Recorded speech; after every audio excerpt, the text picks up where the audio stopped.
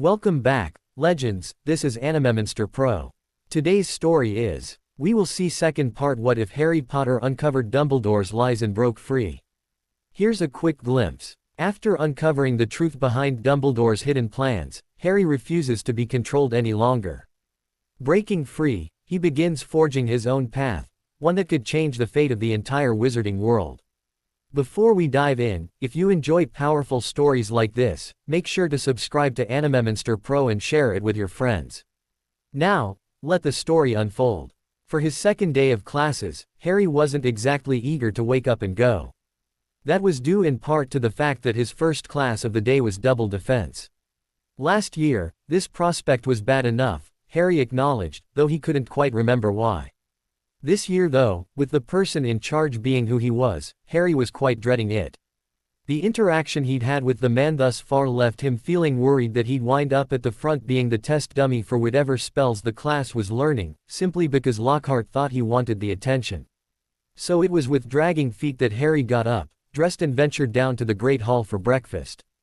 In passing, to Malfoy, he muttered, "If you want my place in this class, you're welcome to it." The snickering from the older students told the brunette he'd spoken a little louder than he had intended.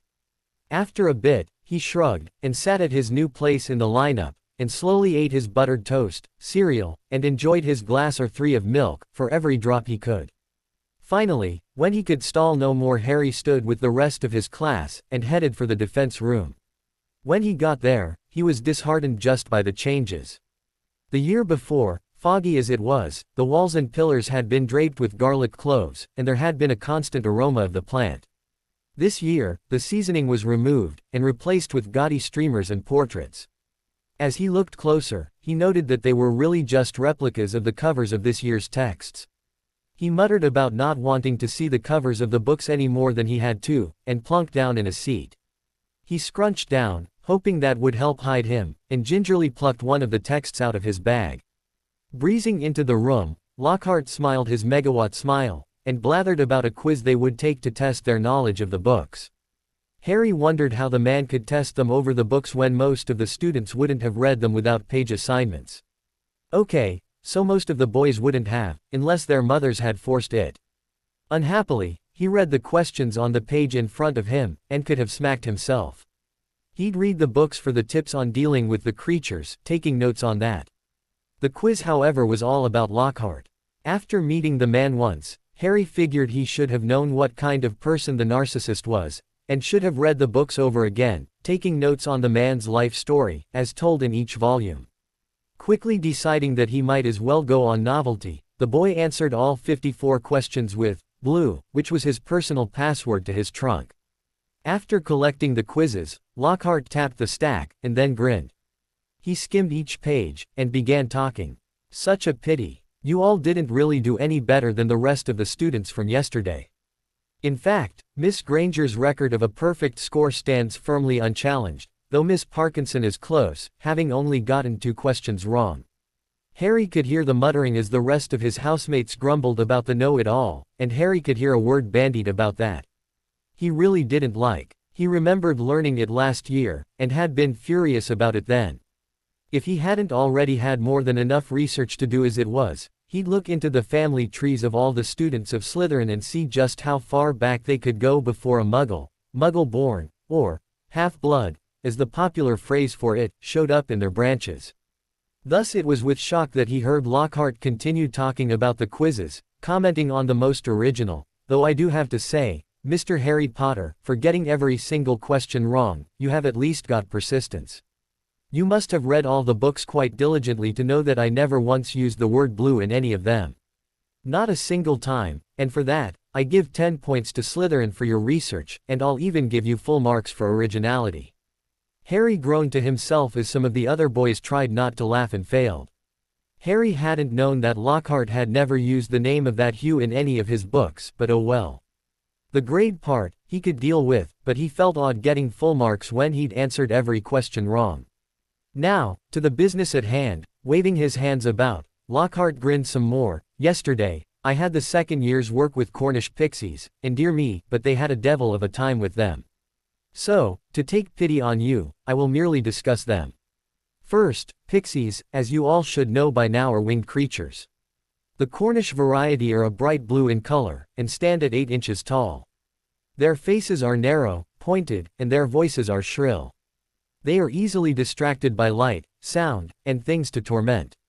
Because of their ability to fly, they can be quite difficult to contain, as yesterday's class discovered. When I released them, only Miss Granger had any real success in subduing them, and she used a freezing charm, as directed, of course. Taking notes of the description provided, Harry resolved to look them up in the text from last year if he could talk it out of a third year. He was trying to find ways of making it an even exchange when he noticed that the room had fallen silent. Looking up, he noticed that all eyes were focused on him. Wincing and scrunching in his seat, Harry hoped he hadn't been muttering again as he looked in Lockhart's direction. As he met the adult's eyes, he realized he'd been called upon for something.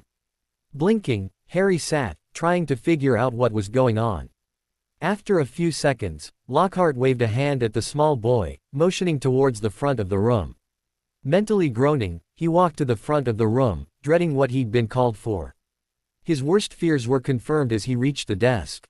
Lockhart reached a hand out to Harry's shoulder, and began talking again. "Now, I will show you the spell I asked Miss Granger to use to contain the pixies." With that, he cast the freezing charm at the child in front of his desk, and Harry grimaced at the feeling. As he tried to work out how to break the spell on him, Harry tried not to shiver. The man jabbered and gabbed, and chattered, and the boy remained more than a little chilled during the entire lecture. His inability to move lent the boy the ability to analyze what was being said. It seemed to Harry that most of what Lockhart said was so much hot air. A freezing charm would only immobilize the pixies, if you could hit them. It wouldn't blanket the whole herd, and instantly capture all of them if you needed to. According to Lockhart, one simple chant should net a skilled spellcaster all the pixies they can see. Finally, the class ended, and Harry was amazed to see the man blithely waving the children to leave, and not even bothering to unfreeze him. Some gathered their books and left, not even stopping for the classmate at the front of the room, and Harry wanted to roll his eyes at them.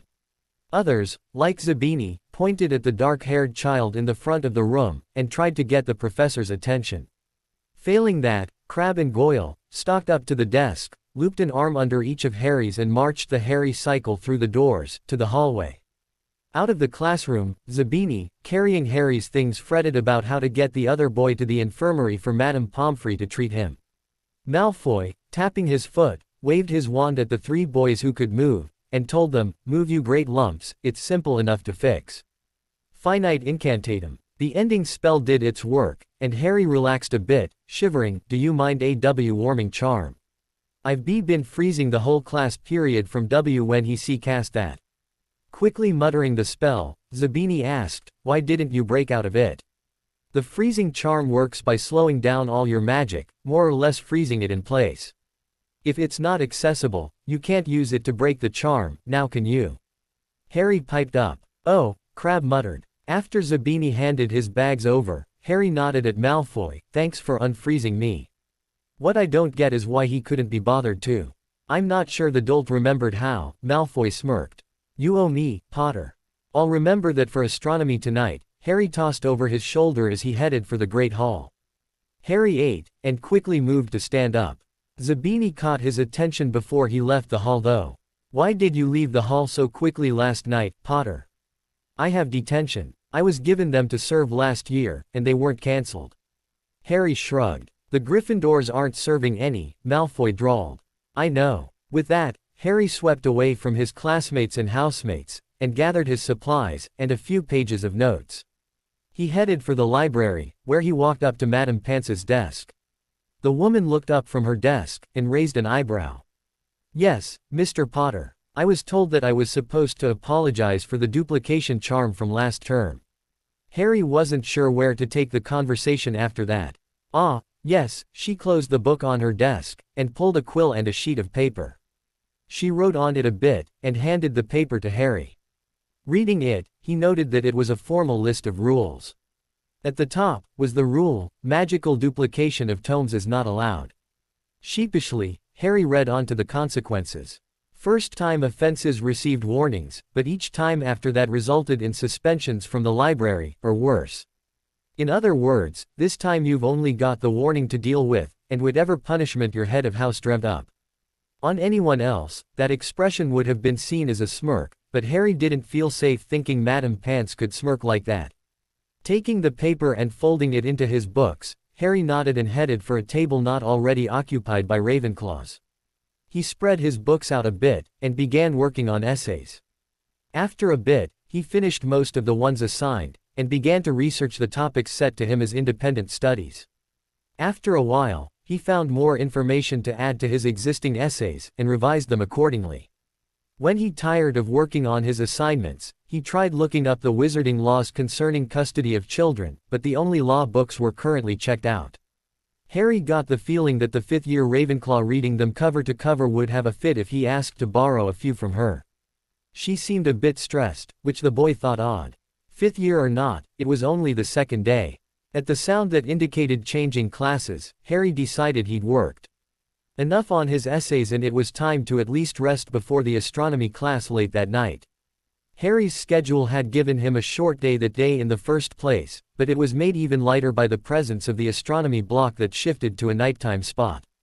Strange as it was, the schedule was arranged this way, figuring the students wouldn't be able to stay up late enough to pay attention fully to the class unless they had had a chance to sleep. Keeping them up late would be unfair to the next morning's classes otherwise. As Harry packed away the books he'd used, Granger walked into the section he was cleaning up. She spotted the books he was returning to shelves, and asked, "What are you researching?" Moving from one bookshelf to another, as he'd put away books, Harry answered, "I was bored, so I was just looking things up. The twins are in classes, so I can't exactly work on any projects. I have astronomy tonight, so I had free time. I finished my essays, and have gotten relaxed enough that I think I should go to the Slytherin part of the castle and rest until supper and my detention." Detention? You had nothing to do with the car fiasco, right? So why do you have detention? She was honestly puzzled. This is from last year's events. I got a month's worth then starting last night, and am serving them now. Harry finished reshelving the books and picked up his notes. The others involved in that aren't serving any, so why are you? She just had to ask the one question that still bothered Harry. Sighing as he packed his bag up, "I don't know. If you really want to know, ask the headmaster. You seem on good enough terms with him to possibly get an actual answer." Without giving her time to ask another question, Harry left the library, and headed for his common room. He walked through the den, to the stairs, and down to the second-year dormitory. Switching his books from those he'd been using to Astronomy's book, say, Tylen notes Harry closed the trunk with his password, and the bag. From there, he toed off his shoes and lay back on his mattress. After a bit of thought, the boy removed his glasses and placed them on the end table to the right of his bed. He then drifted, thinking about the projects. With the research he'd done that day, he had a better idea of how he could implement them into the work with the twins, but it would still be a challenge. Even before adding in the time he'd have to devote to Quidditch, if he made the team. He'd have more time after the month's worth of detentions was over, but Harry wasn't sure if he could count on that time. He might find himself still working as he had last year, on potions that didn't quite work in class, in the remedial tutoring that he actually enjoyed taking advantage of. He wasn't sure quite why the man was allowing him to spend so much time in the lab when it wasn't detentions, but something told Harry that Snape had a reason that would completely floor him, should he ever find it out. Not sure exactly how much time had passed, Harry looked out from his curtains to see the clock on the wall. It pointed to a little before dinner time, and the boy decided it was soon enough to head to the Great Hall. Setting his feet on the floor, Harry reached over for his glasses, and then walked to the other side of the bed, where he'd taken off his shoes. Replacing them on his feet, Harry walked from the dorm, taking his bag of astronomy study supplies along, and into the common room. The older students in the common room looked up, and Harry remembered his earlier intent to borrow or trade a third year for their defense text from the year before. Making sure to start the conversation with a male third year, Harry discussed the trade.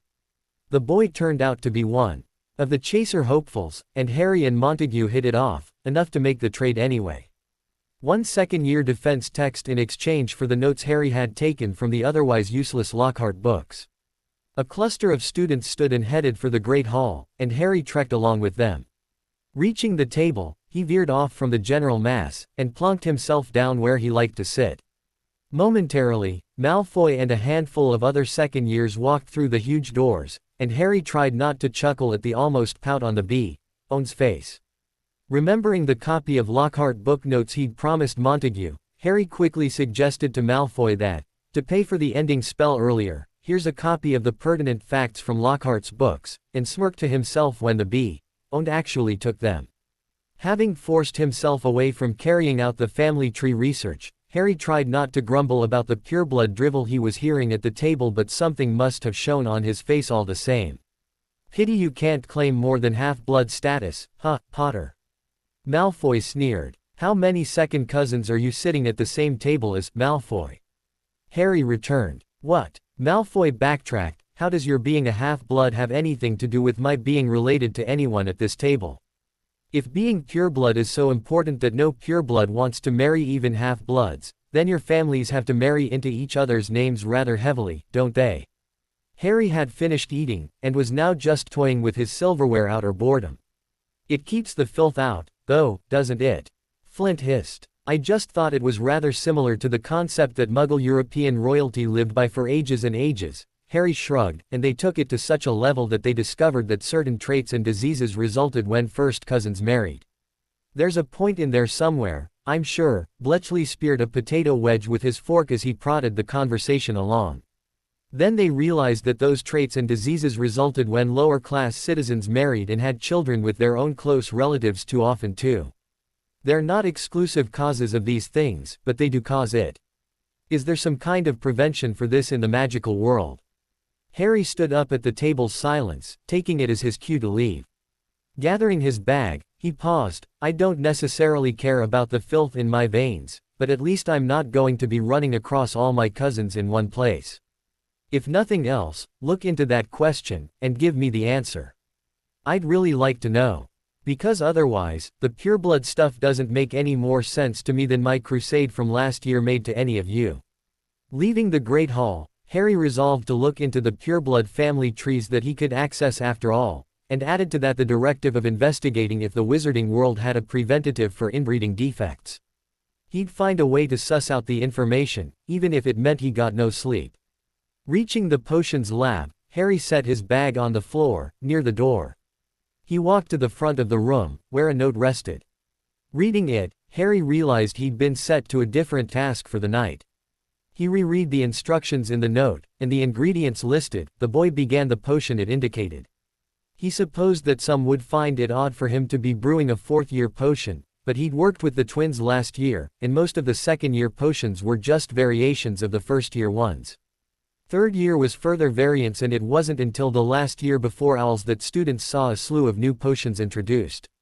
That reminded the boy of the twins' need to study. He wondered if they remembered what next year was to them, and if he'd need to get on their cases like he'd done last year. That reminded him of the question he'd meant to ask while in the burrow, and he tried to think of a time where he could ask them about it. He was so lost in thought and so involved with the potion that he didn't hear the potion's master open the door and walk in. Luckily, Snape recognized the student's absorption in the potion, and didn't make any sudden noises to startle the boy. During a pause in the potion, Harry looked up and noted the professor grading papers. Sir, I looked at the notes the twins and I got about alchemy last year, and was wondering if there was a way to get more information. I rather doubt you could manage 4 independent studies, your work with the twins, a possible inter-house study group and Quidditch, Mr. Potter, so I suggest you wait until you actually are a 4th year before broaching this subject again. Professor Snape responded without even looking up from the essays in front of him. Nodding to himself, Harry continued with his potion. The reminder of the study group had Harry boggling internally. He'd forgotten all about it during the course of the day. He'd been having a hard enough time planning for the 3 projects, Quidditch, and work with the twins. He really wasn't sure how the study group would work into that as well, unless it wove in with the rest to make all of them easier. As he finished the first stage of the burn relief he'd been set to, Harry turned the heat off, to let it cool. When it reached its coolest temperature, it should be an opaque white, and the gray tone to it presently suggested that the boy might have actually gotten it right. A sudden question he'd meant to ask the night before popped into his head, and Harry had to voice it. "Sir, is there anything that can be done about my housing situation this year? I remember you saying nothing could be done because I'd waited too long. I placed a formal statement concerning it in June, Potter. Now it's in the ministry, waiting for investigation." Snape didn't look up from his work. "What happened this summer? You heard I stayed with the Weasleys towards the end, right?" Harry began. "Dumbledore told Mrs. Weasley she could take you for the last 2 days of the summer, to get your supplies." Snape raised an eyebrow, finally focused on the boy. "The twins dragged Ron with them in that car to pick me up." Harry smiled as he looked back down to the potion. "They got impatient, did they?" Snape's voice held a bit of laughter in it. "I suppose so, but really it was a good thing. If they hadn't come to fetch me, I don't know what would have happened." Harry shuddered. "What do you mean, Potter?" The mild laughter in the man's voice was quickly replaced by ice. "Your relatives, what did they do? Do you remember me telling you about the house elf?" At the man's nod, Harry continued, "It cast a hover charm, and I got the blame. My relatives then locked me up in the room they let me sleep in, with bars on the windows, and I don't know how many locks on the door. They put in a special flap to push through food 3 times a day." "Who all have you told this to?" Snape hissed. Fidgeting, Harry wondered if he was about to be called a liar. It had been done before when he'd once tried to explain his living in a cupboard under the stairs in elementary school. "The twins know, Ron knows, I know, and now you. Other than that, I haven't told anyone. Ron and the twins might have told Mr. and Mrs. Weasley, but they made sure to do it when I wasn't around." "How often does this sort of thing happen, Potter?" Snape's eyes were more calculating than usual, and the boy was really getting worried. "What kind of thing?" Harry was arguing with himself about mentioning the cupboard or not, and suddenly, the man's eyes went from cold to black ice. Shuddering visibly now, Harry dropped his gaze back to the potion. "How often did you get locked up with meager food and water?" Snape hissed again. Biting his lip, Harry started to count, as he stirred the potion. His muttering was low enough to frustrate the adult, who stalked up to the desk and hissed again, "Potter. I don't know, sir. I stopped counting when I was 5, Harry felt the best way to guarantee he wouldn't go back was to tell it all. "I lived under the stairs until I got my letter to Hogwarts, sir." A low noise caused the child to peer up. As he saw the potion's master's face, Harry hoped that it wasn't directed at him. He didn't want to think about death threats this young. Really, he didn't want to think about them at all, but when you have no choice, what can you do? "I will look into this information as well, Mr. Potter." Snape visibly fought to control himself, then spoke again. "Up until now, I had wondered why exactly you were in Slytherin over Ravenclaw. I wonder no longer. Professor Flitwick is capable of dealing with such situations, do not get me wrong, but there is a great deal about your housemates that you do not yet know. If you should share this with any of them, I would suggest the older ones be left out.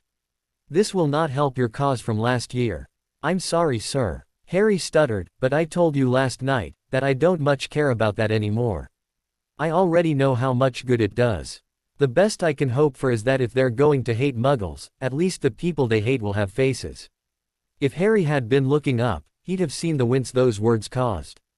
Relaxing from his tense stance, the professor asked, "Are you in need of healing potions, Potter?" "No, sir, why?"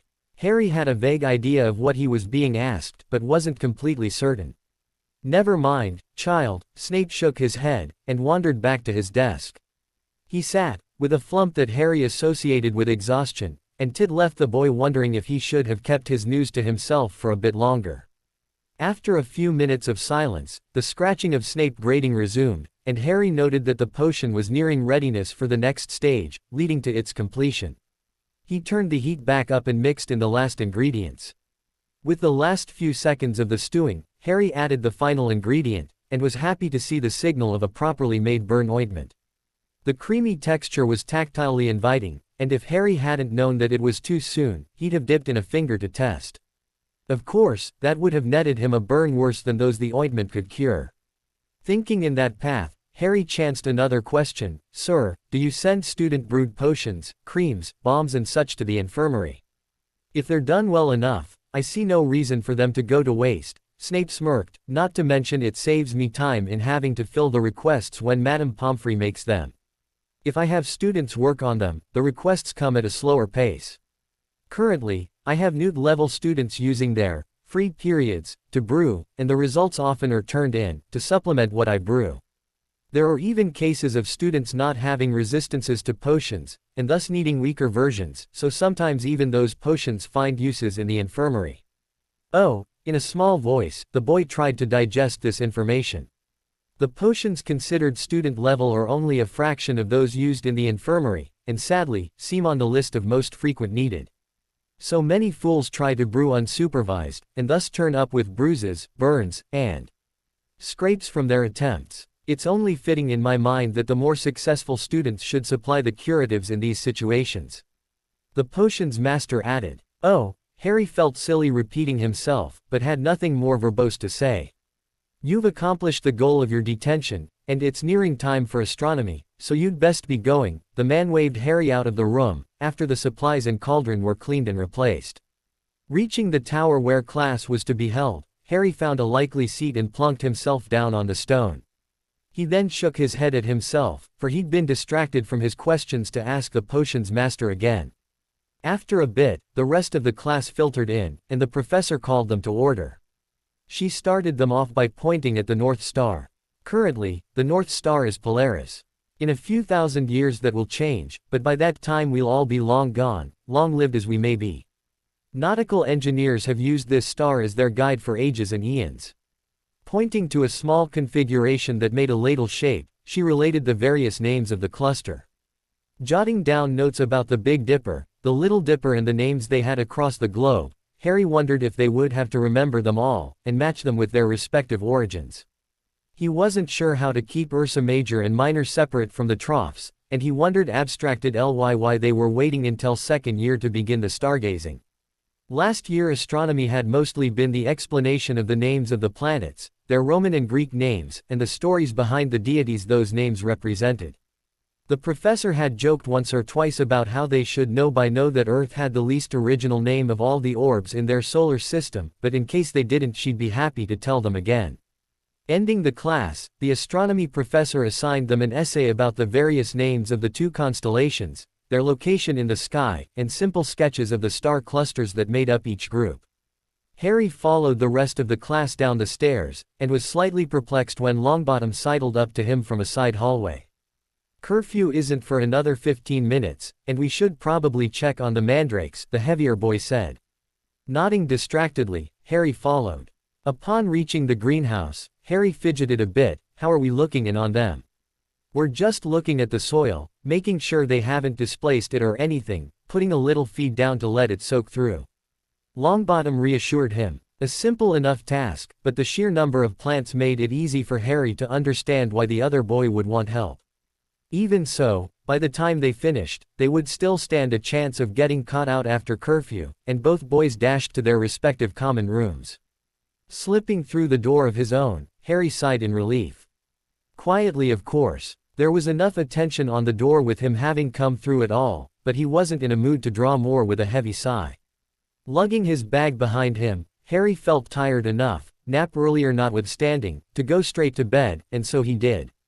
He felt that tomorrow was soon enough to deal with whatever essays he hadn't already done, and that sleep was more important than reworking his assignments for the third time in most cases. We all know how that defense class with the Gryffindors really went, but we'll let Lockhart have his illusion for now, right? Speaking of the freezing charm, I don't know much about it past Hermione actually casting it at the pixies, at least in the movie, so it's entirely possible I pulled the description of it out of thin air. Instead of calling me on it, and getting mad, feel free to laugh, point and educate me on the fact. I'm no political whiz, but this is my slant on the pureblood outlook. Or at least, why I don't like it. Feel free to provide info to corroborate or further educate me. Though I warn you that I will have occasional comments in regards to it, I doubt Harry's going to do much. At least, not at this point. He already has more than enough classwork to keep him occupied. I don't presume to know all the varied names of the constellations that the North Star is a part of. The only ones I know are the Dippers, the Bears, and I think there's a pair of Troughs. Further, I am not entirely sure astronomy is even a class offered before third year, but since I'm tweaking things already, I'll just play this card too. But, I really do need to know, who teaches it? Not sure how he'd done it, Harry managed to balance the research of the prank shop, the research for transfigurations and charms, late-night trips to check on the mandrakes, and his detentions during his first week back. So, when Flint reminded Harry to stop by the pitch the next day for the tryouts, Harry blinked, and vaguely wondered if he could talk Granger into showing him how she did her color-coded scheduling. The day of Quidditch tryouts dawned, not bright and sunny or even dark and dreary, but windy and rather cool. Bundling up, the boy prepared for his morning class, double potions with the Gryffindors, and headed down to the Great Hall in a state of complete distraction. This fugue was so comprehensive he didn't pay any heed to the fact that he'd more or less stolen a 7th year's seat to avoid the still ongoing argument with Malfoy. Luckily, this 7th year was a late riser, and Harry was done eating and walking out of the hall by the time the older Slytherin walked in the doors. Thus, had he been less scattered, Harry would have heard the mirth-filled retort as he passed, "Thanks for warming my seat for me, Potter." Realizing he'd be paired with Longbottom like in the first week of classes, Harry sat towards the middle of the room, and pulled his book from his bag.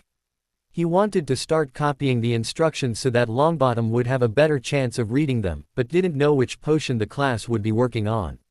The real drawback Harry experienced from working with a partner was that he was actually limited to the potions second years made. They were sometimes so simple it was hard to brew them without making additions that would set other students into a panic. Of course, doing that even on his own disconcerted classmates. Well, okay, so it frightened the Gryffindors. At that thought, Harry chuckled lowly to himself, and peered around so that he could be sure no one had heard. He scribbled notes in the margins of the book as he read along, and hoped that the other students would hurry up and arrive. Admittedly, he was partially anxious for the sake of the potion, and partly because he wanted the whole day over with, the tryouts done, and to be able to move on with his life. Fidgeting in his seat, the boy became distracted again with thoughts of how badly the tryouts could go, either with him fumbling horribly at catching the snitch, or doing so well he was assured the position. Frankly, the poor boy still couldn't make up his mind whether or not he wanted to be Slytherin's seeker. Finally, the rest of the class meandered into the room, Slytherin's first. The House of Snakes claimed the far side of the room, with better ventilation, better lighting, and better surveillance capabilities. Though it did rather trap them in, they felt it an even trade. Gryffindors, however, weren't exactly fighting for the seats on that side of the room. After all, sitting where they did gave them better escape options. Having asked once how the seating arranged with the Hufflepuffs and Ravenclaws, Harry knew that the other two houses also split the room evenly in half, just that the split was center of the room forward or back rather than center to left or right. When the last student slipped in, just barely before the class was to start, most everyone relaxed. Longbottom never relaxed anywhere outside the greenhouses, and Ron, Thomas, and Finnegan were always guilty of something in the classroom, so they never relaxed when Snape might be around. Speaking of whom, the professor strode into the classroom smoothly, not saying a word. For a moment, the class thought it unusual, but most found themselves rather grateful for it. After all, they usually had fared better on grades when he arrived quietly. If he spewed vitriol from the opening of the doors, that was a sure sign that most of the class wouldn't like their grades. Catching on just in time, Harry quickly stopped reading the book and looked up at the front of the classroom, just as Snape reached his desk. Standing before the class, the man began the class. "Your summer essays have been marked and recorded. At the end of class, you may retrieve them, unless you already know you have failed and do not want physical proof of such for your parents to scorn and your siblings to mock. If that is the case, take them anyway, such drivel will only clutter my office." Stepping away from his desk, the potions master jabbed his wand at the board behind him, upon which appeared the instructions to a potion: "You will be brewing this cousin to the calming draught and partners. Those of you that remember your assigned pairings from last term, get moving. Those that don't, either ask a neighbor or work with the process of elimination." As Harry had sat towards the median of the room, and Longbottom always did so, the two boys had hardly any moving at all to do, and were able to begin discussion of the potion almost immediately. Harry quickly copied the down instructions to make the other boys' reading easier. While Longbottom read, Harry collected the ingredients.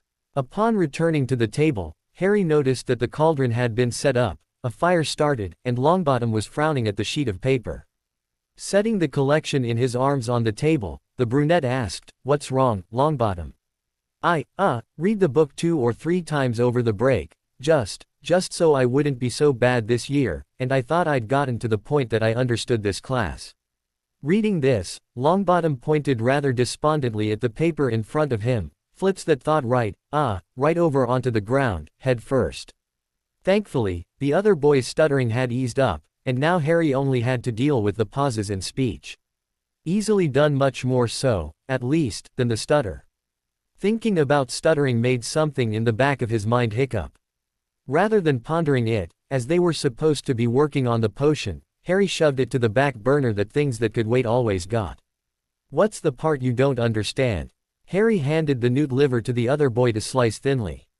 "I got to where we were supposed to wait for the potion to turn rose-colored, and I understand what it means by stir clockwise thrice, but how are we supposed to fold in the ground pixie wings?"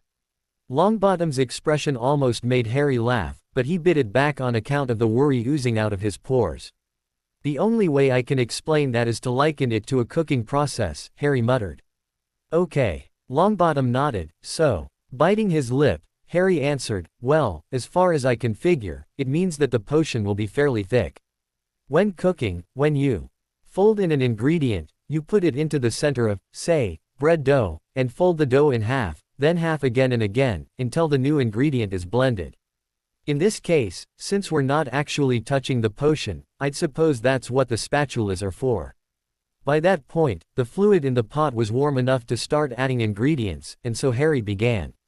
He'd hand items to the other boy to chop, slice, dice, or grind, and spent his time focusing on adding the ingredients as the directions called for them. He'd asked Longbottom the term before if this was an acceptable mode of operation, and the shy boy had nodded, saying, "Anything that gets fewer explosions in this class is okay by me." It worked to a point. There were still explosions, as sometimes, Longbottom would dice something that should have just been sliced, or would miss large kernels in his grinding. The important part was that there were fewer of them, and for that, most of the rest of the class was willing to thank the dark-haired boy verbally at the end of each bomb-free period.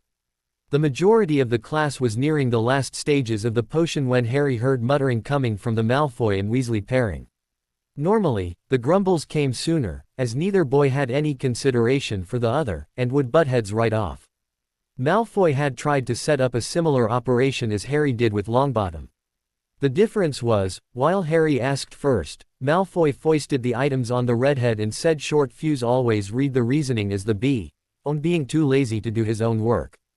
Thus, while their potions didn't explode, the two rarely got full marks when working together. The grumbling got louder, and Harry began to hear specific remarks and insults. He froze when he heard the redhead mutter, "Death Eater," and winced when the return insult included, "Pay attention to Granger, pity, mudblood, and surpassing of pureblood." Waiting for the indignation of the bushy-haired girl, he was more than a little surprised to hear silence. After a second of confusion, Harry returned his attention to the potion. It looked like today would be explosion-free, though the confounding poultice would possibly be a little too good at its job. He'd read that the poultice was used on hysterical individuals, and sometimes, in rare cases, on those suspected of being under the imperious curse. It caused a minor amount of confusion, which calmed the histrionics, and made things more difficult for the controlling witch or wizard. As it stood, Harry and Longbottom's poultice might be as strong as a Confundus charm, but the boy wasn't sure, as that was one he hadn't cast yet. Finally, the poultice was ready, and Harry poured the concoction into the bowl provided, then sealed it up. He was used to odd looks when he used his homemade potholders to do these things, but figured if it got the job done well, and quickly, what was a few looks thrown in. Handing the bowl to Longbottom to set on Professor Snape's desk, Harry began cleaning the cauldron. He'd felt safe in having the Gryffindor turn in their version of the assignment as the potion's master was currently standing in front of Granger and Parkinson's bench, reluctantly complimenting the duo on their potion.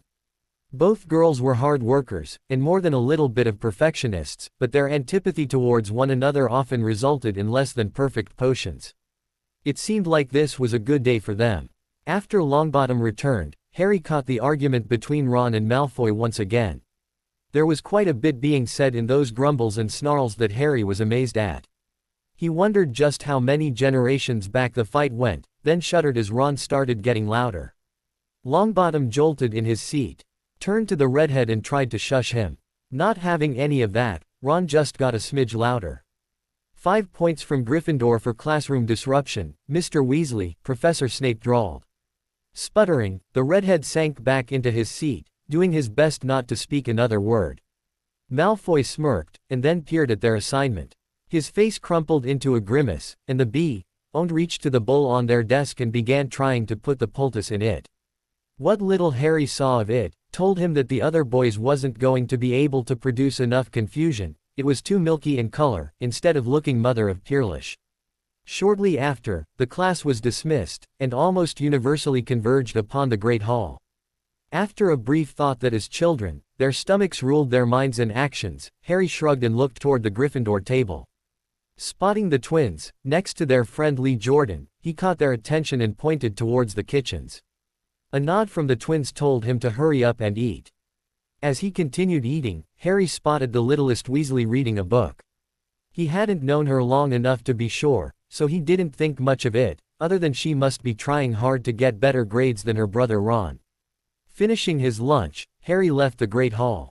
He'd made basic conversation efforts with the rest of his house, and had finally caught on to their noticing his distraction for the last week and change.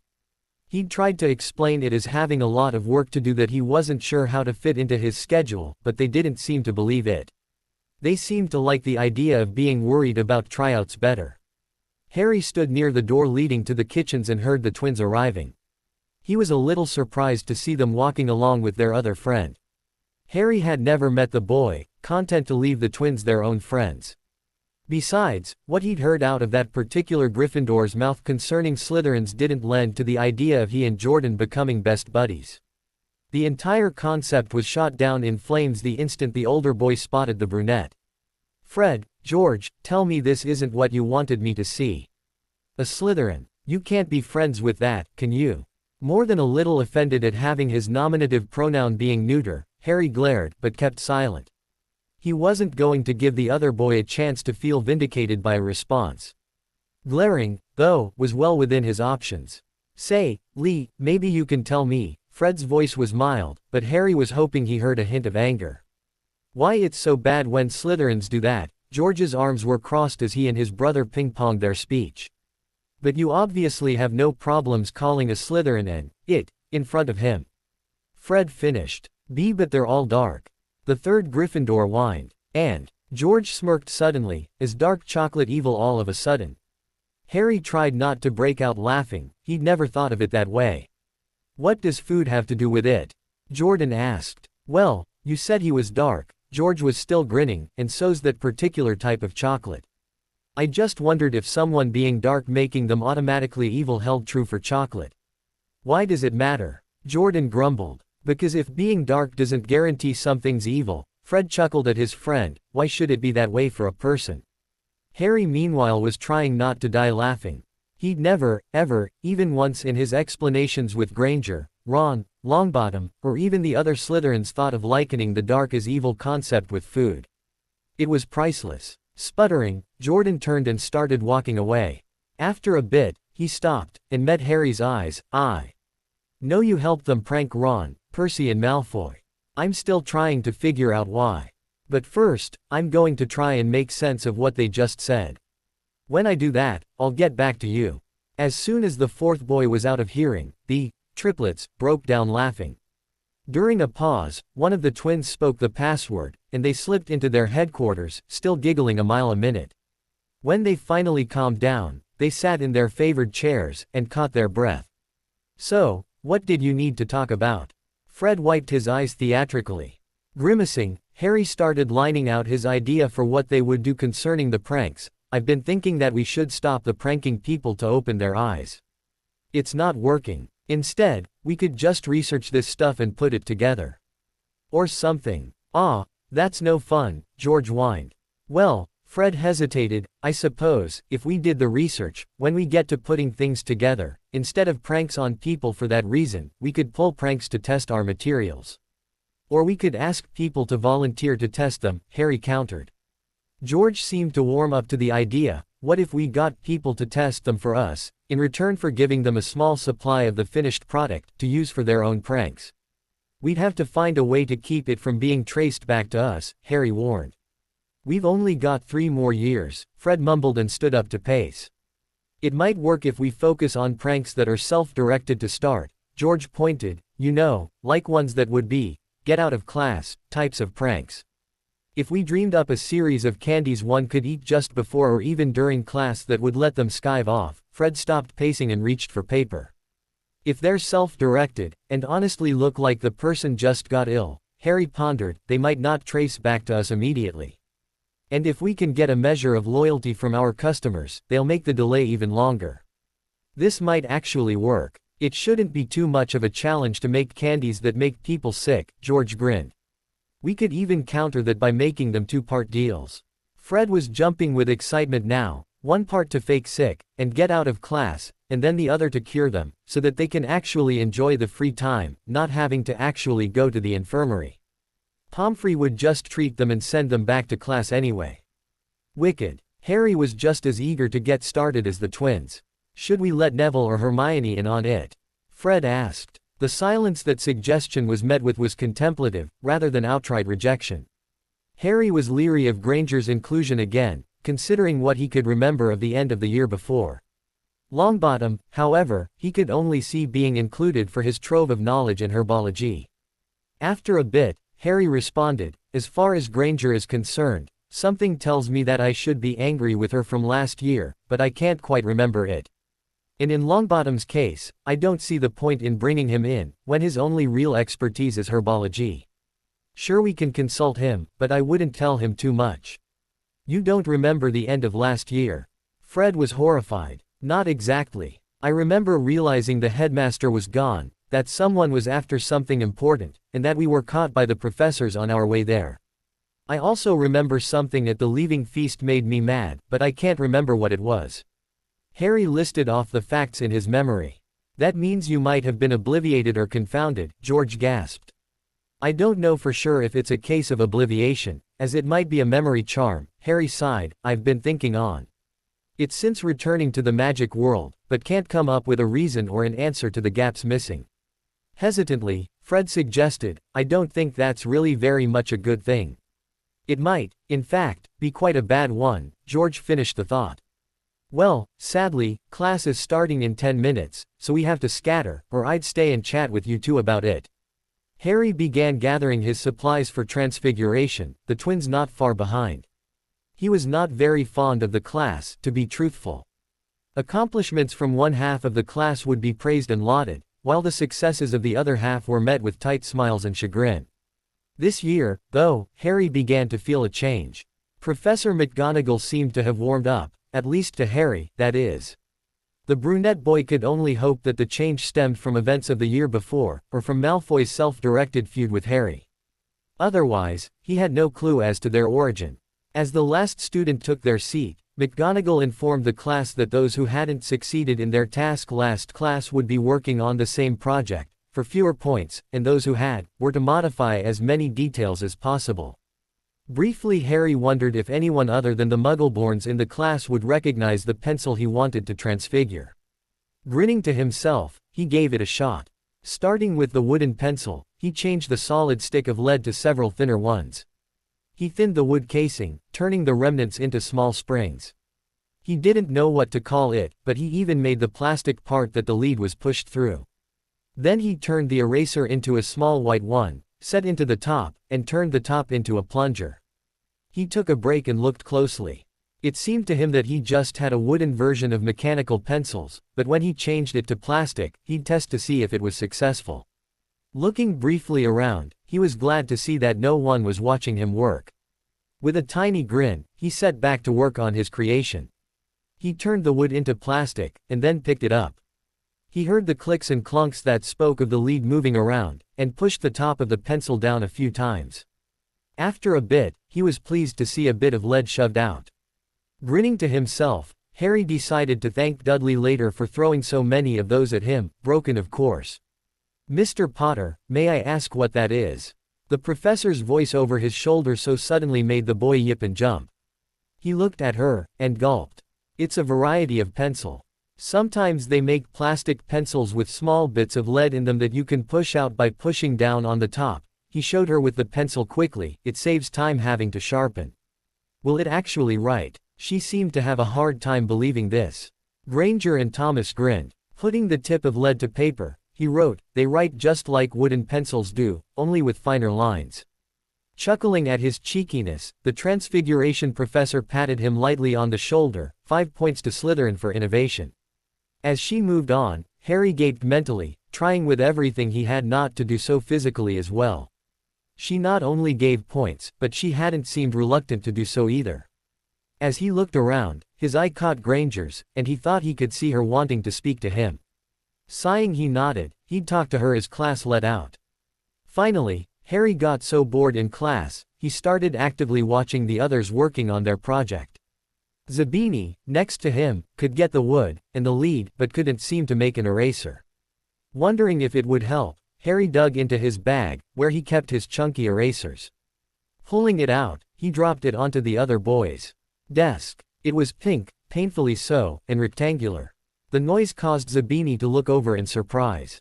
"What is that?" It almost sounded like the other boy was afraid of it.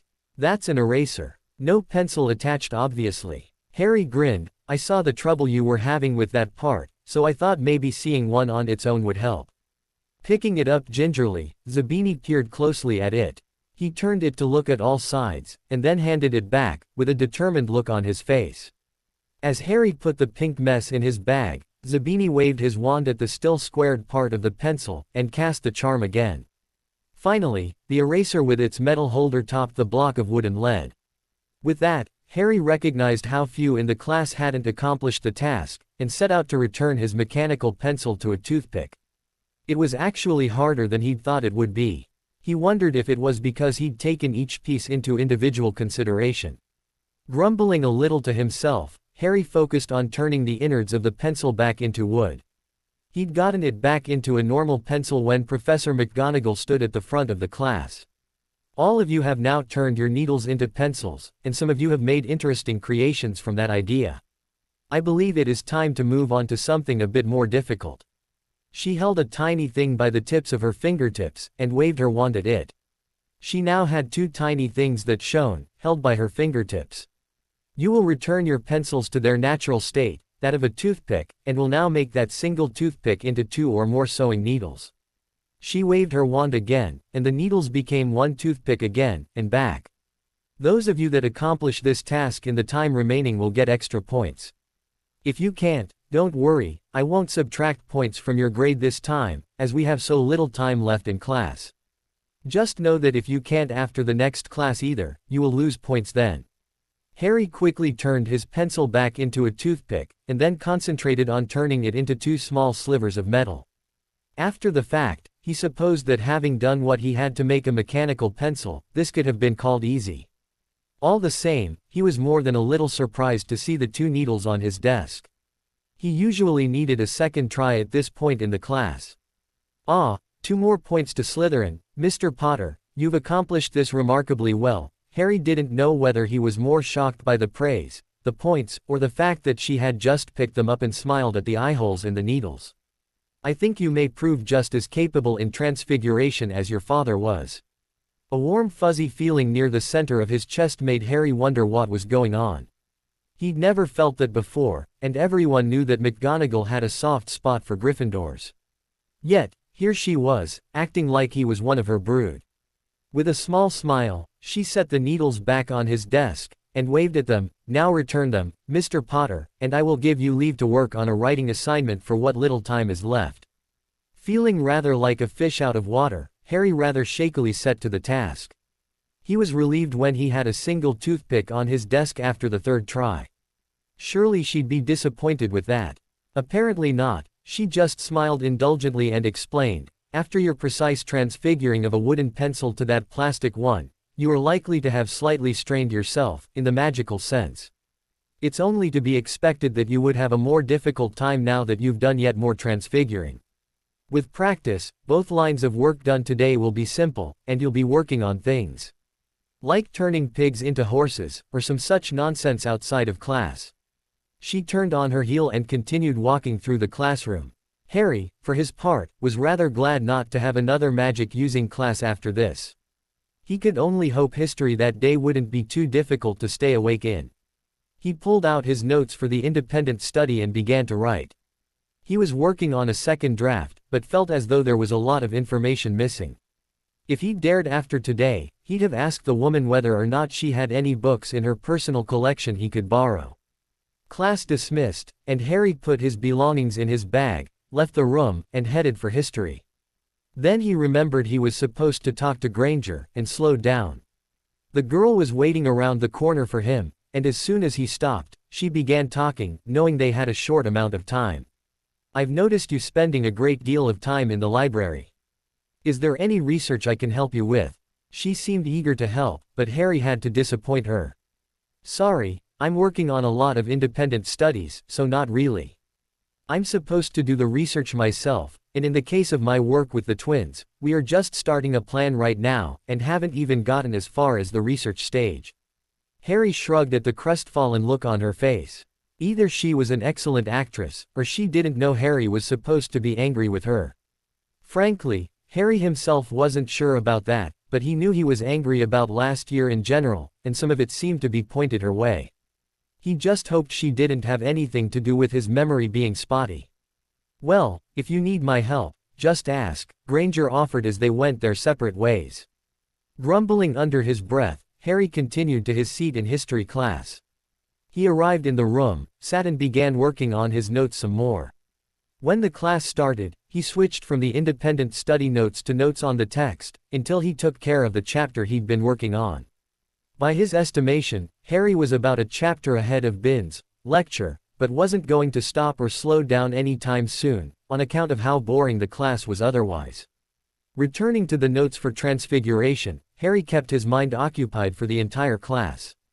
He almost didn't recognize the sound of the class being let out, and thus scrambled to gather his supplies together to leave.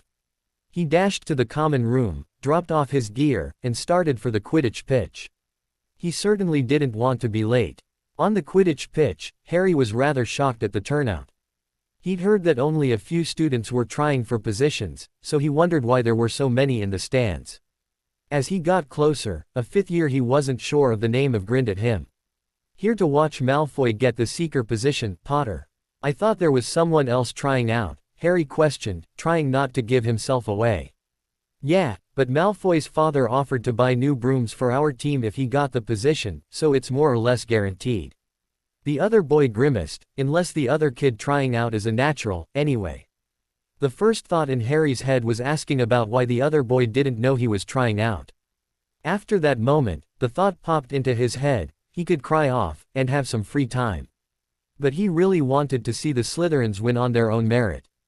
Malfoy might be a better player, but Harry had been working with the others for much of the last year. Sighing, Harry stepped down from the stands and started walking to where the others trying out were. The fifth year yelped at him, "You're too small for Chaser, Potter, what do you think you're doing?" "I'm the other one, trying out for Seeker," Harry called back, not looking.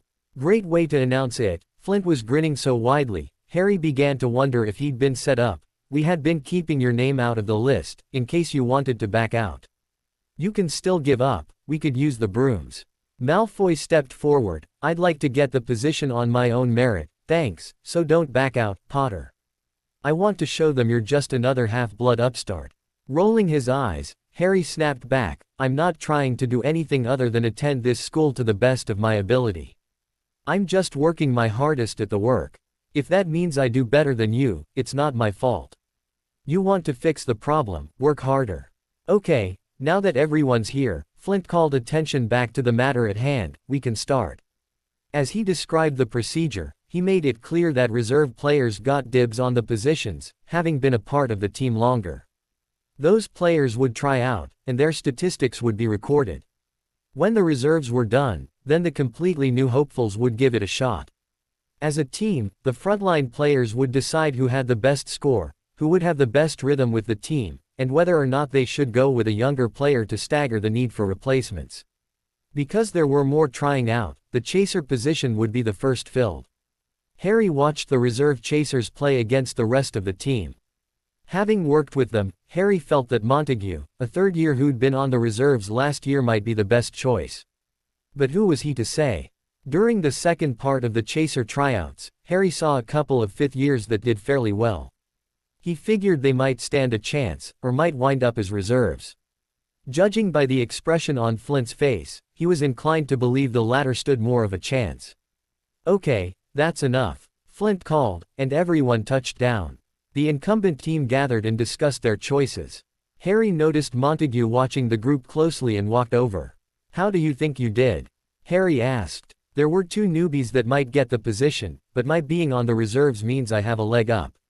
None of the other reserves were really trying, they like being the backup." The older boy grimaced. "It's not a lack of ambition, but they don't like the injuries, and figure that if they can be the best backup players, they might get on professional teams eventually." "Good luck there, the teams don't look at backups from Slytherin very often," Harry muttered. "My words exactly," Montague grinned. The huddle broke up and Flint, smirking at the third and second year, nodded. "The team has spoken. While there were 5 possibilities, we went with the choice that had the best fit. Montague, as a third year, and as a reserve, has the most seniority of the reserve possibilities. He also, unlike our 4th and 5th year potentials, has longer to play. If it works out right, when he graduates in a few years, he'll be the only one we have to replace." Harry staggered as Montague clapped him on the back with a rather large amount of force. The older boy was chortling as he shook hands with the rest of the team he was now going to be working directly with. As the spectators cheered, Harry smiled quietly to himself. The Slytherins weren't the warmest bunch, but they seemed to genuinely care about their housemates. He'd seen Gryffindors leave each other behind, saying, "If you can't keep up, that's your problem," and wondered why people liked that house so much better. "Now for our seeker," Flint called out. "We didn't have any on reserve, technically. The closest we've got is Potter, here, who until Malfoy showed interest, was going to be guaranteed the job." The expression on the B.O.'s face was priceless, and Harry wished he had a way to record it. He was more than a little surprised, then to see another B.O. just off to the side of the pitch, with a camera in hand. Blinking, he noticed that the tie was red and gold, and had just enough of a mind to wonder why the little boy was taking such a chance, when Bull yelled out, "Hey! First year, off the pitch. Go back to your common room, or you'll lose points." The tiny boy jumped, his camera flashing again, this time pointed in the general direction of the Slytherins clustered on the field. He blinked a few times, grinned at Harry, and snapped another picture.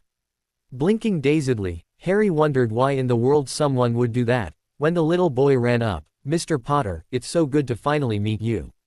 I've been wandering all over the school trying to find you to take your picture and get your autograph, but you're nowhere I can think to look, and then I get lost, and..." Cutting the breathless boy off, Harry asked, "What was this about pictures?" "Oh, I heard about you when I was told I was a wizard, and I'm ever so grateful to you for what you did back then, because if you hadn't beaten you-know-who, Muggleborns like me wouldn't even get to come to Hogwarts." Harry wondered if this little Gryffindor ever stopped to breathe in between words as he chattered so fast. "Look, we're in the middle of tryouts." Flint walked forward and glared. "We don't appreciate Gryffindors sneaking onto the field, trying to spy on our team." "Oh." The tiny boy finally seemed out of words. "I'm sorry, I didn't realize. I just saw Mr. Potter and thought I might be able to finally get a chance to talk to him." "I don't know why you're so zealous about it," Bull snorted. "Potter's just like anyone else. Maybe a little more scatterbrained at times, but that's just because he's trying to shove too much information into his head too fast." About to yelp indignantly, Harry was shushed quickly as Malfoy spoke up. Go figure, famous Potter would get himself a fan club. Blinking, Harry puzzled that statement with what the Gryffindor said. Groaning, he looked around desperately, hoping Lockhart was not in the area. "Look, kid, I'm not that keen on having people follow me around. Stop. You've got your one picture. I'm not signing it, partly because I don't want to, partly because I don't think it's worth anything, and partly because no one should believe it anyway. I'm just me. Go back to your common room, like Bull said, and leave me alone." Feeling like he'd kicked a kitten, Harry watched the kid wander off. Wincing, Harry turned to the rest of the participants of the tryouts, and noted the smirks, grins, and the sneer on Malfoy's face. Need bodyguards, Potter. Derek took his turn ribbing the younger boy. Harry paused, rubbing his nose under his glasses. Let me get back to you on that one. Okay. The team laughed, and Flint started to gather their attention back to the tryouts themselves. Now that we've dealt with that, it's time to get back to business. Potter, Malfoy, as seekers, you can't try out like most of the rest of us. So what we're going to do is this. He and some of the other players pulled small objects from their pockets. We're going to charm them to fly around. Bletchley held a strip of cloth up by 2 fingers, while we have you two blindfolded. Then, we're going to release them into the air, and let them fly around. Smirking, Warrington added, the borders will be the confines of the Quidditch pitch, unlike in an actual game. We're too lazy to wait for them to come back otherwise. We have about 20 minutes until supper. So you two will have 15 minutes to catch as many as you can. The one who catches the most, well, you won't be guaranteed the position, but it will show us who's the better seeker. Flint explained. Oh yeah. Bull's voice was filled with humor as he tied the band of cloth over Harry's eyes, and the rest of the team will be playing beater. So you'll have 3 people each flying after you, trying to whack you with a bludger, as you try to catch the fake snitches we're making. Grumbling under his breath, Harry concentrated on not fidgeting. He didn't mind the dark, closed places, or crowds, but he wasn't keen on not being able to see when there were things to see. Finally, Harry heard the team release the little objects into the air. After a bit of wood was shoved into Harry's hand, and the blindfold removed. Keeping a hand on each boy's shoulder, Derek and Bull kept the 2 on the ground until Flint gave the okay. Taking the opportunity for what it was, Harry noted that it was a broom in his hand, and began searching for the little things in the air. When Flint whistled, Harry jumped onto the broom and took off. Harry didn't know how much time had passed by the time he caught 10 of the little monsters. He was just glad that Malfoy was too distracted to try and take them from him. Having fun keeping them in his pouch, Harry giggled to himself at the still flying objects hitting his side every so often. A sharp whistle caught Harry's attention just as he caught his 15th flying object. He looked down, and noted that Flint was waving to the ground. A yell in the distance caused the boy to look behind him, and he just barely dodged the bludger flying his way. Oddly, he didn't remember much trouble with those when he was flying earlier.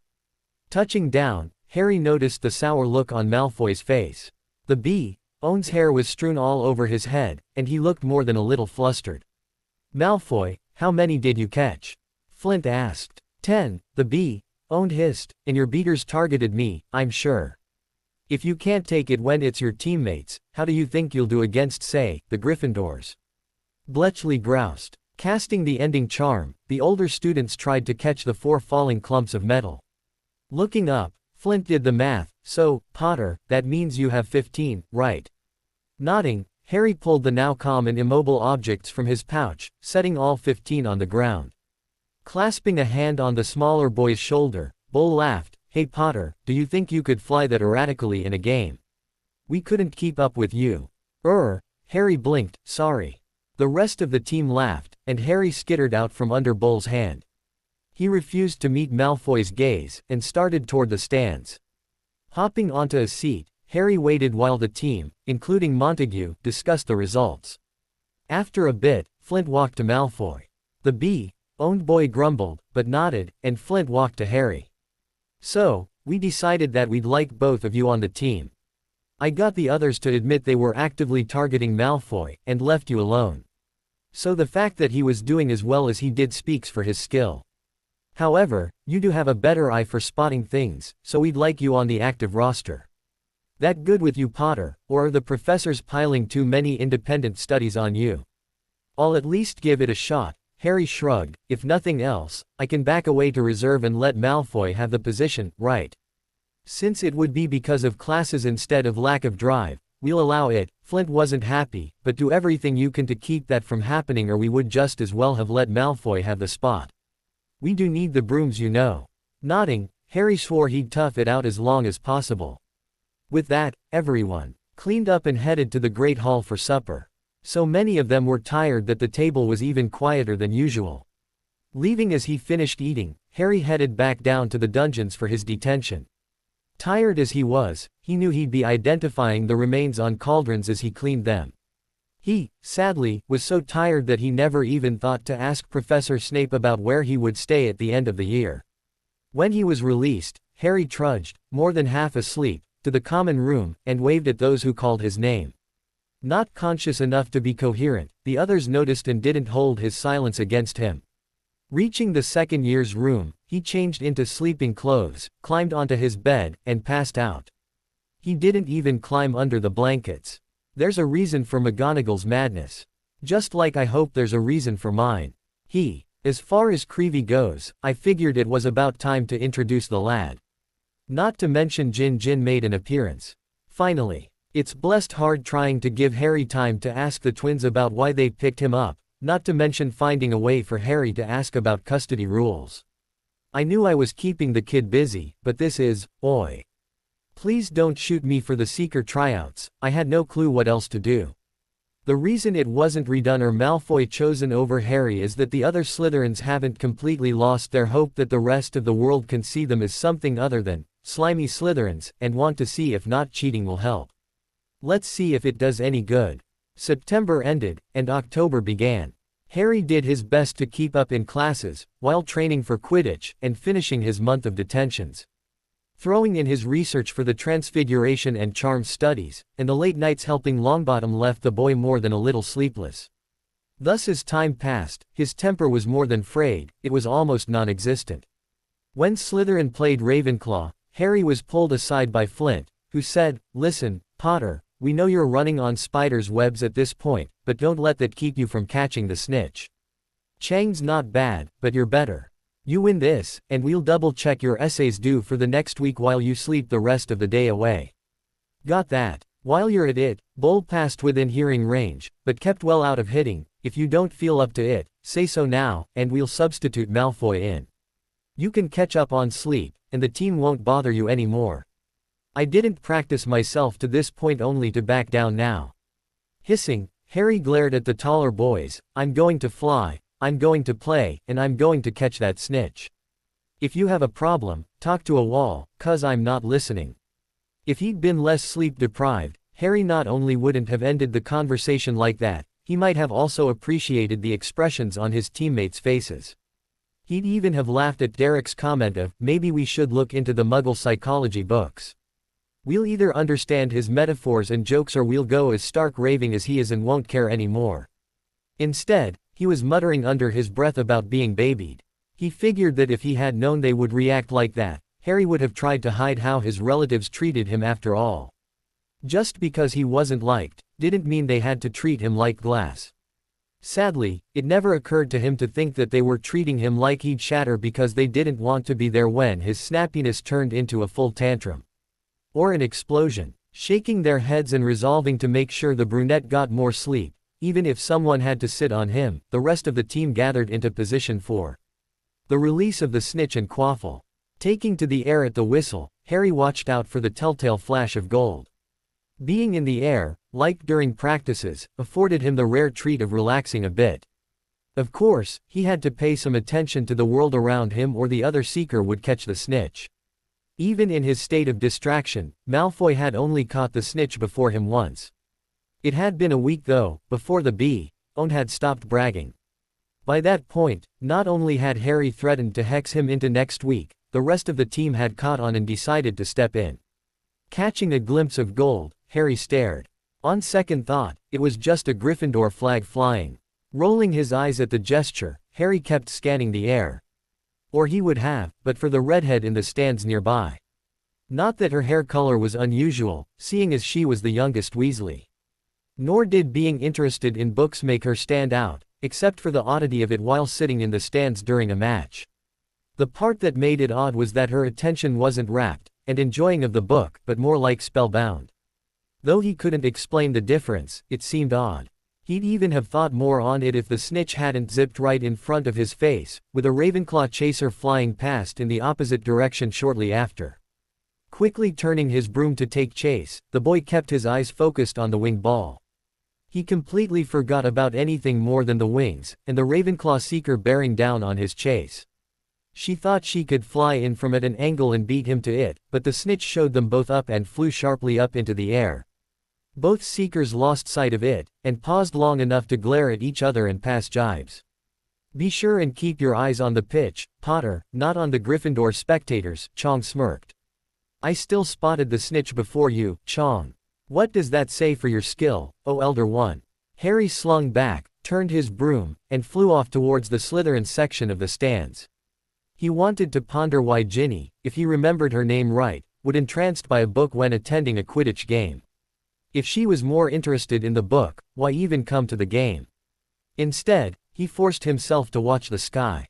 Being ribbed by Chong was bad enough, but he didn't want to give the older girl more ammunition. Scanning the air, he noticed that his teammates were playing according to training, and relaxed enough to listen to Jordan rant, or as the Gryffindors preferred to call it, announce the game. Captain Davies has the quaffle and passes it to Leighton, who veers to the right sharply, just barely avoiding Montague's attempt at fouling. Here the dark-haired boy stopped listening, and flew towards the announcer's section of the stands. He'd been watching the game at that point, and Leighton had flown into Montague, who'd been flying still.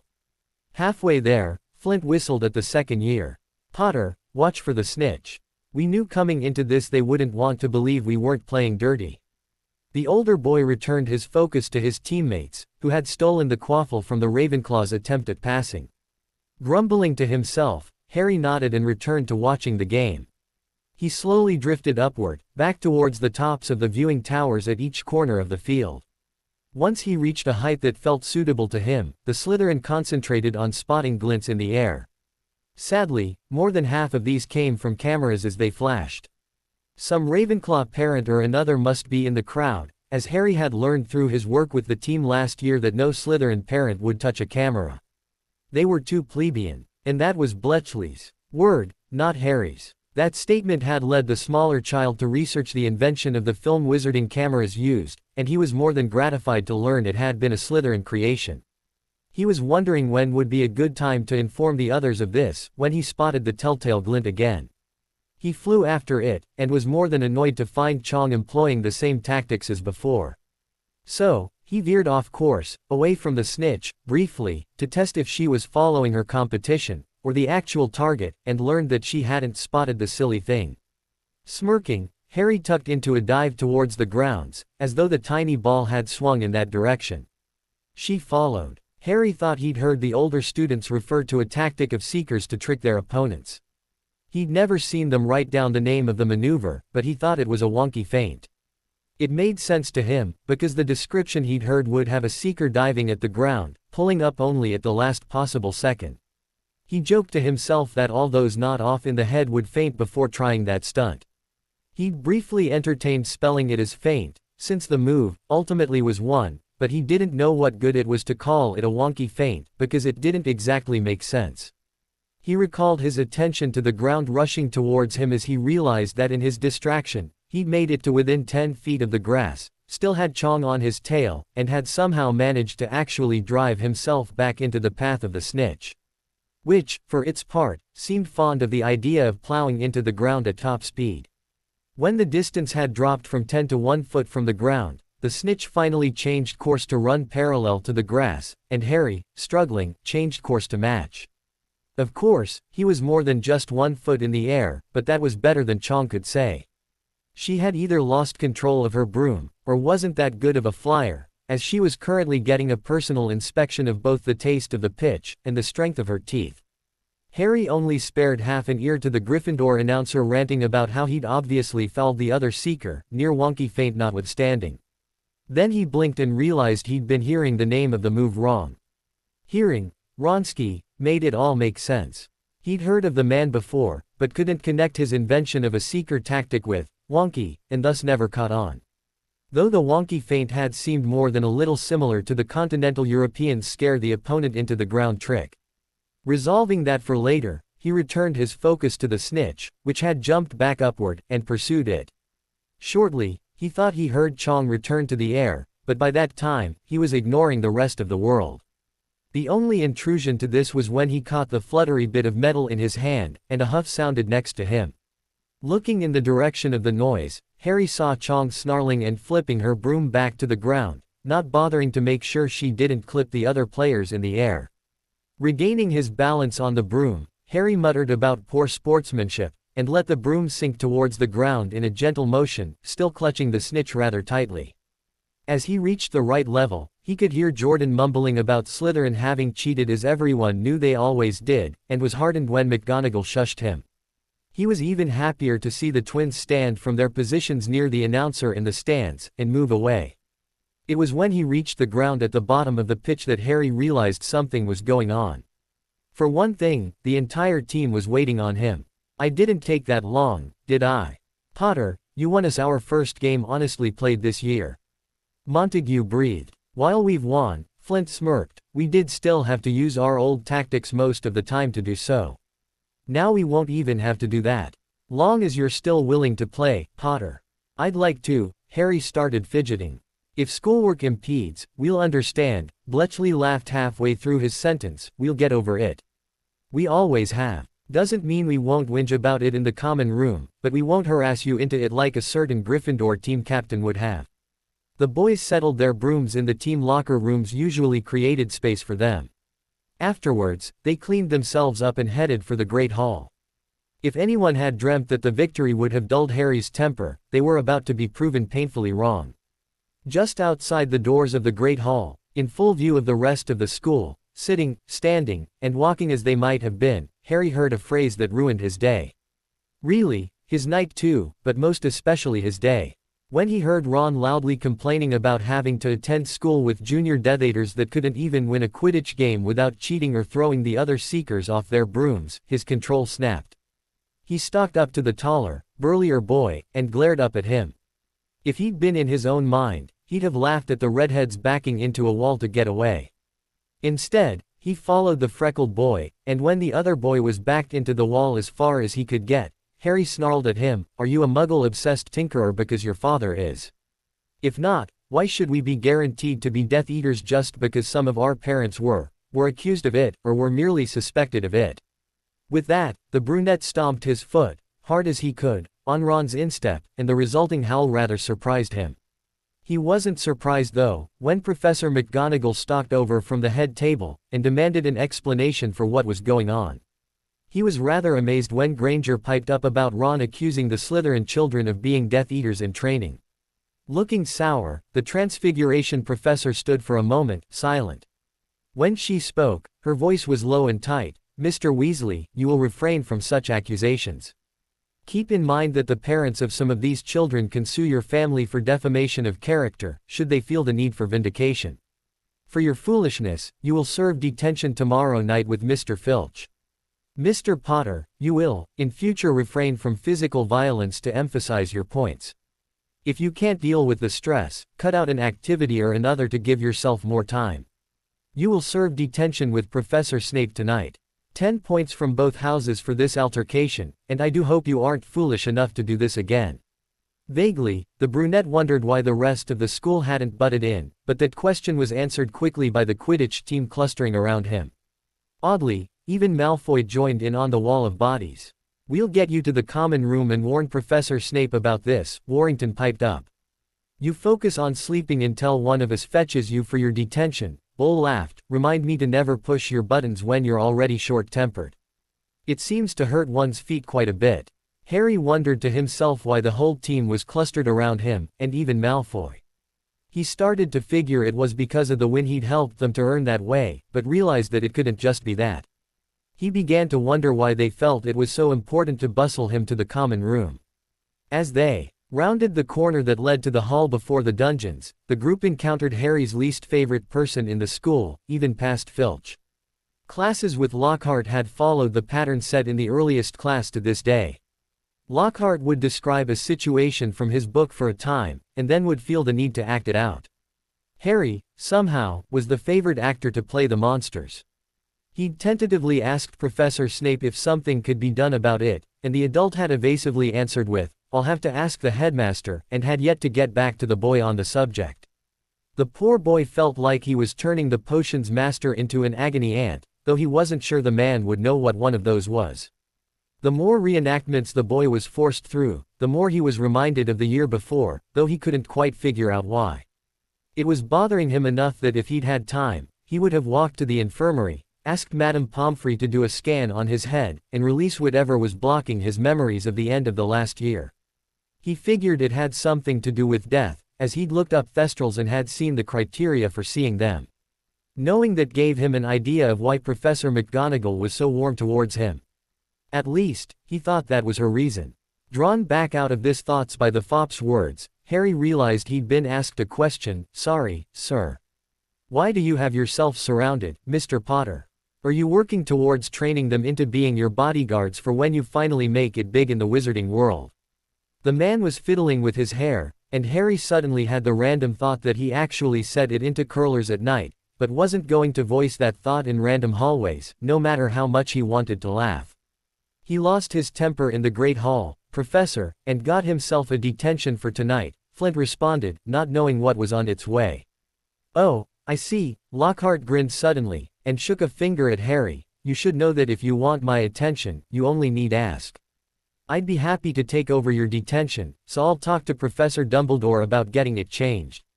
The man then blithely sauntered off, humming a ditty that would have been toe-tappingly beautiful, if he could carry a tune. Groaning mentally, then physically, Harry turned to the Quidditch captain and asked, "Did you have to tell him that?" "I didn't realize he was going to do that, Potter, sorry." Flint turned his gaze away from the accusative green eyes focused on him. "I'll tell you this now, if you don't already know it by heart then." Harry rubbed his forehead gingerly, the anger was filtering out, being replaced by a deep need to curl up and snore. "He has me stand in front of the class each time, and he casts a spell on me, prances about the room yapping about how he used that spell on whatever creature he defeated in whichever book he's quoting from. And when class lets out, he conveniently forgets to free me. Some days I can't free myself. That sounds worse than last year, when Quirrell would use you for target practice in front of the class," Bletchley breathed. "Why didn't you tell us sooner? We'd have turned it into Professor Snape." Flint yelped. "I already have," Harry sighed. He said he'd do what he could, but didn't sound too hopeful. "What is it about you, Potter, and the defense teachers targeting you in class?" Bull shook his head. With this second mention of last year, Harry found himself rubbing his head again. The pain that had started after Bletchley had mentioned Quirrell, and had gotten worse when the word defense came up. He was inclined to believe there was something to it, but he was quite sleepy. Sleepy enough that he was summarily dragged to the second-year quarters, and pushed to his bed, and told to nap. When he woke later, Harry glanced around the room to find either the time of day or who or what had woken him. He met Malfoy's gaze, and the bee-owned boy blinked, then sneered.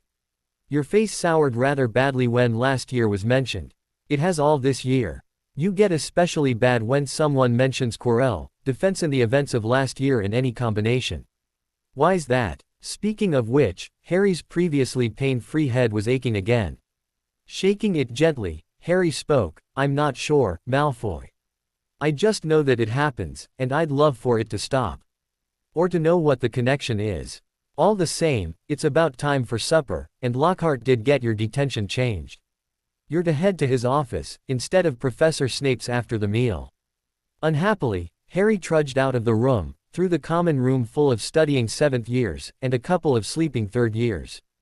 As the two left thought, the sleepers woke and stood, and Harry resigned himself to having a lot of people walking to the Great Hall with him.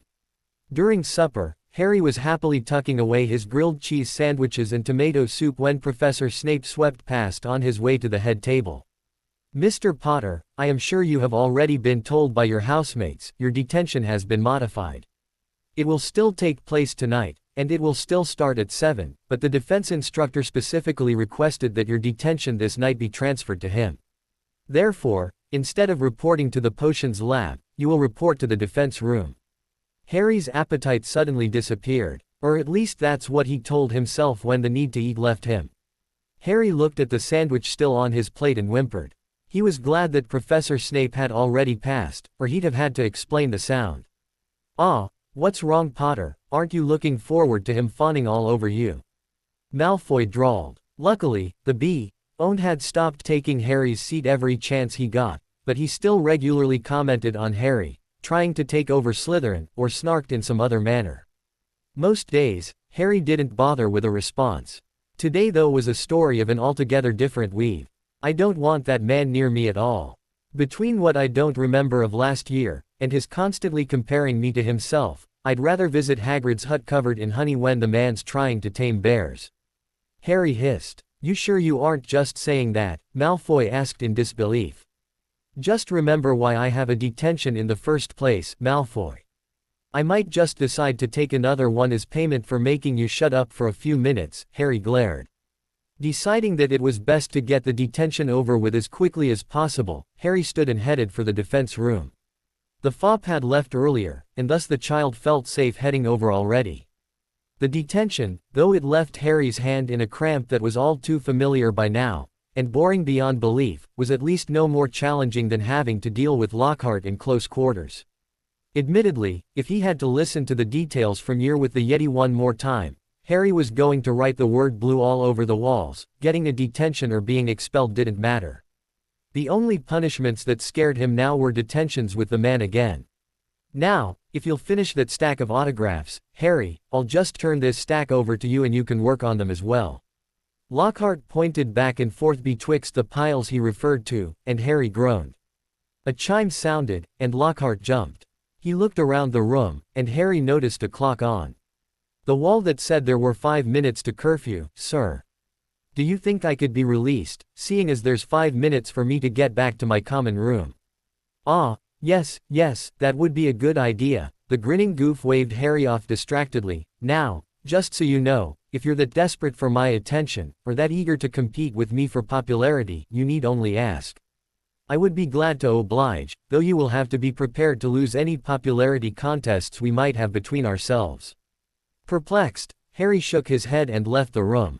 Moving quickly to the Slytherin corridors, the boy wondered to himself why the man would think Harry had wanted his attention, when Lockhart was the one who made a special request of the detention. With a final shake of his head, Harry turned towards a downward staircase, and paused. He thought he'd heard hissing. There were no gas pipes in Hogwarts, so there shouldn't be any hissing like that, should there? Concentrating, Harry realized that the hissing was actually words. "Kill, kill now, must kill," and the like, were chanted over and over. He tried to get closer to the walls to hear better, but the speaking stopped. He stopped walking as well, and realized he was standing in a puddle of water. Looking around, he saw the door to the girls' bathroom that everyone said was broken. It didn't matter how many times someone was sent to repair it, it re-broke within a day.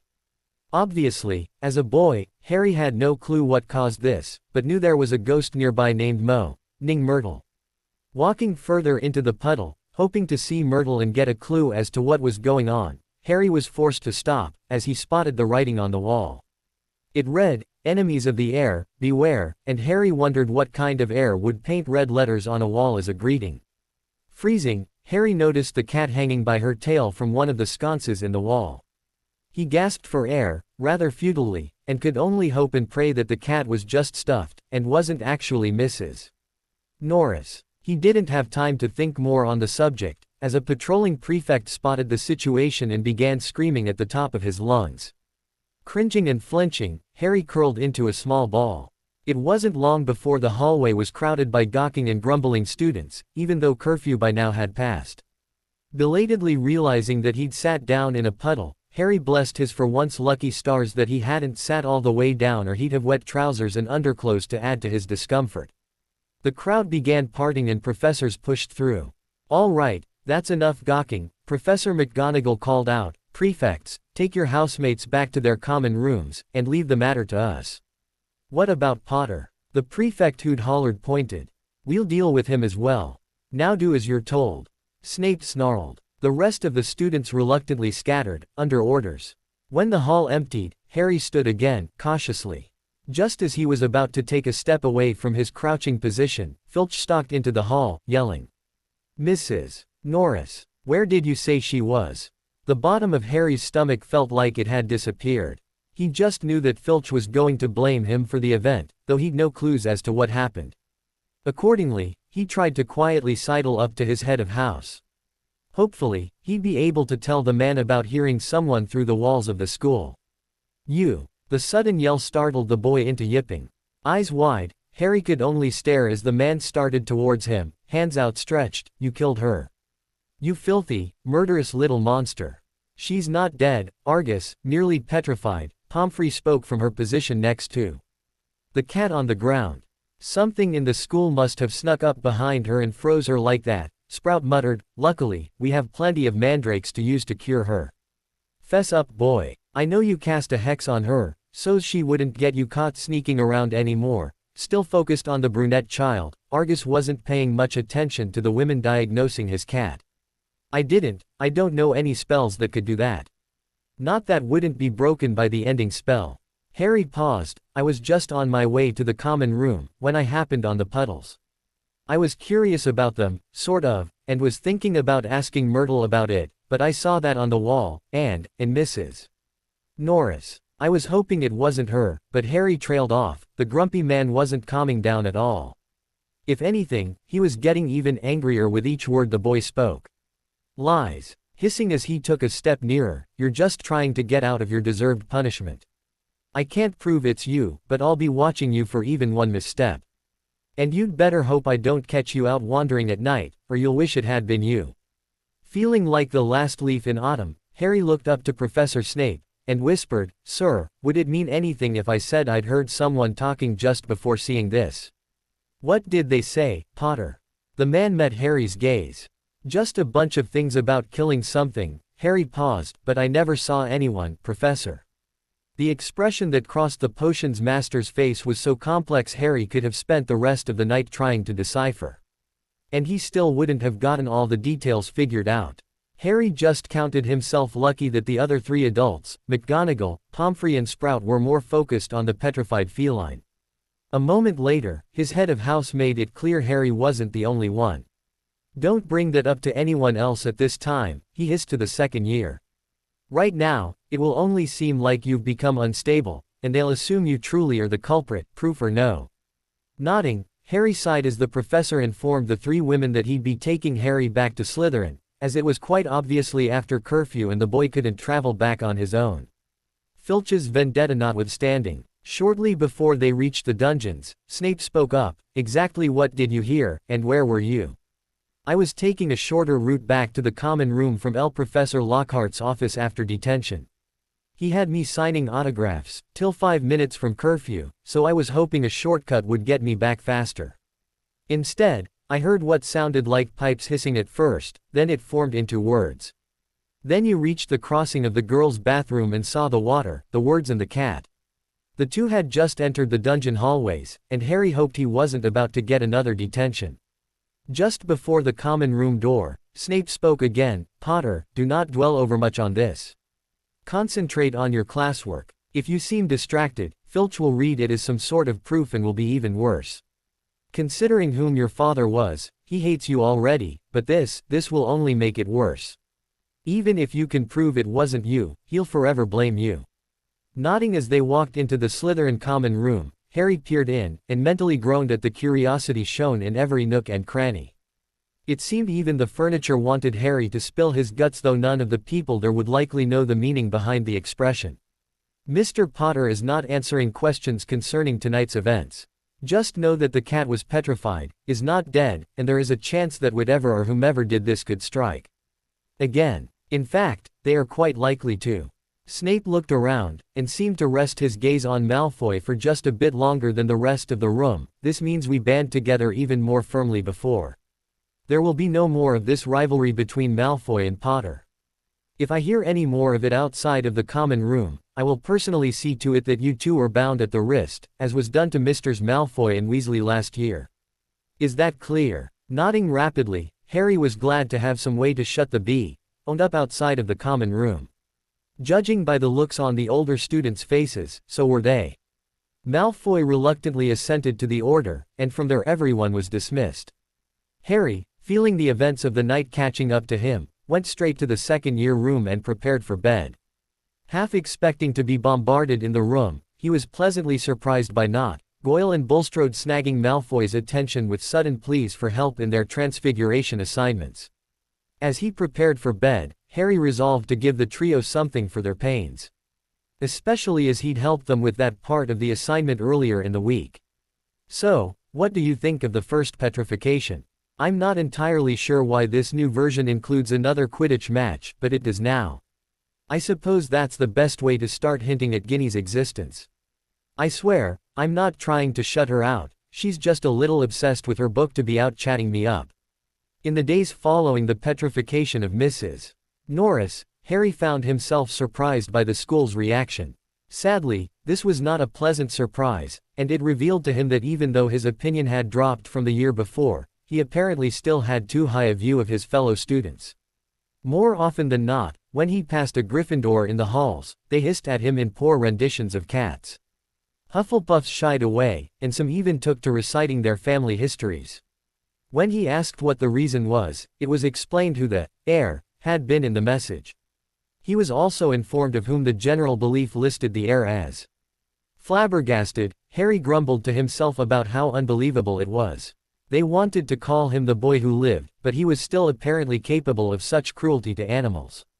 Thus, he felt compelled to research the phenomenon, in hopes of proving beyond a shadow of a doubt that he could not be the heir. Luckily, this didn't require much more time than setting Granger to the task, and it kept her off his case about wanting to help him and the twins at the same time. Afterwards, Harry sometimes felt guilty when he saw the girl lugging huge tomes around, but then he remembered the stacks in front of him and shook himself back out of it. After all, she had volunteered. Within the time it took the Gryffindors to have their match with Hufflepuff, Harry had more or less finished the initial stages of research for the Charms project. He'd found mentions of all the possible duplicating charms available, and had enough to write a paragraph or two about each. In fact, he had a draft of the paper written, and was about to turn it into Flitwick for corrections. At the same time, he'd managed to get notes from the twins. Another reason he was happy he'd talked them into taking them the year before about transfiguring objects to resemble living things. It seemed a natural progression to him to move into actually transfiguring the inanimate to the animate, but he didn't have the research to back it up. Someone, Harry suspected a third-year Ravenclaw, had borrowed all of the transfiguration texts that specified the process in detail enough for his essay. The poor Slytherin certainly couldn't write in the generalizations, because McGonagall would definitely challenge him to back it up with facts, and while the twins knew it, their convoluted explanations were enough to send him back to his own common room in fits of pique and laughter alternatingly. As he was grumbling to himself about the lack of information about transfiguration in the library, Harry was startled almost off the chair he sat in when a book was tossed to the table in front of him. "Potter, don't just rely on the twins or the library," Derek smirked. "Remember, you have valuable resources in the form of your own housemates. We can help with homework, if you provide the right trade. That's why I've been leaving you lot alone. I don't always know what to trade for, and it's better to know ahead than to let you set the terms." Harry barely glanced at the book. "Well, in this instance, I'm not giving you a choice." Derek sat across from the student 3 years his junior, and flipped open the book he dropped to the table. "I checked this out from under that Ravenclaw's nose the other day, and on top of that, I have notes from when I was in that year. It's not a second-year assignment." Harry jotted a note down from another book, about certain magical creatures being allowed custody of children under special circumstances. This was also nicked from a stack in front of a Ravenclaw, and Harry hoped that what the older student didn't know wouldn't hurt him. "I'd heard that it was third or better. That's why I gave you my notes, not Flint's or Bletchley's, or Bowles. Warrington doesn't share his notes for anything less than total shutouts in Quidditch, and the rest don't have Ravenclaw parents breathing down their backs." Derek chuckled to himself. "So what price are you asking for?" Harry asked as he resolved to never ask Warrington for notes. "You told us what your relatives thought about you, and where you stayed before you got your letter. What I want to know is why the headmaster hasn't done anything about it." Derek asked. Briefly, Harry toyed with the idea of taking the help and running, as the bargain was most definitely in his favor. The traits that had made the Hat consider other houses, however, reared their heads, and Harry had to shake his head. "That's not a fair bargain to you, Derek. I have no clue. I don't even know if he cares." After all, he had to have known, considering the first letter was addressed right. The ones after that were also addressed right, though my room changed after the first. Derek seemed to have an aha moment, and then Harry saw what might have been his first genuine smile out of an older student of Slytherin. "There's a book that details all of the children slated to attend Hogwarts, and a spell is attached to it. It takes the letters Professor McGonagall has to sign, and automatically posts them, according to the signatures of the witches and wizards in the book. Sometimes, like when it's a Muggleborn, a secondary missive is sent out, for the professors to introduce themselves a bit better, but other than that, the headmaster probably didn't even know you lived where you did. You're sure of that? Harry was skeptical. I've not seen the book, but that's what I was told when I was a first year. There were apparently some Ravenclaw first years who asked, and it left our prefects of that year having to explain what the fuss was about. Derek leaned back in his chair. So, is that payment enough? Harry peered at the older boy from the corner of his eyes. For now, I say, use the book and notes, and if you want any more, go find the headmaster and actually ask why he never checked up on you or anything, and then get back to me. With that, the older boy stood and left the room, trying not to give away how desperate he was for information for his transfiguration assignment. Harry gingerly, though quickly pulled the lone text to himself, and skimmed it.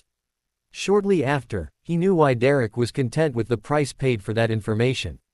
The book went over details Harry already did know, only in a little more detail. The notes themselves covered specific instances, and thus were too specific. Rolling his eyes, Harry mentally for once grumbled about how he couldn't get a happy medium. Giving up for the time being on his transfiguration research, of course, after taking all the notes he could, Harry left the common room for the headquarters he and the twins still worked from. He wasn't sure whether the twins would be there or not, but if they weren't, the younger boy wouldn't complain. He'd take the opportunity to argue with the Marauders' map. Once he'd first arrived at the school, he challenged the map about the will, and that had caused the quartet to argue amongst themselves in what looked to Harry to be gibberish. When they calmed down, the most volatile of the four, Padfoot, had written about how they didn't know, as the map had been finished long before they'd have thought of making a will for the entire group. He'd gone on to say that for Harry to have found such a thing, however, he'd have to either be related to one of them, or friends with someone who was. Ironically, Padfoot seemed inclined to believe Harry might be a cousin of his. Occasionally, he'd wake the map for pointers on his own maps still incomplete, but progressing thanks to Mr. Mooney. Every so often, especially after the rest of the school particularly irked him about the heir business, Harry would pick on the particularly stubborn members of the Marauders. He had a lot of fun prodding Mr. Padfoot and Mr. Wormtail into nonsensical writings. Partly because he knew they were playing along. They still didn't like that he was a Slytherin, but he liked to think he'd just about gotten them to the point of not hating him just for that fact. Luckily for his mindset that day, the twins were in the hidden room, and Harry finally remembered to ask his big question before any other. His problem was that he had so many projects in the air, he'd ask about one of those, forgetting he really wanted to know the answer to another, and would wind up rushing to class and never asking the one he'd wanted to know from the middle of the summer. Why exactly did you two come after me? Harry also got a thrill from making the twins jump 3 feet into the air, as it was usually the other way around. During the summer, Fred blinked, recovering from the surprise first. When else? Harry drawled. We got your letter asking about wizarding custody, and then you never responded to our letter. George shrugged. At the time, we didn't know that a house elf had held your mail, but we did worry about no response to our questions. Fred blinked. Speaking of which, we still don't have those answers. Not quite. Why exactly were you asking about whether or not a witch or wizard would have custody of a child in the Muggle world as well? George finished. You know what it was like when you found me at the Dursleys', right? Harry waited for the nods before continuing. Well, that was actually better than it's been for most of my remembered life. They didn't hit you or anything, did they? Fred's face seemed like to turn redder than his hair. No more than your mum does you. Harry shook his head and waved his hands in the air. It was more a case of telling me things that weren't true. Only, I didn't know they weren't true, till Hagrid showed up, trying to get my letter of acceptance to me. So they kept your mail from you, locked you up, tried to keep you from attending Hogwarts, George listed. What else did they do? Fred hissed. Harry blinked. I thought this was going to be about why you came after me, not about what my relatives thought of me. You want custody of you revoked from their names. In a rare moment, George reminded Harry of Percy, whom the younger boy was beginning to think he should have approached with this. I think we need to take this to Percy. Fred nodded to this twin, and the two promptly cupped hands under Harry's arms, and hoisted the smaller student into the air in that manner. They hefted him to the entrance to Gryffindor's common room, and then George promptly spoke up.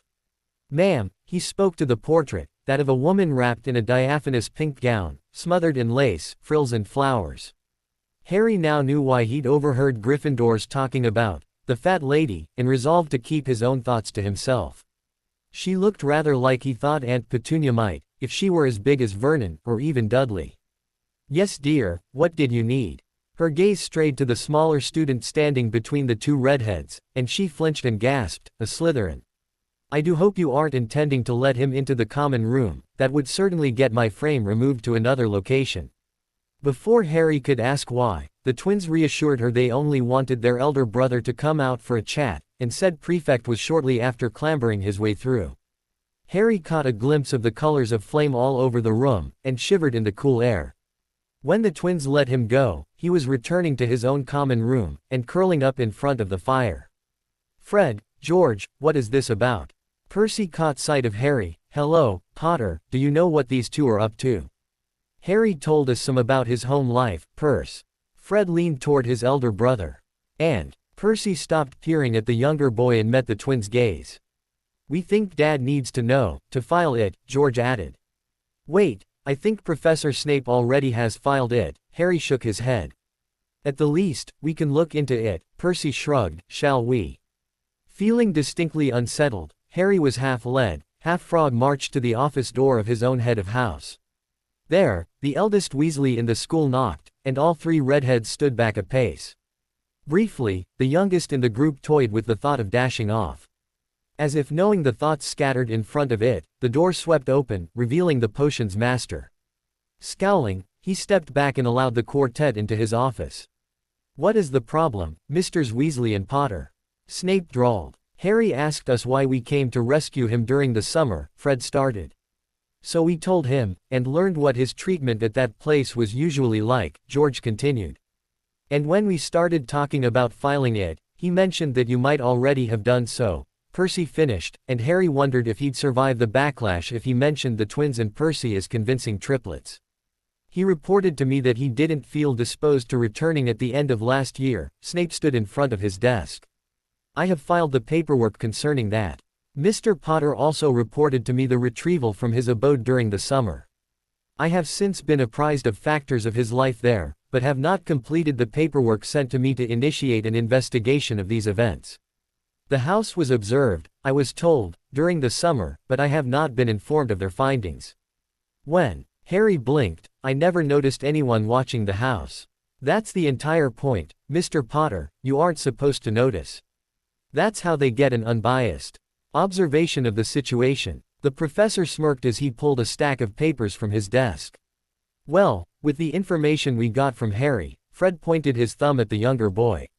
"We think we can add to your file." George nodded. "I'm not needed any longer, am I?"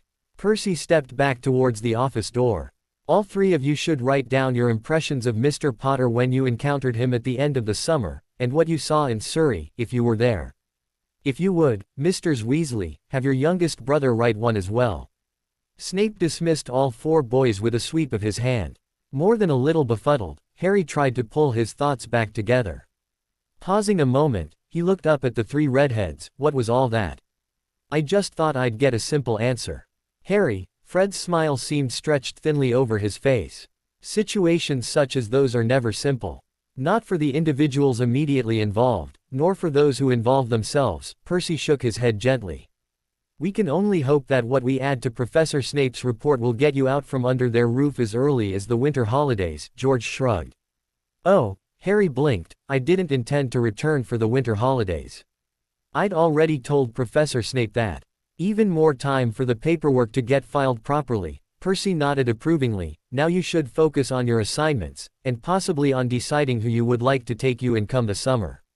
After the eldest of the four left, the other three relocated back to their base, and puttered around for a bit. As the twins pulled forward a text from Charms, and muttered over a spell, Harry couldn't help but interrupt. "People just can't break out of that one, it freezes their magic," Fred grumbled. "They wouldn't teach it to fourth years if that were true," George argued. "Why then, does Hermione know it already?" Fred raised an eyebrow. "She's made a point of learning everything she can," Whether she should know it or not, George mirrored his twin. Are you two talking about the freezing charm? Harry blinked. What? Fred whipped his head around to look at the second year. No, that's a second-year charm. Drops a body's temperature so that all they can think of is the cold. George waved a hand in the air. We're looking at the frozen charm. Fred tugged the book from under his twin's grasp and pushed it to the smaller boy, who'd walked over to their table. Reading the words used to cast the spell, Harry remembered what Lockhart had cast upon him in the first class. The words didn't match. Quickly pulling his text out and searching for the freezing charm, Harry found that the words of that spell didn't match either. Harry. George was peering at the younger boy warily.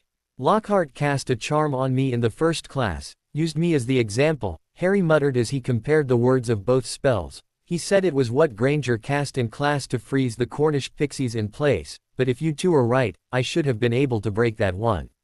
You're breaking spells. Fred blinked. They don't teach that until 5th year, according to Percy, Charlie and Bill. When you have a teacher casting the spells on you and leaving you like that, you learn quickly how to concentrate on breaking them, Harry hissed. Lockhart's been doing that. George matched the smaller boy for hissing. Wasn't it bad enough that Quirrell did? Fred groaned. Who? Harry's head started to throb. That's right, you don't remember actual defense classes from last year, or the teacher. You ought to talk to Madame Pomfrey about that.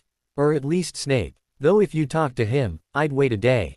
George suggested. Harry let his head sink to the table. I'm tired of not knowing who that guy was, what he did, or why I don't remember the leaving feast from last year. I want to know why I'm mad at Granger, and why I don't trust the headmaster. I remember hearing that Quirrell cast spells on you in class, used you as the test dummy for them, to show everyone else. George scratched his chin. The end of the year, we all rushed to the left hall on the 3rd floor, and ran across Fluffy just before the professors did.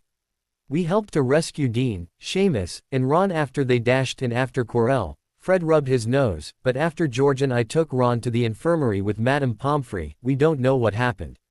Sometimes, I wake up in the middle of the night, having seen teeth and lots of blood. Harry took his glasses off his nose, and rubbed his eyes. It's a counter, I suppose, to the dreams of green flashes and screams. You have wicked weird dreams, Harry. Fred shook his head.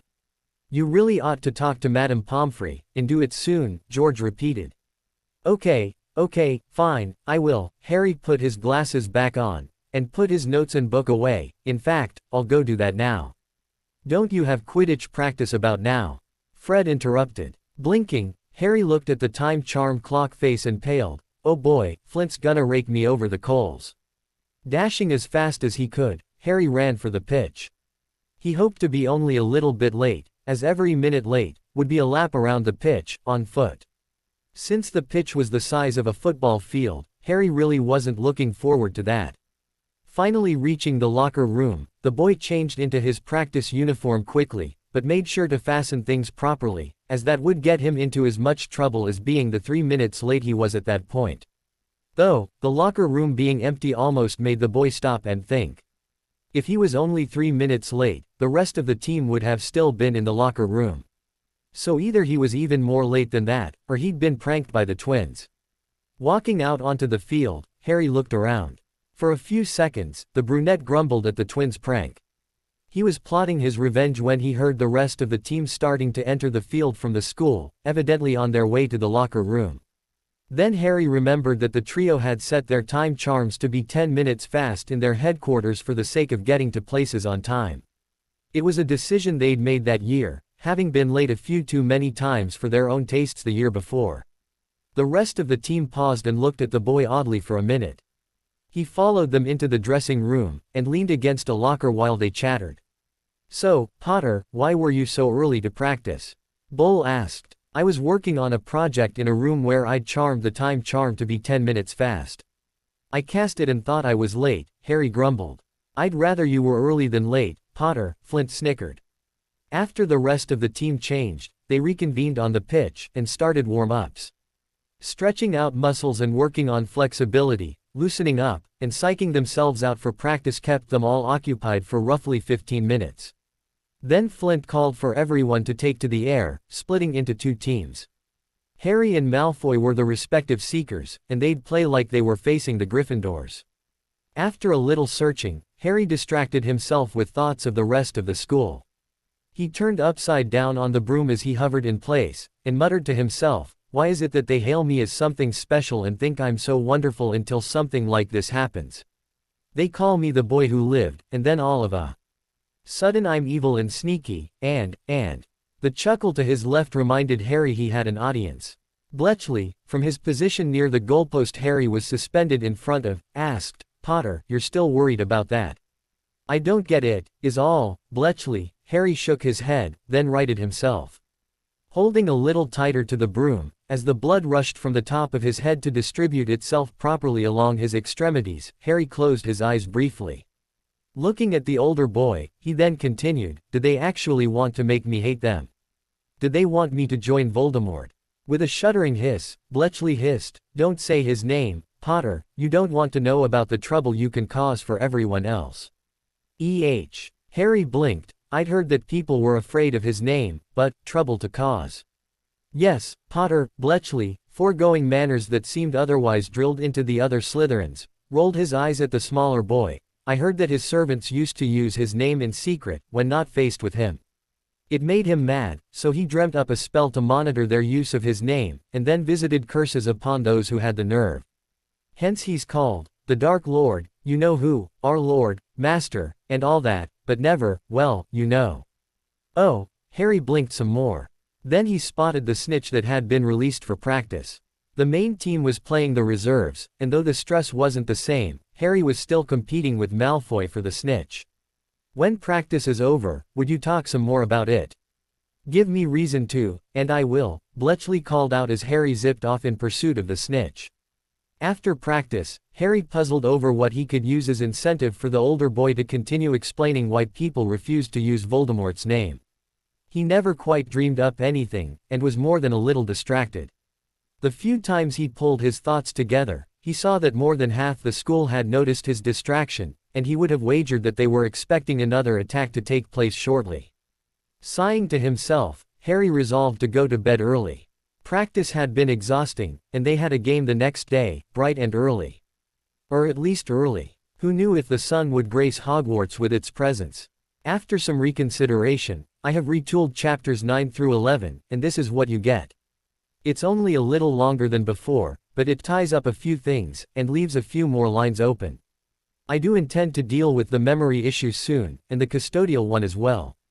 My guess is that Harry's got one more summer with the Dursleys though, at the least. From there, who knows? I had someone mention that Snape seems to be telling Harry to keep his head down. I'm sorry if that seems like a bad idea, but my Snape is operating under the thought that the best way to get the boy out from under the Dursleys' loving hands is to act perfectly legally with it. That means filing the paperwork and actually waiting for it to be processed.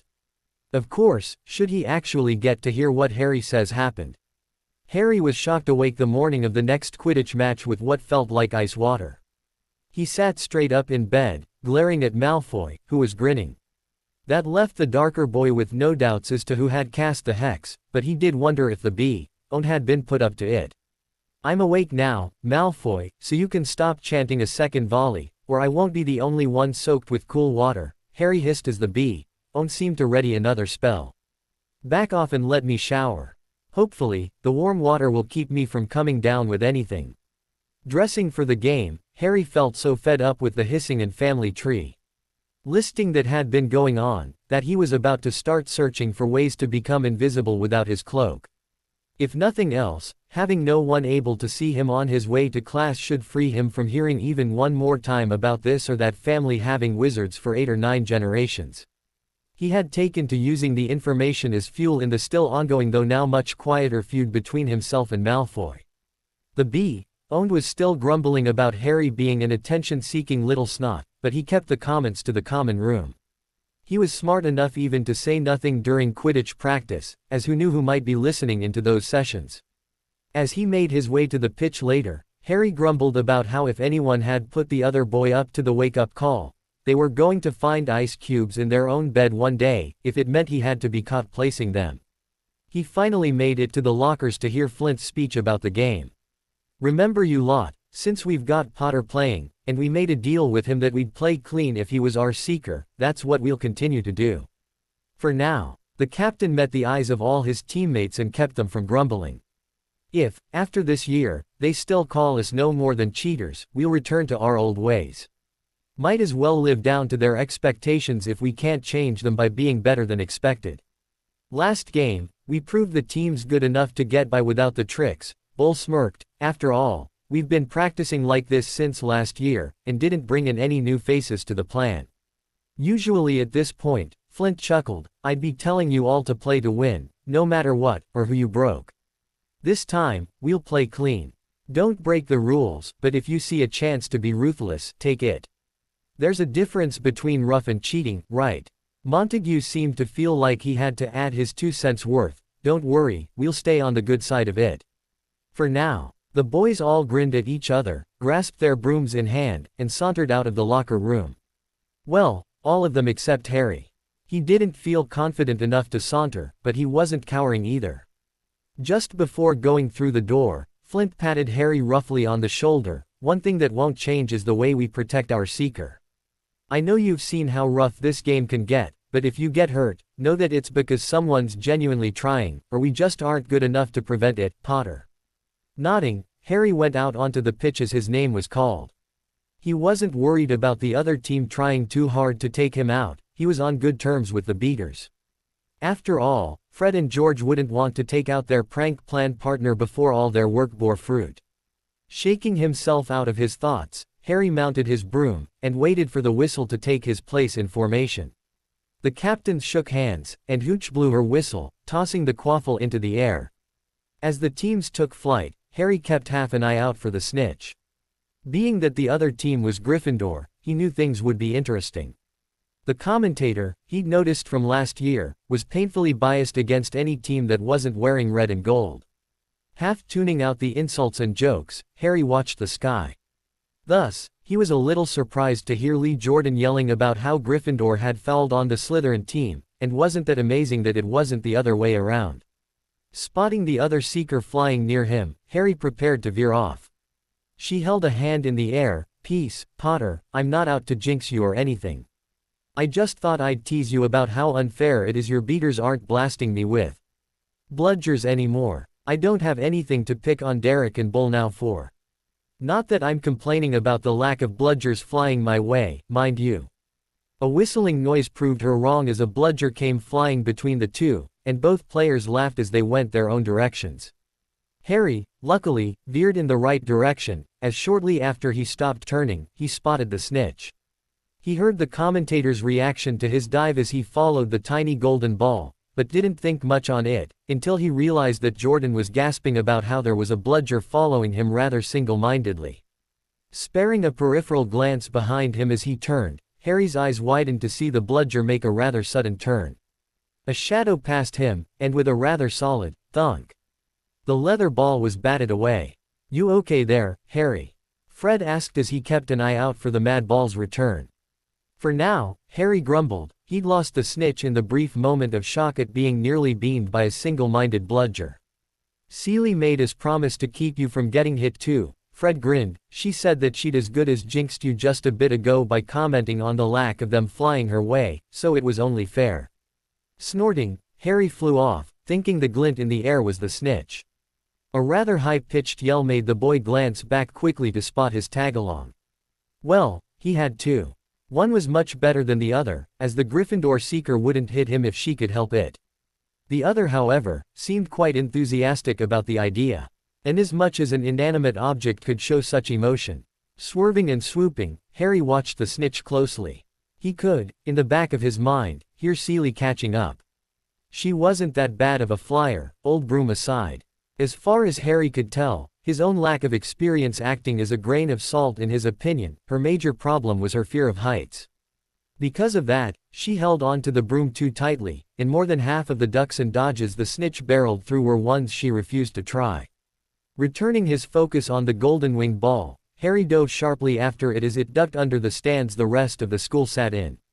He wondered in the back of his mind if Seeley was following. Truthfully, she tried. When the bludger passed her by, not even swerving at her, she got more than a little disconcerted. Being a good little Gryffindor, she didn't even think of calling a timeout, and no one else seemed to realize yet something was wrong. It was catching up rather quickly to the second-year boy, so the third-year girl was doing what she could to keep it from mangling his skull. Incidentally, everyone else thought she was valiantly trying to keep up with him and the snitch. With a sudden turn, the snitch dove out of the stands, and Harry, not pausing, slipped through a few of the audience members to follow. A yelp and a few yells made the boy wish he dared look back, but he was going to catch that flying menace. If he'd looked back, he'd have seen the Gryffindor seeker pull off first one shoe, then the other and fling them at the berserk ball of leather. She missed of course, but it was the thought that counted in her own mind. When the golden ball shot through the stands after the Slytherin, she tried to remain in the chase. Sadly, when the first 3 parts of the routine swerved downward sharply thereafter, she couldn't turn fast enough, and found herself entangled in the banners in front of the stands.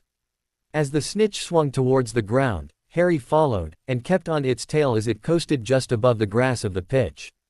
Bobbing and weaving in time with it, he slowly crept upon the tiny ball, and began to look for ways to finally catch it. He wasn't about to stand on the broom, that would ruin his aerodynamics, he'd heard from the older players. But he couldn't lay low on the broom either, as that would change his balance. Finally deciding to take a chance, he stretched out his right arm, holding tightly to the stick with his left, and leaned forward. Just as his fingers closed around the snitch, he heard a distant yell of, "Potter, watch out." The next thing he knew, his shoulder was wrenched by the impact of the bludger with his right arm. The pain made him nearly black out, and the impact of his body with the ground almost finished the job. As he caught his breath, he noticed the leather monster lying on the ground, docile, as if it hadn't just cracked his forearm. Gasping, Harry transferred the winged ball from right hand to left, and looked up. The Gryffindor team had joined the Slytherin team on the ground, while Jordan spoke of how amazing that catch had been, though the reach for the snitch with the bludger on his back had to have been a shining Gryffindor moment from a Slytherin mind. A whimpering sound made him look around. Part of him was convinced the noise came from his own throat, but as he met the blue eyes of the Gryffindor seeker, he realized she was the one whining. "Potter, your arm," she sputtered, "it's broken." "No kidding, Seeley," Flint hissed, "you'd better not have had anything to do with it, or we'll get you banned. The entire situation will be investigated, no worries." Professor McGonagall stalked towards the group. "Mr. Potter, congratulations on catching the snitch. I'd call you an honorary Gryffindor for how you did so, if it weren't for my Gryffindor seeker's exemplary own actions. Seeley, child, if you could have been any more foolish than throwing your shoes at a bludger, I think you'd have tried. Gryffindors, to your locker room. Slytherins, you too." The older woman took a deep breath as the two teams split off in opposite directions. She then continued, "Madame Pomfrey will tend to you, Mr. Potter, and we'll." Interrupting her, Professor Lockhart came strutting from the stands. "Never fear, for I am here. Mr. Potter, you've a broken arm." As the boy, and really, everyone else still there, rolled their eyes, Harry muttered about stating the obvious, and then gasped as the fool reached out and prodded at his arm. The spots that appeared in his vision made Harry wonder what he'd done to deserve this, just as Madame Pomfrey, laden with a first aid kit, made it to the scene. "Mr. Potter, hold still, we'll have that arm fixed quickly." The nurse dug into her kit, and as she pulled a pain-numbing potion from it, Lockhart suddenly straightened up. "Don't bother, Pomfrey old gal, I'll fix his arm in no time flat." The fop waved his wand haphazardly, and muttered a few words. Counting himself lucky that the teams had dispersed by this point, Harry very nearly cried at the sudden feeling of no bones in his forearm. Grumbling quite loudly, Pomfrey put the potion away, and instead began rummaging around for another one. "Oh dear," Lockhart sighed, "I do suppose that's a change of pace." "Well, at least your arm isn't broken anymore, Harry. I do believe I have some papers left to grade, and thus I shall get right to it. Couldn't have the children's workload suffer from lack of diligence on my part, now could we?" Nattering as he left, Lockhart strutted off the field. Harry, however, was more than a little focused on his right arm. "Madam, what do we do about trailing off?" The boy wondered if denying the event would erase its happening. "We'll first wrap that arm up so that when we get the bone restored it doesn't heal back bent." As she began the task, she explained, "If that fool hadn't interfered, we could have fixed it quickly. As it is, you'll have to stay in the infirmary overnight." You'll get a dose of Skele-Gro, and I dare say that will be an unpleasant experience." After conjuring a stretcher underneath him, Madame Pomfrey led the boy away as she spoke, carefully measuring her steps to prevent jostling him. More than a little fuzzy, Harry would later only remember the stretcher appearing underneath him, and lifting into the air. His next memory would be sitting in the infirmary as the Medowitch fed him the rather foul potion. "There now, Mr. Potter," she took back the vial after he'd emptied it, "you'll feel the pins and needles at first, and that will increase throughout the night. If it gets unbearable, we can place an ice wrap around your arm, but I can't give you any pain-relieving potions for several hours. They'll react oddly with the Skele-Gro, right?" Harry blinked. "Exactly." Harry hoped that was a proud smile, rather than a sour one on her face, but he wasn't very good at telling the difference. Wondering why he was rather sleepy of a sudden, Harry looked up at the nurse. Her smile was now rather wan but still friendlier than Madame Pance's ever was. With a sudden sigh, he leant against the pillows behind him, and began to ponder the ingredients in the bone growth potion he'd just consumed.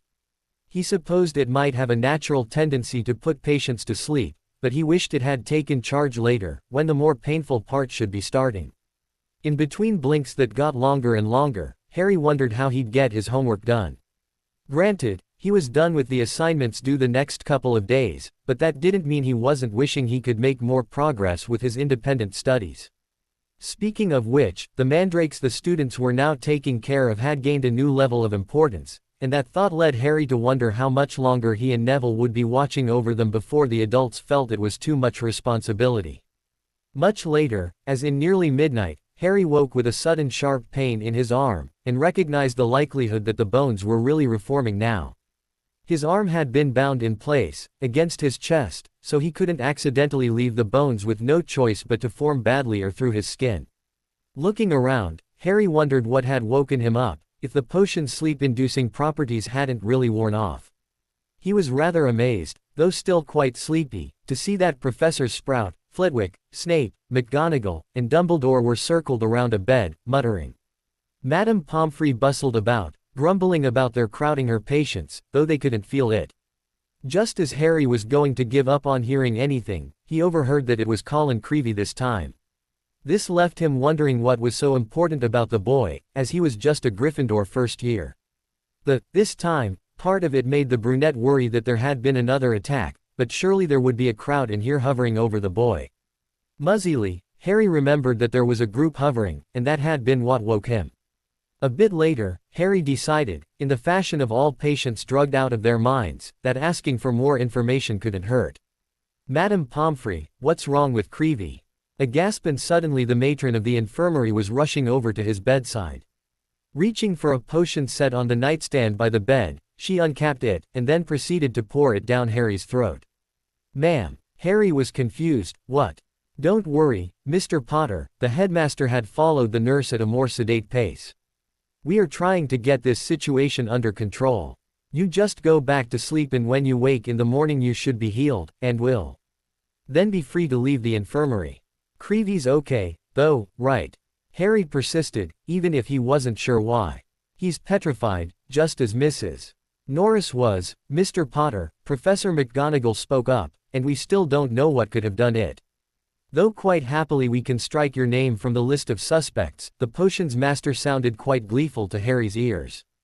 It wouldn't do any good to ask him about it until the morning, however, as the potion he'd been fed was taking effect. With his last waking moment, Harry tried to reason out why they'd be so determined not to tell him if Creevey was okay. He'd never wanted the other boy hurt, sneaking onto the pitch notwithstanding. His next thought was to wonder why he saw Professor Snape, McGonagall, Sprout and Flitwick dueling in front of a Cerberus. Harry was about to ask one of them why, when he spotted Madame Hooch to his right, waving her wand, and he realized that the Cerberus was actually asleep. Not only that, but the flying instructor was waving her wand in time with the music playing gently in the background. Sudden pain caused him to double over, but his mind argued over whether the pain should be in his arm or his head, and briefly, the child wanted to know why either would be true. The pain got worse, and Harry knew he wasn't moving anywhere for a while. During the short lulls of agony, Harry peered around, and caught glimpses of the professors continuing their battle against an individual with an unraveled turban on his head. That would have been odd enough if not for the fact that the brunette recognized the man as moving backwards all the time. Or rather, that his elbows and knees bent the way they should, for someone who was facing the opposite direction. As one would think the dueler was meant to be to face the heads of house. Another strengthening of the pain caused the boy to double up again, and when it released, Harry found himself flying across the room. Wondering how that could be, the boy then gasped in pain as hands touched his arms. When he would have woken from the pain, a spell sounded in his ears. Even though it didn't agree with the dream, Harry didn't complain. After all, Dormus Dulces didn't really have any place in dreams at all. It was just a wish for pleasant dreams. Finally conscious of the fact that he was waking up, rather than suffering from extraordinarily long blinks, Harry sat up the next morning and remembered the snippet of conversation he'd heard the previous night. He puzzled a bit, then came to the conclusion that his Creevy had been given the same fate as Mrs. Norris. The Gryffindor was probably as well off as the cat. As the Meadowitch bustled into the infirmary, Harry was rather surprised to note that there was a third bed with a frozen occupant, and it seemed as though the third one was Sir Nick, the Gryffindor ghost. "Ah, Mr. Potter, let's have a look at that arm." She was all business as she gently unbound his right arm and inspected it. She moved it about a bit, and tested the bending abilities of each finger. "It seems to have reformed just fine. Do be careful, and try not to overexert that arm. Even though the bones have been restored, they will be a bit brittle for a few weeks. Just drink plenty of milk, and it should settle down to normal levels. If you can stomach yogurt, eating a lot of that during that time will help as well." Nodding at her instructions, the boy left the infirmary, and headed for the Slytherin common room. Luckily, the day before had been Saturday, and that left this day as a day off from classes. When he whispered the password, Harry was just hoping to make it to his floor of rooms to gather the work for his studies, but he was hemmed in by the students waiting for him. "Potter, we heard there was another victim last night." Parkinson spoke up first, and Harry could tell that the older students were rather peeved with her taking liberties in rank. "There wasn't another message," a seventh year spoke up, "but no one's seen that camera-toting Muggleborn, Creevy since yesterday. Not to mention the rather distinct lack of Sir Nicholas hovering over the red and gold table at breakfast this morning. I don't know much more than that I saw them in the infirmary."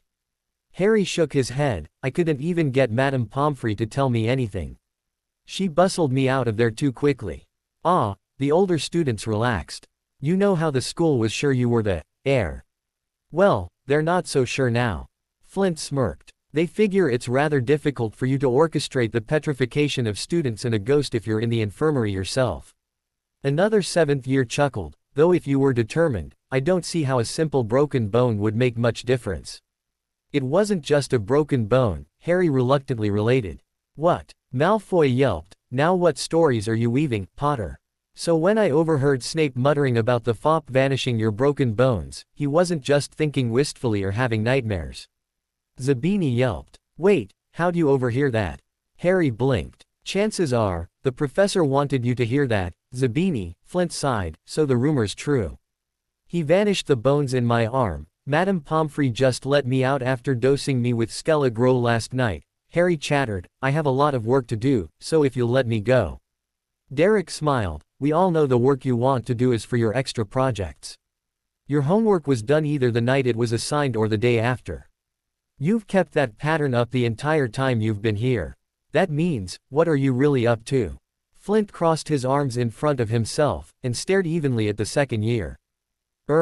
Harry shrugged. "Fine. I've been researching custody rules and laws.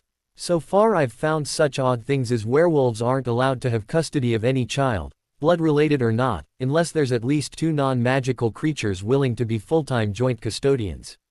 Or that a child of the wizarding world should have a guardian of the wizarding world, and the orders of said guardian would supplant the decrees of any Muggle guardians." "Of course," Bull blinked, "but why are you researching that?" "He's trying to get away from the family that has him over the summers." Malfoy smirked at the rest of the Slytherins. "He owled my family over this last one. So your Muggle family doesn't like you, and you're looking into custody for what reason?" Zabini scratched his head, then shook it. "I need to know if Dumbledore is in contact with my wizarding guardian, because if he is, I'll never leave the Dursleys' tender care. If he isn't, I might be able to talk them into getting the Ministry to move me." Harry sighed. He'd been hesitant about sharing this information because he wasn't sure how the rest of his house would react. He knew the reputation of Slytherin was only half fabricated. He didn't want to think about the trouble this could cause him now. Especially with Malfoy and the other boy's father. That's not too difficult to find out, Flint grinned. Malfoy can find that out from his father. What will I get in return? Malfoy's eyes narrowed. Are you that eager to see Potter killed? Derek snapped. At the rate they're going, those muggles will kill him. Don't be so sure. Harry tried to defend the Dursleys. They don't beat me senseless, you know. Sure, they just lock you up, and feed you the minimum required nutrients to survive off of. Warrington growled. Potter, my family might not like yours very much, but based on my letters home, my parents have nothing against you personally. Parkinson smiled. So if you really need a new home, let me be the first to offer. I'll even send home for permission. What would you get out of it? Harry narrowed his eyes. If Malfoy is refusing to even check who my guardian is through his father without payment, why should you and yours offer shelter?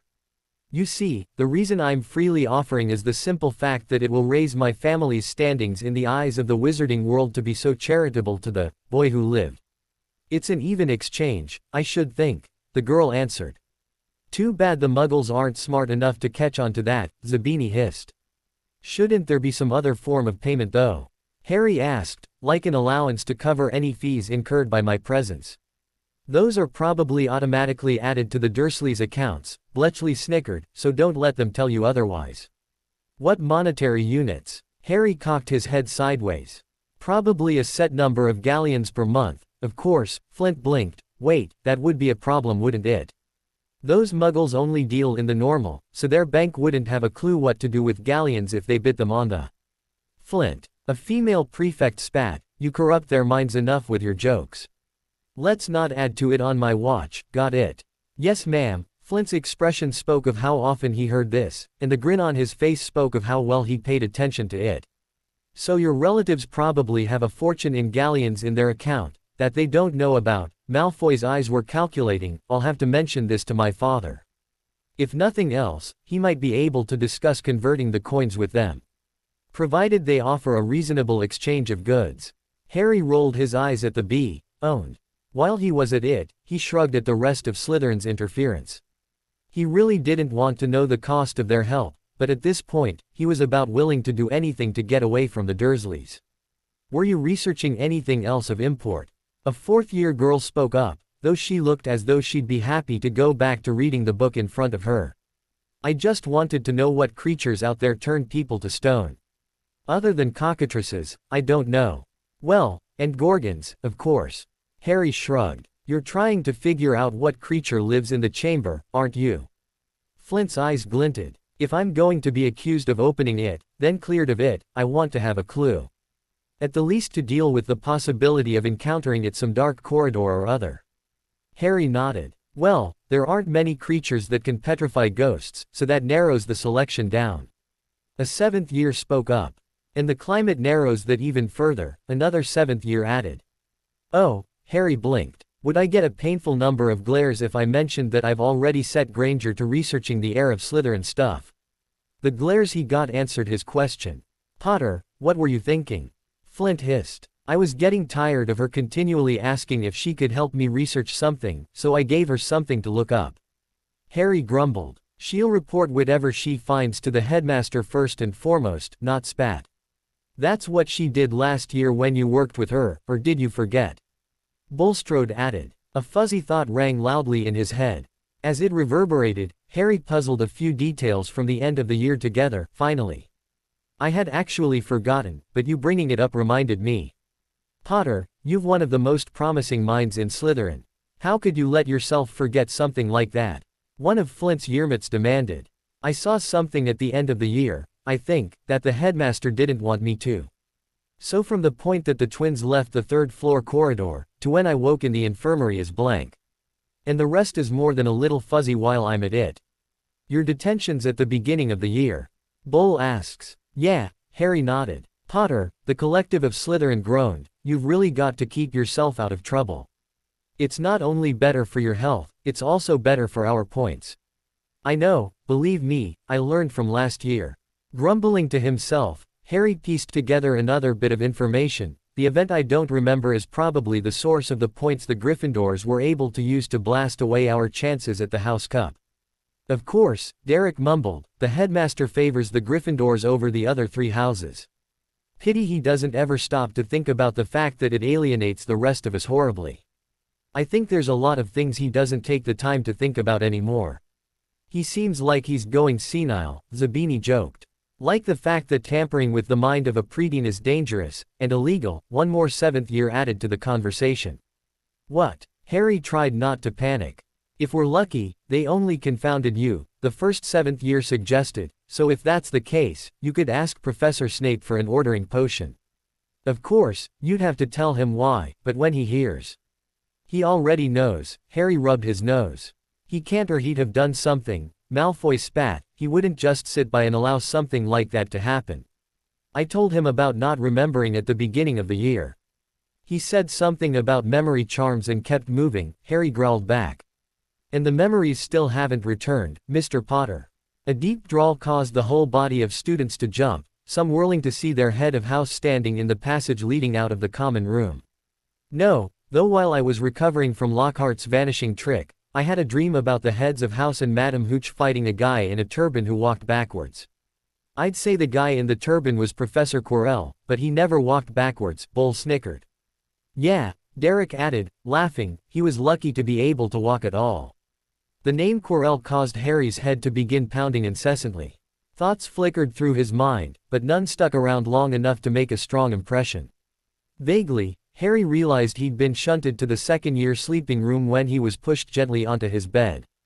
Mr. Potter, drink this for your head. A potion shoved into his face left the boy with little choice but to do as instructed, and sleep. You might not remember it in the morning, but at least you are making progress. Know also that I will speak with the headmaster about the possibility of his modifying your memories, and not having mended the issue by now.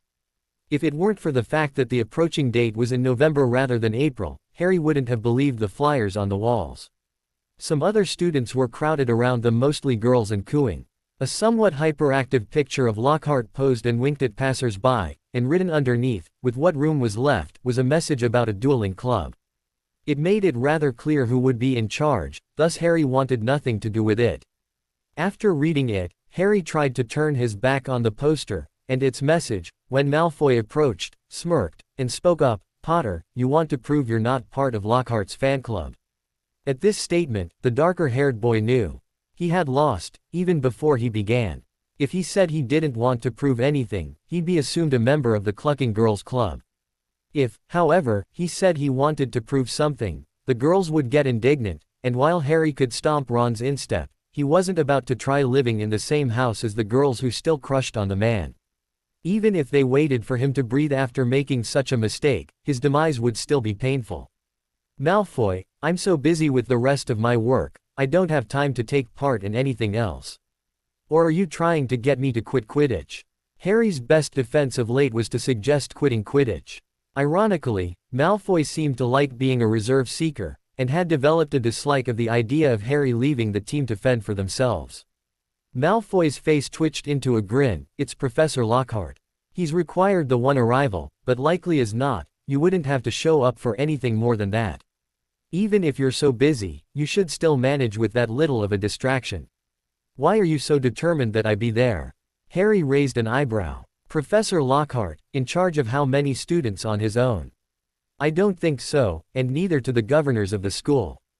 Here, the B.O. sneered, so, he will have to have an assisting professor with him at all times. In all likelihood, he'll choose our head of house, as McGonagall has made it clear she can't stand him, Sprout's too frumpy for his tastes, and Flitwick's too smart. I hope you're not saying our head of house isn't smart, Malfoy, Harry grumbled. Hardly, Malfoy grinned. Stalking past the other Slytherin, he pointed at the poster.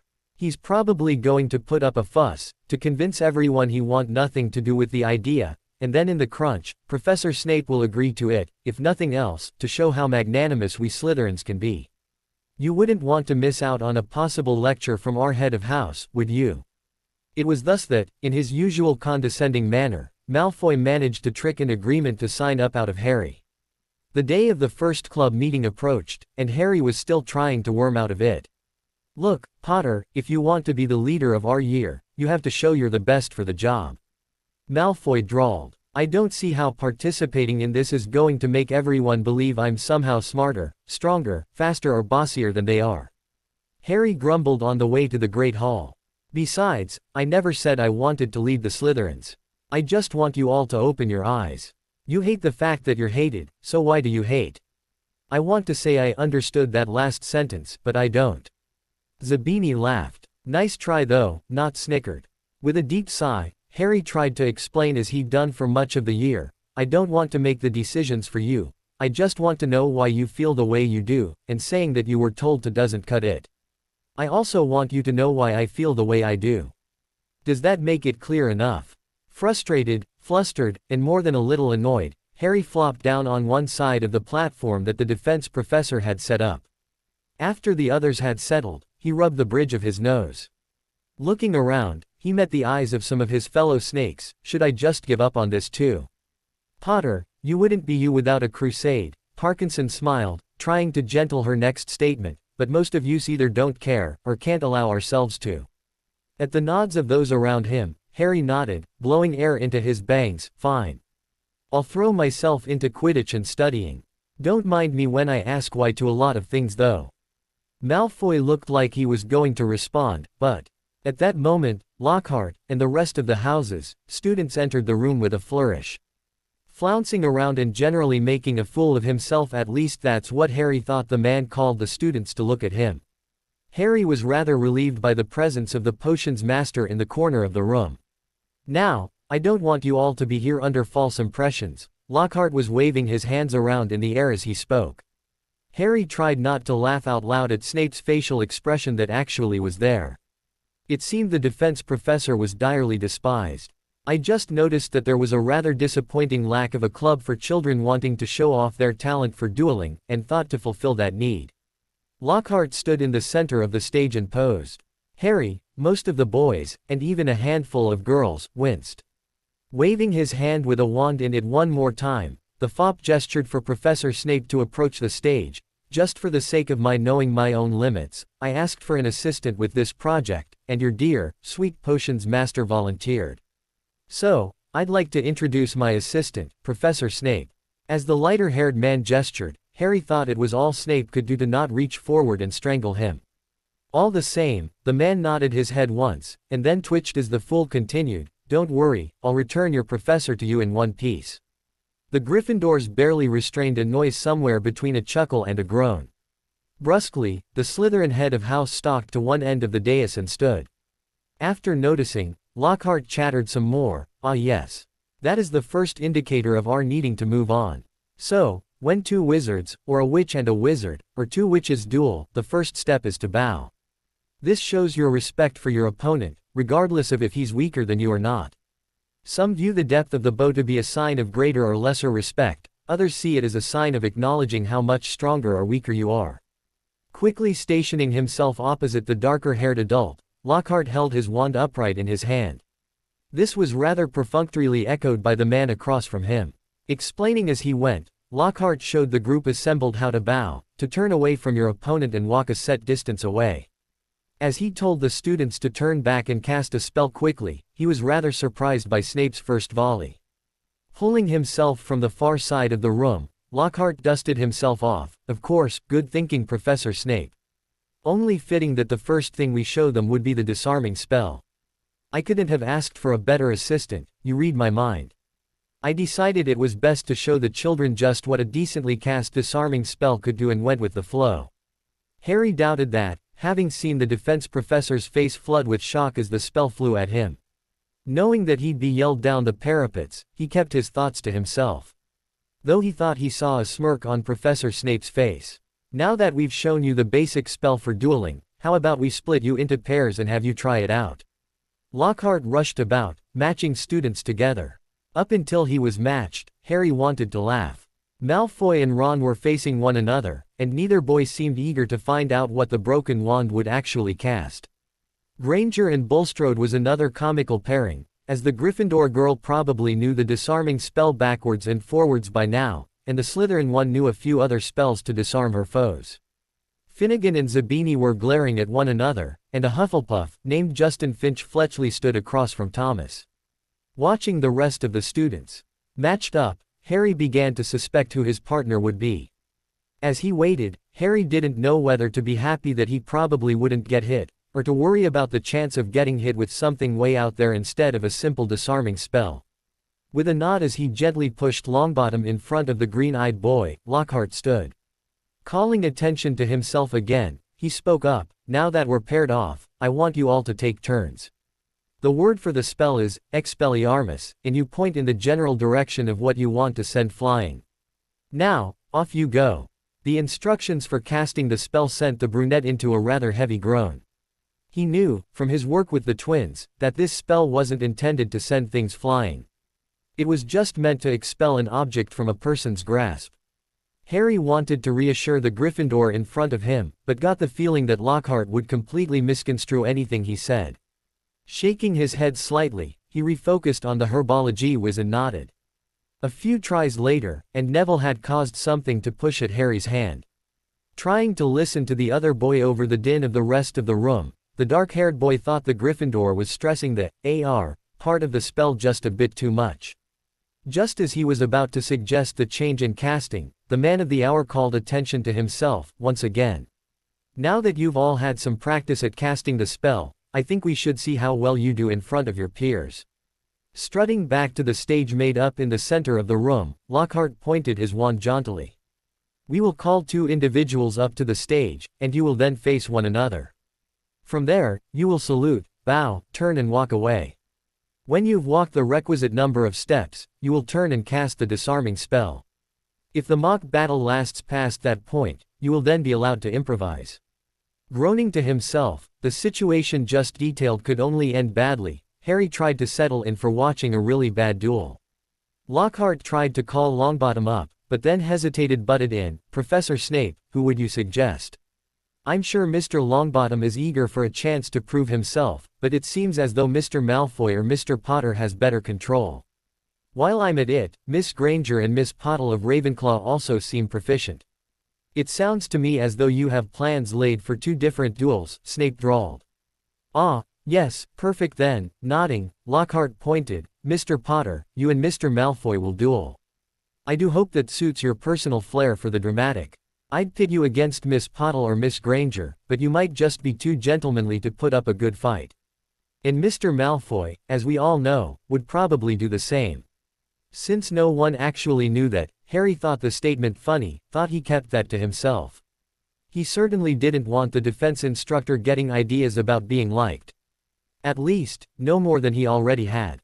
At the rather insistent prodding of his housemates, Harry plodded to the stage, and clambered up. By the time the brunette had made it that far, Malfoy had already strutted up and stood in rigid posture. Harry just knew Malfoy had already been talked through the procedures, and wondered if there was a book about it somewhere, and if Granger had already checked it out. That reminded him that thus far, she claimed to have found nothing helpful in her search, which only lent strength to the older students' theories about her. Shrugging mentally, the boy reassigned his thoughts to the matter at hand.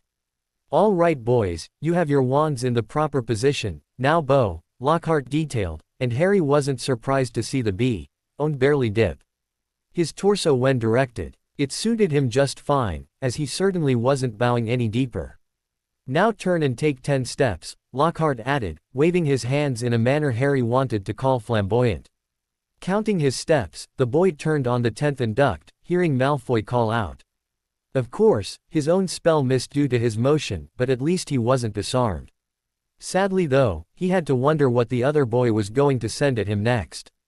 Then again, if Malfoy wasn't given the chance, Harry didn't have to worry. Quickly casting the frozen charm that he'd learned from the twins, he wasn't surprised to see Malfoy dodge. The return spell, looking rather fiery, left the brunette wincing as it passed his face. He remembered now the lack of limitations on spell types, and how much harm they could cause. Racking his brain for another spell, the brunette dodged another volley from his housemate, and decided to give the body bind a try. When it was evaded, Harry was already trying to muster together the words for a tripping hex. This line of thought was interrupted by a sudden gasp from the audience. Shuffling through his thoughts, Harry thought the spell cast had sounded like Serpensortia, and it resulted in a snake being flung to the ground. It hissed and slithered towards the edge of the stage. Stepping forward, the two professors both moved to take care of it, but Lockhart called out first. "Allow me, I shall deal with this." And he spoke gibberish. Harry had heard from Longbottom what spell the man had cast in the class with the Cornish pixies, and wasn't entirely surprised. Still, to see him waving his wand and saying, "Naxe oge waye," and acting as though it should do something. Frighteningly enough, it did, but the busy child didn't get the feeling that shocking the serpent into the air to land again was a good thing. Having moved no closer to the reptile after its appearance, Harry was even more surprised to hear it mutter, "Pain, not safe, must defend self."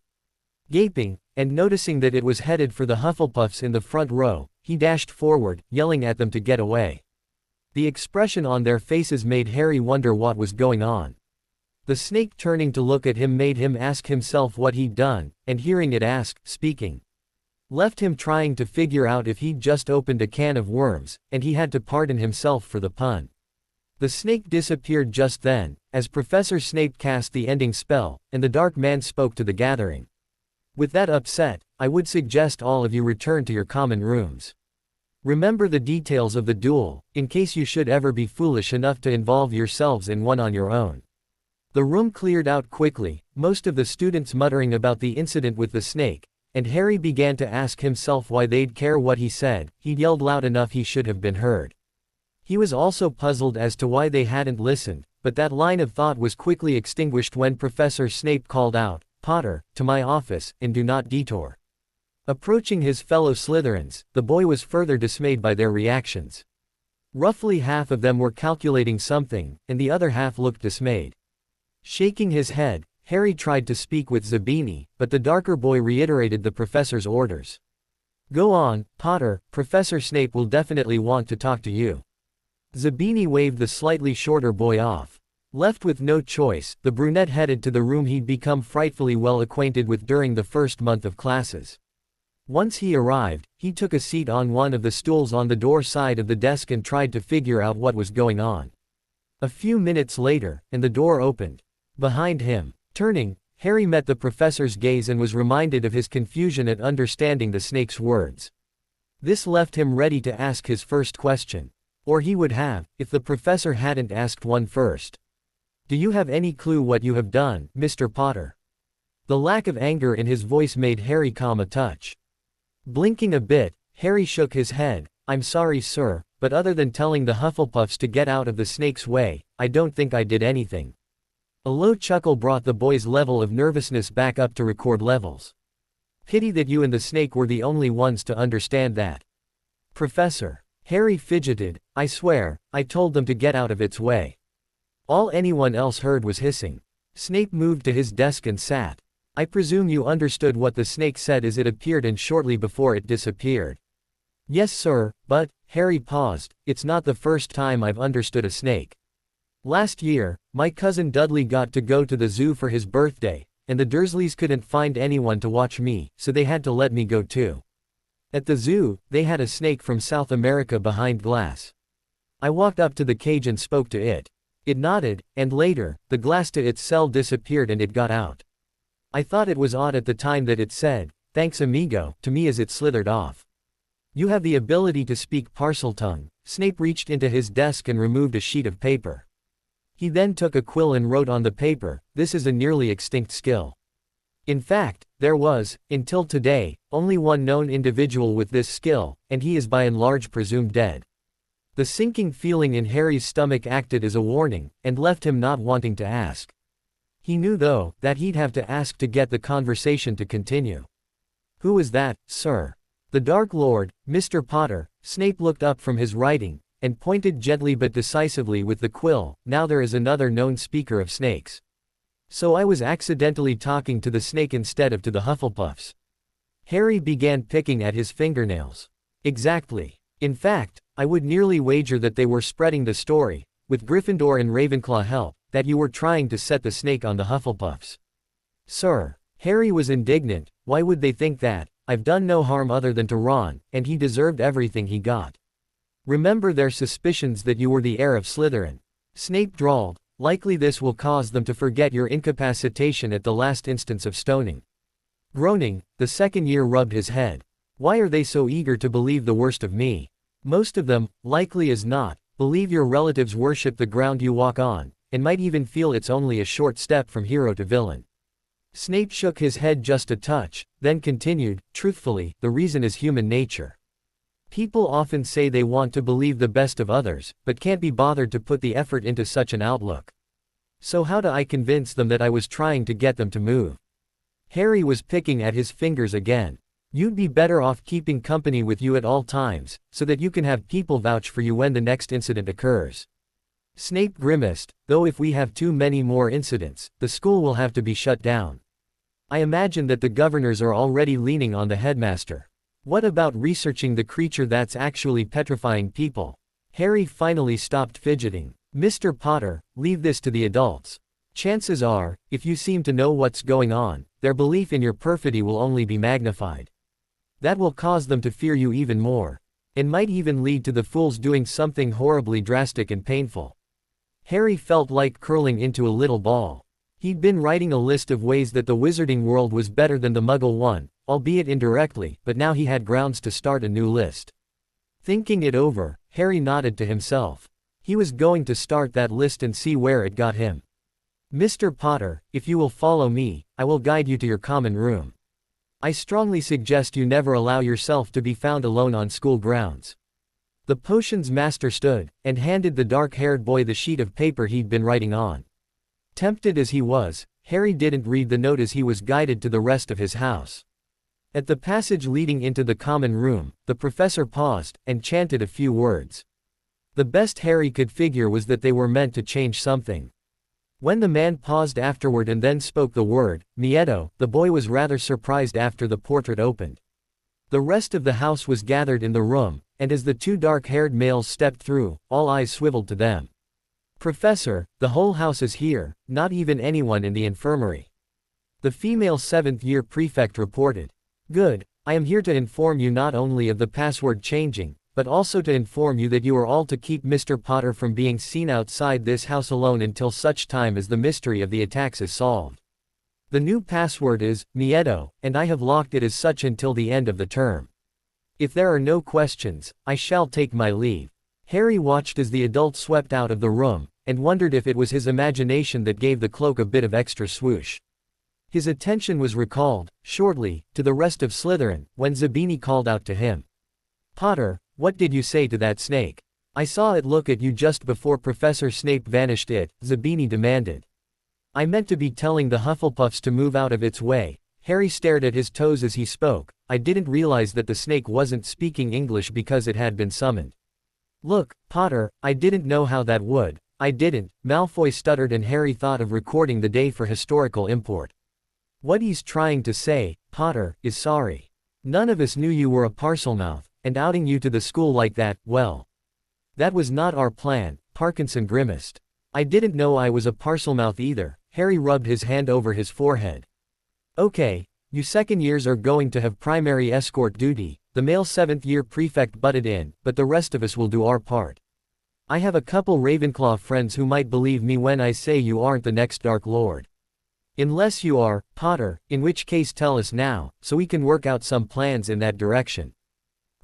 Harry blinked, shouldn't a decision like that wait until I could actually back it up? The older students chuckled and Harry blushed. Flint reached out and gingerly patted him on the back. I want to say watch out for the Gryffindors, but you'll also catch it from the Hufflepuffs, since they'll think you were telling the snake to attack them. The professor already indicated that. Harry nodded. Is it too much to hope that whoever is turning people and things to stone will turn me next? No one can figure I'm the one behind it if I'm a statue too, right? Actually, Potter, the older Ravenclaws might figure that you asked your creature to turn you to stone to do just that, and relieve yourself of suspicion. Another seventh-year grinned. Harry rubbed his head again. Second-guessing myself is no fun. I want to be the first to say that while we'll watch out for you. Knowing you're a snake speaker is scary. Bletchley shuddered. You know who was one too, and I never heard of good things coming of people irking him. That's why I'm me, and not him, or his reincarnation, Harry snorted. Okay, since we're in the common room, is there any way I could ask for help in researching the creature? Potter. Flint raised an eyebrow. Didn't you already ask that? Nodding, Harry clarified, we have to do so now, without giving it away that we're looking. I'll understand if you don't want to help. I don't exactly have anything to repay you with, but I need to know. I'll help, Potter. Malfoy nodded. Our house's reputation is in bad enough shape that we can't afford for this to sink us. The nodding from the second years helped Harry feel better. He was still writing out that list later, but he at least had something to put on the positive side, other than, it gets me away from the Dursleys. The discussion of what the Slytherins were going to do concerning the Parseltongue incident lasted for at least another hour. At about the time the first years started nodding off, the prefects began shuffling everyone towards their year's dorm room. Reaching the room he shared with Malfoy, Crabbe, Goyle, Nott, and Zabini, Harry tried to tiptoe around them, in case they were more scared than they dared let on in the common room proper. Potter, relax, Crabbe smirked. Goyle and I saw your face when you yelled at the snake. There wasn't any anger or disgust, so we're pretty sure you were trying to help. It's not our fault, no one will believe us, Goyle shrugged. Tossing himself onto his bed in his pajamas, Nott leaned back and stated, how many others, outside of our house, do you think you could rely on? Fred, George, and maybe Longbottom. Harry flopped onto his own mattress. Granger might be dependable, but I don't want to have two. Good idea, Zabini smiled. Well, then we'll do what we can, but none of us can do anything when all we want is to sleep. I'm not saying Harry will or won't go dark, but he certainly feels that whatever his decision, he needs the power to back it up. I'm sorry if anyone dislikes my passwords to Slytherin's CR. I'd like to think that even if all the spells are Latin-derived, passwords don't have to be, and Spanish works just as well as any to me, as a mysterious other language for a password. Speaking of other languages, please forgive the misuse of Pig Latin. I don't have the skill rolling diz with her, pesky pixie pesternome, spell. I reread my outline and realized that the first way I had decided to deal with the serpent spell was rather Gryffindorish of Harry, as he was to have, Accio ed, the snake to him, gripped it under its hood, and then spoken to the professor asking about what he had to say. That was actually what the snake said. Outtake. Professor, you know how I told you that I heard hissing, and then speaking, right before the first attack? Harry asked. Yes, Mr. Potter. What are you trying to lead up to? Professor Snape never looked up from grading papers. Well, I got to thinking, that if I'm a Parselmouth, and I heard hissing, and then someone talking, maybe it's a snake of some kind I overheard. Harry tried to dance around the topic, hoping not to be verbally blasted into next week. There's more to that, Mr. Potter, I am sure, so you may as well continue. Snape still wasn't looking up. Well, the only snakes I know of that can petrify are Gorgons, but they have human heads too. Shrugging, the brunette child added, not to mention, Gorgons are native to Greece and rarely leave. Mr. Potter, will you get to your point? Snape finally snapped his gaze to the green-eyed boy's direction. The only other reptile I have ever heard of that can cause stoning is a basilisk. Harry grinned. That's not your real reasoning for this conclusion, is it? Snape grumbled. No sir, but this one sounds more logical. Shrugging, Harry pushed forward. After all, I can only say that when you think that the Chamber of Secrets has to have a snake because people mime telling secrets by whispering in hisses, it doesn't make much sense. Does it? The cauldron suddenly flying at his head told Harry that the head of his house was not amused. Look, Potter, we'll admit it was rather cunning of you to talk your associate into charming the bludger to hit you, so you'd have an alibi during the next attack you had them carry out, but now we're on to you. Ron's statement a bare week after the dueling club fiasco was the final straw. Look, Weasel, Harry was hissing, standing among a handful of the Slytherin second years. He was so angry, he didn't care about the fury on the redhead's face, or the censure on Granger's. Crabbe and Goyle looked to Malfoy, who nodded, and they stepped closer to the furious brunette. Don't you think that whoever's behind something like this would go out of their way to not get caught anywhere near the scene? I was there when Mrs. Norris was found. That just means you were shocked by how efficient your pet was, or Ravenclaw spat. We all know that you Slytherins hate non-purebloods. What part of that makes any sense? Harry all but shrieked, I'm a half-blood. Why would I attack those of less than pure family trees when my own is, and I quote, tainted? Personally, I think you're all looking for a scapegoat, and want to bury your heads into the sand to avoid having to think that it might be someone else, who's had the foresight or exceptional luck to pin it on me. You have to admit though, Potter, that you're acting mighty suspicious, ensuring that you're never alone in the halls and all. Finch Fletchley waved a dismissive hand towards the other Slytherins crowded close. Hissing, Harry glared furiously. He couldn't make a single sound, his throat had locked up, and catching his breath was a bit of a challenge. He was about to yell at the top of his lungs when Malfoy slipped into the conversation. Actually, Fletchley, our head of house suggested we make sure everyone can see he's not alone, so they know someone's been with him at all times. That way, if and when another attack occurs, we can speak up, proving where he's been, and that won't have been wherever the attacker is.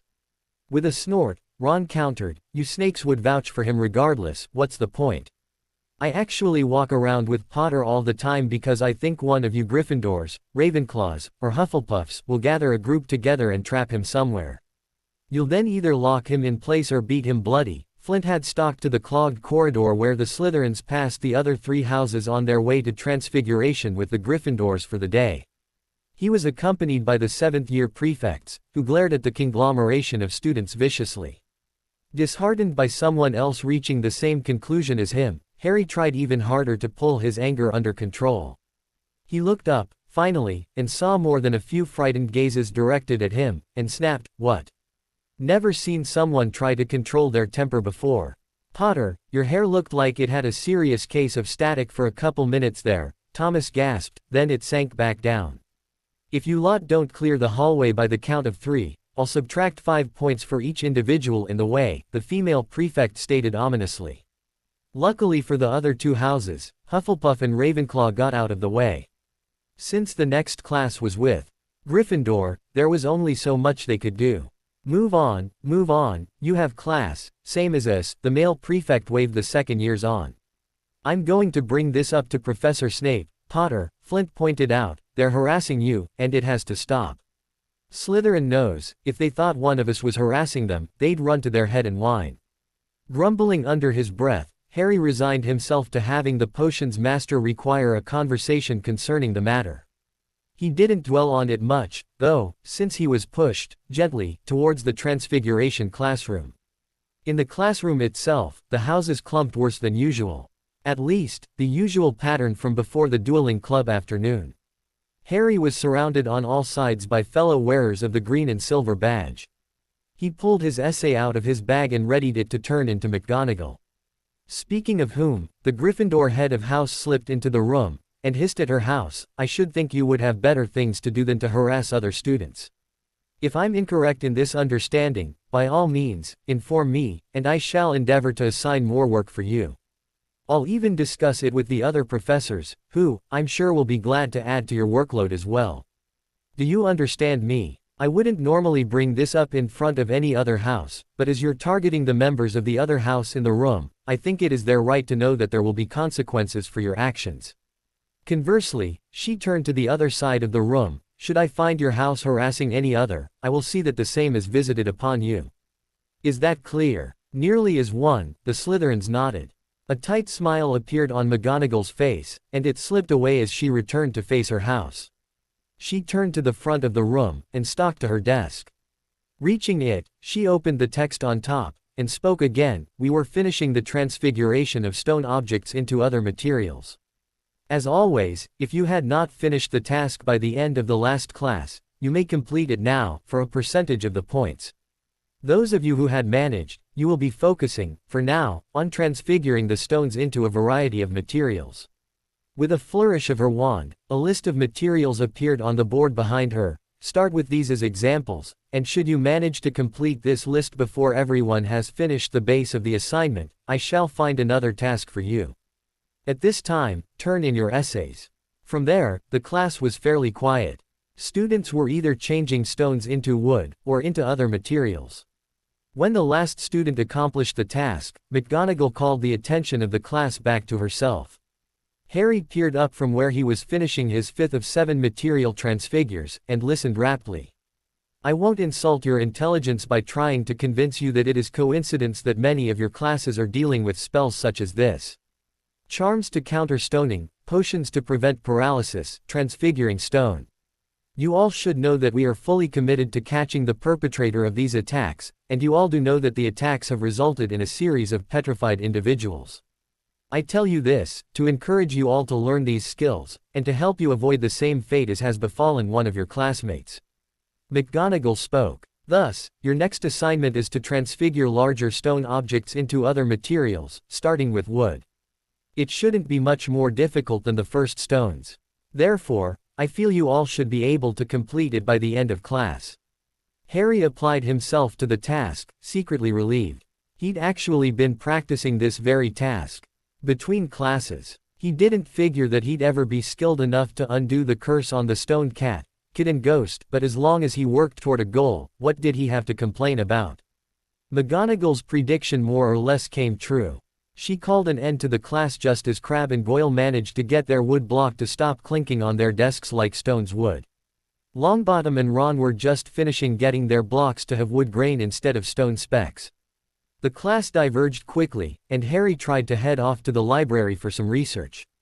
At first, the others balked, but a fifth-year Slytherin approached and offered to go with him. Figuring he had plenty of time between that class and supper, Harry was hoping to get more information on custodial rules in the wizarding world. He'd managed to get proof that showed Dumbledore had no business holding his key, or giving it out to others, unless the man was his wizarding guardian. He'd also gotten documentation that showed that if his parents had declared a guardian for him in their wills, that was to be the primary source from which guardians were appointed, and detailed the consequences of someone dodging the situation. He was still trying to find something that told him for sure whether or not he'd have a say in picking his guardian should the one his parents had chosen be unavailable. Not to mention, he wanted something to guarantee that Dumbledore couldn't just step in and make the choices he wanted to and force them to stick. After a couple hours of researching, Harry was just that little bit closer to being able to pick his own guardian. He rewrote the phrase indicating that only a declared guardian may influence the appointment of another guardian unto a child. A loudish noise at the entrance of the library startled the second year, and the fifth-year Slytherin at the next table jumped too.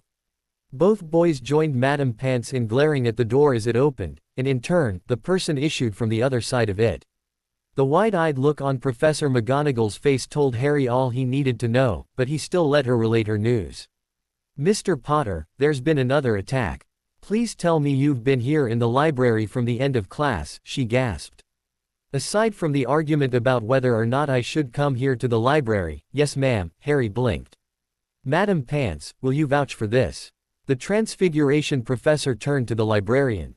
"Those two boys have been in here for the last 3.5 hours, just studying," Pants clucked, "sufficiently quiet even, they've been."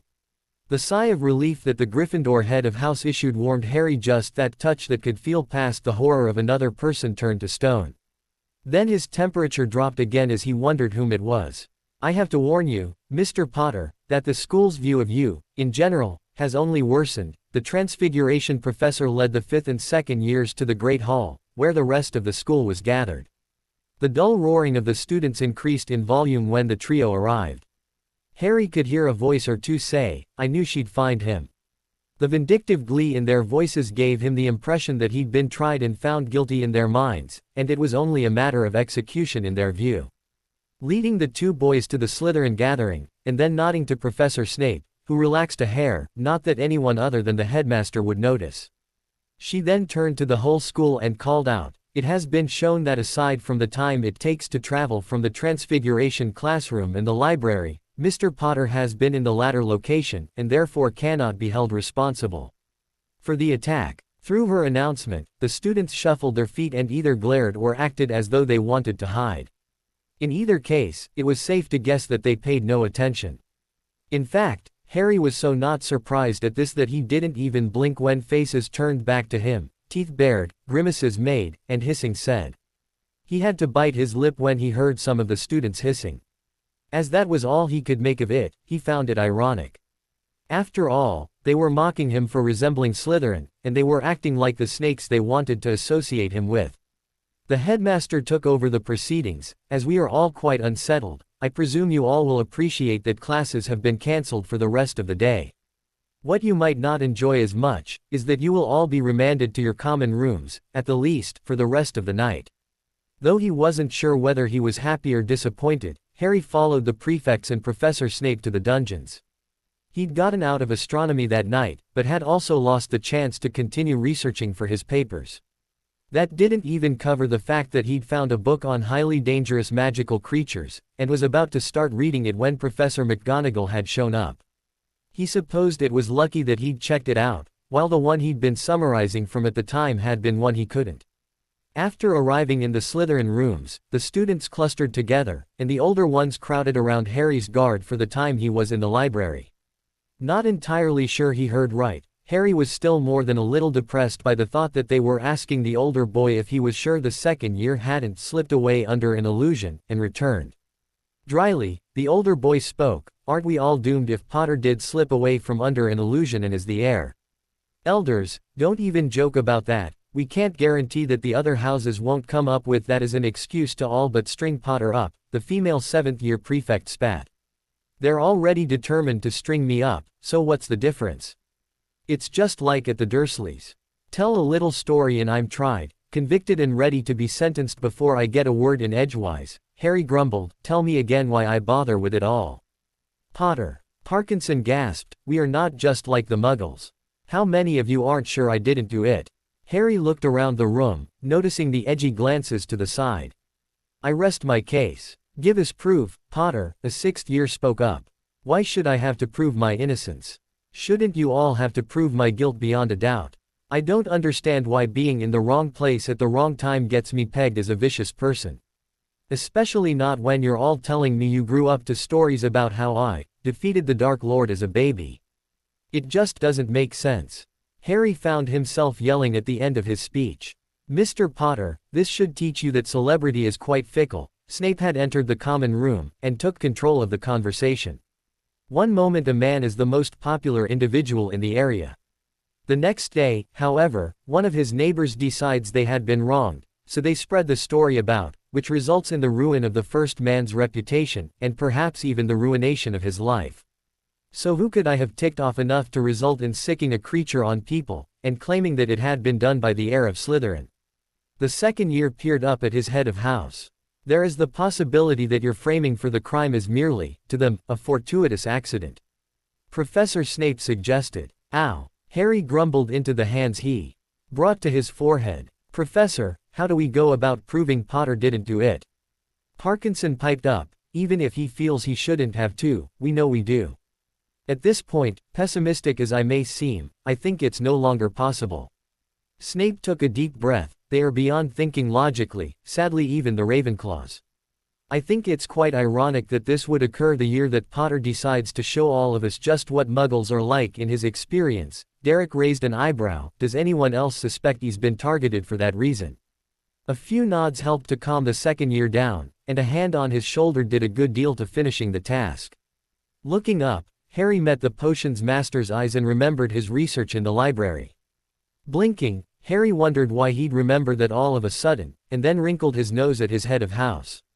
The smirk on the adult's face told him he was onto something, but that he'd get no clues in that regard. "Mr. Potter, I'm willing to listen to the progress you've made regarding custody of children with feet in both the magical and the Muggle worlds." A chuckle from elders caused Harry to glance back quickly. "That one seems obsessed. He looks up every book that even mentions custody, and won't let anyone help." "I thought you were to keep an eye on him," the female 7th-year prefect smirked. "Therefore you helping him to research would be counterproductive to your goal." "Wouldn't it?" Sheepishly, the other boy nodded. Harry followed the gentle tug on his sleeve to Snape's office.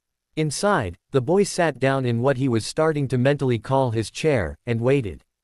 "The headmaster wanted me to inform you that from now on, outside of classes, you are either to be in the common room, escorted by a prefect, or in a professor's office, in case you have a detention to serve. He feels this would be the best way to alleviate the suspicions of the rest of the school." Snape's voice alone told Harry that the man didn't believe the line he'd been fed. "Sir, the others told me that the chamber had been opened before, roughly 50 years or so ago." Harry hesitated. "How did they solve the mystery then?" "They didn't. A student reported another student as the perpetrator, and the second student was expelled and put in Azkaban for a period. Leaning forward in his chair, Snape snapped, "You aren't still researching the creature, are you? I warned you not to. I'm sorry, but I am still trying to figure out what's doing this. I've got to, sir, or I'll never know what's being used to frame me so thoroughly." Harry rubbed at his scar, head hurting once again. "But what I don't get is, Slytherin's heir, how do they know who it is?" "No one really does, Mr. Potter." Exasperated, the man stood. "They just suspect people with traits that Slytherin was said to have. Parseltongue, for example." "Oh." Harry stood as well, and allowed himself to be led back to the common room. "Since you will anyway, go ahead and use that book you borrowed from the library to add to your information sources." Snape shook his head and rubbed a finger along his generously sized nose. "Thank you, sir, I'll be sure to report to you if I have any suspicions on what it is." Harry blinked. "If you grown-ups don't already know, that is." The man chuckled lowly as he closed the door with himself on one side, and his Slytherins on the other. Harry looked into the common room, and shrugged. "Potter, don't you know that shrugging and rolling your eyes are signs of bad breeding?" Malfoy drawled. "No, I was just raised by muggles who hated me, Malfoy, not nobility, that's all." Harry hissed back, reached for his bag, and pulled out the tome on magical creatures. "Potter, it'd be better if you waited until morning to read that book. It's dry as dirt," a sixth year suggested. "Start now, start later, it doesn't really matter, I'll still read the thing. The time just indicates how much more or less time I'll have to understand what I find by the next attack," Harry returned. "I've already gone through that thing with a handful of search spells," a seventh-year girl grumbled, "found that the only creatures with the ability to turn a ghost into stone would kill a human outright. There's got to be more information than what we currently have," another seventh-year muttered, tapping his chin. "After all, we certainly aren't the only ones looking for information. We should probably write out a list of all the things we're sure we know, one for every speculation, and one for all the wild guesses." Harry nodded at the fifth year's suggestion. "Okay, that means it's time to get some sleep, people, so disperse.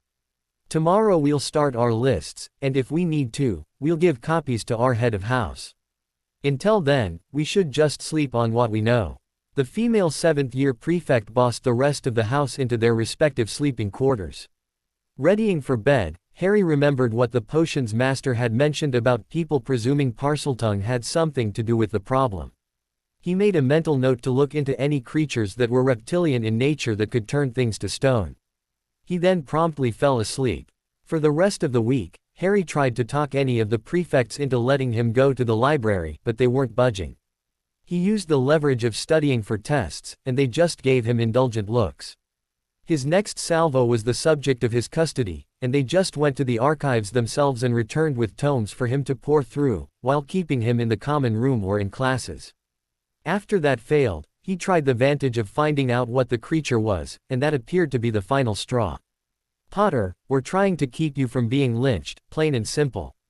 The female fifth-year prefect, by the name of Adriana Landale, sighed. "If we let you out of the classrooms with less than an entourage, the Gryffindors are set to yank you to a dark corner and beat a confession out of you." "But I didn't do it," Harry wailed. "That won't stop them," she sighed. Sputtering, the boy had no more to contribute, but she apparently wasn't done. Speaking over his attempts, Landale continued, "They'd know you were without a full contingent of guards because the Ravenclaws are watching out. The Hufflepuffs won't even try to pretend they aren't begging for vengeance, though they're calling it justice, and the Gryffindors are all swearing to be the tools with which it will be executed.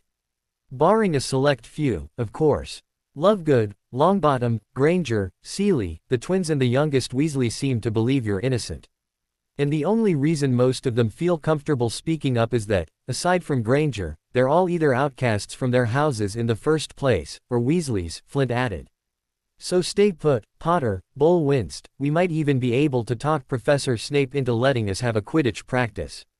Harry figured, with that he was as good as under house arrest, and grumbled under his breath about how this whole problem had better get solved quick. He was tired of his life being as arrested as the petrified students.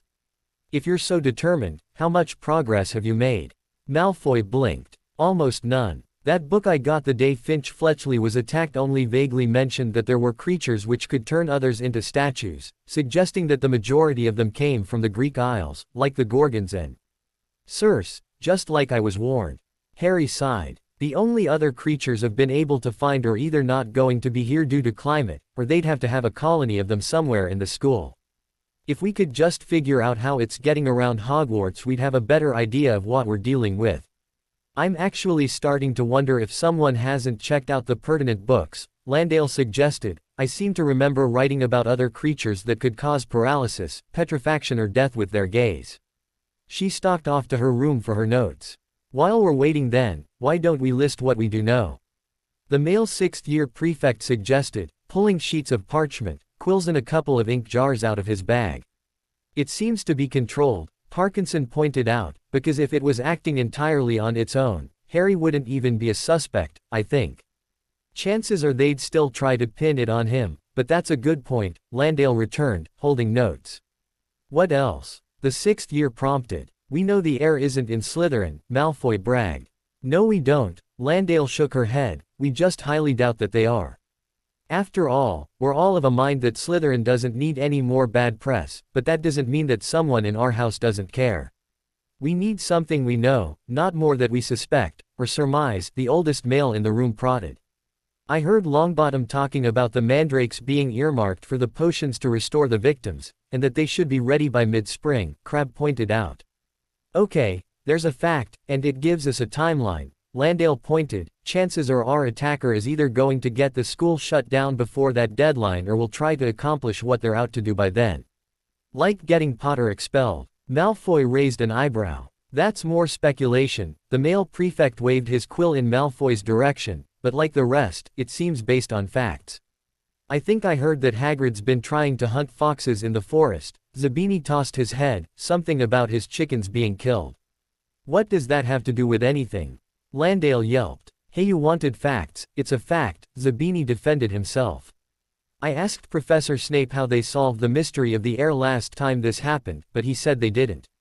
He said that one student turned another in, and the latter was expelled. Harry bit his lip. He was careful not to name names, though, so I'm not sure when or who was involved. The when is simple enough to answer, Landale grinned. The last time the Chamber of Secrets was opened was about 50 years ago. The who will just take a little research, so that gives us a lead, right, Wells? So we look up who turned in the heir 50 years ago, the boy muttered, then paused. So if we know who the heir was, won't we know what the creature is? Bull asked. It could be a completely new creature, Landale argued, seeing as very few of the really dangerous creatures have long lifespans. Sometimes it's due to hunting, but most often their own toxins kill them, having eaten away at what contains the toxic elements. We could do research in one of three directions, Wells pointed out. We could look for creatures that might have been able to be alive during the Founders' time, creatures that might only have been alive during the last rising of the heir, or creatures that could have been just brought in for this rising of the heir. Phoenixes are nigh on immortal, Landale pointed out, but I highly doubt that the headmasters wouldn't have noticed another phoenix in the castle. Not to mention it attacking students. And that's completely ignoring that phoenixes can't petrify. Bull snickered. I'm not sure they can do anything that counts as offensive, even. I'm sure they can, Harry laughed. After all, while flame is beautiful to look at and perfect for warming a person up, it's still quite deadly if you are caught in it, and will damage your eyes if you stare too long into it. The older students froze, and looked at the second year. Harry noticed that he'd caught everyone's attention with that statement and blinked. What? I read it in the same text that helped me to figure out what the professors were guarding last year. I thought your memories were patchy for last year, Wells drawled. Wait, Harry paused, and stared at his toes, though he wasn't actually seeing them. He remembered not remembering the last parts of his first year, but now he also recalled reading a book, looking for what might have been pulled from a vault, and suddenly jumping to his feet, happily. As his memory self reached the table where the twins sat, he remembered what it had been he'd just found. Taking a deep, slow breath, Harry tried to remember something else, and found himself to be unhappily remembering that Quirrell had chosen him to educate the other students on the use of spells for the entire year. And that the headmaster hadn't stepped in, saying it would build character. As the brunette got angry, he wondered what had finally broken through the block. Potter. Landale gingerly placed a hand on Harry's shoulder, her light brown eyes filled with concern. I can actually see Quirrell's face in my memories now, and how he did the same thing last year is what Lockhart's doing this time, Harry grumbled. Progress on your memories at least, Wells sighed. I think we should call it quits for now on the listing things we know. We're only showing how little we actually do know. Agreeing, Landale and Bull packed away their supplies, and the second years in the room began packing away their belongings as well. Harry was trying to figure out how to get himself out of the common room when the head of the house stalked through. Glaring silently for a few seconds, Professor Snape looked at each student and held out a list. Those of you who have attended more than 1 year here will recognize the intent of this list. I am taking down the names of those who will remain for the winter break. As he passed Harry, the boy thought he heard, "Your name's already on the list, Potter, it will be safer," and shrugged. As the circuit around the room was completed, the potions master passed the dark-haired boy again, and tilted the list towards the second year's view. As the only name visible, Harry couldn't help but recognize that it was the signature he'd provided at the beginning of term. Nodding his thanks, Harry didn't argue with his housemates any longer over getting outside of the common room. They seemed relieved, for their parts. "Professor, for his safety, is there any way you could talk the headmaster into letting one of us take Potter home with us?" Parkinson spoke up just before the man left the room. "After all, without us here, he'd be all alone to deal with the machinations of the other houses, most of which we're sure would love to tie him up by his toenails. I've asked the headmaster if it's safest to keep Mr. Potter here." Snape's expression gave little away, besides exasperation, and he feels that if the boy isn't at Hogwarts, the only other place he's safe at is back with his relatives. He won't hear of sending your classmate anywhere else, as it wouldn't be safe enough. "Why does he want to keep me safe?" Harry asked. "I'm only asking because this seems to predate the petrifying and whatever-ing that's going on. You would be better off asking the headmaster yourself for the answer to that, Mr. Potter." "I will not contemplate the possibilities, myself," Professor Snape drawled, and then stalked out of the room, taking his chance as it was delivered to him. "So, Potter's stuck here, with who knows how many Gryffindors, and the heir, all out to get him. The Ravenclaws will help the Gryffs, and the Hufflepuffs won't stand up to anyone to say no to what'll happen," Flint grumbled. "Derek covered last year's shift," Bull indicated, "so he should get this year off. I'd offer, but I'm staying to study for owls." As he heard the discussion that followed, there were an awful lot of them, staying for owls, or newts, and even Malfoy said he was staying, though he blamed it on his father feeling, dangerous as it was better at the school than at the manor. Apparently, there was some serious remodeling going on. Harry looked around the room, and noticed the smirks on the faces of several students. He'd only been allowed to actually look at one name on the list, so he was beginning to suspect that the rest of his house was fabricating reasons to stay at Hogwarts for the break. He really didn't want to think about the possibility of the list being long because they were all worried about him. Sighing, the brunette decided it was probably better if he didn't ask. That way the guilt wouldn't pile up on him any earlier than it had to. Something in the back of his mind tickled painfully at the thought of Quirrell, though. He wasn't quite sure, but he knew his head had always hurt during class. If he could just remember what had caused it, he might be able to solve the mystery of why he couldn't remember the very end of the previous year at all. Giving up for the night on homework and leaving the common room, Harry headed for the second year's rooms and called it a night. Curled up in his warm blankets, Harry knew he had to get up at some point. The problem was, it was cold outside his little nest, and he was cozy inside of it. Not to mention, it wasn't like he had classes to go to. Added to that, with the rest of the houses still obsessed with getting justice against him, and it made for the perfect recipe for Harry staying put. The older Slytherins had kept up as best they could, with the research for what might be petrifying students, Mrs. Norris, and the Gryffindor ghost. Harry cut them slack because the 5th and 7th years had studying for their standardized tests to do, and thus a lot of books were checked out that the 6th years couldn't get their hands on. Sometimes, though, everyone in the house joked about how the Ravenclaws were so set on their scapegoat being Potter, that they'd checked out all the books that might result in identifying who it really was, or at least the creature they were using to attack people with. Having so much more time in the common room, Harry had more or less gotten his assignments done and was even making progress on the independent studies. He was working on his third or fourth version of the Transfiguration essay, with help from Landale and Wells especially. His Charms essay, though, was about as completed as it was going to get. He'd hand it in if he weren't worried about Flitwick getting too nervous to take it from him. He'd also had plenty of chances to work on the issue of his custody. Without directly asking, he couldn't know who his guardian was, but he had all the information he needed to get the headmaster into a lot of trouble should it be anyone else. It was all compiled and he had even rewritten those notes a few times, nearly turning them into an essay of their own. During one of the revisions, he dug through his trunk for notes he'd taken during the summer, and was faced with the sheet of parchment that claimed it was a will of the Marauders. He'd pondered that one for a while, and came to the conclusion that for the will to have been in his trust vault, he was supposed to have found it. Therefore, one of his parents had had something to do with the Marauders, or at least had been a trusted friend of one of the quartet. Sadly, Harry couldn't quite figure out how to read it. He'd tried swearing he was up to no good, but all that got was obviously, in the distinctive handwriting of Mr. Prongs. And, mischief managed, received a hardly from Padfoot, at which point, Harry had snapped, "Stupid piece of paper, what kind of will are you when no one can read you?"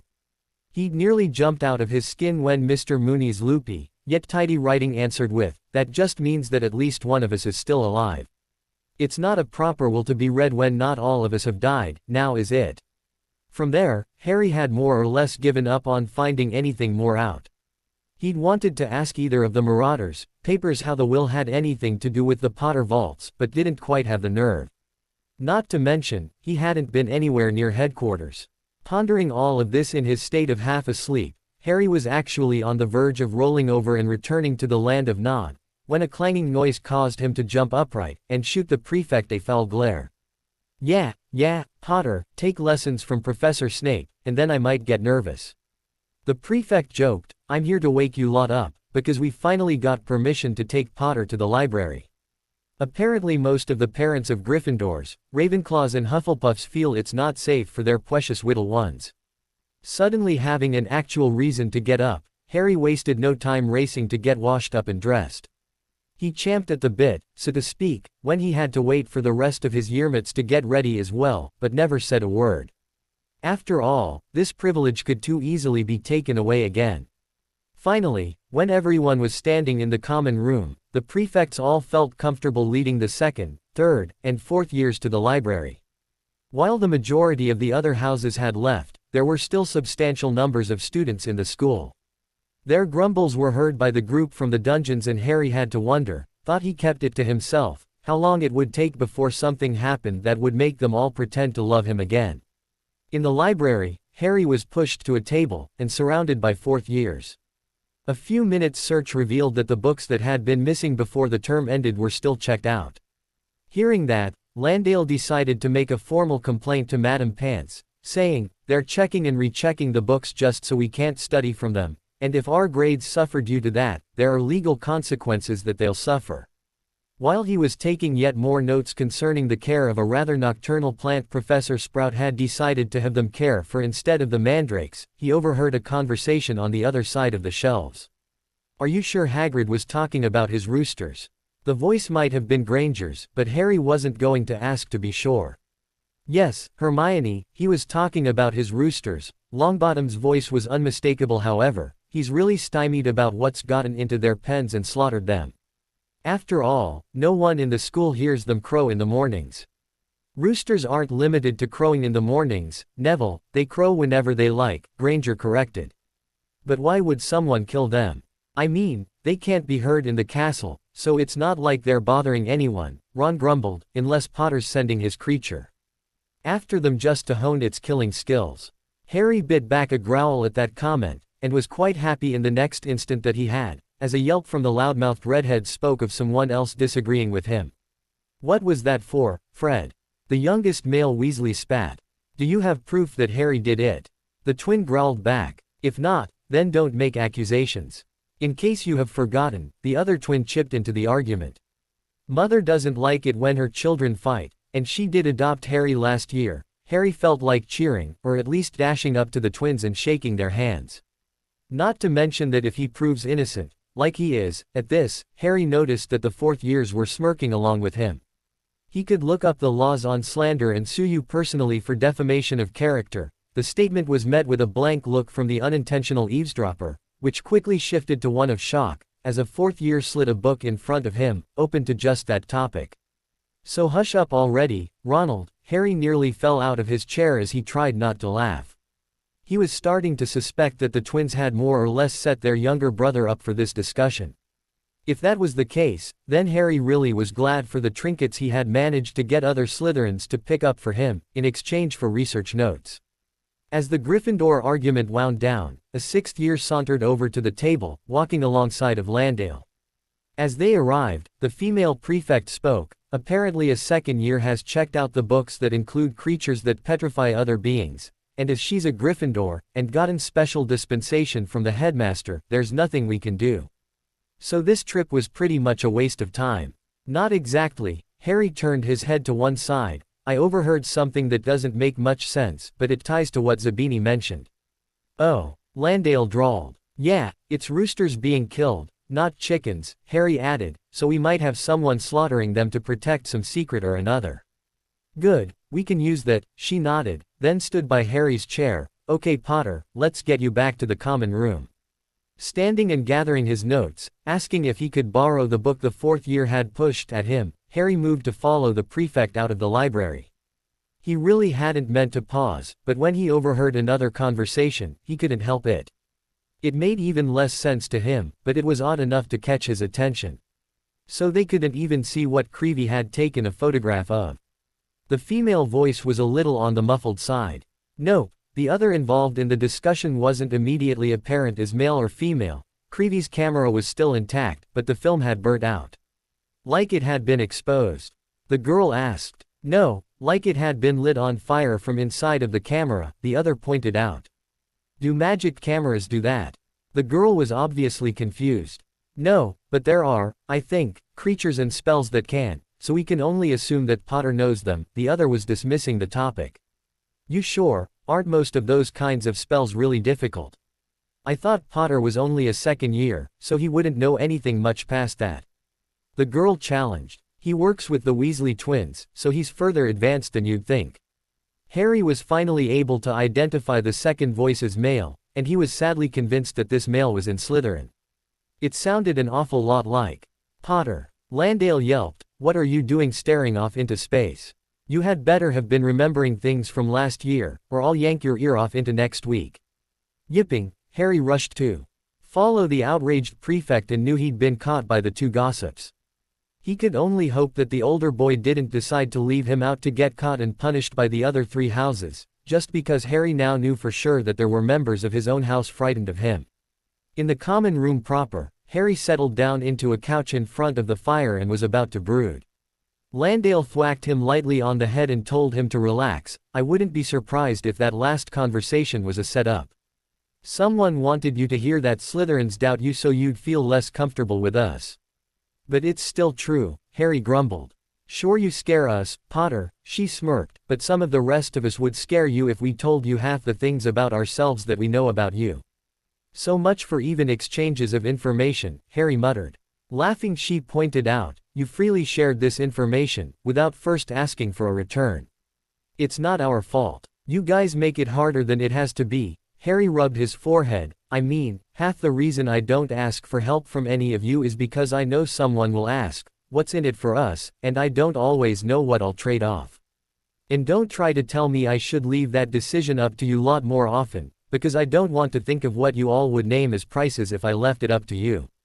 The reason Malfoy is so determined that you not become the leader of Slytherin is that you could. She spoke cryptically, then changed the subject, so Hagrid's roosters are being killed, and what else did you overhear? Harry blinked, derailed partially by the change of topic. He puzzled over her other statement, then recalled what he'd heard just before Landale dragged him out of the library. Creevy's camera was full of burnt-up film when they found him. Was it Muggle or magic film? She asked. I don't know for sure, but it sounded like it was supposed to be magic film. Harry shrugged. That was about the point you returned and yelled at me. Ah, she nodded. Well, we'll look into that. That might even give us more ground to work with. She left to work on some of her homework after jotting those bits of information into the book the house was using to keep it all in one place. As she worked, Harry was lulled nearly to sleep by the simple scratching of the quill she wrote with, and the rustling of the fire in the grate. He was very nearly asleep, hearing a wide variety of spells being cast, when the door opened briefly, allowing someone into the common room. After a while, Harry ventured further into the realm of those dusted by the Sand Man, and became rather invested in the story of the spells chanted rapidly. There were several voices competing with one another, and after a bit, Harry got the feeling that most of the voices were working together to eliminate or capture the last voice. Sadly, they weren't faring well, and the boy became nervous. It was right as the lone voice spoke the fetching spell, that Harry was snapped awake by Crabbe and Goyle lumbering through the door, into the common room. Normally this wouldn't have affected his nap, but something about their walking was off. Not to mention that when they struck up conversation with Malfoy, who Harry realized was also in the common room, that he knew something was wrong. They sounded both too dumb to live, and too smart for their own good. Malfoy apparently noticed something was off as well, and was treating them worse than usual. Finally, Harry sat up all the way in his couch and turned to face Crabbe, Goyle, and Malfoy. He moved fast enough that he thought he saw a great deal of anger in Goyle's face before Crabbe reached over and clobbered Goyle's foot with his own. The resulting yelp left Harry enough time to catch Malfoy's eyes, and both nodded. "I thought you two were headed to the kitchens earlier, to get some snacks," Harry piped up. Goyle was focused on glaring at Crabbe, and at the same time rubbing his foot. Crabbe didn't seem to have any better luck voicing his thoughts. "You two should know by now that if you're going to the kitchens you have to bring me back a treacle tart smothered in chocolate sauce." Malfoy folded his arms, leaned back and gave off the air of a spoiled brat. More so than usual in Harry's opinion. Crabbe stuttered. "Sure." Goyle stood and yanked on Crabbe's arm. A muttered discussion between them, and then Goyle, whose hair was fading from brown, asked, "So when do you think the heir of Slytherin is going to attack next?" "We rather wish we knew, Goyle. We might be able to do something about it by then if we did," Malfoy drawled. He then leaned forward and made shooing motions with his hands. "Don't forget, a strawberry treacle tart, smothered with chocolate syrup." As the two rather large second years left, in a hurry, Harry thought he saw Goyle's hair turn red. Blinking, he thought he recognized that as a side effect of polyjuice. "Malfoy, why would second years be able to brew polyjuice?" "What?" Malfoy blinked. "That's what you think was going on." It was either that or a doozy of a confusion charm on Crabbe and Goyle. Harry shook his head. They were painfully stupid one moment, and the next, they were almost smart enough to be convincing. Not to mention the stuttering. Then, as they left, I could have sworn I saw Goyle's hair turn red. Malfoy tapped his knees as he continued to sit. A few minutes later, the door opened again, and Crabbe and Goyle returned, shaken, stirred, and more than a little red in the face. To be safe, the two already in the common room decided to test them, and Malfoy asked, "Well, where's my chocolate-smothered treacle tart? I told you to get me one if you were headed to the kitchens." "We don't know where the kitchens are, Malfoy," Crabbe blinked. "Besides, I thought you hated treacle tarts," Goyle added. "That just means that Potter was right," Malfoy smirked. "We were invaded." "We should report it to Professor Snape," Harry suggested. "After all, it was probably a Gryffindor plot." "What makes you so sure, Potter?" Malfoy asked. "Who else would have the nerve?" Harry rolled his eyes. "But, Gryffindors, knowing how to brew polyjuice." Malfoy hissed. "Granger." Harry smirked back. "What about her, Mr. Potter?" Harry jumped as the man's voice sounded behind him. "We think she might have helped other Gryffindors brew polyjuice potion to impersonate Crabbe and Goyle." Harry pointed at the two disheveled boys. Looking closely, Snape sighed. "I had wondered where it went. I suppose I shall have to speak to Professor McGonagall about it." "Sir." Malfoy looked up at him, puzzled.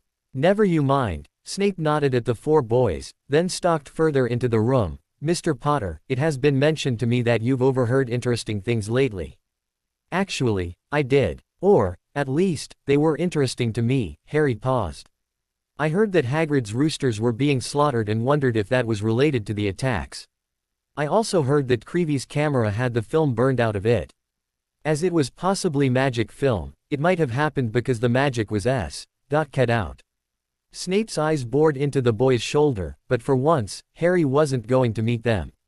He had a feeling that meeting the man's eyes had something to do with remembering odd things at odd moments and wasn't keen on remembering what he'd heard as he half dreamt. A low noise signaled, the adult turning and leaving the common room. After his departure, Harry looked up and was about to return to contemplating his half-dream. "Potter, how do you recognize the effects of polyjuice so well?" Malfoy asked. "During my detentions, Professor Snape would have me identify what potions students were supposed to have been making based on what was in the fouled cauldrons, while I cleaned them. He'd explain why I got things wrong, and would further expound on uses for the potions if I got them right. Once, he mentioned that a potion had been just steps away from accidentally being turned into an abbreviated polyjuice. I looked it up and found the information." Harry shrugged. "It takes a month to brew, so any abbreviated forms are going to have major flaws in them, as those failed potions I cleaned proved or at least supported. Do you realize that at the rate you're going," Malfoy's eyes were wide, "if you wanted, when you graduate Hogwarts, you could apply for apprenticeship in potions?" "Yes, I do," Harry grinned. "I wanted to know why he was teaching me all this last year, and he said that if I soaked up the information, I would not only destroy the concept of Muggle-borns not having a chance in potions, but that I might also manage to compete with him for the title of youngest potions master certified." "And you want to?" Crabbe blinked. "Why not? It's a better goal than simply attending school to pass and maybe do something like becoming an Auror." Harry shrugged once more. "Are you only going for your potions mastery then?" Goyle wondered aloud. Actually, Harry was grinning again, "I'm kind of thinking about studying metawizardry. This is a fairly recent decision, but, if I can get a potions mastery, I can also work on the medical aspects, and knowing potions as well as that, well, it'd make treating people easier. I'd know which spells would react to which ingredients, and I might even be able to brew up my own concoctions with which to mend people." That's an amazingly Hufflepuff way of using Slytherin ambition. Landale had finally finished studying, and overheard the conversation. "I never said my life's goal was to heal the world of all its pain," Harry snorted. "More like, I see what Madame Pomfrey can do, and I want to be able to do that as well. That way, if I ever do find myself in a situation where someone wants to pummel me into the ground, I can heal myself afterwards. Or maybe I could use my healing knowledge to scare them off. Saying, I know 50 some odd ways to reverse the healing process. Tick me off, and I'll show you some." Or something like that. "Okay, now that's plenty Slytherin for me," the girl was laughing. "What's it matter if my reasons are Slytherin or Hufflepuff, though?" Harry asked. "I have a goal with which to direct the learning I'm determined to accomplish." "The hat must have loved you, Potter," Derek chortled as he walked through the doorway leading into the common room. "You're a right bundle of all four houses, aren't you?" "I'd rather be balanced," Harry shrugged. "I don't blame you, really." Landale had stopped laughing by now, and everyone noticed the time. "Okay everyone, it's time for supper." Crabbe and Goyle winced. During the meal, it was drawn out of them how they'd been incapacitated, and their yearmates couldn't help but chuckle. Sheepishly, they joined in on the merriment after a minute or so. After getting back to the common room, Harry found himself returning to the dream he'd almost had. He had almost put together all of the pieces, and was figuring that the event had led to Harry learning some secret or another that the headmaster didn't want a child knowing. The duel, however, sent shivers down the boy's spine, and made him remember that he'd seen the Thestrals, and he didn't remember seeing anyone die. Suddenly, it all clicked into place. The memories disappearing, the Thestrals, and Quirrell being replaced by Lockhart. Quirrell had apparently been terribly tempted by whatever the headmaster had hidden in the school last year, and had tried for it. Harry, Fred, and George must have interfered, and nearly been killed by the man. The heads of House and Hooch stepped in and dueled him, and then Quirrell must have been killed. It all made sense, and Harry finally relaxed, assuming that his memories had all been restored. Classes resumed and Harry was still kept under close watch by the prefects. He tried not to get frustrated by it, but not being allowed to leave the common room was giving him what Muggles called cabin fever, and he was pretty close to hexing Lafoy the next time the Bee-Own bragged about going outside to see the sun, cold as it was. With the books he could gather, Harry had mostly finished his Transfiguration assignment and turned it in. McGonagall hadn't finished reading it yet, but the smile on her face had been enough to send the boy hiding in his own mind. He wasn't sure whether it was a good smile or not, but wasn't going to be fool enough to ask either. His charms essay, though, was sitting in his trunk, as revised as it was going to get. He couldn't hand it in yet, as Flitwick seemed entirely too nervous. The diminutive man wouldn't even approach Harry's desk anymore in class. This all added to his frustration levels, and had it been earlier in the year, or the year before even, Harry would probably just have snarled at someone violently or whacked them with his foot. When a group of girls dashed into the common room giggling wildly, Harry changed his focus on how annoyed he was to never see outside of Slytherin again, and became curious as to why Greengrass, Parkinson and Bulstrode were clustered together. Greengrass spent most of her time by herself, and Bulstrode just didn't get along with Parkinson. It was when Landale stalked in, holding a soggy, leather-bound book by its corner with the very tips of her fingers that Harry got a clue. He tiptoed in the direction of the girls and worked up the nerve to ask what was going on. "We're not sure, Potter, but we found this outside the girls' bathroom that's always leaking water in the halls." Parkinson backed up for every step Landale took into the room. "It's not still dripping, is it?" Harry blinked. "Oh no, we took care of that before leaving the damp hallway," Landale hissed. Filch would murder anyone caught leaving water trails in his precious halls, especially after his cat was. Greengrass piped up, looked at Harry, and yipped, jumping away. Sighing, Harry rolled his eyes at her antics. That gave him another Slytherin who was sure he was guilty. "When we picked it up, Ning Myrtle came zooming out like she always does, and whined about how someone came in and tried to throw it in her U-bend." Parkinson drawled, though she was still stepping away for every step Landale took. "Oh, quit that, you. It's not dripping, and I'm trying for the fireplace." Landale snapped. "You probably would just as well throw it out. If it had anything in it, it's useless now," Harry suggested. "I was going to do one better and burn it," Landale smirked. "Ah," Harry nodded and settled back to working on the research he'd done for the attacks. With the assistance of older students, he'd found out that the Shinto and Norse sections of magic either had no creatures that could petrify, or the creatures were not worth mentioning in the books available at Hogwarts. That left the Greek and Roman myths with confirmed creatures, though it seemed to him that their effects only affected living beings. Snapping and popping a couple hours after the girls deposited the ruined book into the fire made the boy jump and look at the flames. To his surprise, the book wasn't ashes and soot, it was still intact. Stepping towards the fire, the boy gingerly pulled one of the pokers from its place, and tugged the book out of the fire. After a bit, when he thought it would have cooled to the touch, Harry picked it up. Taking it back to his chair, he opened it and leafed through it. Noting that it was blank, Harry shrugged and tried the trick that the Marauder's map used to activate. "Hello." Flipping through the pages netted nothing, so he spoke a few more words, and even shook the book up, but received the same results as before. Sighing and setting it aside, Harry went back to work. On a whim, he left it open. After all, if it was charmed not to burn, it might be useful to use for his notes concerning the creature the new heir was sending after people. He was finishing notes from the last book Wells had borrowed for him, and was reaching for the ink to finish the sentence when he heard a clink, a chink, and a clatter. He looked and noted that the bottle of ink had bumped into another book, and tipped, then rolled across the book that didn't burn. It stopped there, and the ink pooled. Harry moved quickly to pick up the bottle, as he would still need that ink later, and was amazed to see that the ink was soaking into the book and disappearing. "I knew it was only a matter of time before you returned. Have anything else you want to know?" "Oh my," Harry blinked, then quickly, and carefully dipped the quill into the ink and wrote back, "I think you might have mistaken me for someone else." "I do believe I have. I'm sorry, my mistake. Might I ask with whom am I speaking?" Half nervous and half excited, Harry answered, "My name is Harry." "And you, Tom, you wouldn't happen to know what happened to the last person whom had this book, would you?" "I'm not sure, I just know that it was found in the girls' bathroom that leaks," Harry answered. "Ah, well, their loss, I presume." On a whim, Harry scribbled in the question, "Do you know anything about the heir of Slytherin?" "Why do you ask?" "Because the school is under attack, and we're trying to find out who it is.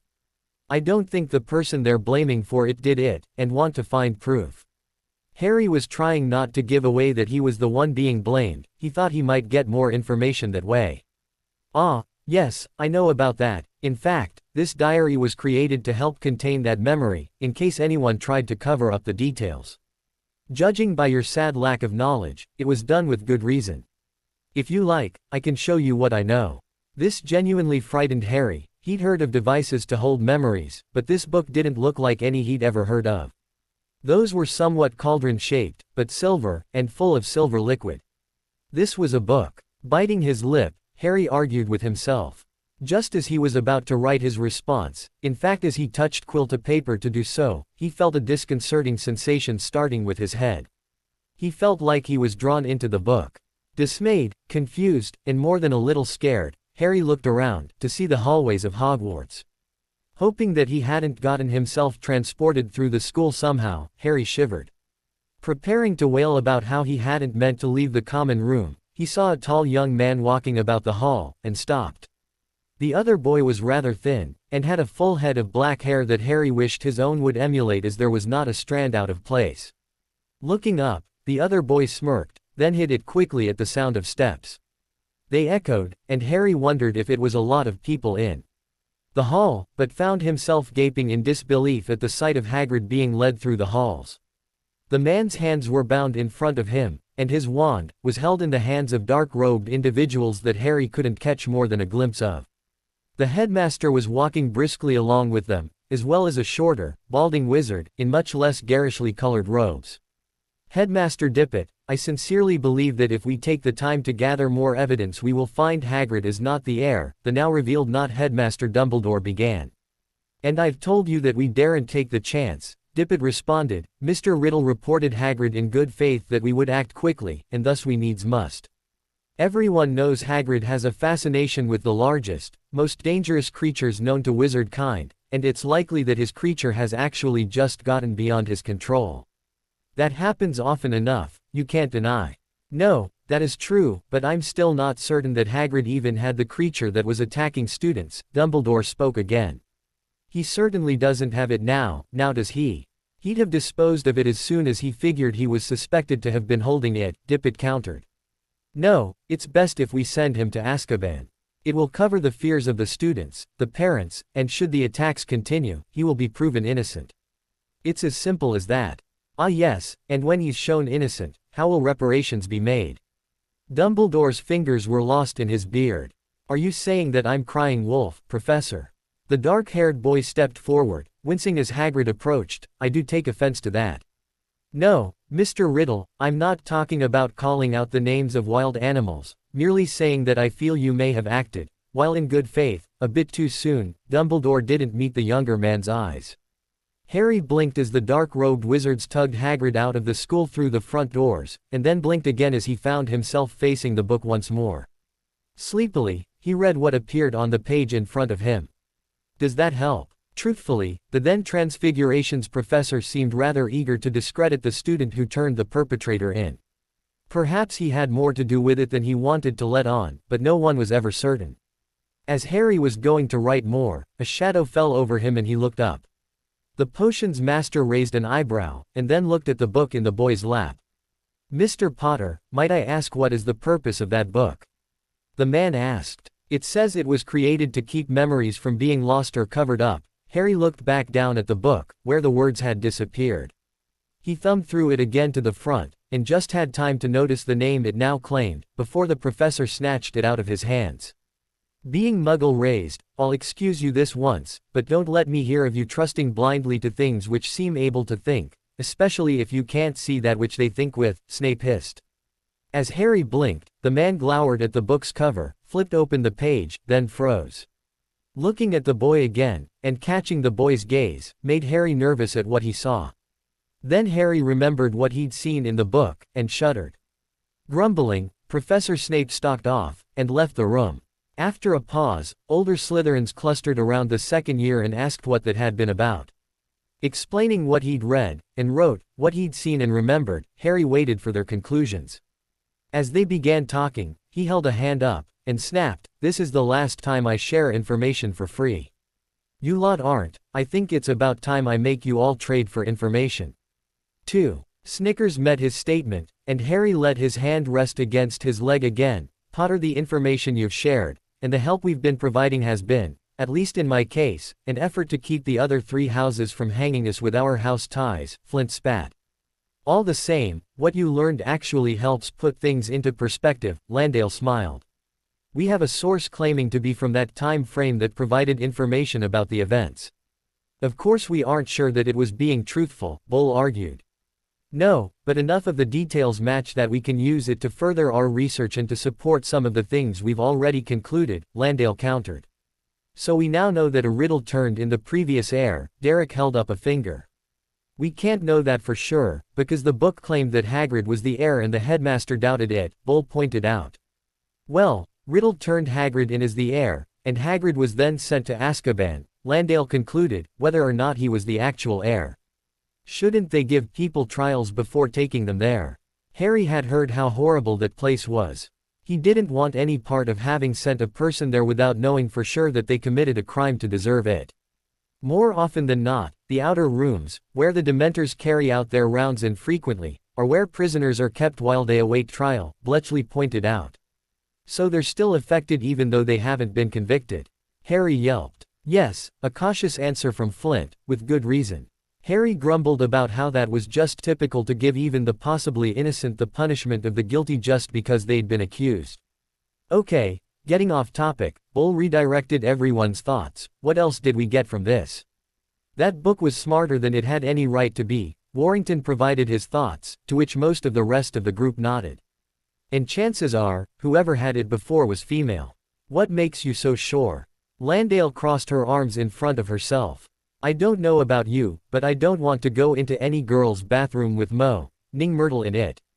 I've heard even most girls don't want to, but no guys will at all, Warrington returned.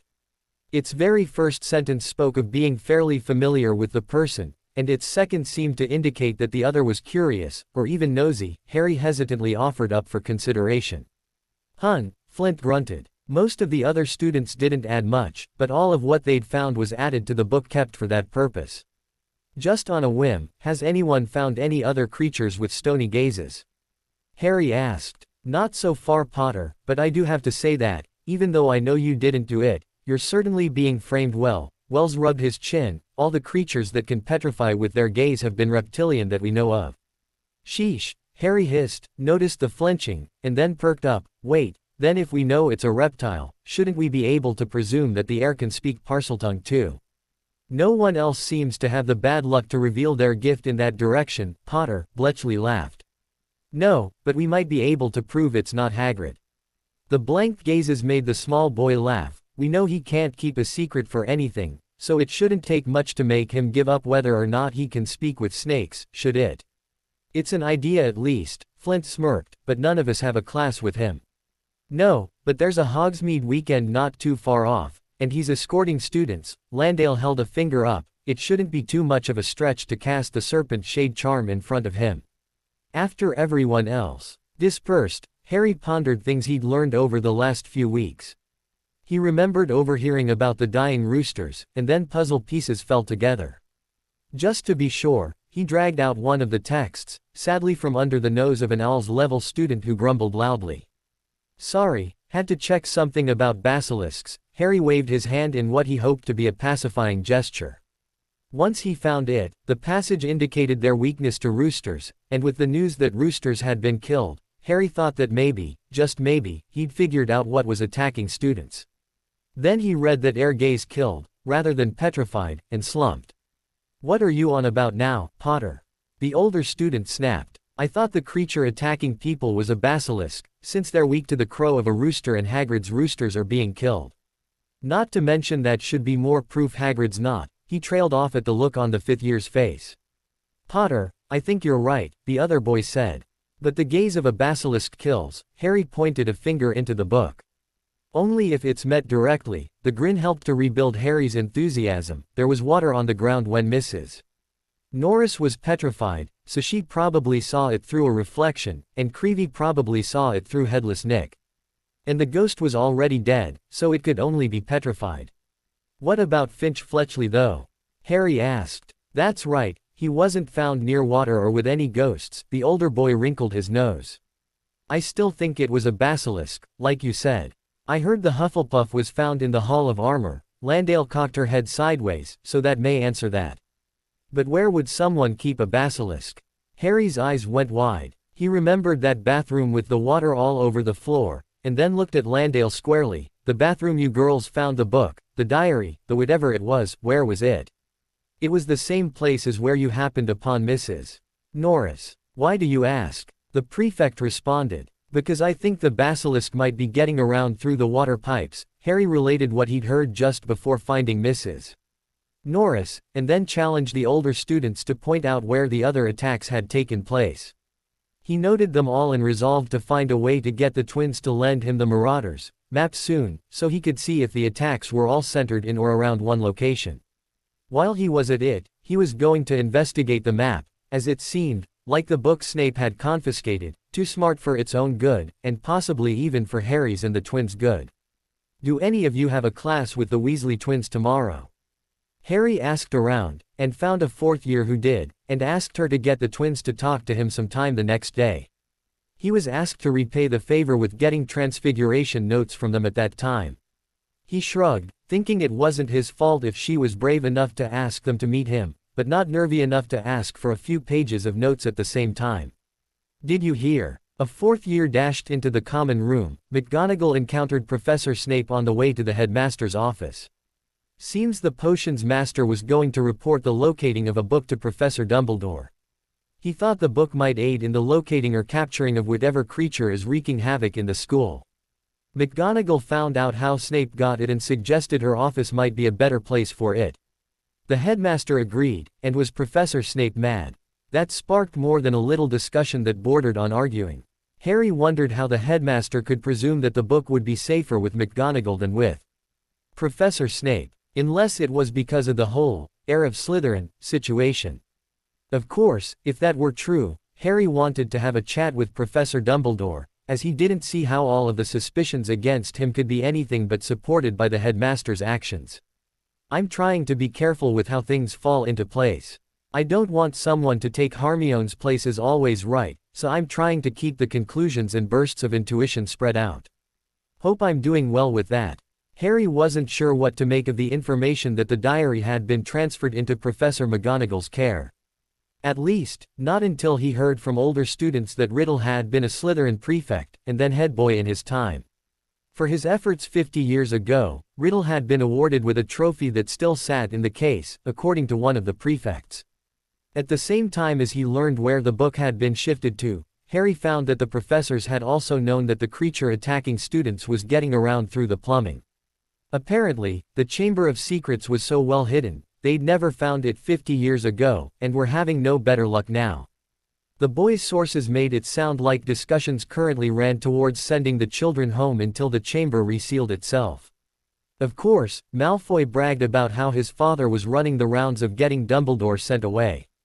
On the one hand, Harry wasn't looking forward to that, as the heir would probably see it as a sign to move ahead with their plans. On the other, the old man had done him no favors.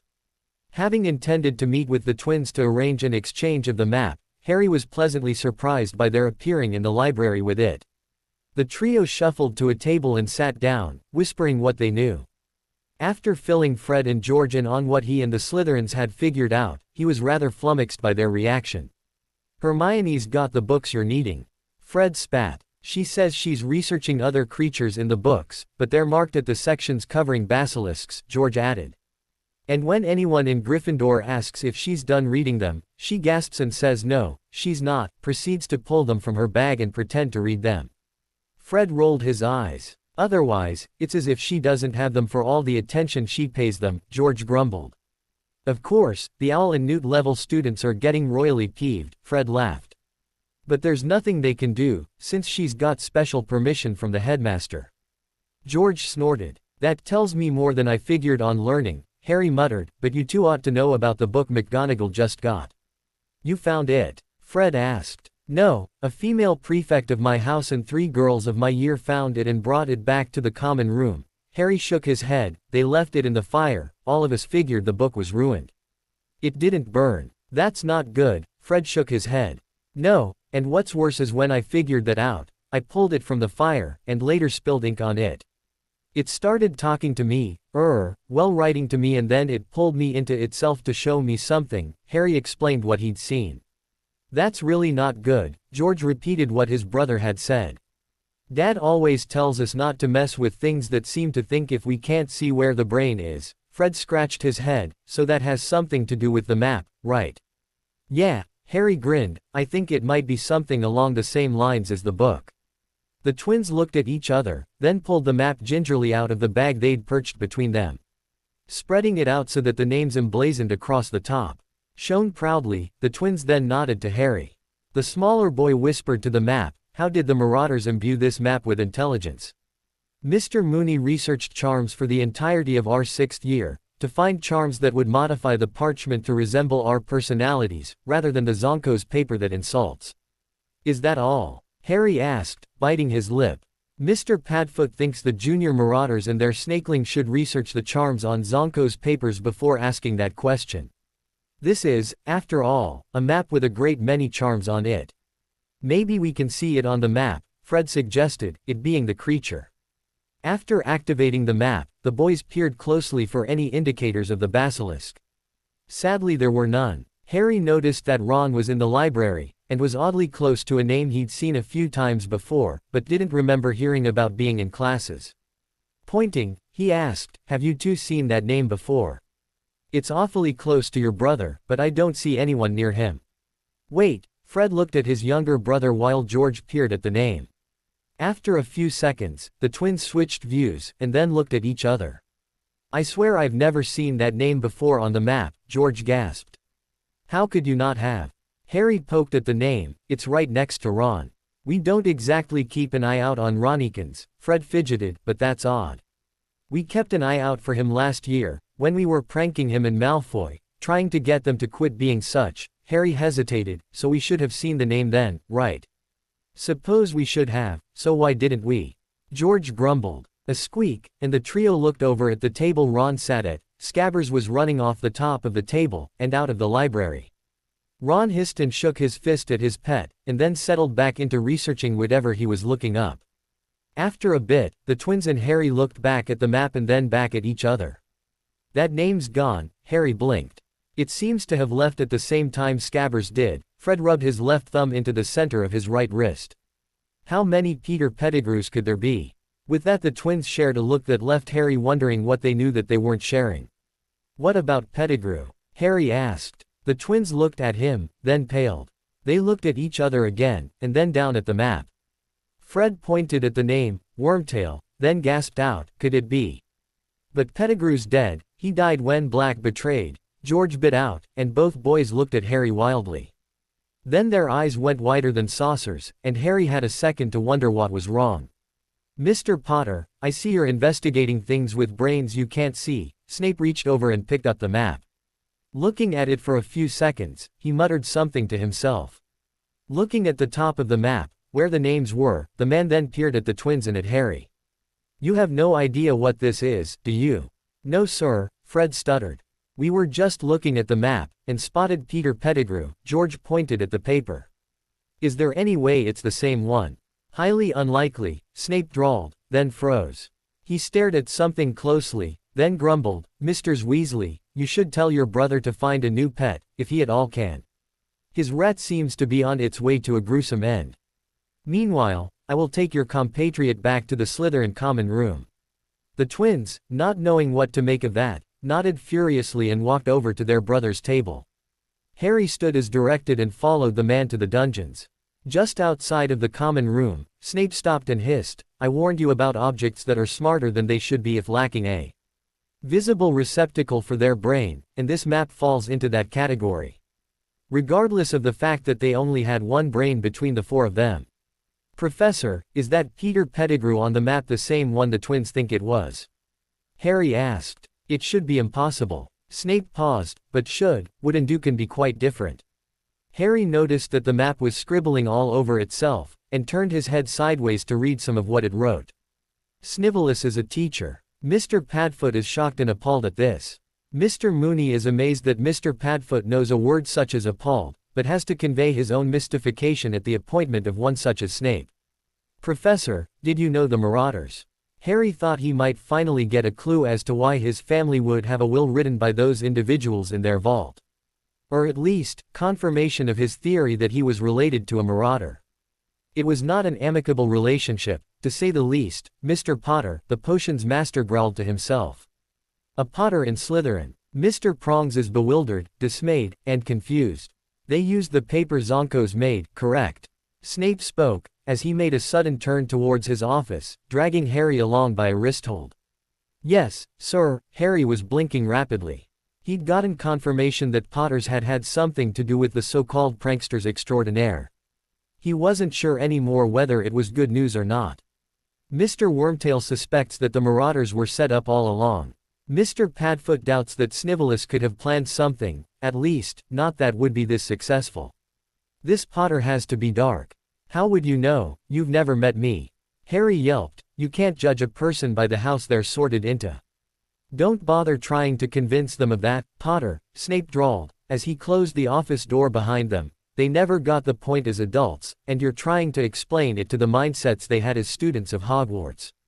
You'll never succeed. Mr. Prongs suspects that Snivellus has been poisoning the mind of a naive, impressionable Potter for too long, and feels that the headmaster should be informed. Who are they, sir? Harry almost didn't want to know, but the saying about the cat and curiosity rang clearly in his mind all the same. The Marauders were a group of Gryffindor students, Professor Snape paused and sneered, who banded together. They specialized in pranks. Much like the twins. Like you last year. The main difference is that while your pranks were geared toward forcing people to see others completely, and the twins are merely for fun, these clods were only interested in humiliating Slytherins. Slytherin started it. Mr. Padfoot feels it unfair that his family disowned him merely for being sorted into Gryffindor. Just because of that, they called him a blood traitor, and lumped him with their views against Muggles, Muggle-borns, and half-bloods. Ironically, isn't that what you're doing to me now? Harry asked. The map had no answer. Snape sneered, then looked at the second year. Is there a particular password for deactivating this? Mischief managed. Harry's voice lost its emotion, and his eyes stung. He'd lived in the cupboard under the stairs dreaming of his family coming to rescue him. Judging by the things he'd learned thus far, he'd figured that if they weren't exactly family, the Marauders would have at least been close to it. Of course, now he knew they'd have hated him for having been sorted wrong, and that drove a lance of ice deep into his chest. While the child was standing, staring off into nothing, the adult was rolling the map up, and ignoring the words written on it. It didn't seem to him that there was any way the Marauders could fix their blunder, and to be truthful, there might not be a way for anyone to fix it. After a few minutes, Harry jolted himself out of his thoughts, and had to ask, once more, who were they, sir? I found what was labeled as a will for them in the vault I have access to during the summer. I also learned that there's apparently one of them still living, as it would have been carried out otherwise. So for that will to be where it was, I have to be related to one of them, right? Not necessarily. Snape's response left the boy hopeful for a moment. A relative could have been a close friend of theirs, and had been entrusted with the execution of the will in the event of their deaths.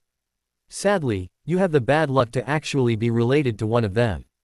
Your father was a marauder. Mr. Prongs, I believe. Sighing through his nose, Harry shrugged, go figure. Where did the nicknames come from? Or were they just for laughs? Those four did many things just for laughs, but there was a non-humorous reason for the names they used to hide themselves as marauders, Snape hissed. You're not going to tell me the reason though, are you? Harry sighed at the negative response. Then a thought occurred to him, what's going to be done about Scabbers, or Pettigrew, or whatever his name is? If it proves to be the same Pettigrew, there are a great many changes that will be wrought within the ministry. Snape's brows drew close together. Potter, you ought to head to the common room. The activation code was swearing to be up to no good, correct? Yes sir. Harry skittered through the door to the common room and settled himself into one of the fluffier chairs. He pulled his books out of his bag and started on the latest assignment he'd given himself. He knew all he could about custody, and his rights as far as his vault went. Now, with Bletchley's help, Harry was putting together a way to prove who had or hadn't gotten into his vault without permission, and to trace where the money had gone. Bletchley's parents apparently practiced law, and so the older boy was fairly well versed in actual laws. Once Harry had shared his problems in that direction, the exchange had begun. Since his parents were in the field of law, Bletchley was expected to follow the family trade, but he didn't want to just do the same thing as they did. Harry's half of the trade was in helping the older boy discover what part of law proceedings Bletchley could take part in that were, if not new, at least were new to the family. Currently the two were wavering between the fields of reparation for those confined in Azkaban unjustly without trial, or before conviction, and setting up procedures and backup plans for parents who thought they might not live to see their children come of age. Harry was fairly certain Bletchley had other paths in mind, but hadn't brought them up yet. "Potter, you seem," Bletchley paused, "different. Like someone took your last chocolate frog, ate all but one leg, took the card, and then gave you the leg, saying, 'Next time, bring a better card.' What's going on?" Blinking at the analogy, Harry almost asked how wizard analogies were better than Muggle ones, but realigned his thoughts to the subject of the question. "I learned something about my family that I might have been better off not knowing." "Your Muggle relatives." The older boy sat, and Harry shook his head. "Then what?" "You can't tell anyone, that's my price for telling you." Harry tried to glare, and the older boy's expression told him how miserably he'd failed. "You've heard of the Marauders, right? Who hasn't?" Bletchley shivered. "They're famous for the way they pulled pranks, and generally made mayhem. The twins spoke of following in their footsteps for the longest time, but stopped last year. Mostly, as Slytherins have grown up on stories of how they made life painful for Slytherins, and Professor Snape speaks of them as worse than the muck you get on your shoe when you don't watch where you're walking when you walk behind your pet Weasley." Snorting, Harry nodded. "Sounds about right. Well, turns out, I'm related to one of them."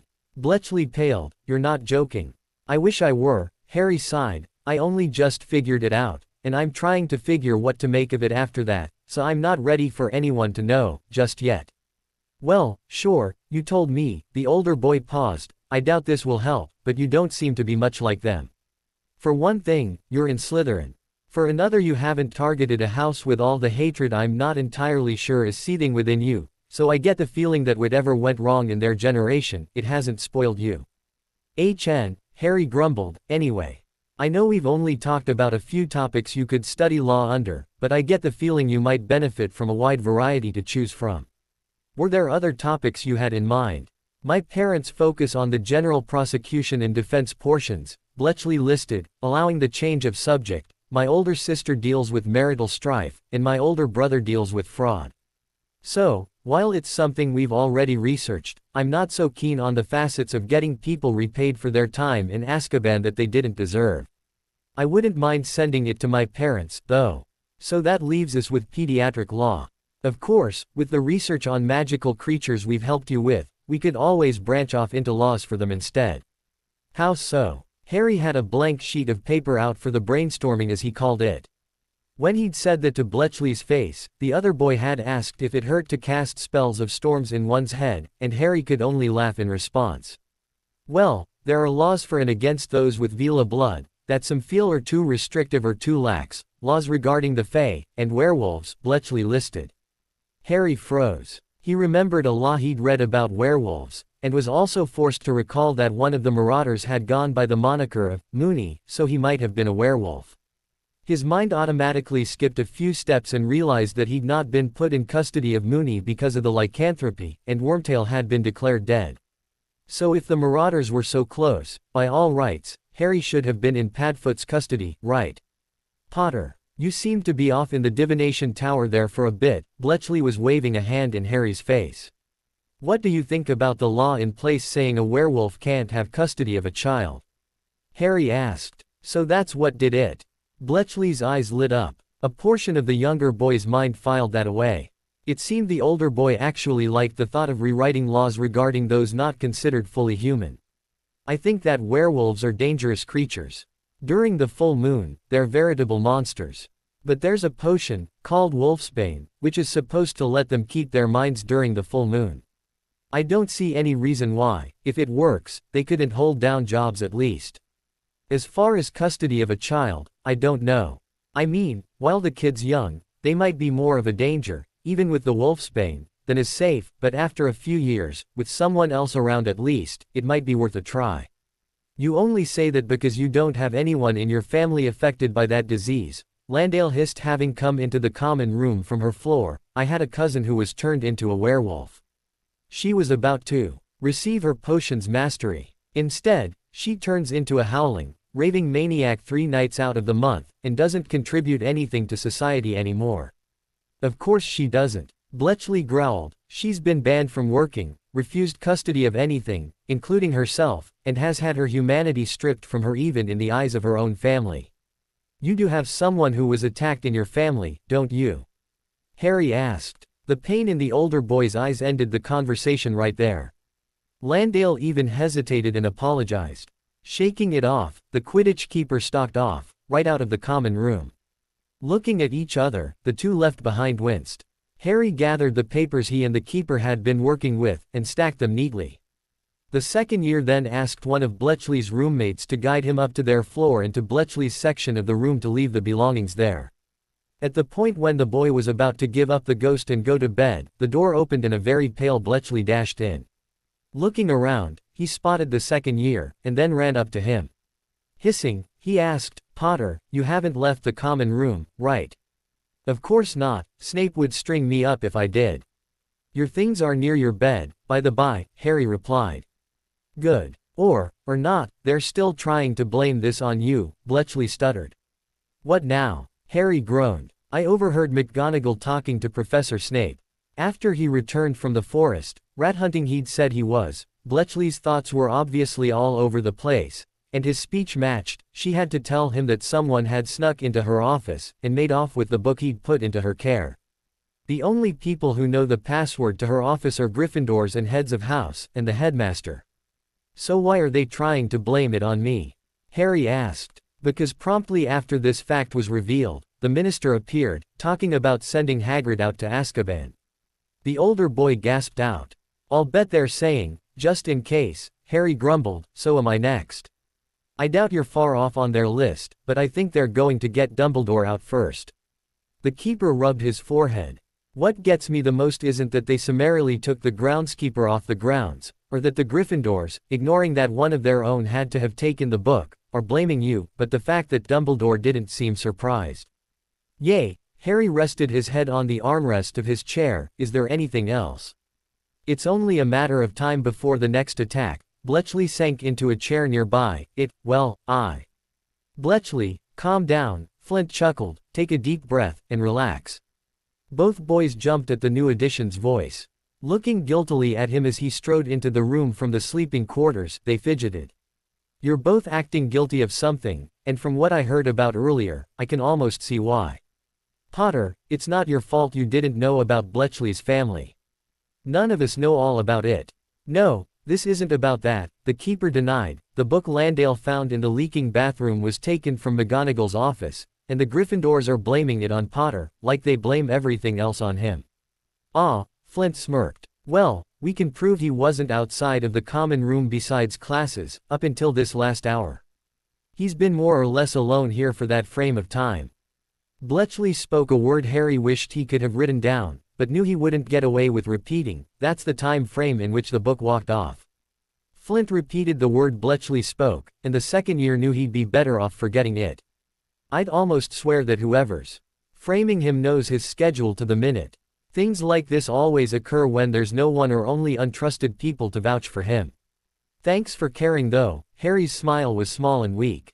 "Even if it's just for the sake of the house's reputation.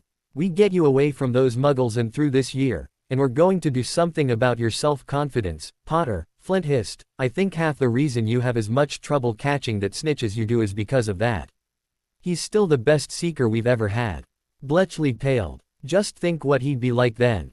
Flint grinned. "The scouts would be recruiting him while he was still here, and some of us might benefit from the sidelong training." "You want to go professional, don't you, Flint?" Harry asked. "Off topic, but yes, I do." Flint didn't let that distract him. "So we have to work on keeping him from giving away that no one was here with him when the book left McGonagall's office. I do believe it is past time for Mr. Potter to be getting to sleep." Professor Snape's voice resounded through the room, and startled all three boys to the point that the two sitting were falling out of their chairs, and the one who'd been standing was leaning on a chair, holding a hand over his heart. Guilty consciences. Sir. Flint hissed. Smirking, the man nodded, and waved all three boys out of the room. I was able to prove Mr. Potter's innocence in this on my own. Children, now off with you. As Harry followed the older two down the stairs, he heard Snape mutter, "Never thought the Marauders would actually be good for something. Imagine me dodging the buzzing bees and hornets whose nests I accidentally trod on. I swear, there's a purpose to all of this. Not that it won't get worse before it gets better, but I do have a plan in mind. The Marauders are going to have fun when they meet Harry. So, Potter, are you going to be a Quidditch player or a medic?" Malfoy muttered to the brunette second year after the class was settled into a test administered by Lockhart. The professor had, upon setting the test, left the room, muttering about having no material for his next book. "Right now I'm no more than a student taking a test, so shush, or we'll both get in trouble," Harry grumbled back. It had luckily been quiet in the days immediately following the disappearance of the book. Harry was still worried about the possible basilisk, and was more than a little concerned that he was going to be blamed for whatever it did next. Knowing that the professors knew it was a basilisk didn't make the boy feel any better, though it seemed that at least two of the adults still didn't think it was his doing. Of course, that left the rest of the professors thinking that if he wasn't the heir, he was at least working with them. The older students of Slytherin, those that weren't too scared of him, were still trying to figure out how to find the Chamber of Secrets. Harry wanted to ask Professor Snape if all the attacks were centered on the broken bathroom. If that was the case, he felt it might not be a bad idea to investigate that area for secret passages. Trying to return his concentration to the test, Harry was annoyed to find it was just like all the others of the year. Rather than asking about important information, like how to deal with fey glamours or to disenchant oneself of a vampire's charm, the man asked fool questions about himself. Harry didn't care to know what color robes Lockhart had worn while subduing the Yeti. Nor did he particularly understand the man's fascination with students remembering how curly the man's hair had been when facing the horde of vampires he'd encountered in America. The man hadn't even explained the differences between vampires, vampires and dampiers. The only reason Harry knew there were the three types of blood king entities was because he'd done that research trying to find a creature that could petrify with its gaze. So, Harry was able to study with the older students who were preparing for their owls and newts, but seemed to be failing horribly at Lockhart's tests. Or he would be if the man weren't dreaming up outrageous excuses to score his grades higher. So far, Harry's favorite was getting a perfect score for finding all of Lockhart's spelling errors on the test. Shaking his head, Harry circled another misspelled word and made a random guess as to whether or not the ghoul had been mystified by the defense professor's brilliant smile. Snorting to himself, Harry wrote, 5-time winner of which Weekly's Best Smile Award, in parentheses, and added that he thought the ghoul didn't have eyes to be dazzled with. After Harry gave up pondering whether or not Lockhart had told the locals of his Order of Merlin, and just wrote, "No," he turned the test over, signaling he was done. It zipped up to the professor's desk, and the boy pondered what it meant to have the keeper of the grounds off the grounds. He knew that there were some older Slytherins feeling it was about time, as they saw Hagrid as being almost as much of a danger as the creature he'd supposedly brought to the school 50 years ago. Noticing Ron, Thomas and Finnegan finishing their tests at nearly the same time, Harry smirked to himself. If anyone else had been paying attention, they would have read that as a sign of the three corroborating on the test with one another. Harry really didn't care, as he knew how much care anyone other than Granger was putting into the tests at this point. The older students of Slytherin had made it obvious that questions about Lockhart's toilette wouldn't be on the owls or newts, so most of the time studying was spent actually learning about the creatures mentioned. And verifying the methods the man extolled as being how to eliminate, control, or dispel them. The class as a whole had finished the test, and was starting to get antsy when Lockhart reappeared in the room. Grinning madly, or at least, that was Harry's opinion, the man called out, "Finished? Well, that's just fine. I'll release you all early, the better to get you to class on time. I don't exactly see the point in having us professors guide you around from class to class, seeing as the culprit has been apprehended. Why, I'll wager in a few weeks, when the obvious lack of further attacks reaches the ears of the ministry, they'll all sit back, relax and laugh at how overboard they went in their precautions." Groaning as he was reminded of the newest set of rules the headmaster had issued, Harry picked his bag off the ground. He felt only a little better, as the rest of the school was suffering under the same lockdown he'd been dealing with for much of the year. It hadn't taken long, in fact, this was the first whole day of it being in effect, for Malfoy to complain about the restrictions. Harry had merely raised an eyebrow and said, "Now you know how I've felt all year." On the way to the next class, Harry spotted a trail of spiders crawling along a wall. He shuddered at how frantically they moved. It seemed as though they were being hatched in the castle, but then they all wanted right back out. Hearing Finnegan, Thomas and Ron mutter about them, Harry knew he wasn't the only one to notice.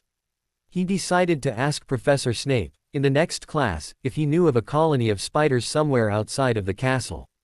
Just outside the door to the potions classroom, Lockhart stopped. "There you are, boys and girls, safe and sound. I'll be on my way back to my classroom, all the better to receive my next class of students." As he left, the second-year Slytherins looked at each other and sighed. They pushed open the door to the lab and started walking through. Harry laughed to himself as the Gryffindors, after a pause, followed. Both halves of the class were seated quietly and waiting, far from patiently, for Professor Snape's appearance. The doors to the room flew open and smashed into the walls on either side. Storming through, Snape stalked to the front of the room. As he stood in front of his desk, he snarled, "Whose bright idea was it to allow Lockhart to leave you in the classroom by yourselves? What would you all have done if the attacker had appeared in front of you? Or their creature had happened upon you? Sitting in the classroom all clustered as you are, you would have been easy targets. But sir, what were we supposed to do when he up and left us there?" Ron, without stopping to think, piped up. Harry winced, partially in sympathy for the points Gryffindor had just lost, and partially because he knew what was coming next. "You were supposed to follow him back. He should know his responsibility to you students. You also should know your responsibilities to yourselves." Glaring universally around the room, 20 points from Gryffindor for not standing up to receive proper protection for yourselves. As half the class grumbled about losing points, the other half knew they were in for it when they got to their common room. Hearing that had Harry wondering if there were any protections on the classrooms for the students. He'd have to ask the professor when the second years got their lecture in the common room later. Otherwise, class went as normal. Working with Longbottom, Harry brewed a slightly off-color stone toxin. If he guessed right, the darker-haired boy thought the Maiden's needles had been stewed just a little too long.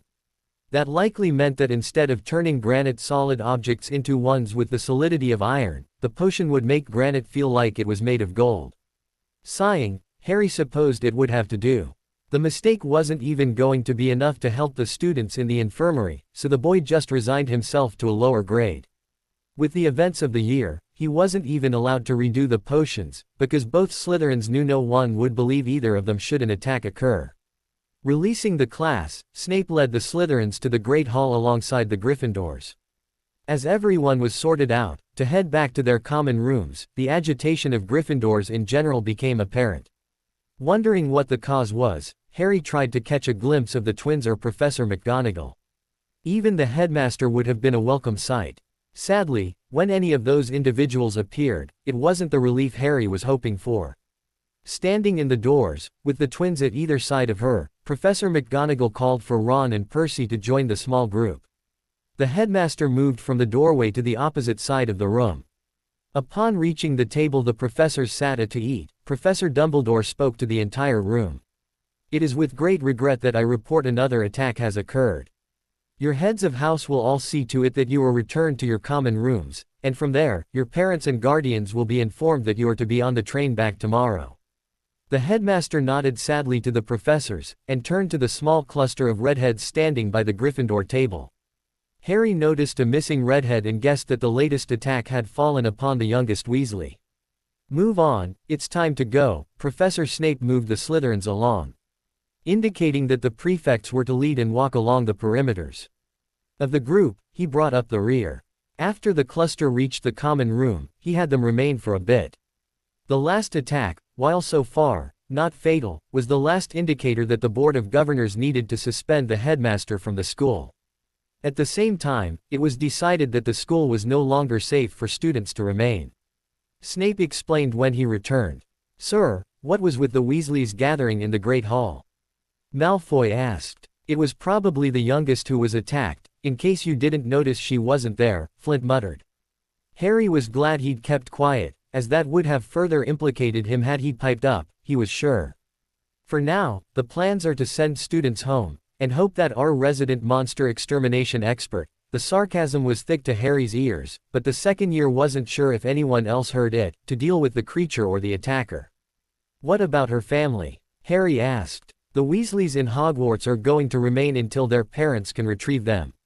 The headmaster felt it was best just to convey that there had been an attack and one of their children was the victim.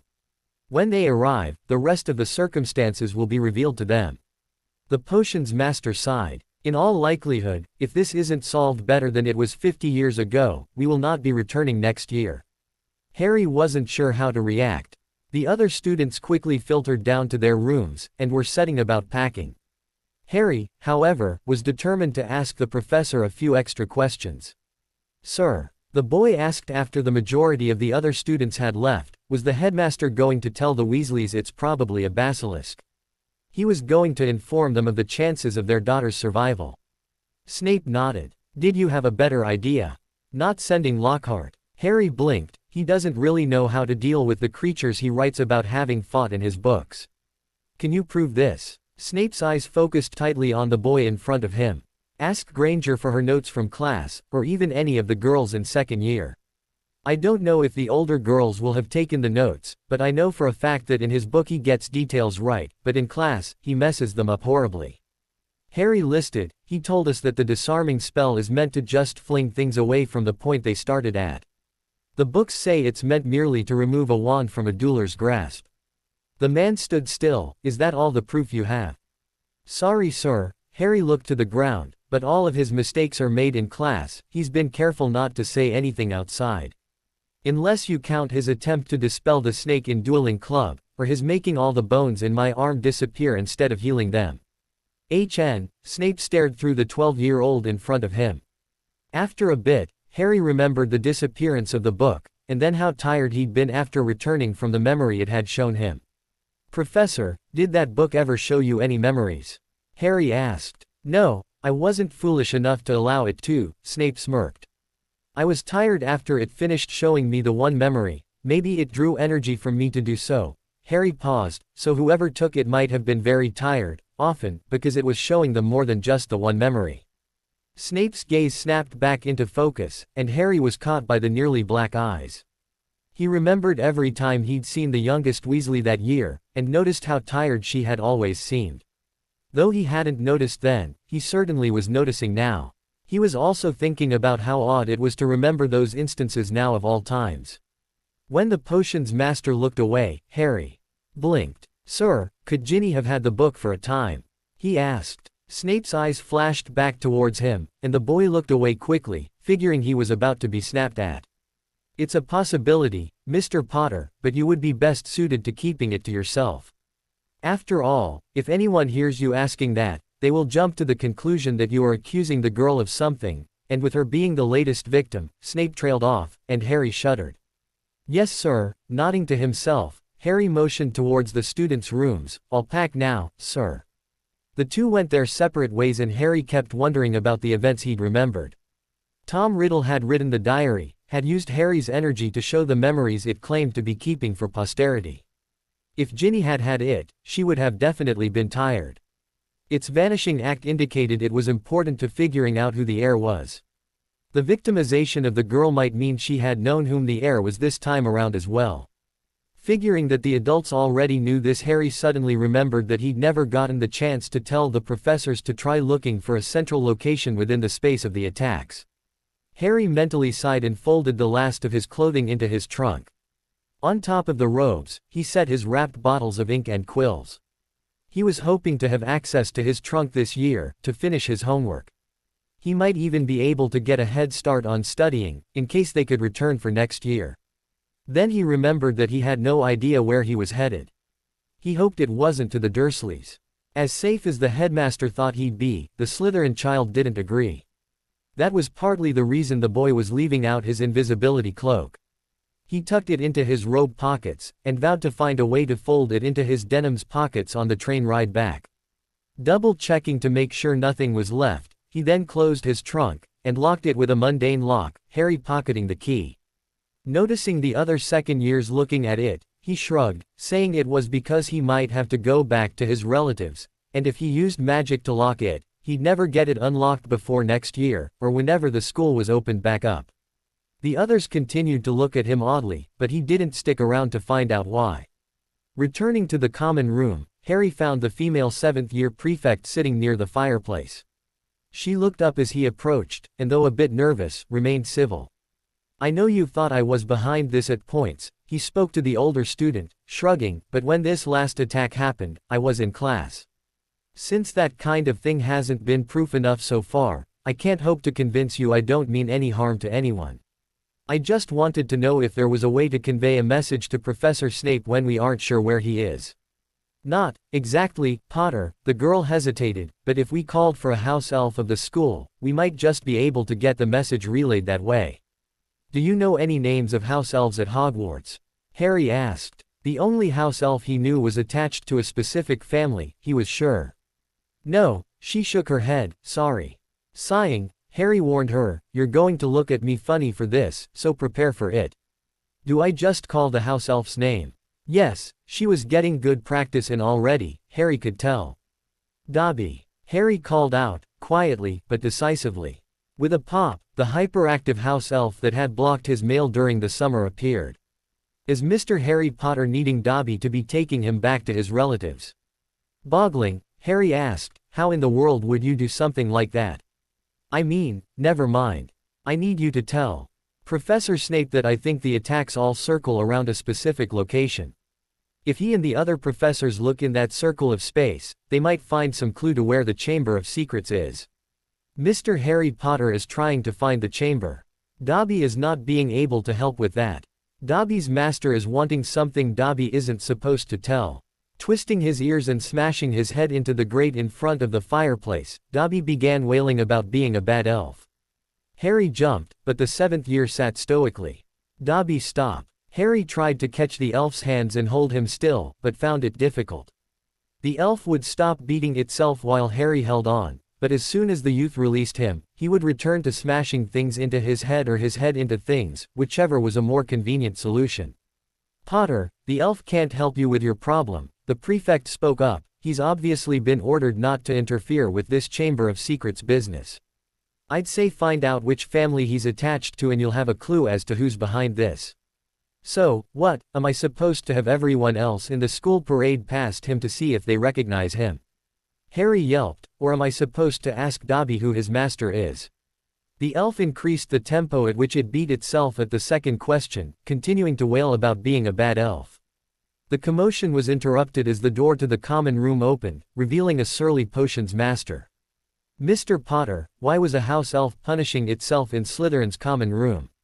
Snape snapped. "I was trying to get it to tell you that I think all the attacks circle around the origination point of the creature attacking." Harry peered up, but then he started smacking himself around, and hitting his head into the grate in front of the fire.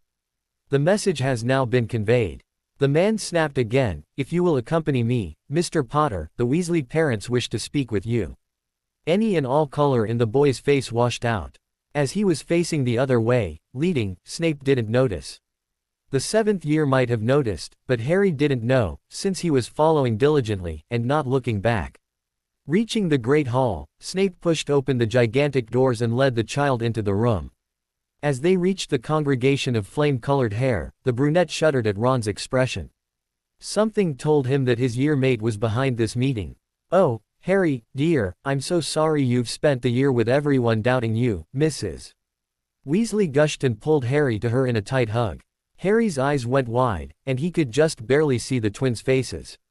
They seemed torn between smiling and feeling guilty for wanting to smile. Ron, however, was furious. "Mum, he's the one behind it all." Ron spat, "He's a stinking Slytherin git who tricked Ginny into going to wherever the chamber is. He's gotta know where she is, make him tell, or she's gonna die at the hands of his pet whatever." Ronald Weasley. The matriarch released Harry and turned on her youngest son. "Do you have proof of this? Can you prove that this boy is the one behind it all? If not, you will stop accusing him this minute. Your brothers trust him, and if there's anything the twins are not, it's gullible." Sputtering caused everyone in the room to turn to the doors. Professor McGonagall was leading 3 more red-headed people into the room. After a brief discussion, Harry realized that they were the father and oldest sons of the family.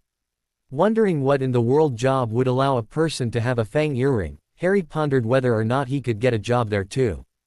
After all, if having a tooth poked through your ear was nothing, maybe having a lightning bolt-shaped scar wouldn't get him looked at twice. Oh, that's right, Harry, you wouldn't have met Bill and Charlie yet, would you? Neither of them would be here, except Bill had finished taking down the wards of a tomb just as the year started, so with the goblins' policy of at least 2 months break between tasks, he's got time to spare. And Charlie, well, Mrs. Weasley pointed at the two as she spoke their names, then rested a hand on the dark-haired boy's shoulder. The other dragon handlers took a shine to Ginny last year, and told me in no uncertain terms that I was supposed to go home and help Mum and Dad with her, or they'd disown me. The slightly shorter of the two tried to grin, but it was stretched too thin. Mrs. Weasley continued, for the benefit of her oldest children, Fred and George more or less adopted Harry last year. If we can get Ginny back quickly enough, we can focus on talking Professor Dumbledore into allowing us to bring the poor child to our house this coming summer. With the offhand way she mentioned her youngest child, one would think the woman didn't care one way or another what would happen. Shocked, Harry looked up at her face and saw how tightly she was holding herself, her face, and that she was just barely not bursting into tears. Biting his lip, Harry wondered if him mentioning in front of the red-haired clan what he'd already told his head of house would do any good. On second thought, he figured it would make the rest of them feel that Ron had the right of it. After all, back at the Dursleys, all Harry had to do was open his mouth and what came out would be so easily twisted into a confession of guilt of some kind. It rarely mattered whether or not Harry had even been there, he was just as doomed either way. With that thought in mind, the Slytherin decided to keep quiet. He looked around and noticed that the Weasleys, and by extension, Harry, had been left in the Great Hall without any professors standing guard. Turning his head to the left, Harry voiced that fact out loud. Oh, that's because the professors were following a lead Snape said had been revealed to him, Charlie spoke up. At least, Harry thought it was Charlie. The 2 oldest brothers had moved around since they walked into the Great Hall, and that eliminated the child's original position recognition. With the number of children the family had, the dark-haired boy wasn't about to assume he knew a name, not with the new ones. It had taken him half of the year before to tell Fred and George apart. He was of half a mind to think that the entire family looked too much alike for his peace of mind. Excepting the missing child, of course, she wore her hair longer even than the brother with the earring. Having to think of them as the oldest brother with the earring and without was actually infuriating Harry, and he was about to point at them and test his guesses as to their names when the doors of the Great Hall flew open. Later, Harry would claim his reaction was based on paranoia of the Slytherin heir's creature being a basilisk, but no one would quite believe him. All the same, at the sound of the doors opening, Harry ducked under a table in the Great Hall, covering his head. After a few seconds, he heard footsteps and Professor Snape snapping his name. Peeking out from under the table, Harry looked up to several smirks and grins. Ron was even biting back a laugh. At least one of you has the sense to try and hide should the creature wend its way in here, Snape snarled. Sheepishly, the Weasley parents shook their heads. Mrs. Weasley demanded, does that mean you've found her? No, not yet, Professor McGonagall sighed. Professor Lockhart has disappeared, and with the clue we were given a while ago, we have pinpointed the location. We think the creature has been coming from, sadly, through the ghost of the girl's bathroom in question. Ning Myrtle. Ron interrupted. He then gulped audibly, to his brother's amusement, at the Transfiguration Professor's heated glare. Yes, Flitwick bounced and added to the conversation, while nervously smiling at Harry. She informed us of her death at the hands of the creature 50 years ago taking place in that room, and having heard hissing not long ago. She wasn't specific as to appearance, but she indicated that a student had stood at the sink that has never worked, and had hissed at it. Which suggests that we need a Parselmouth to move any further. Professor McGonagall looked at Harry. You'll not be risking one child to save another while I'm here. Mrs. Weasley yelled, pulling Harry to her.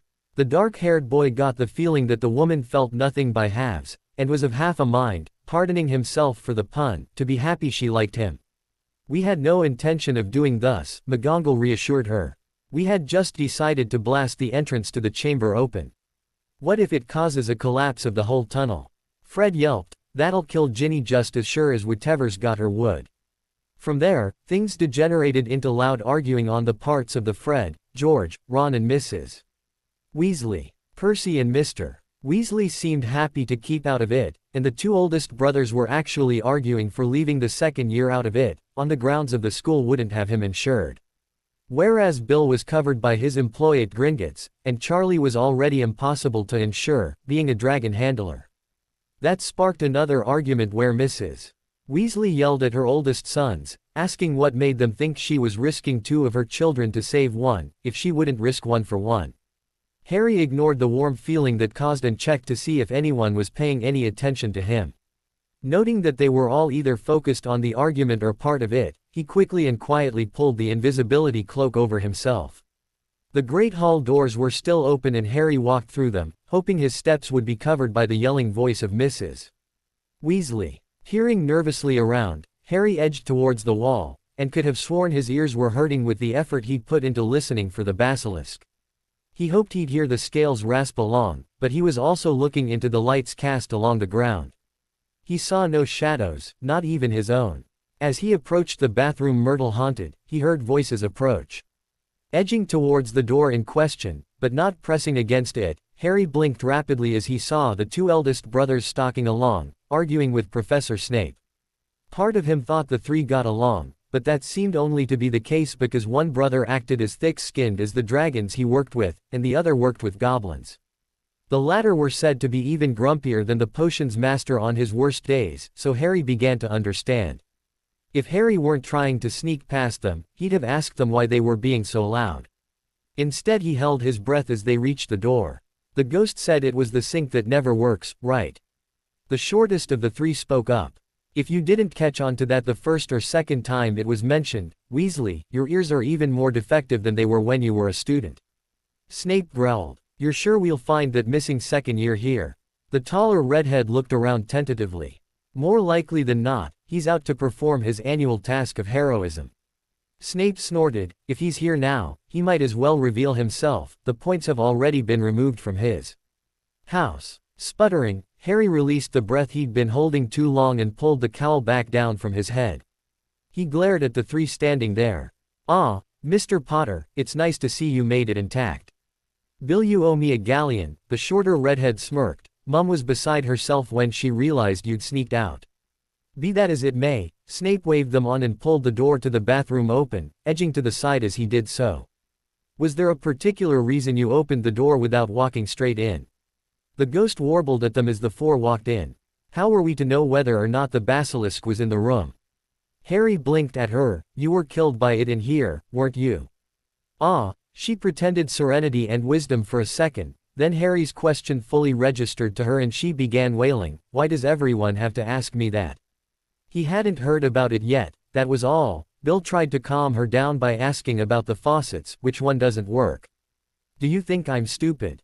You're only asking that because you want to rescue that little girl. No one tried to save me. I think she ought to die, so I'll have company. The ghost folded her arms in front of herself, and pouted. I doubt it would be that difficult to look into having you exorcised.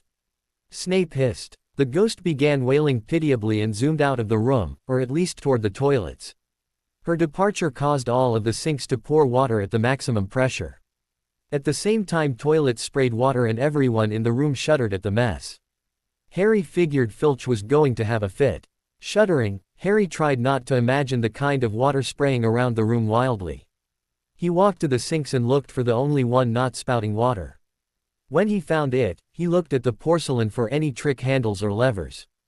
Just try speaking in Parseltongue, Bill suggested. Harry hesitated. I don't know how I do it. I've only ever spoken it twice to my knowledge, and I was faced with either a live or a conjured snake that looked alive. The spigots and faucet look like snakes, Mr. Potter, Snape pointed out, work with that. Harry stared at the snakes adorning the sink. He tried remembering the snake he'd seen at the Dueling Club incident and the one he'd seen in the zoo. He imagined that the faucet was a silver snake that was simply holding still, waiting for him to say something to it, to give it permission to move. The other two were waiting for the first to move so they could as well. When he felt convinced enough in this illusion, he asked the snakes to open the path to the Chamber of Secrets. First, I'm going to duck for cover as this is pretty close to a cliffhanger. I figured 11 pages was enough for now. As far as the year goes, did anyone notice that we haven't even had a Valentine's event? Second, I'm not trying to write Harry as a coward.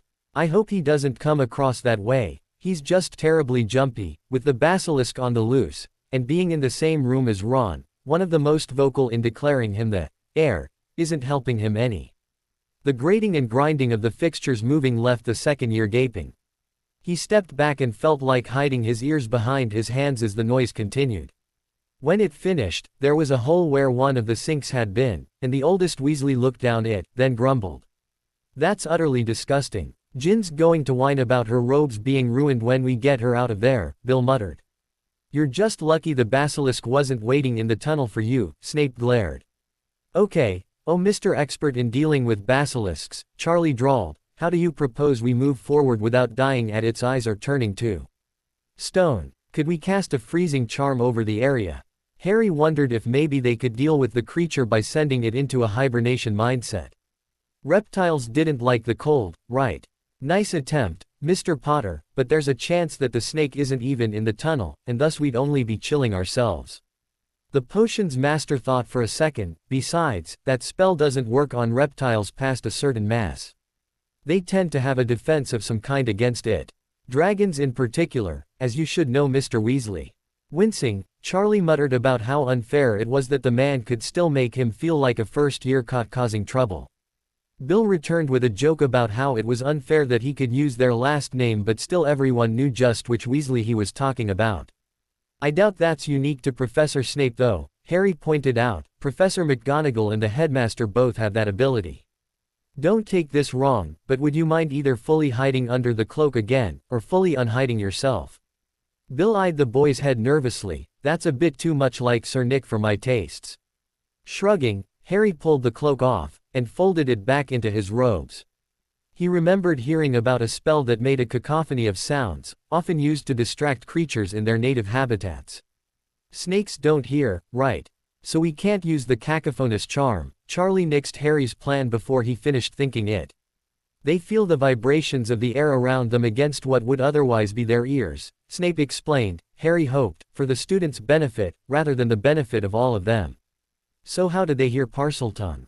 Charlie muttered to himself. "Unless the speaker is yelling, the vibrations shouldn't be that strong.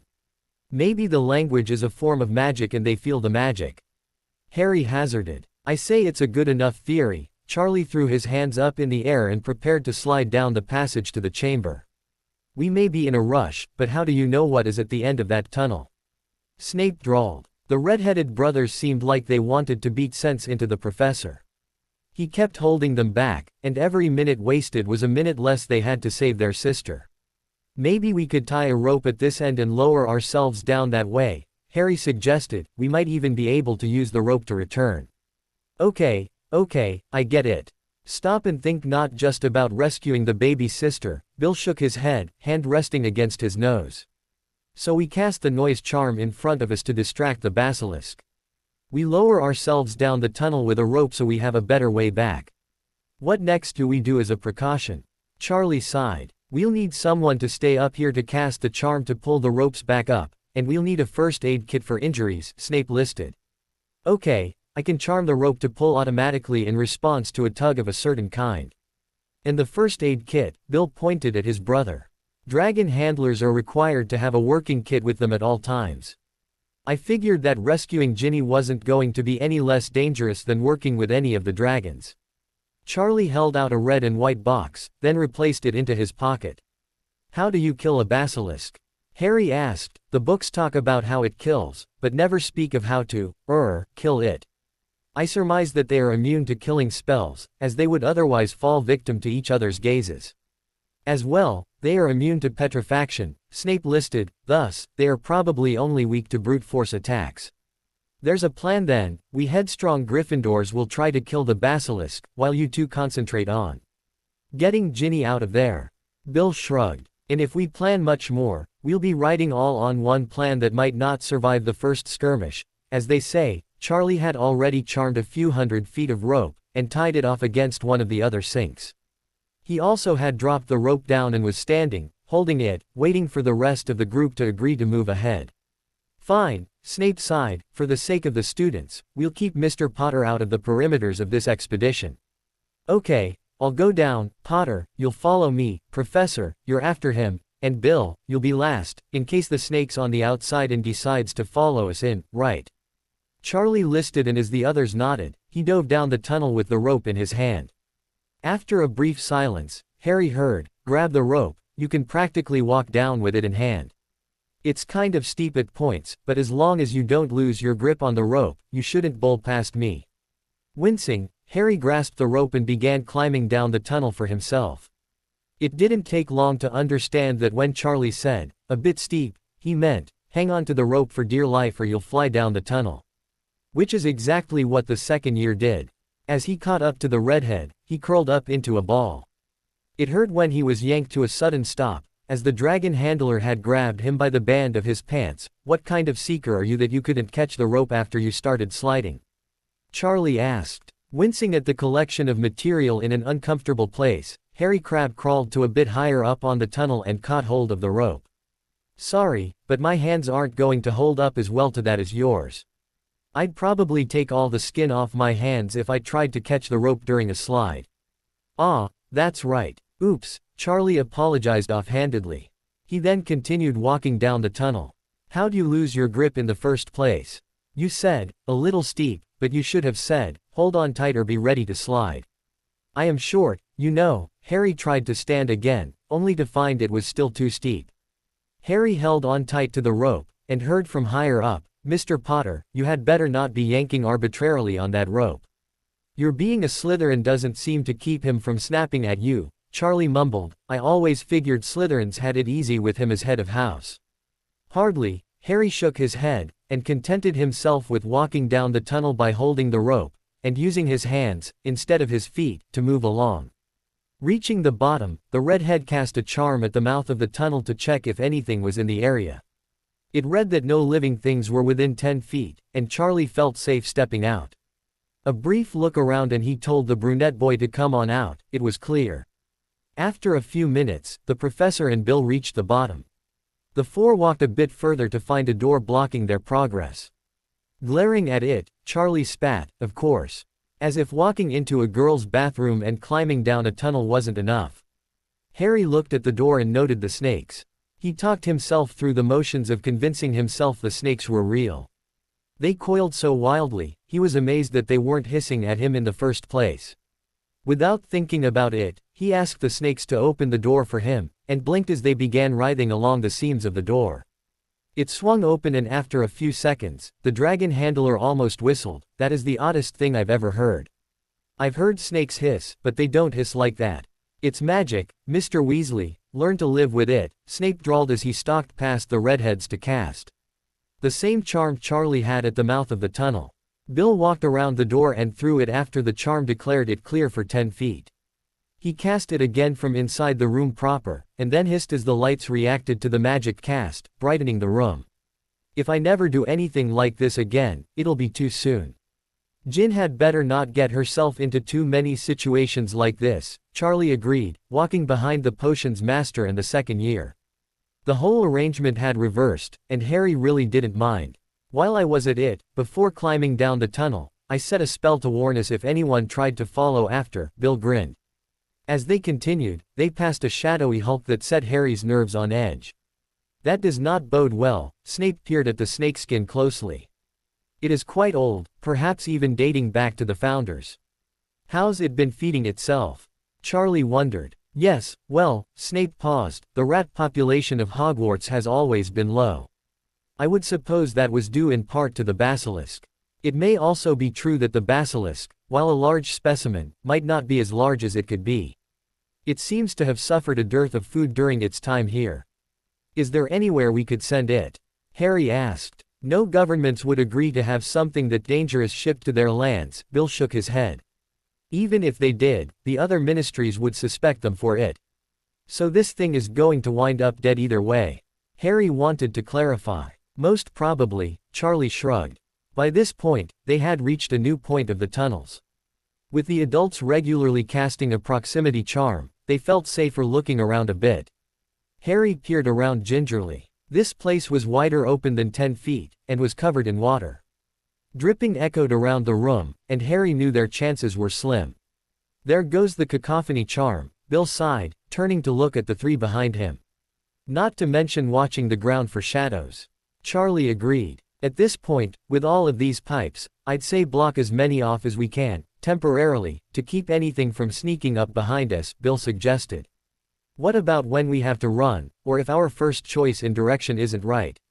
Harry was wondering if this was going to turn out to be a maze. We can mark directions we have gone and found fruitless, that'll tell us what's going on that way, and we can mark the way we came while we're at it, Charlie smirked. If it actually works, Snape muttered. The quartet continued at an even slower pace. Harry could tell that the brothers were wishing they dared just rush ahead, but Snape was definitely trying to make sure all 4, and later 5, people in the caverns would be able to walk out alive. Or at least, that's what Harry thought was behind the man's constant harping about caution. A low groan warned Harry that Bill had seen something he wasn't happy to. He caught up with the rest of the group, and gaped around. The low ceiling had been traded for one that arched so high it seemed to disappear. Harry peered up into the darkness wondering with a shiver, if the basilisk could be slithering around up there. Then he looked at the other 3, and noticed what caught their attention. There was a red-haired girl prone on the stone ground not too far off. The bad part was, the area around her was flat and there was no cover. Harry didn't want to be the idiot sent after her, there'd be no way to protect himself from anything that might sneak up. And sneak up it could. Is it really her? Charlie asked, and Harry boggled. He'd never thought to doubt whether it was really her. We'll probably have to take that chance. Right up there with the chance that the basilisk can sneak up on us, Bill sighed. How strange that the girl is just lying there, with no one standing attendance. Snape looked even more suspicious than usual. Are you saying something in particular, Snape? Bill looked at the dark man grumpily. Whoever brought her down here is running around in here as well. Harry blinked. If they aren't here right now, we not only have to watch for them, but the basilisk as well. That makes this even more dangerous. I don't see any blood, so she doesn't look likely to bleed out. Charlie pulled his first aid kit and shoved it into Harry's hands, but that doesn't mean she hasn't been killed already or set up to die in ways that don't require blood loss. So we'll fetch the attention of the basilisk. You two try to reach Ginny. Bill seemed to agree with his brother's actions. Get her out of here, then send out a sign or something, saying you're out. Nothing's come in behind us, and we sealed off all the other paths. So that way should be clear.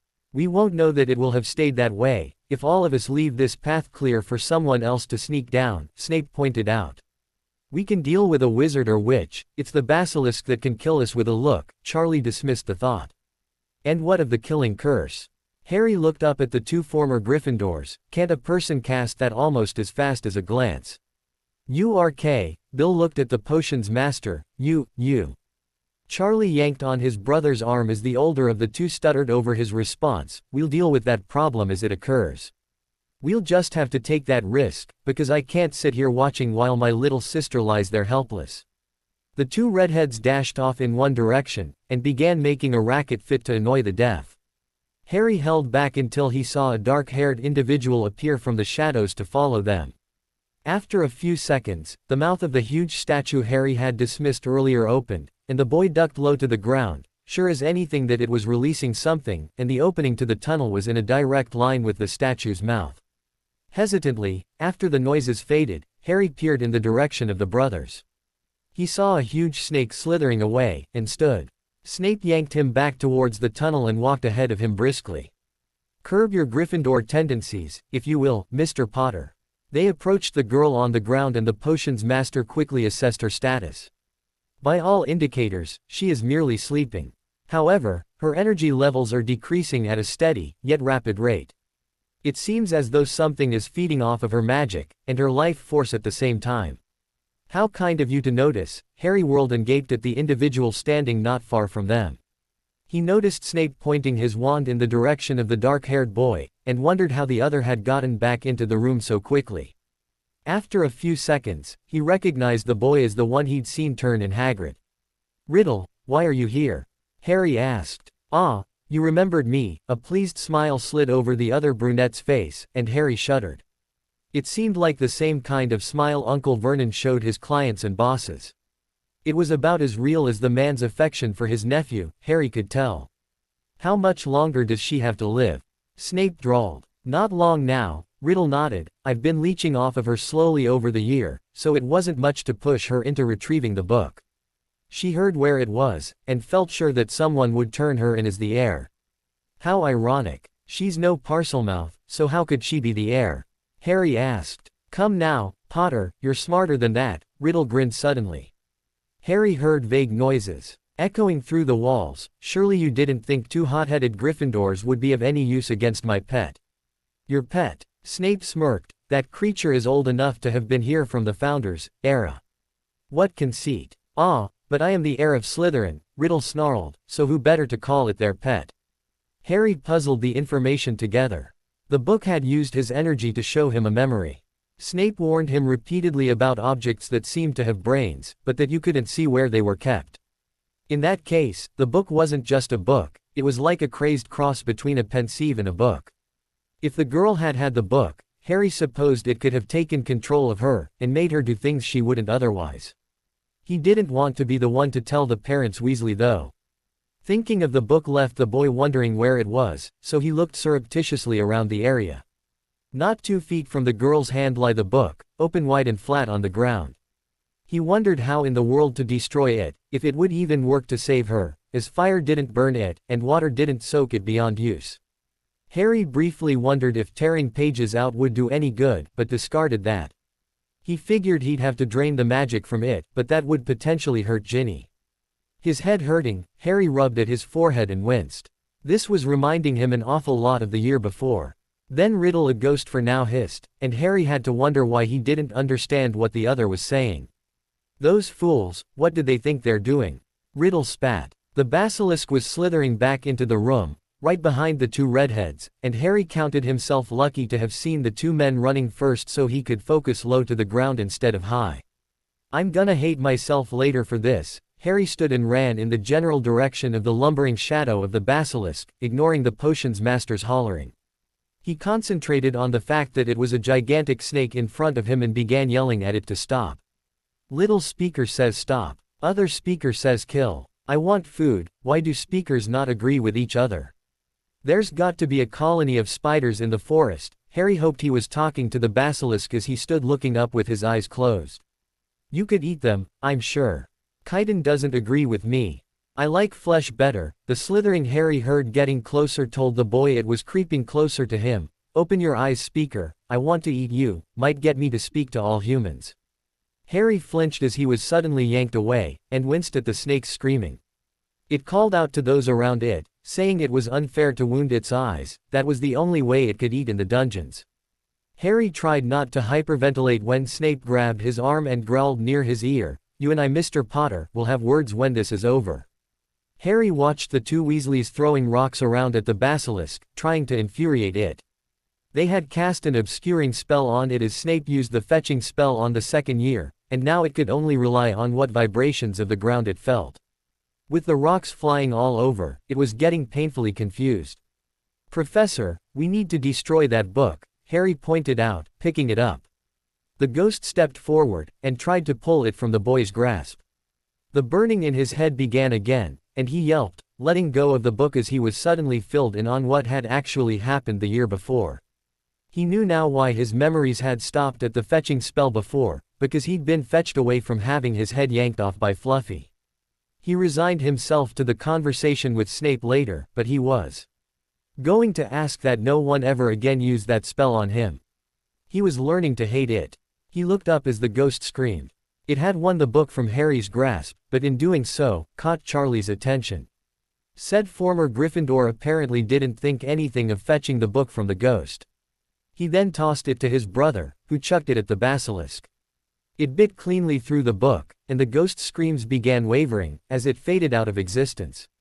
Dazedly, Harry thought that if they could just trick the snake somewhere where it couldn't get food, they'd all be okay. He remembered that he might be able to talk the snake down now, since there was only one speaker to converse with. So Harry called out to the basilisk, "The other speaker is gone, will you listen to me now? You tricked me." The snake's call told the boy that no, he wasn't going to be heard out, and then it began slithering in his direction.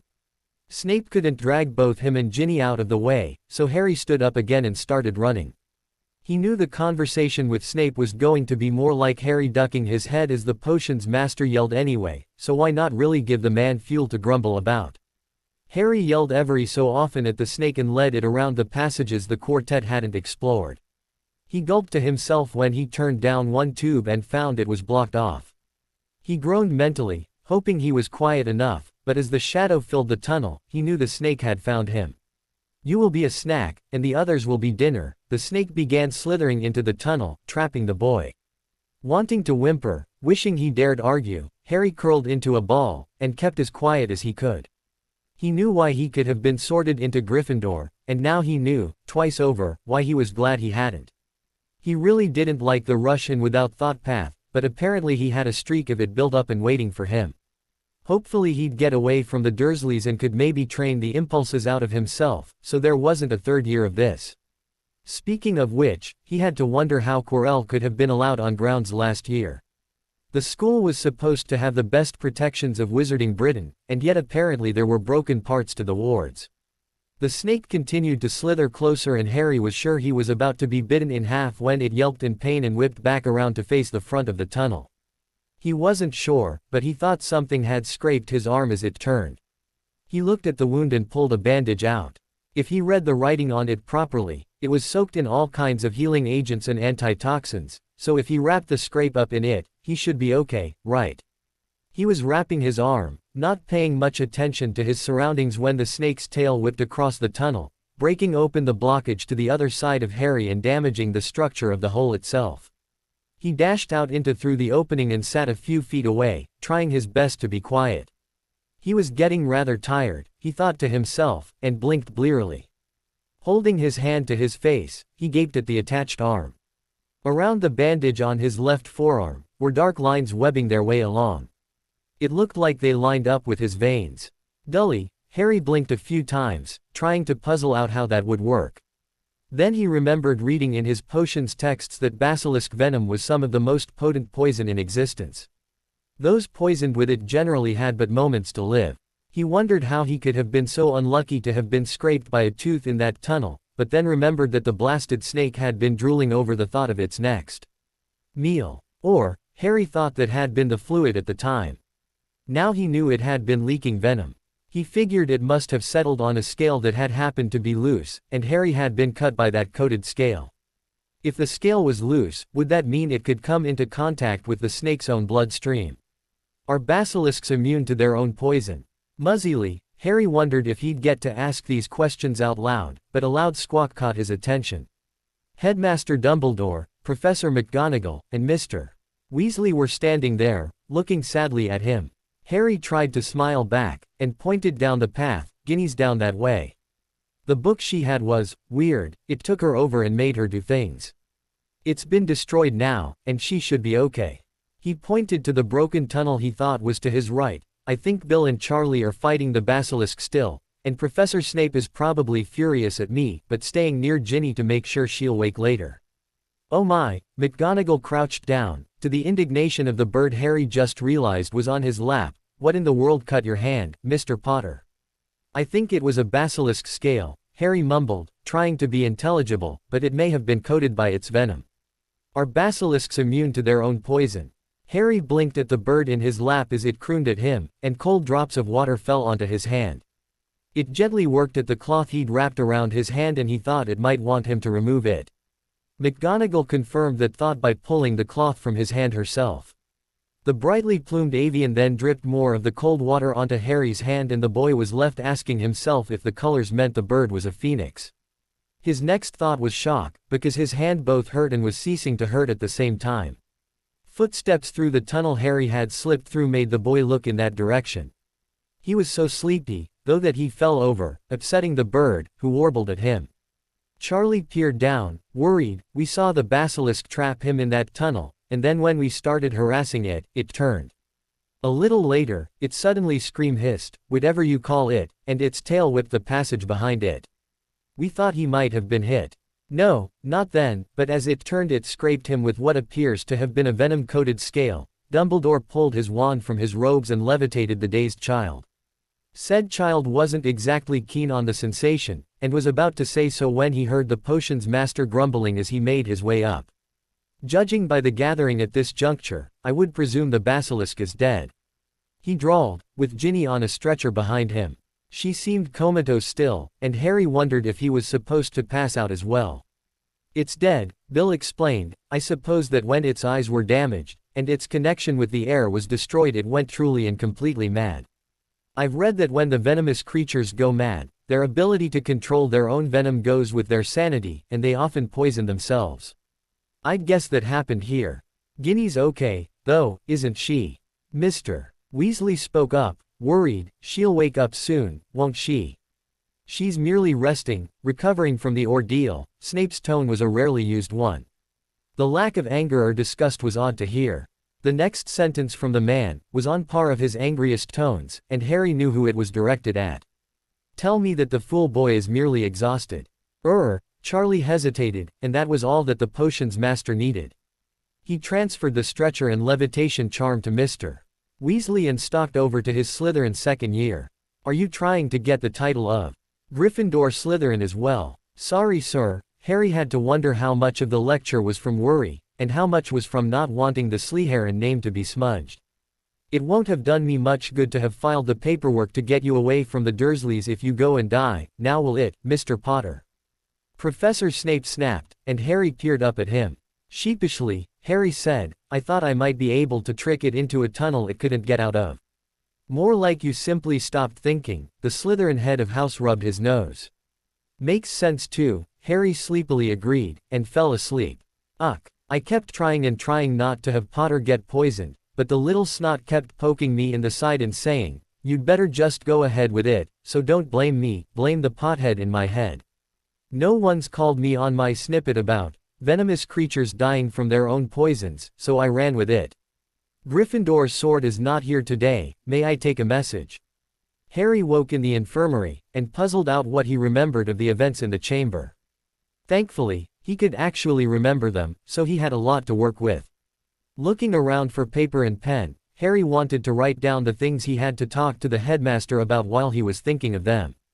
Finding what he was looking for, Harry wrote down that he wanted to ask the headmaster what had made the man block, erase, or whatever he did to Harry's memories of the year before. He also wanted to know how Quirrell got past any background checks the school ran to prevent undesirables from teaching the students. Then there was the question of what in the world made the old man think it was safe to house a philosopher's stone in the same location as a few hundred students. And that didn't even cover this year's problems. He was finishing his list, he thought, writing out that he wanted to know why Dumbledore had hired a person like Lockhart, when he heard someone enter the room. He numbered it so that that question would be asked after he asked why the man had allowed Granger to check and recheck the books with the real information on basilisks, even if it could cost the Owl and Newt level students their grades for the year. He looked up as a step sounded near his bed, and met the headmaster's gaze. The wand pointed at him made the boy nervous, so he asked, Professor, why are you pointing your wand at me? My boy, you are too young to be burdened with such memories as you have now. Dumbledore spoke slowly, as if he were grieving what he had to do. So you're, what, blocking my memories until you feel I'm old enough? Harry raised an eyebrow. In that case, why don't you just give me a dose of the basilisk venom? I'll never be able to handle them all at once, like I'd wind up with them when you finally decide I'm old enough for them. I hadn't thought of that. Dumbledore paused. Oh dear, that does prove a sad thing. I had just hoped that by allowing you a normal childhood, you could escape the pressures the wizarding world will try to place on you. Normal. Harry yelped, where's the normal? I lived with muggles obsessed with the concept, so I was treated like a house elf, and belittled daily. How is that going to help me have a normal life? Or are you trying to tell me that all wizarding children grow up being told they're a freak daily, and locked into a cupboard for reasons that make no sense to them, without explanation? I think you're exaggerating a touch, there dear boy, the headmaster suggested. I don't personally think so, but you might. Harry shrugged. Honestly, I don't know what normal kids grow up with, but I did sleep in the cupboard under the stairs until I got my letter to Hogwarts. I'm sure they used that. As a punishment, the old man leaned tiredly against the bedpost. Oh, sure, Harry nodded amiably, punishment for breathing. I suppose that when I did something horribly wrong, like getting better grades than Dudley, that warranted being locked in for a day or two without food. And not finishing the sweeping, the weeding, the mopping, the window washing, and the vacuuming in time, meant I deserved to miss dinner, and in fact to have Dudley eat parts of his in front of the door to the cupboard in front of me as well. That's fine, sir. I'll ask Malfoy and Zabini if their parents punished them like that, and I'm sure they'll agree with you. Or maybe I ought to ask the Weasleys, seeing as they actually have more than one child to raise. Maybe Charlie and Bill ate dinner in front of Gred and Forge's punishment for not doing their chores, I don't know. Of course the Dursleys seemed over-harsh, locking you in for not doing your chores each week, but Dudley's actions were most likely due to being a child. The old man didn't seem to get it. No sir, those were daily chores. Harry leaned back, getting tired again, and Uncle Vernon would hand him a chicken leg or a pudding bowl, telling him to eat it in front of me. As if I ever got the chicken legs or puddings anyway. You do realize these are grave accusations, my boy. The headmaster finally seemed to be taking Harry seriously. Unfortunately, Harry got the feeling the man thought Harry was making them up. I reported this to Professor Snape, who wrote it all down and filed it. Harry looked over the old Transfiguration professor's shoulder. He said it had been dealt with. What happened to the observer that was supposed to show up during the summer? I noticed the file, and your name, and put it in their filing as having already been dealt with. The furor that would have arose from your claims would have defeated the purpose of placing you with Muggles, to prevent your growing up to the wizarding world's view of you. Dumbledore conjured a chair and then sighed. Harry, my boy, please, reconsider these accusations you're making up. They are just Muggles, and therefore don't know how to treat a wizarding child. You should know better than to try and use your influence to get away from them. They are doing their best, I am sure, and if you just gave them a chance. Yelping, Harry interrupted, you think I'm making this up? Ask the twins and Ron what they saw when they fetched me this last summer. Ask Professor Snape if he thinks I was making any of it up. You know he'd have told me off rather than carrying it as far as it has gone if he thought I was trying to use the power of being, the boy who lived, as well as I do. Mr. Potter, if you would please keep your volume down, there are other patients resting, Madame Pomfrey scolded. Headmaster, I allowed you in here as long as you didn't agitate the poor child. You've obviously made him upset, so I will have to ask you to leave. Ah, Poppy, but I still need to speak with him.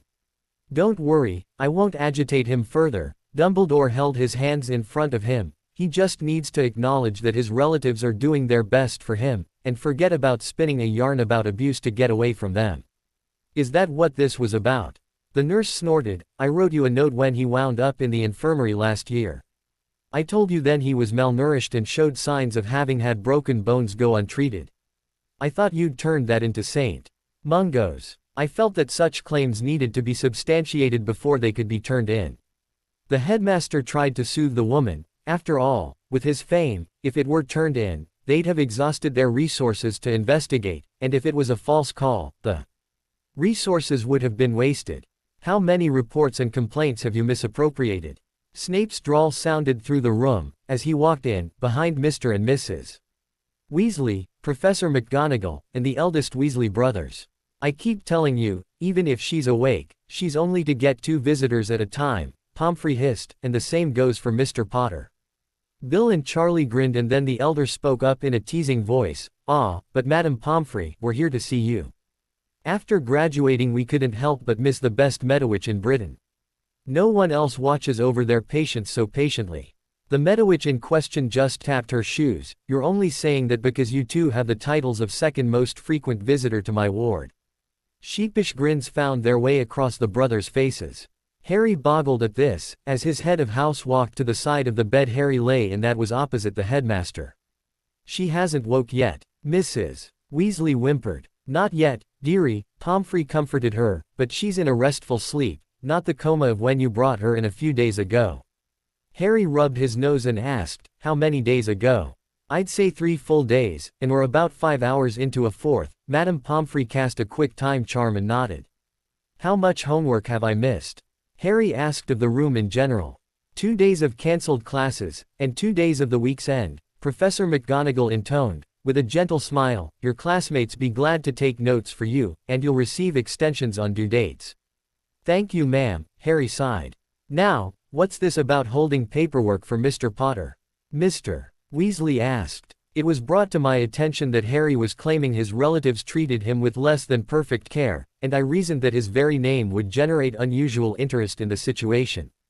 The headmaster related to the ministry worker. After all, it is not uncommon for children to hear how their friends' parents treat their friends and decide that they should receive the same treatment. They will then complain that the expectation to do chores is an unfair request, and will wish to report their family to childcare services. Ah, but did you even take the time to investigate it for yourself, to ensure that they were invalid claims? The potions master drawled. What family wouldn't treat Harry with all the care in the world? Dumbledore countered, of course they might not treat him as their own son, but that comes from not knowing how to deal with accidental magic. Did you see how Dursley picked him up from the train station last year? Mr. Weasley asked the headmaster. No, I stay at Hogwarts to finish paperwork and details until the week after classes end. The old man responded. Dursley simply growled at him to come along, and told him not to dirty anything in the car with his filth. The boy was as clean as any child can be coming off of the express, Mr. Weasley explained. I thought it odd at the time, and even odder when Fred and George felt the need to ask what the rules for custody of wizarding children were. Never mind the talking to I got when they fetched the child from his relative's house during the summer. I had thought that an exaggeration. Dumbledore seemed shocked. Please inform all of your children that they are, in future advised against removing Mr. Potter from the Dursleys' residence. It is the safest place for him, and his relatives are merely misunderstood.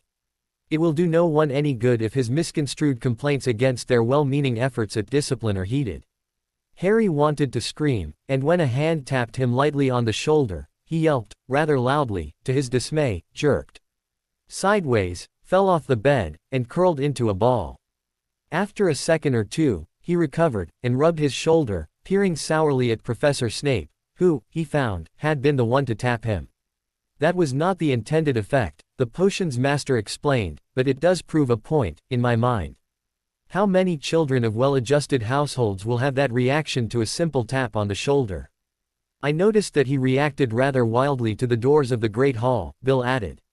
That was merely the stress of the situation, I'm sure, Dumbledore offered. Climbing back onto the bed, as per Madame Pomfrey's non-vocal, yet vociferous demands, Harry hissed. Where are you getting your information as to how I'm treated, headmaster? Are the Dursleys your source?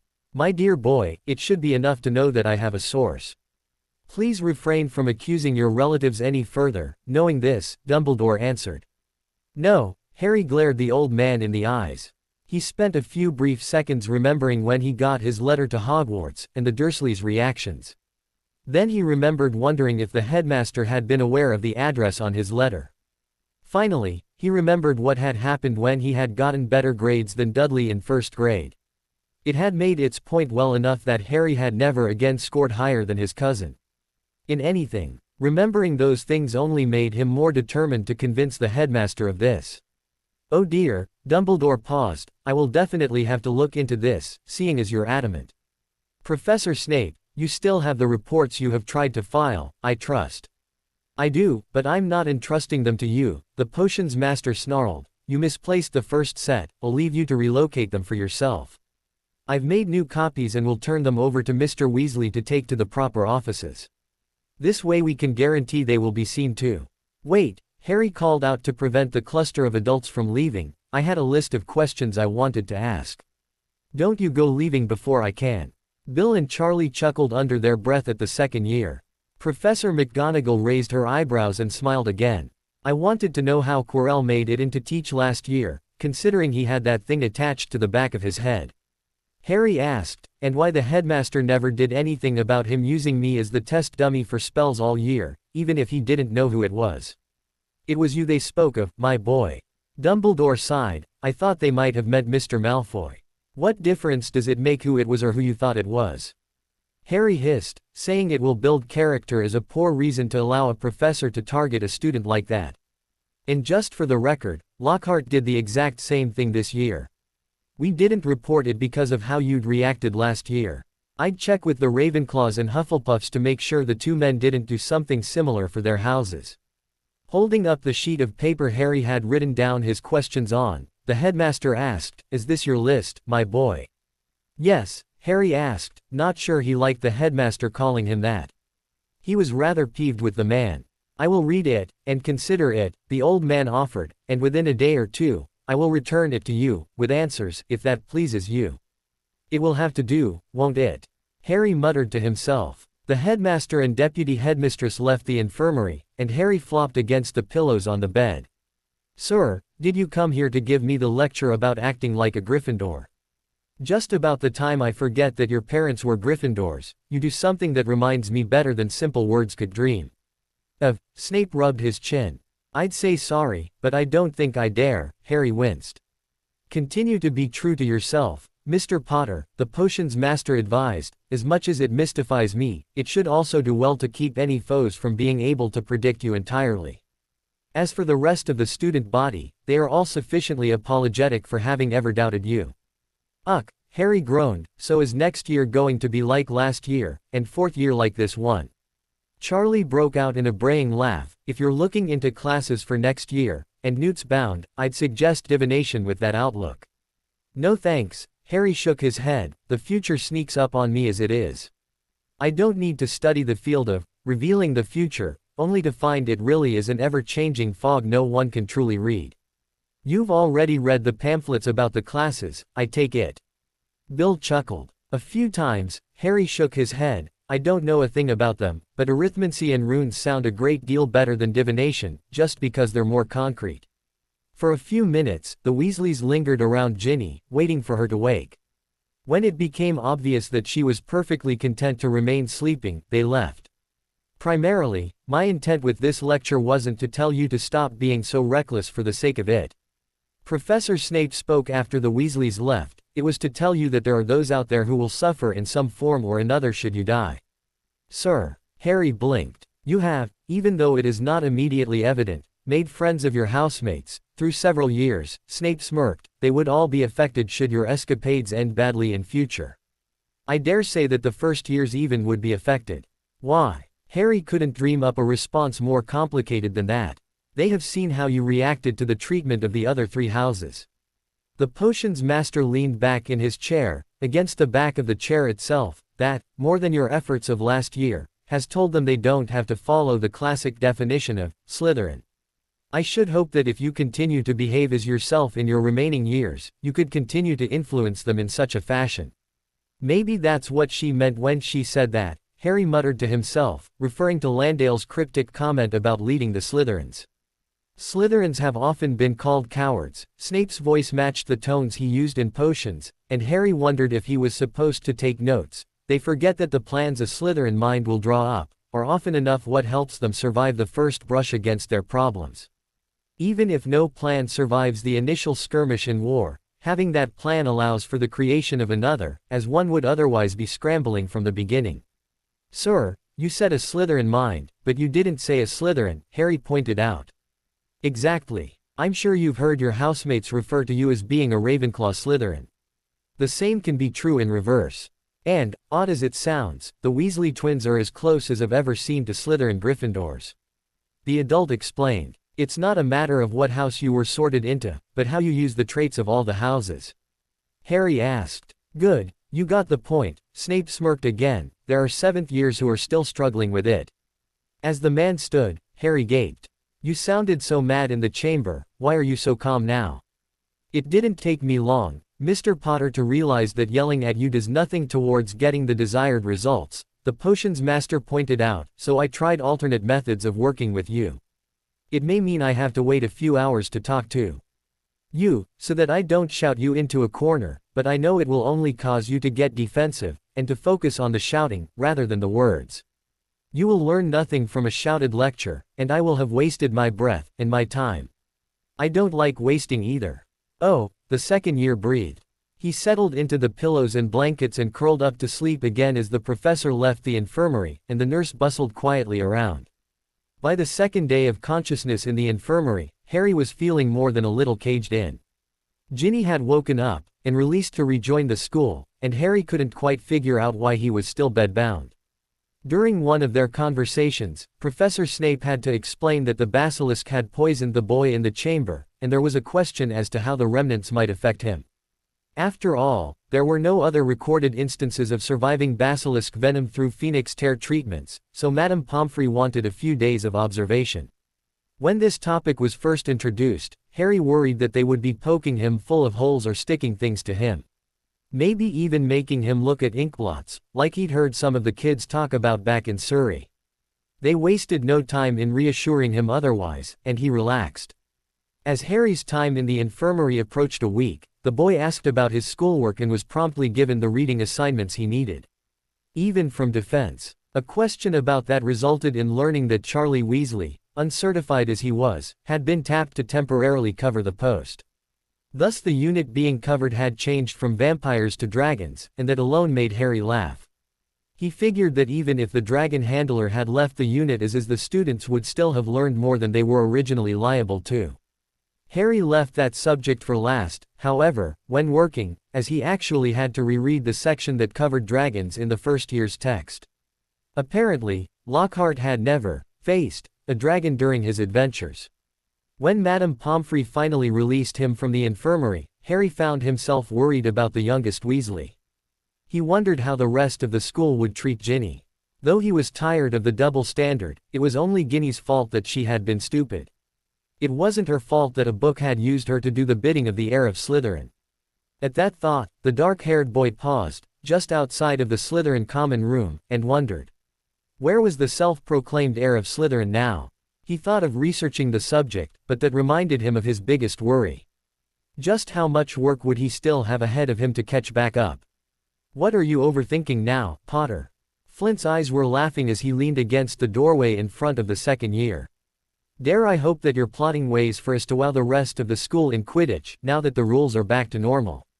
You never change, do you, Flint? Landale grumbled as she stepped out of the common room, moving around the Quidditch captain. I was actually wondering how much I have to do to catch up to everyone else in the practical sense. Harry sheepishly grinned at the 5th and 6th years as they guided him through the door. Not as much as you think, Potter, Parkinson giggled. The headmaster cancelled school for the 2 days that the nurse wasn't sure if we'd lost any students, and then for the remaining 2 days you were out that weren't the weekend, we've only had 1 session per class, except for potions and history. I still can't believe we've got a Weasley teaching us defense, Bull grumbled, especially since he only graduated a few years ago. I thought you have to have a certificate to teach, Harry asked. Or is that how we got Lockhart? The boys in the room chuckled as the girls made noises of disgruntlement. Harry supposed that the common view of the former instructor had changed with the abandonment of his post. It wasn't nearly soon enough by his judgment. Still, he wondered just what excuse the headmaster had dreamed up for having an instructor that everyone knew was underqualified. It hadn't been explained while he was in Madame Pomfrey's care. Remembering the chamber, Harry rethought that mental classification, and wondered if Bill or Charlie Weasley really was underqualified for the job of interim defense teacher. Do I have time to gather my things before we have to head to class? Harry muttered to himself, and then froze as his bag was dropped at his feet.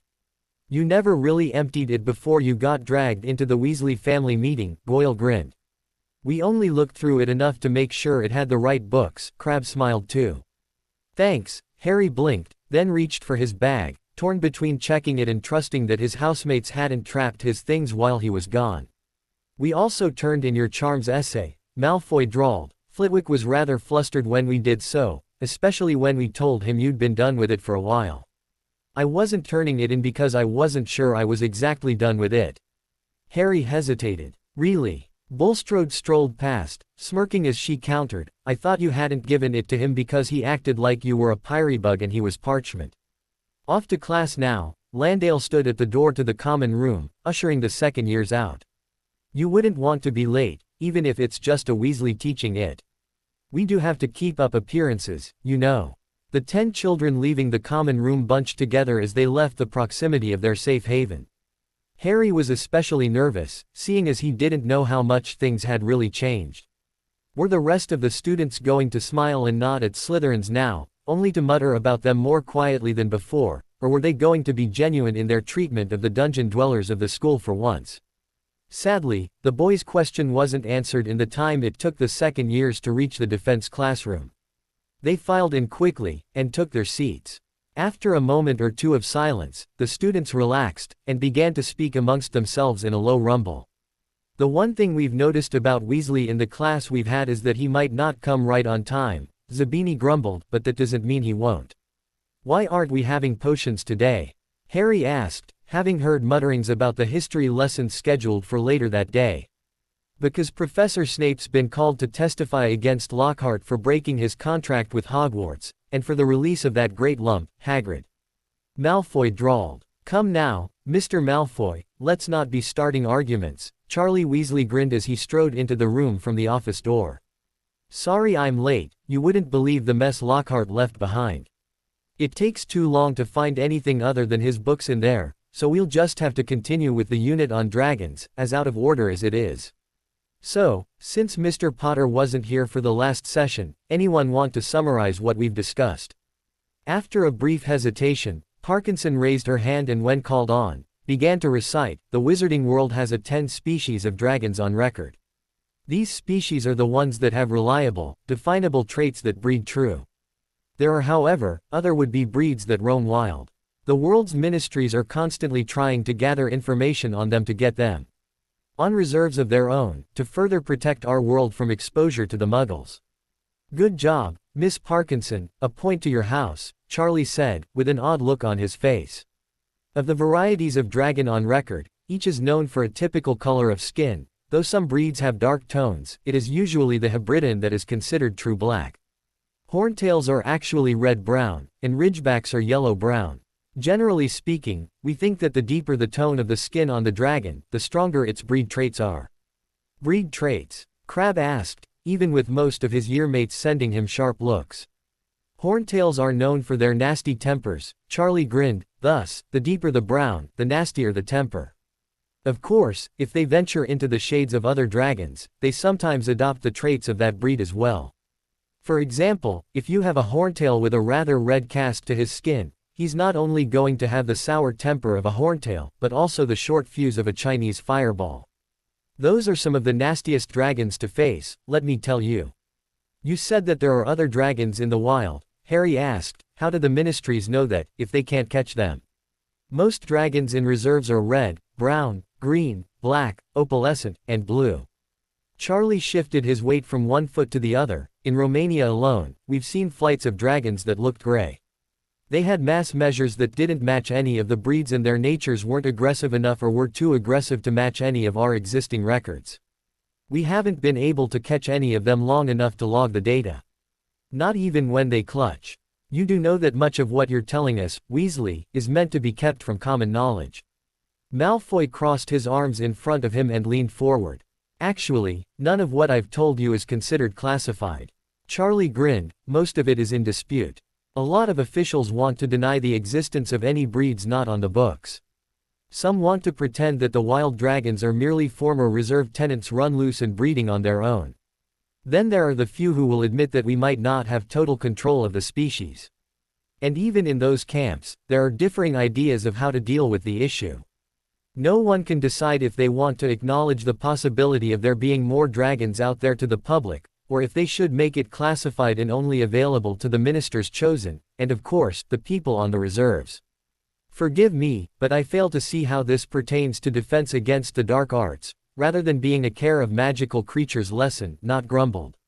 I've been wondering this the entire time, but you haven't moved on to any spells in any class. I felt I had to ask. Sheepishly, the Weasley brother rubbed the back of his head. Yeah, well, Professor McGonagall warned me about that. Trick is, if I've got a mastery of anything it's care of magical creatures.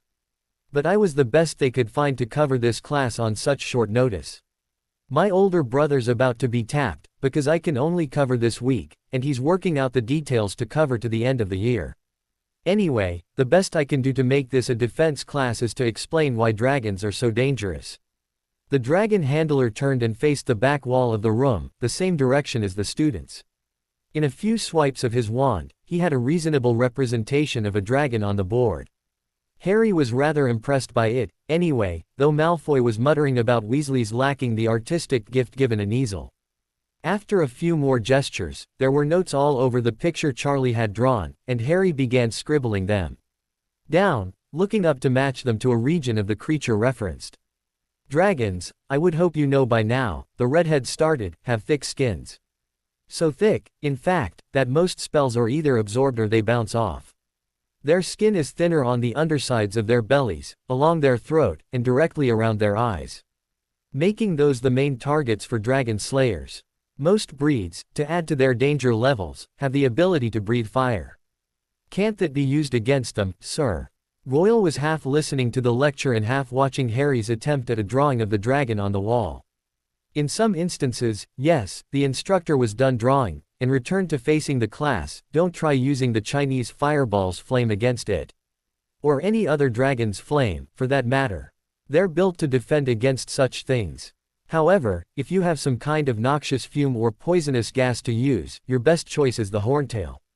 Its internal chambers for flame production have few fail-safes against intruding chemicals. In other words, make a horntail breathe an airborne toxin, and you'll kill it as sure as its breath could still kill you, as it might live long enough to exhale. By the end of the class, Harry felt exhausted all over again, and it wasn't because he'd been the test dummy for a spell, for once. He'd scribbled notes as quick as he could, appending and completely reworking what he'd had the year before. Quirrell had skimmed dragons, saying they were more difficult to deal with than they were worth, and had left it at that. If the person teaching care of magical creatures was going to be anything like the dragon handler, Harry would gladly sign up for it. When the class released for lunch, the dark-haired boy wasn't sure who was more eager to leave the room, the majority of the Slytherins in the room, or the man instructing them. Shaking his head, Harry packed up his supplies and walked out. He was perfectly happy to write the essay the dragon handler had assigned, as he'd given plenty of information to use in it. Of course, if the explanation he'd given made sense the way the second year thought it did, Bill would be the one grading it, rather than Charlie. When he had nearly stepped in the Great Hall, a thought occurred to Harry that he had to follow up on. Mr. Weasley. Harry stumbled over whether to use the given name or an honorific, and not knowing which title applied. He then continued his question when he got the redhead's attention. I just remembered reading about the fastest way to kill a basilisk. Did you or Bill ever use roosters? Eyes crossing, Charlie started snickering. After a few seconds, Harry got the feeling he'd said something wrong. I knew he'd forgotten something. Charlie muttered, you might not have been poisoned at all if we'd just sent a contingent of roosters ahead of us. Not to mention, my little sister might not have had to spend quite as long in the infirmary. But what about the book? Harry asked. A dead basilisk isn't going to reflexively bite at something flying into its maw. It's one of those give-or-take situations. Mr. Potter, Dumbledore had walked up to the two discussing the giant reptile below the school. As far as it goes, I should think things went well enough. No one died this time around, and there shouldn't be a next time either. Have you made any progress on my list of questions, Headmaster? Harry tried not to glare, or sulk, or even meet the old man's gaze. His voice, though, gave away how he felt at the moment. I'm still attempting to decide how to answer some of those questions while honoring secrecy laws and spells. The headmaster cautioned, if you will just be patient, my boy, you will learn what you asked questions about. Now, please, take your seat, your housemates are anxious for you to join them so that you may all eat. The boy shook his head as he trekked to the Slytherin table. He felt the stares of the rest of the school, and got the feeling that his instincts had been right. The other three houses were going to pretend they'd gotten over their animosity, but would still be just watching for the first misstep, and then it would all break loose again. Having sat and eaten most of his lunch, Harry was more than a little surprised to find shadows looming over his shoulders. Looking up, he relaxed visibly at the sight of the twins. Hey Harry, Fred chirped. Long time no see, George chimed. The two fourth years had swooped down on him and hugged him, and the boy was reminded of their mother. The rest of the Slytherin table laughed as the second year yelped.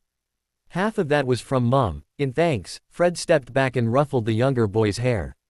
The other half was from us, also in thanks, George snickered as the Slytherin attempted to put the mess made of his hair back into a semblance of order. Hopeless as it was, much as we don't like how close we came to losing not one, but 4 siblings, at least we didn't actually lose anyone. I tried to get the basilisk to leave people alone, but I think it had gone mad from being alone for so long. Harry shrugged, or the heir drove it mad 50 years ago when he first found it. I wonder if Professor Snape is going to harvest its parts. Fred rubbed his nose. The expressions on the faces around the trio were interesting to say the least. Malfoy seemed like he was bursting to say something, but made himself wait, and Parkinson was paler than usual. You honestly fought a basilisk, Potter. The girl whimpered. They confirmed what creature it was, and that you had gone down to rescue the girl, but you fought it. Not so much fought it as ran away from it, hoping not to see its eyes in the reflected water. Harry sheepishly grinned. Didn't any of you try transfiguring roosters? Flint smirked. Their cry is fatal, after all. No kidding. Harry rolled his eyes. I never thought of it, was too busy being rather painfully Gryffindor, and I suppose the elder Weasleys were too busy being bait. Don't ask me why Professor Snape never summoned any. Summoning them would be impossible, Potter. Wells spoke up. You'd have had to transfigure them from debris. That might have been the reason then. Harry sighed. There wasn't really any loose stuff down there that we could have used. The place was in amazing shape for being so old and unused. Though it was a bit wet. A simple blasting curse would have fixed that, Bull chimed in. But who knows how stable the walls of the chamber are? Fred countered. Besides, who's to say that in its death throes from the rooster, the basilisk wouldn't have crushed Ginny? George pointed a finger in the air, or it could have collapsed on her afterward. Either way, she'd have died. And don't forget that there's no guarantee that the roosters wouldn't be dumb enough to look in the eye of the basilisk before crowing, George snickered. Nah. As scary as it was to find we'd almost lost our triplet, we're happy with the way it worked out. Your triplet? Flint hissed. Harry groaned mentally and dropped his head to the mercifully cleared tabletop. Fred, George, Flint, please. I'm too tired to deal with an argument right now.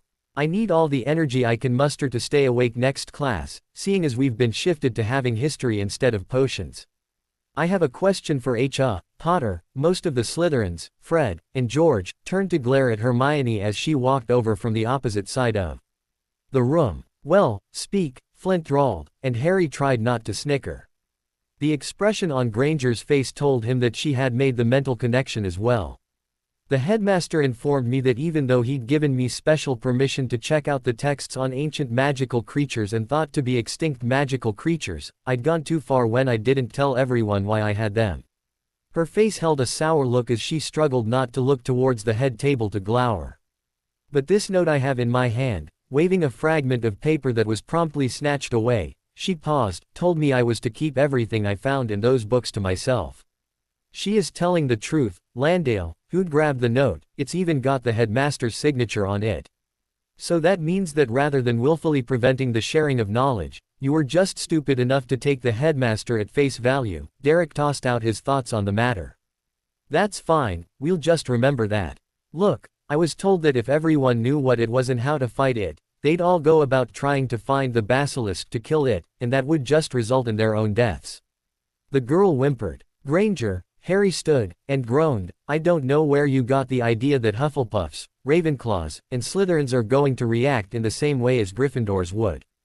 When our house figured out what the creature was, the first thing we did was to tell the professor, our head of house, in hopes that he'd know how to take care of it without bloodshed or death. Avoiding mayhem is good too, but sometimes that's too much to ask. Even as he snickered at Harry's attempt at a joke, Flint glowered at the Gryffindor girl. The only reason Slytherins were involved in the extermination of that monster was because it was the only way we stood a chance of getting the rest of the school to stop looking at us like we'd been born smelling of waste products. Not like that's anything new, Warrington piped up, nor is it likely to change. But, Granger started. Look, Hermione, they've made their point, and stated their views on the matter, Fred began. You were stupid to think that they'd react the same way as members of our house would, George added. It's a little late now, to try and fix your mistake. Harry gathered his bag, and then looked at the rest of the second years. I don't know about you all, but I'm off to class. After all, I do have notes to catch up on. A time charm later, and the 4 tables were packing up and heading off to classes. As much as he sounded eager, Harry really wasn't looking forward to history. On the best of days it was difficult to stay awake, but the brunette was already tired. He could only hope that the Gryffindors would be cause for enough excitement that he wouldn't fall asleep. In the classroom, he sat down quickly, and pulled out his text, starting his note-taking process. Scribbling a few words and reading half a page was his usual rhythm, but it wasn't to be this time. He'd made it through roughly 3 pages before he sat up, realizing he'd been poked in the side by Zabini. The other boy was looking at him, with a somewhat concerned expression on his face. After a couple of seconds, and a quick glance around to ensure that it was just the other Slytherin looking, Harry raised an eyebrow. "You fell asleep, Potter," Zabini whispered. "I thought you'd like to be woken back up." "Thanks, Zabini." Harry rubbed at his tired eyes, trying to wake himself back up. A few seconds later, he noticed the darker boy staring at what he'd written. "You're writing notes from the book, right?" Harry refrained from any particularly unkind comments about the obviousness of that question, and let his neighbor continue speaking. "What do you want to trade, on a regular basis, for a copy of your notes? You're as tired as I am of the on a case-by-case basis, are you?" Harry sighed. "I was rather hoping to be able to put together a study group, maybe spanning the 4 houses, maybe not, to help everyone with their grades. You know, so-and-so is good with charms, so everyone will work with them, or from their notes. In exchange, since they're not so hot with defense, the person who's best at that will be the tutor in that subject. How does any of that amount to an even exchange?" Crabbe asked, keeping as quiet as the other two. While Binns was mostly oblivious, they didn't want to take a chance on his using this as the one day he caught them all out. "There are so many things in this life that aren't even remotely even exchanges." Harry shook his head. "I'm amazed everyone in our house demands them, considering what real life is like." "Maybe that's why," Zabini muttered. "So how does that system work with those of us raised to believe we're worthless?" Harry whispered mostly to himself. "That's why you're in Slytherin," Crabbe gasped. "You're trying to prove you really are worth something." "Children, please moderate your voices," Binns scolded the small group speaking. Ironically, he was looking at the Gryffindors when he said it, as there was a cluster of them chatting as well. Harry refused to speak for the rest of the period, taking notes resolutely, and ignoring the prodding from the others. When they were finally released, he veered off to the library as quickly as he could, and settled at a table quickly. Potter, the hesitant voice caught his attention because it was female, and sounded calmer than Parkinson, Greengrass, or Bulstrode. He looked up, expecting Landale, or the 7th-year prefect of his house, so he was surprised to see Granger. "I heard you're looking into wizarding custody issues." Nodding, the boy wondered what she was up to. She dug into her backpack, and pulled out a book. Turning it to face the 2nd year, she continued. "I wondered what kind of custody rules there were when I found out I was coming here. I didn't want to be taken away from my family suddenly just because I can use magic." She fidgeted as she passed the book over. "So during one of our trips to Diagon Alley, I asked to pick this one up. You don't have to rush to get it back to me, just give it over to the twins when you're done." "Why are you helping me?" Harry was suspicious. "I've overheard some of the others in Gryffindor mutter about how you're dark because you're in Slytherin. Then they jabber about your family, and I have to ask myself, if you're dark, why is it because of you being in Slytherin? Can't it be because you hate the people who treat you badly and want to get away?" "Make your point, Gryffindor," Flint hissed at the 2nd-year girl as he approached Harry's table in the library. I'm just saying, if everyone's so scared of you going dark, or evil or whatever it is they're worried about, why won't they do something to prevent it?" She stuttered. "What about you?" Harry had to ask. She looked away. "I know you're not evil, or you'd have let Ginny die. I know that not all Slytherins are evil, or Professor Snape would more than just yell at us Gryffindors. I know that while having a bad family doesn't guarantee someone will turn out evil, not doing something to help them get away will make me feel evil. Are you trying to worm your way into befriending the snakes?" Flint grumbled. "No," she shook her head. I'm kind of hoping that if I can help Potter, Neville will take heart and let the rest of us in his own house help him too." "What's wrong with Longbottom's home?" Harry asked. "His family thought he was a squib," Flint drawled. Then, just before he got his letter, he showed an example of accidental magic, and they finally relaxed on him. Harry blinked. He'd read about squibs, and he'd heard from the twins that Filch was one. After a bit of thought, he told himself not to harp on it. Yes, Potter, we know, you don't like the bad treatment of squibs any more than you like the way Muggle-borns are treated. Flint was grinning now. How is it you're sitting with me here? Harry asked. You never have before, Flint. I thought you had class. I did, but my year's Longbottom struck in defense and Weasley let us go early. The sixth year chuckled. Neville's not that bad. Granger yelped. He wouldn't be, with more confidence, anyway, Harry agreed. Fine, I'll admit, Walter's is worse than Longbottom. At least yours is a second year and might get better. Flint rubbed his hands together. Walter's really is hopeless. Looking at the book Granger had set in front of him, Harry pulled it closer. I'll look through it, and get back to you. I haven't exactly gotten a chance to look for myself in London. If it's useful, I'll have to work on that. Nodding, the girl left quickly. Shortly after she left, Harry looked at his Quidditch captain and asked, so why are you really here? We're still not sure about the idea of leaving you alone anywhere, Flint explained, and I wanted to know if you'd gotten clearance to practice Quidditch again. I did, Harry nodded, already half distracted by the book in front of him. Wait up, Potter, I've got one more thing to bring up to you. Flint waved a hand between Harry's gaze and the book it was pointed at. Okay. Harry made the effort to look up. How serious are you about the study group idea? The older boy asked. I want to say very, but with everyone's schedules, Harry shrugged. Besides, ideally it would include all 4 houses. But since we're Slytherins, fat chance there. I dunno, Flint smirked. It sounds like you'd have Granger and Longbottom signed up already, and the twins. That's just 4 people from one other house, Harry grumbled. So, work at it, Flint suggested. You guys always talk about me having some goal or other I'm trying to accomplish. I'm just waiting for you to say something else about that. The second year was anxious to get back into the book he'd just been loaned. I personally think you're easier to get on with when you're kept too busy to do anything but the tasks assigned to you. You've finished the extracurricular assignments from the professors, so we're going to give you new ones. The older boy stood, starting with this study group. Get it organized enough that it's either operational before the end of the year, or ready to implement starting next year. Are you? The brunette began. I think you can handle that, the elder interrupted. If you make enough progress fast enough, I might add on that you should cover more than 1 year, and include all 4 houses after all. As the Quidditch captain left, Harry boggled. He was starting to think he ought to argue the assignment, asking what was in it for him, but the obvious answer was, people to study with for each class, and that made his question basically moot. He kept working at his essays from classes, and then it came time to eat. He mechanically ventured to the Great Hall. Just as mechanically, he ate the evening meal and headed for astronomy.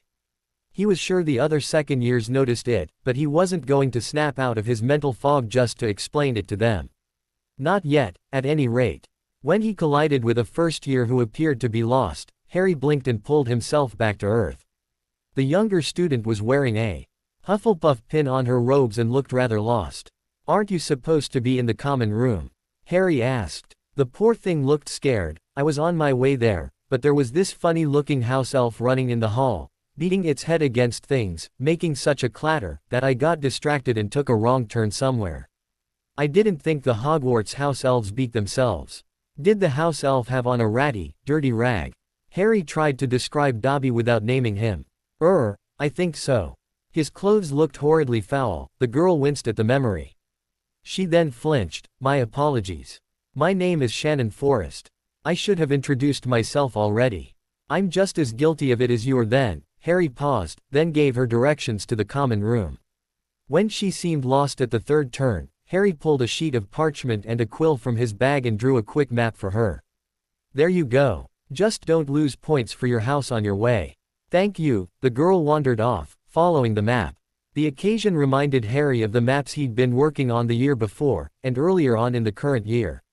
He wondered, while trekking to the astronomy tower, if he could still find the charms for his own maps in the library, even without the map the twins had shown him.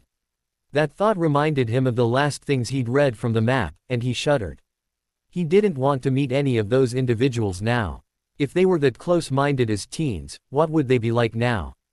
During astronomy, the professor quizzed them on the constellations they'd covered starting from break.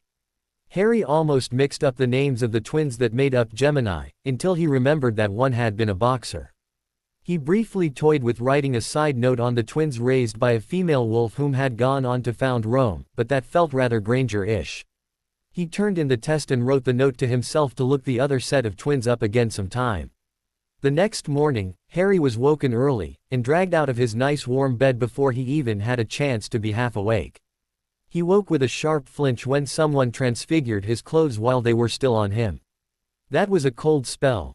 "What's going on?" Harry yelped, trying to warm himself back up. "Quidditch," Flint smirked. "You've been given the nurse's approval for returning to practice, so we're practicing this afternoon. So why wake me now?" The 12-year-old yelped.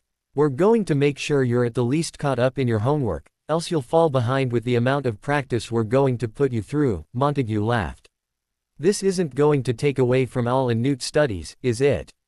Desperately trying to worm out of it, the boy wasn't so much concerned with subtlety as he was with results, namely success. "That's what this is for," Bletchley nodded. "Those who are standardized test-bound will have the rest of us to quiz them, and those in between tests, or not there yet, will take it as an opportunity to learn ahead. It's one great study group." "Wasn't that something you were working towards?" Derek asked. "Flint told me it was time to start on that, but I didn't figure on getting rousted from my bed at painful hours of the morning and frozen by spells that." "Just what did you do?" Harry actually looked at the clothing he now wore. It actually fit him, and he wasn't used to the sensation. It made him almost feel BPD. "Keep your shirt on, Potter, it's just clothes that fit you," Bull drawled, "though we can transfigure it back if you like." At the leveling of the wand, Harry flinched. "No, that's fine. Just one shot of freezing spells per day is fine by me, thanks." He then made to return to his dorm, but was blocked by Warrington stalking out, leading the majority of the rest of the second years, and a healthy number of the reserves for the Quidditch team. "Now do you see why study groups don't get formed very often, Potter?" Flint nodded at the large group of students cluttering the common room. "They're unwieldy. It's rather difficult to ensure that each group is on time, where they're supposed to be and on task. Then you throw in the varying needs of all concerned, and you've got a true knot. And that's without accounting for everyone's schedules," Warrington spoke up. "So is that all this was about?" Harry rolled his eyes. "You guys telling me that yet another of my crusades is impossible?" "Potter," Flint sighed, "don't you think this is an awful lot of trouble to go to just for that?" "Not if you want to make the point as clear as possible," Harry muttered. "Let me guess," Montague growled, "those relatives of yours tried something like this once." "After Hagrid left me back in Surrey, I had to ask myself if that's what my letter to Hogwarts had been." Harry unconsciously stared through a few people as he remembered, making them shiver. "Then I told myself that it was too much of an expense, they wouldn't waste money on me like that if they wouldn't." "Never mind, Potter." Malfoy thumped the darker boy on the shoulder. "You'd better tell us, or it won't be usable as evidence against those lumps of flesh." "Evidence?" The brunette's eyes were wide. A seventh year explained, "Even if the headmaster isn't putting any effort into it, a few of us have parents or other relatives in the ministry, who'll help us to push through an investigation." Then he continued, "We might even try for charges against those that knew about your placement but did nothing." The second year thought about who all that could hurt, and paled. "I'm not sure that's such a good idea. After all, Professor Snape knew I was there. He tried to do something about it once he knew something was wrong," Flint reasoned. "So what's to say that the others who knew were aware of what was wrong?" Harry asked. "Dumbledore and McGonagall knew," Malfoy hissed. "Is this really about dealing with misplaced custody, or is it about getting back at the Gryffindors for the way they've treated you all?" Harry demanded. "Did I miss the message that indicated you all were supposed to be in the common room 2 hours before breakfast even starts?" The low drawl made everyone in the room jump and snap their attention to the owner of the voice. Professor Snape stood in the middle of the doorway leading outside of the common room just long enough for the students to recognize him, and then stalked in. "Sir, we were attempting to put together a study group," Flint stuttered. "An admirable sentiment, Mr. Flint, but I have to wonder at the early hour. Some of you had astronomy last night, and others were up rather late working on homework. Thus, I find it difficult to sanction this. All of you back to your beds."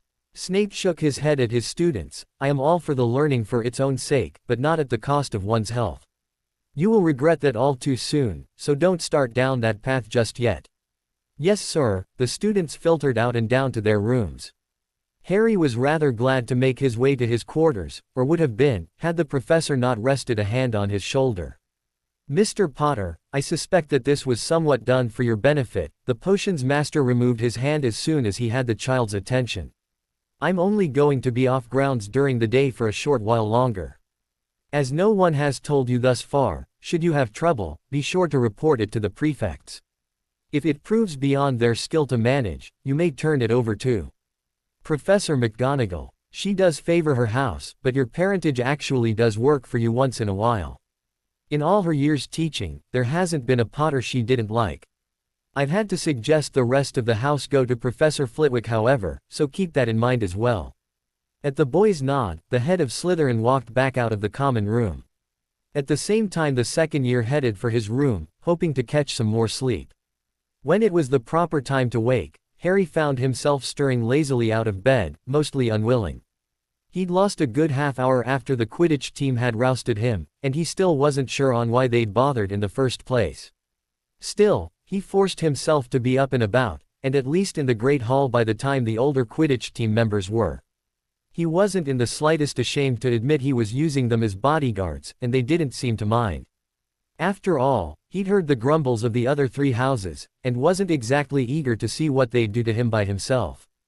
Having had a hand in the rescue of Miss Weasley didn't seem to help his reputation much. Truthfully, he'd been a sidelines part of the rescue team once they got past the doors requiring Parseltongue to activate. And who would believe that a 12-year-old would get bitten by a basilisk and survive? For that matter, who would believe that a basilisk lived under Hogwarts? Not very many of the students, that was certain, though Bill, Charlie, Professor Snape, and even the headmaster corroborated.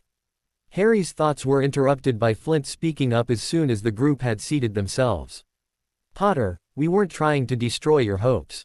We just wanted you aware of the difficulties in putting together a study group. And this is just within Slytherin.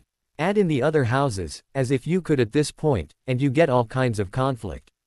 Wouldn't it be a matter of finding out who is the best in each subject, or even the top 3, for each house, for each year, and getting them to commit some time to helping others study?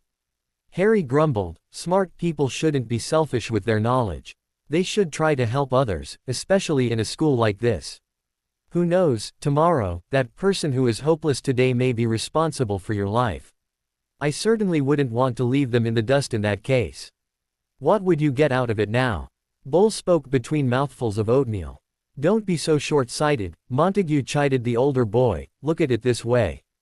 If Potter coaches Goyle and Crabbe, ensuring that they do well enough in school to not only stay, but also to go on to new levels, they'll be grateful to him. At the least, that gratitude could be used to get him something in return later, when they're out in society somewhere, Bletchley agreed. If you want to look at it like that. That's your choice, Harry shook his head, but really, I'm trying to do this because everything feels like it's winding up to become a war zone again. I seem to remember that history repeats itself. Take that, and the fact that Slytherins are still treated like scum, and what do you have? Well, what do you see us as having? Malfoy plonked himself down at the table, somehow managing to do so gracefully enough that the rest of the table didn't harp about manners, as they would have if Harry had. A gun, aimed, primed, and loaded, just waiting for the final trigger pull. Harry muttered, as long as you all know what a gun is, anyway. Oh, we've heard of those, Derek chimed, I remember my brother talking about those when he was in Muggle studies. He took it because he figured it would be an easy grade, and regretted it. The professor spoke about all kinds of strange things, and one of them was a gun. Said Muggles used them all the time. Who is the Muggle studies professor? Harry blinked. Flint smirked, it was a different person then.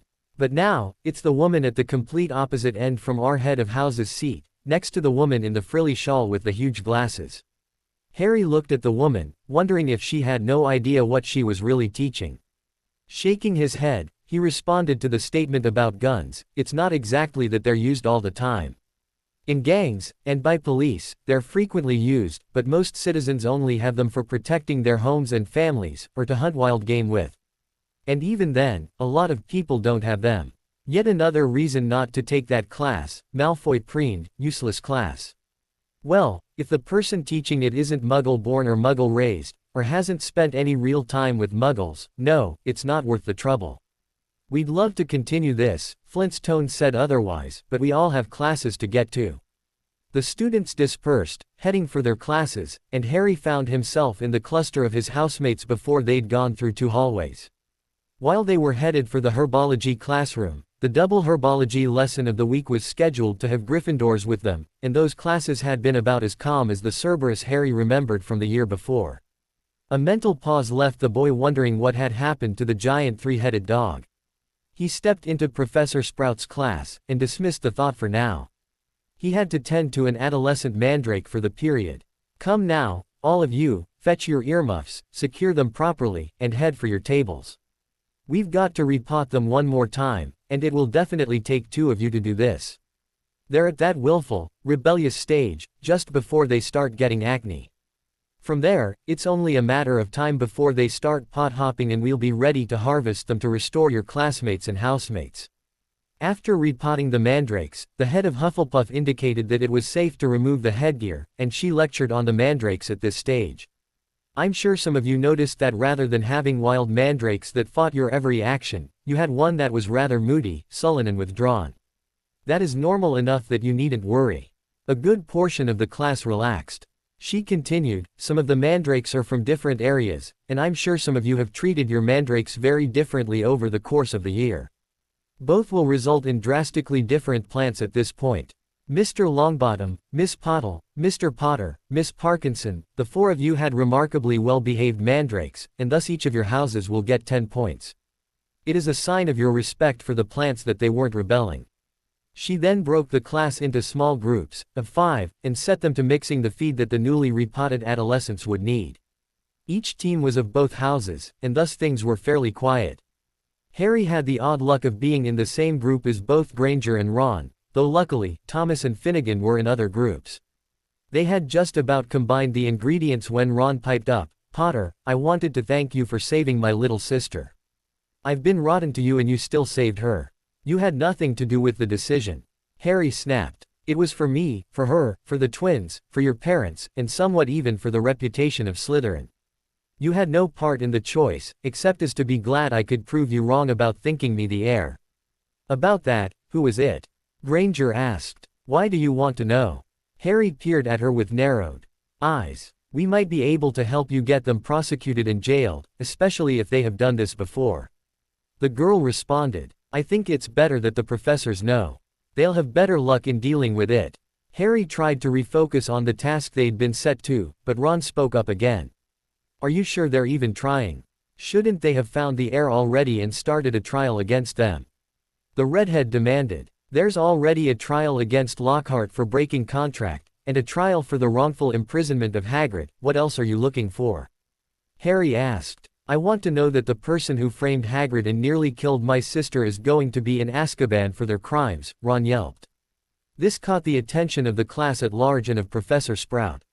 She strode toward the group and peered over their work. As much as I appreciate your hard work and progress on the assignment, I would also greatly enjoy it if you could work quietly. Yes ma'am, the 5 children chimed, even though Goyle and Crabbe had been quiet through the conversation. Towards the end of the class, Ron and Granger seemed to want to continue the discussion from before, and Harry wanted none of it, so he merely packed up his things and headed out of the room, quickly as he could. The rest of the second-year Slytherins followed him, somewhat reluctantly, as he headed for their common room. Upon speaking the password of Verdad, the brunette dashed down to the dorm and rearranged his things in his bag. He left the herbology text on his bed, and picked up his history and transfiguration books. It wasn't until he returned to the common room that he noticed the other second-years hadn't followed him in. Thus he stepped outside, and met Crabbe, Goyle, Malfoy, Zabini, and Not out in the hall. Then he looked at them, and their expressions made him worry. We've been standing here, and during that time, no less than 3 clusters of members of the other houses have passed by. Zabini reported. They glare at us, and mutter, Goyle added, then continue on. We wouldn't be lucky enough for them to decide to apologize for thinking you're the heir, Potter. Malfoy sighed, so they can only have been up to no good. Why does it have to have something to do with me? Harry asked. Not gently steered the smallest Slytherin to the center of the group. After a brief, nonverbal conference with Zabini and Malfoy, the other boys clustered around Harry and as a unit, they moved to the Great Hall. Once there, they moved to the Slytherin table, meeting up with the girls of their year, and Harry was more than a little perplexed by the looks on the faces at the other 3 tables. The other 3 houses had seemed to lay off on the idea of him being evil incarnate, but this made it seem like they'd been trying to fool him. Then the mutterings became clear. The headmaster had been convinced to award the house points for the rescue of the youngest Weasley, and the rest of the school was convinced that Slytherin had gotten an unfair amount. Motion out of the corner of his eye, had the brunette trying to dodge or duck, and instead, found him surrounded by the Slytherin Quidditch team at the table. "Ah, come on," Fred whined teasingly. "We won't hurt him, promise." George chuckled. "After all, he is our triplet," Fred continued. "We're supposed to believe that, the way you treat your prefect brother and your younger brother." Flint drawled. "That's just good-natured fun," George grinned. "Somehow, I doubt they'd agree." Bull was trying not to laugh, but his face gave him away. "They shouldn't be so annoying then, should they?" Fred smiled wide. "Are you setting him up for a prank?" Warrington got to the point. "Nope." George's face became serious. "We just need to arrange a time to chat with him, today if possible." Fred's face wasn't laughing anymore either as he added, "and to let him know that we're still with him." "I appreciate it." Harry's smile, though wan, was real, and the twins nodded at him, turned and moved toward their own table. Expecting to be allowed to sit down at that point, Harry was dismayed by Montague speaking to someone behind him. "What do you want?" "First off, I want to thank Potter for rescuing my sister," Percy drawled, "and second, I wanted to let him know that if he needs help catching up in classes, I'll be happy to tutor him." Harry had a sudden idea. "Just me, or could I ask for this to be a long-term thing? I've heard from the twins that you like explaining things, and I know of a few people who could do with things being told to them on a regular basis. I get the feeling they said something more to the effect of I blather on about unimportant things all the time." The prefect took a step back from the Slytherin table. "I suppose I could tutor students besides yourself, as long as they refrained from calling me, or my family, by any inflammatory terms." "Which subjects are you best in?" Harry asked. "I do well in all of them, but the ones I particularly enjoy are charms and transfiguration." "At least, of the classes second and first years would have need of tutoring in," Percy nodded. "Why don't you get back to me with a list of people who need help, what in, and times they're available, and I'll find a place or places in which we can do this." Harry nodded quickly. He then noticed Professor Dumbledore walking toward the table from the other side of the room. Suddenly, he wondered if this was going to be against any rules. "Mr. Weasley," the headmaster queried, "is there a particular reason you're standing by this table?" "I was thanking Potter for rescuing my sister, and offering to tutor him in any classes he might need help in from his stay in the infirmary." The 6th year nodded respectfully to the man. Or at least, Harry was going to call it respectfully. "If my memory serves me right, there are no rules against this." The elderly man ran his fingers through a section of his beard as he spoke. "However, do be aware that there are those who would not be happy to see this plan succeed." "Why not, sir?" Harry looked at the headmaster's shoulder. He wasn't feeling up to meeting his eyes.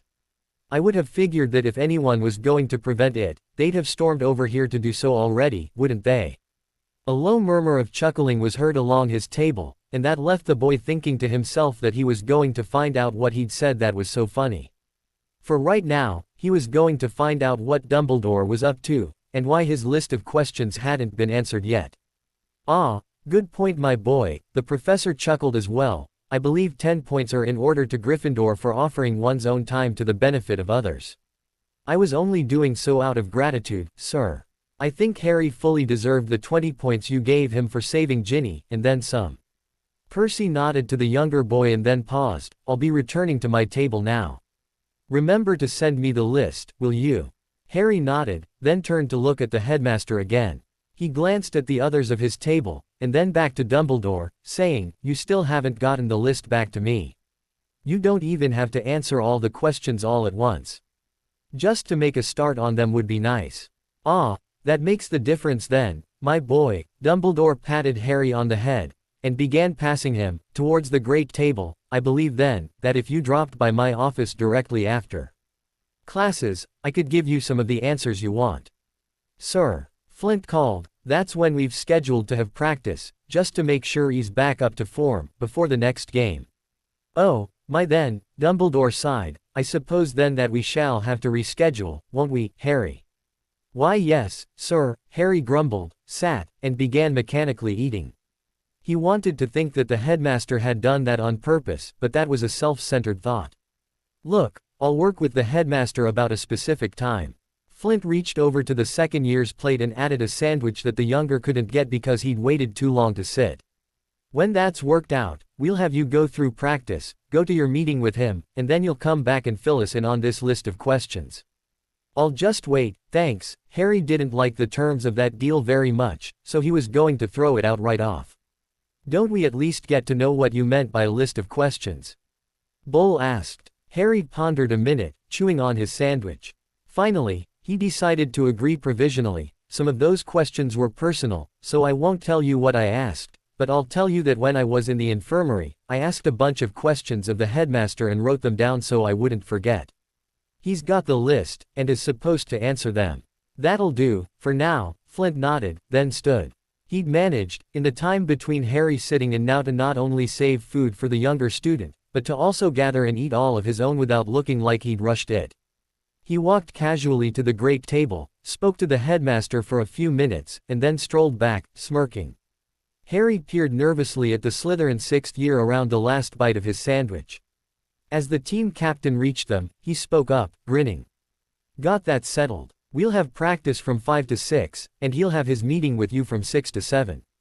You'll come back to the common room, and answer any questions we ask that you want to. Then it's supper, and you should have some time free to chat with whichever Weasleys strike your fancy. Squinting, Harry tried to find the loopholes in that, and then shrugged.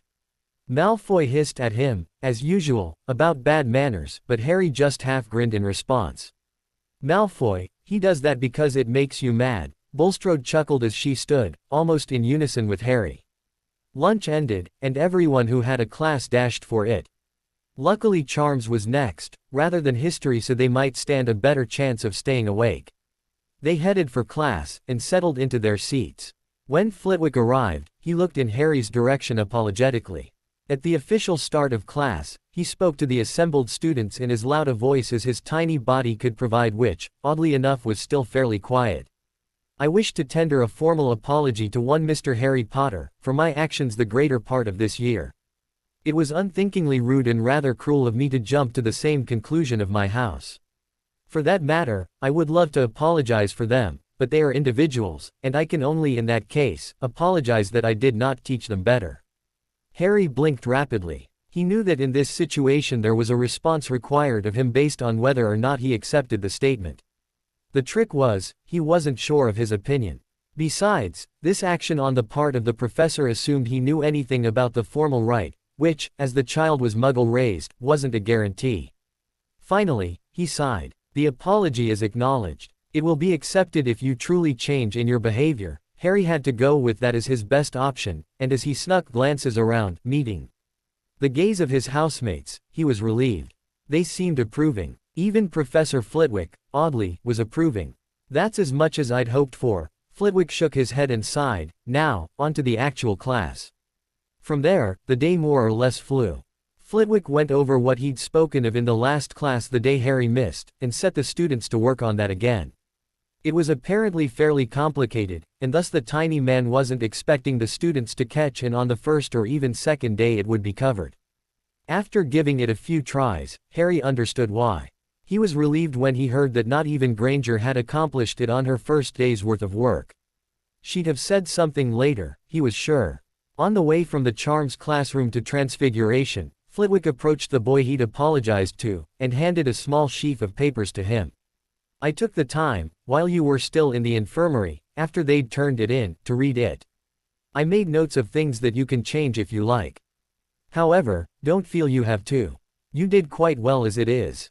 Just know, that if you continue working with this throughout your time here, you might be able to turn it into a dissertation, and earn a mastery in charms shortly after graduation. Blinking, the brunette nodded. He'd have to investigate for sure, but he personally thought that having a strong background in charms, transfiguration, herbology, and potions would be good ideas for a medic. Luckily, those were all classes he liked. Transfiguration ran as per usual, except that Professor McGonagall seemed to be acting particularly careful of the child a day out of the hands of the nurse. After a while, Harry settled into the thought, and focused on the task assigned, and on revising the paper she'd given him as he sat down. At the end of class, the Transfiguration professor held Harry back, and the boy was beginning to get worried. The gentle look in her eyes made him relax, even though her mouth was still as stern as usual. "Mr. Potter, as I'm sure you noticed in the paper, I suggested you continue in this vein of study. I am aware of your other assignments, so this will continue to be an extracurricular project." The feline animagus spoke. "However, should you care to, there are formal processes one may go through to become an animagus. You've started the path. Don't most students start at a later age?" Harry wondered. "There is something about your past and future that the headmaster has requested the faculty of Hogwarts to not relay to you. Many of us disagree with this. As well, we disagree with his actions in general towards you." She explained, "Thus, we have given you these projects which are above and beyond even third-year work. Perhaps, by the time you reach the year in which these subjects originate, you will be working at a newt's level of skill." "Why can't I know why you're pushing me?" Harry demanded. "Because of an oath the headmaster asked us to take." Here, she practically grinned. If Harry had believed her capable, he would have said she was about to purr like the cat that got the canary. "You have a conversation with him tonight, demand the answers. If he denies them of you, we can take action. For now, you would be best served moving on to Quidditch practice. Much as she stands no chance, I'm sure Miss Seeley would be truly upset to win simply because you had gotten out of shape." Harry snorted as he left. Even if he did get off his game, she wouldn't stand a chance. Not that the upcoming game was versus Gryffindor. Hufflepuff's Seeker seemed like he might be the best of the other three. Harry nodded in respect to the professor as he left, and ventured to the common room to drop off his class supplies. Once outside, the team performed their warm-ups and drills. Harry spent a to him rather painful amount of time dodging bludgers, and wanted to bat them back at Derek and Bull. Especially since Malfoy was simply pointing and laughing. Finally, Flint seemed appeased by Harry's recovery and released the younger boy to his meeting with the headmaster.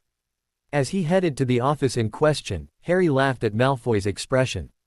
Apparently, the blonde hadn't expected that practice would continue after the Seeker's departure.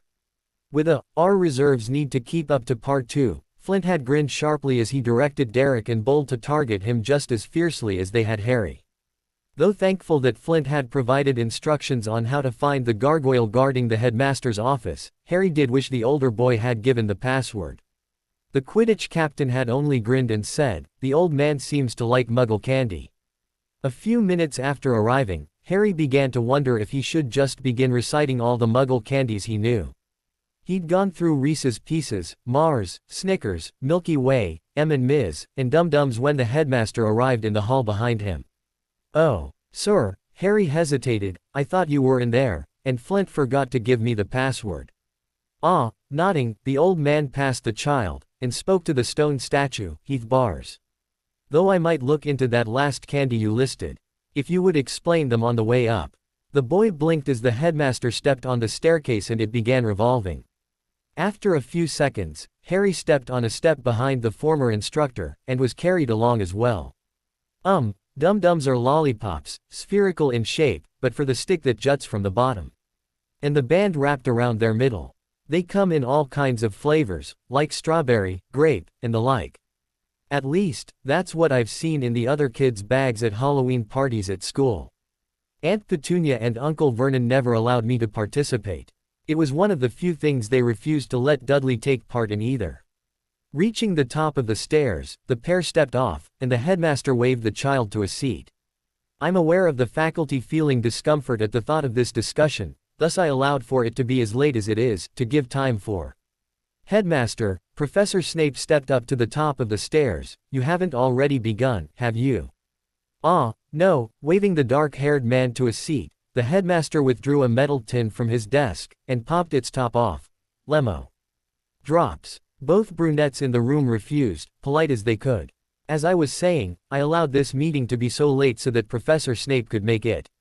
Dumbledore spoke around the candy in his mouth, there seems to be a great deal of nervousness at allowing me to speak with you by ourselves. Considering that one of the last times you were alone with him you modified his memories, I should think the disquiet is justified," the potion's master hissed. "I honestly meant no harm in my actions." The headmaster steepled his fingers in front of his nose, just above his beard. "I was merely afraid that with the memories intact, our Mr. Potter would find himself overwhelmed by any number of emotions." "What makes you think I'd be overwhelmed?" Harry tried not to fidget. Slytherin House, while immensely supportive, has long been known to produce and cultivate those with dark tendencies.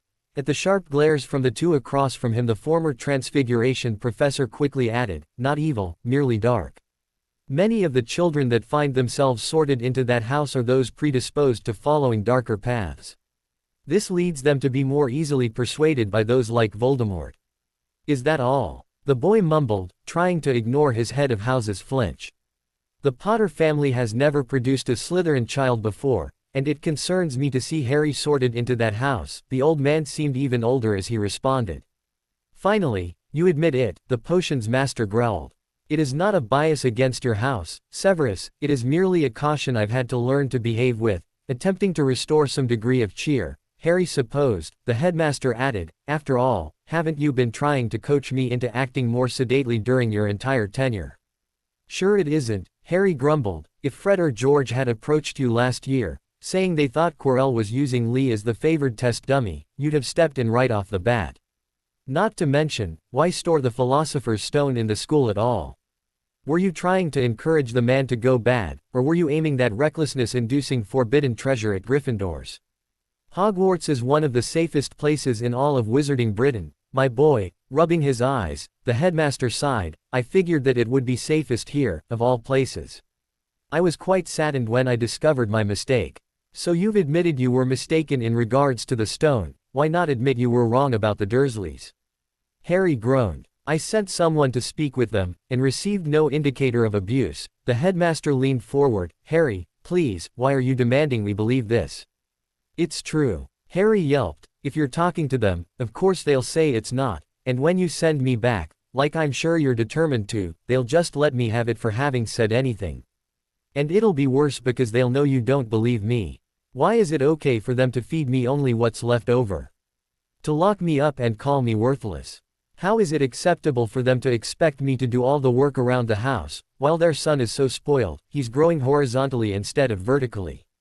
That could just as well be due to a Muggle health disorder, Harry, so don't hold that against him." The eldest in the room cocked his head to his left. Harry remembered tea time at the Dursleys and had to ask, "Did the Dursleys serve tea while your person was there?" "Why do you ask?" The headmaster needed clarification. "Well, whenever Vernon and Dudley were both around, tea time consisted of the required tea service, plus a few sandwiches." Harry mimed a stack that stood off the table at a distance, a sampling of snacks, and sometimes even an extra bit of chocolate-drenched thing or two. "Rather like, oh wait, that's probably a Muggle book, so you wouldn't know it." Petunia and Vernon were recorded as being there, eating what appeared to be a late breakfast, or early lunch. Papers on the man's desk were shifted, but the individual I sent to investigate was not exactly invited to partake.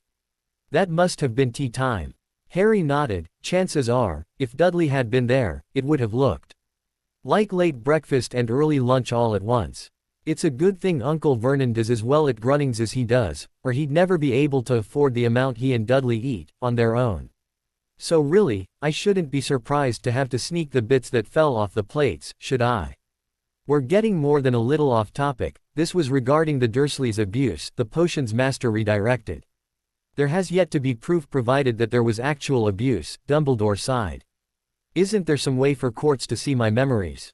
Harry begged, "or to make it so I can't lie, even if Veritaserum is illegal for use on minors without guardian consent." Harry would have laughed if he recognized the frozen faces for what they were. As it was, the boy sighed, and asked yet another question that had occurred to him through the conversation. "Did Dudley ever show up when they were chatting with the Dursleys about me?" "Why would that make a difference?" The headmaster was puzzled. "Surely you've heard the phrase, 'Little pitchers have big ears,' by now, sir." Harry was trying not to whine, but it was blessedly difficult to keep that tone from his voice. "What do the size of portrait ears have to do with it?" The elderly man raised an eyebrow as Professor Snape sighed. It is a Muggle saying that regards the ears of children as capable of hearing that which their parents might not wish them to. Especially when it concerns the repetition of what has been heard at the most inopportune moments. The potions master contributed to the conversation some more.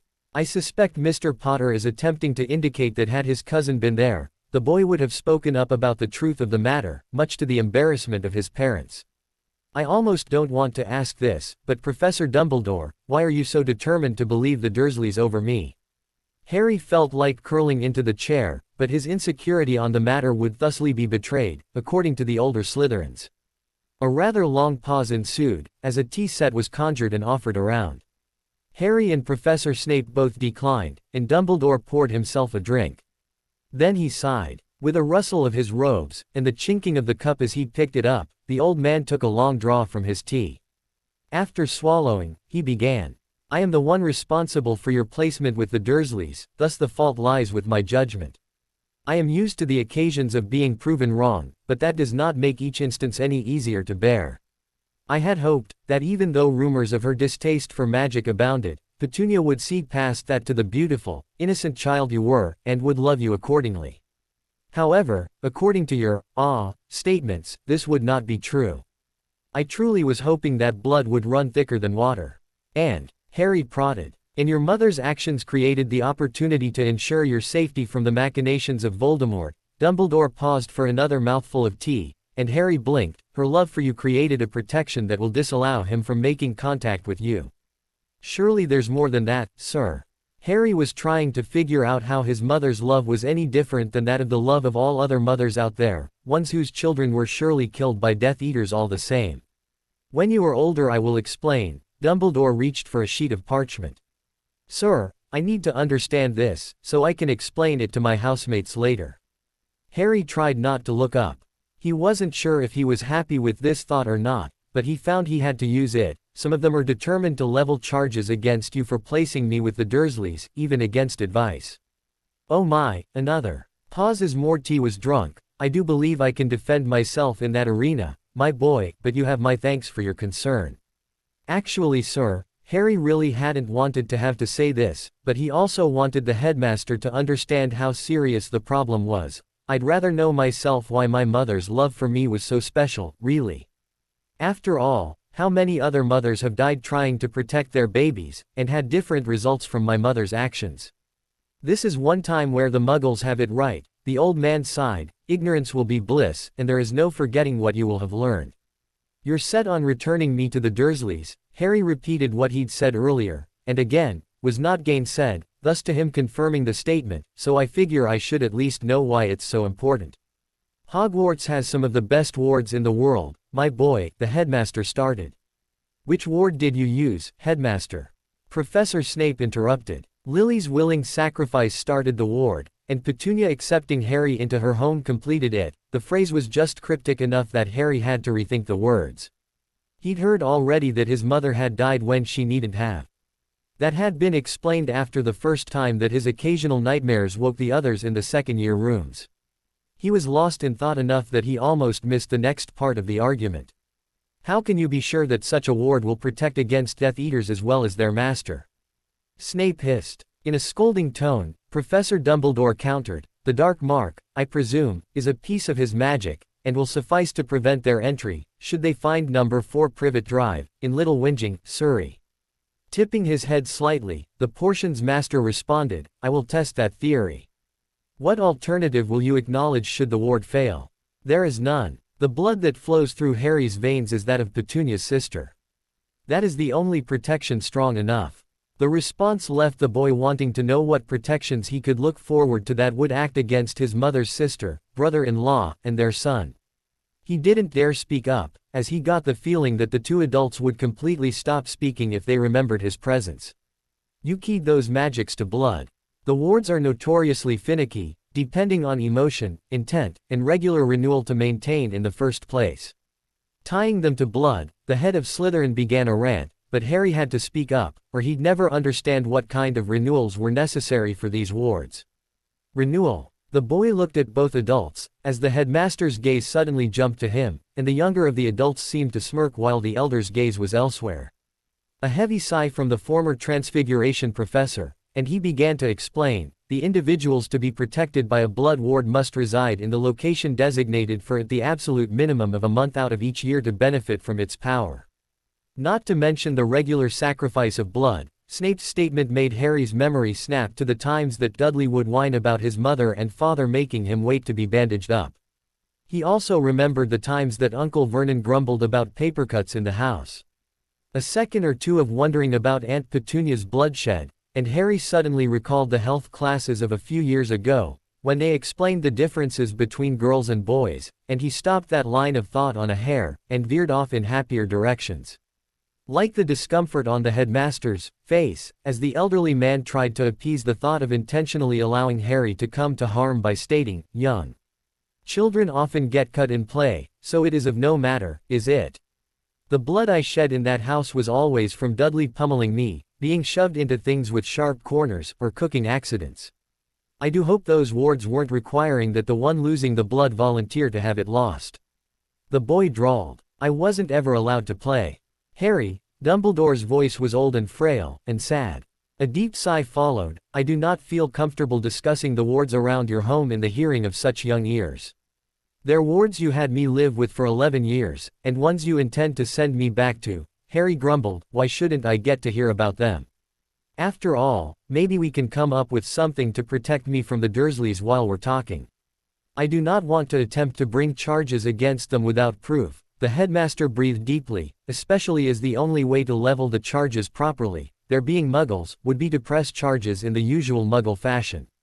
Therefore, such things as veritaserum or pensive testimonials will not apply. "You think I don't know that?" The boy yelped. "If you'd just let me go somewhere else, there wouldn't be a problem. Before the incident with the house elf, I'd gotten a deal worked out with them. They'd allow me 3 meals a day, a room to sleep in, school supplies, and the like in exchange for the chores. What about the funds allotted to their account at the beginning of each month?" Snape hissed. "Surely they didn't need to be frugal with the monies they were receiving for raising you." "I didn't dare authorize such a transfer of funds." Professor Dumbledore spoke around his teacup. "After all, to do such a thing would raise suspicion in the ministry as to why. That would have led to an investigation, and they then would have found Harry's address." "So the ministry doesn't know where I live?" Harry asked. "They do, however it is kept mostly quiet, as drawing attention would not be a good thing." The headmaster nodded. "Then what's to stop someone who was determined from investigating?" The boy wanted to know. Is a simple matter of no one wanting to draw attention to themselves any more than we want attention drawn to you." The white-bearded individual paused, then continued, "For that reason, I must ask you not to send any more missives to Mr. Malfoy's father." "Sir." Harry blinked. "What has that to do with any of it?" Lucius Malfoy was a Death Eater, one of Voldemort's followers, and it was never completely ascertained as to which side he stood for. Dumbledore motioned toward the teapot and cups once more, and Harry shook his head again. Harry just looked at the man behind the desk. He wasn't going to say a thing in response. Slytherin has long been the house for those with ambition, cunning and the wherewithal to make plans and to see them through, come what may. Over time, that has been warped into a negative thing, as viewed by the public. Especially of late, the children of that house, for one reason or another, have found themselves living with the ambition of proving themselves to the world as being as good or better than the rest. The headmaster sipped his tea, pausing in his oration. "It is this outlook that led Tom Riddle, the best-known heir of Slytherin, to drive himself to madness. A state which also led him to form a band of blood purists together, in order to make his point. Which is," Harry had a suspicion, but wanted the old man's opinion for once. "What it is exactly, I'm sure we'll never know, but over time, he has become known as Voldemort." The evasive statement got the boy's defenses up again. "So he got a bunch of blood purists together, that must be the Death Eaters, since you spoke of them." "Earlier," Harry puzzled, "but none of my housemates recognized the name Riddle." They wouldn't." Dumbledore pointed abstractly in the air. "Wait, in the chamber, the ghost in the diary called himself the heir of Slytherin," Harry continued. "So if he's the heir, but his name is unfamiliar, sir. He wouldn't have been a pureblood, would he?" "No, he was not." Harry wondered if the old man was proud or saddened by his catching on. The expression didn't give that away. I can't help but think that if the rest of the wizarding world would quit expecting the Slytherins to go bad, they'd be less likely to. The boy grumbled, not to mention, do you know how many students complain about how unfair Professor Snape is, when the other professors do much the same thing, only against the Slytherins? After so many generations of Slytherins gone down that path, one cannot help but view it in that manner, the headmaster responded. I'm not going to be able to change your mind, and I won't let you change mine, sir, so I'll just return to the other questions on my list. The second year sighed, can you answer as to how Quirrell and Lockhart got to the positions they did? For that matter, though I have no issues with him, how has Charlie gotten to teach defense? Professor Quirrell, my boy, was our Muggle Studies professor 2 years before you arrived here. He went on sabbatical the year after that, and as we'd filled his former position, the easiest place for him to fall into afterwards was as you have experienced. The former Transfigurations professor answered. He was fully certified in the former subject, and was at least partially licensed for the latter. As for Mr. Lockhart, no one knew he was not actually a skilled defender against the dark. A brief pause while the tea was drank to the bottom of the cup, and at the same time, I am only in charge of sending in the applications with notations as to whom I think would best suit. The ministry has final approval. Oh. The child found himself more or less speechless on that subject. As sad as it is to say, the hour we allotted to this conversation has passed, and I do believe it is time for you to return to your common room. The headmaster stood. I will continue to study your list of questions, in efforts of getting answers for you. Harry wanted to say something along the lines of, considering you weren't very informative this time, I am not counting on much, but figured it was smarter to keep his mouth shut. Sir, I don't know if it counts for much, but the Dursleys locked me in Dudley's second bedroom with the window covered by metal bars. This was after a house elf decided to try to save my life by casting a hovering charm on a dessert my relatives were serving guests. A house elf, you say? The sudden gleam in the elderly man's eyes made the green-eyed child nervous. I will look into that as well. The potions master escorted his second-year charge down the stairs and through the halls. They quietly made their way to the dungeons. When they made it that far, Professor Snape spoke up. You had to make a deal with the Dursleys for your school supplies, Mr. Potter. Yes, sir, Harry sighed. I figured it was better that I barter like I do here than to listen to them call me worthless as I do all the chores anyway. I'd really like to do something about getting them paid, while we're at it. And just why would we want to do that? The adult's voice dropped a notch or two in timbre. Because along with someone sitting down and explaining to them what was going on, if they had been getting paid to take care of me all this time, I might have fared better. The boy shrugged, but that's just my opinion. Had you any intention of telling us about this? Flint spoke from just outside of the common room. I figured I didn't have much choice, what with having made contact with Mr. Malfoy during the summer about custody. The second year rubbed the back of his head, but I rather hoped I could keep things from blowing to pieces just yet. And why is that? The Quidditch captain demanded. Surely you didn't want to cover up for them. No, I just wanted to wait until I had something more concrete than my own accounts, and one instance of being locked up. Especially since the ministry has my magical outburst on record. Here the younger boy mimed quotes around the word, my, and then shrugged, though I couldn't stop myself from hoping the headmaster would find somewhere else to send me over the summer. We will work on that, Mr. Potter, the Slytherin head of house smirked. After all, there are wards that need testing. Should they fail, there is more ground for having you moved.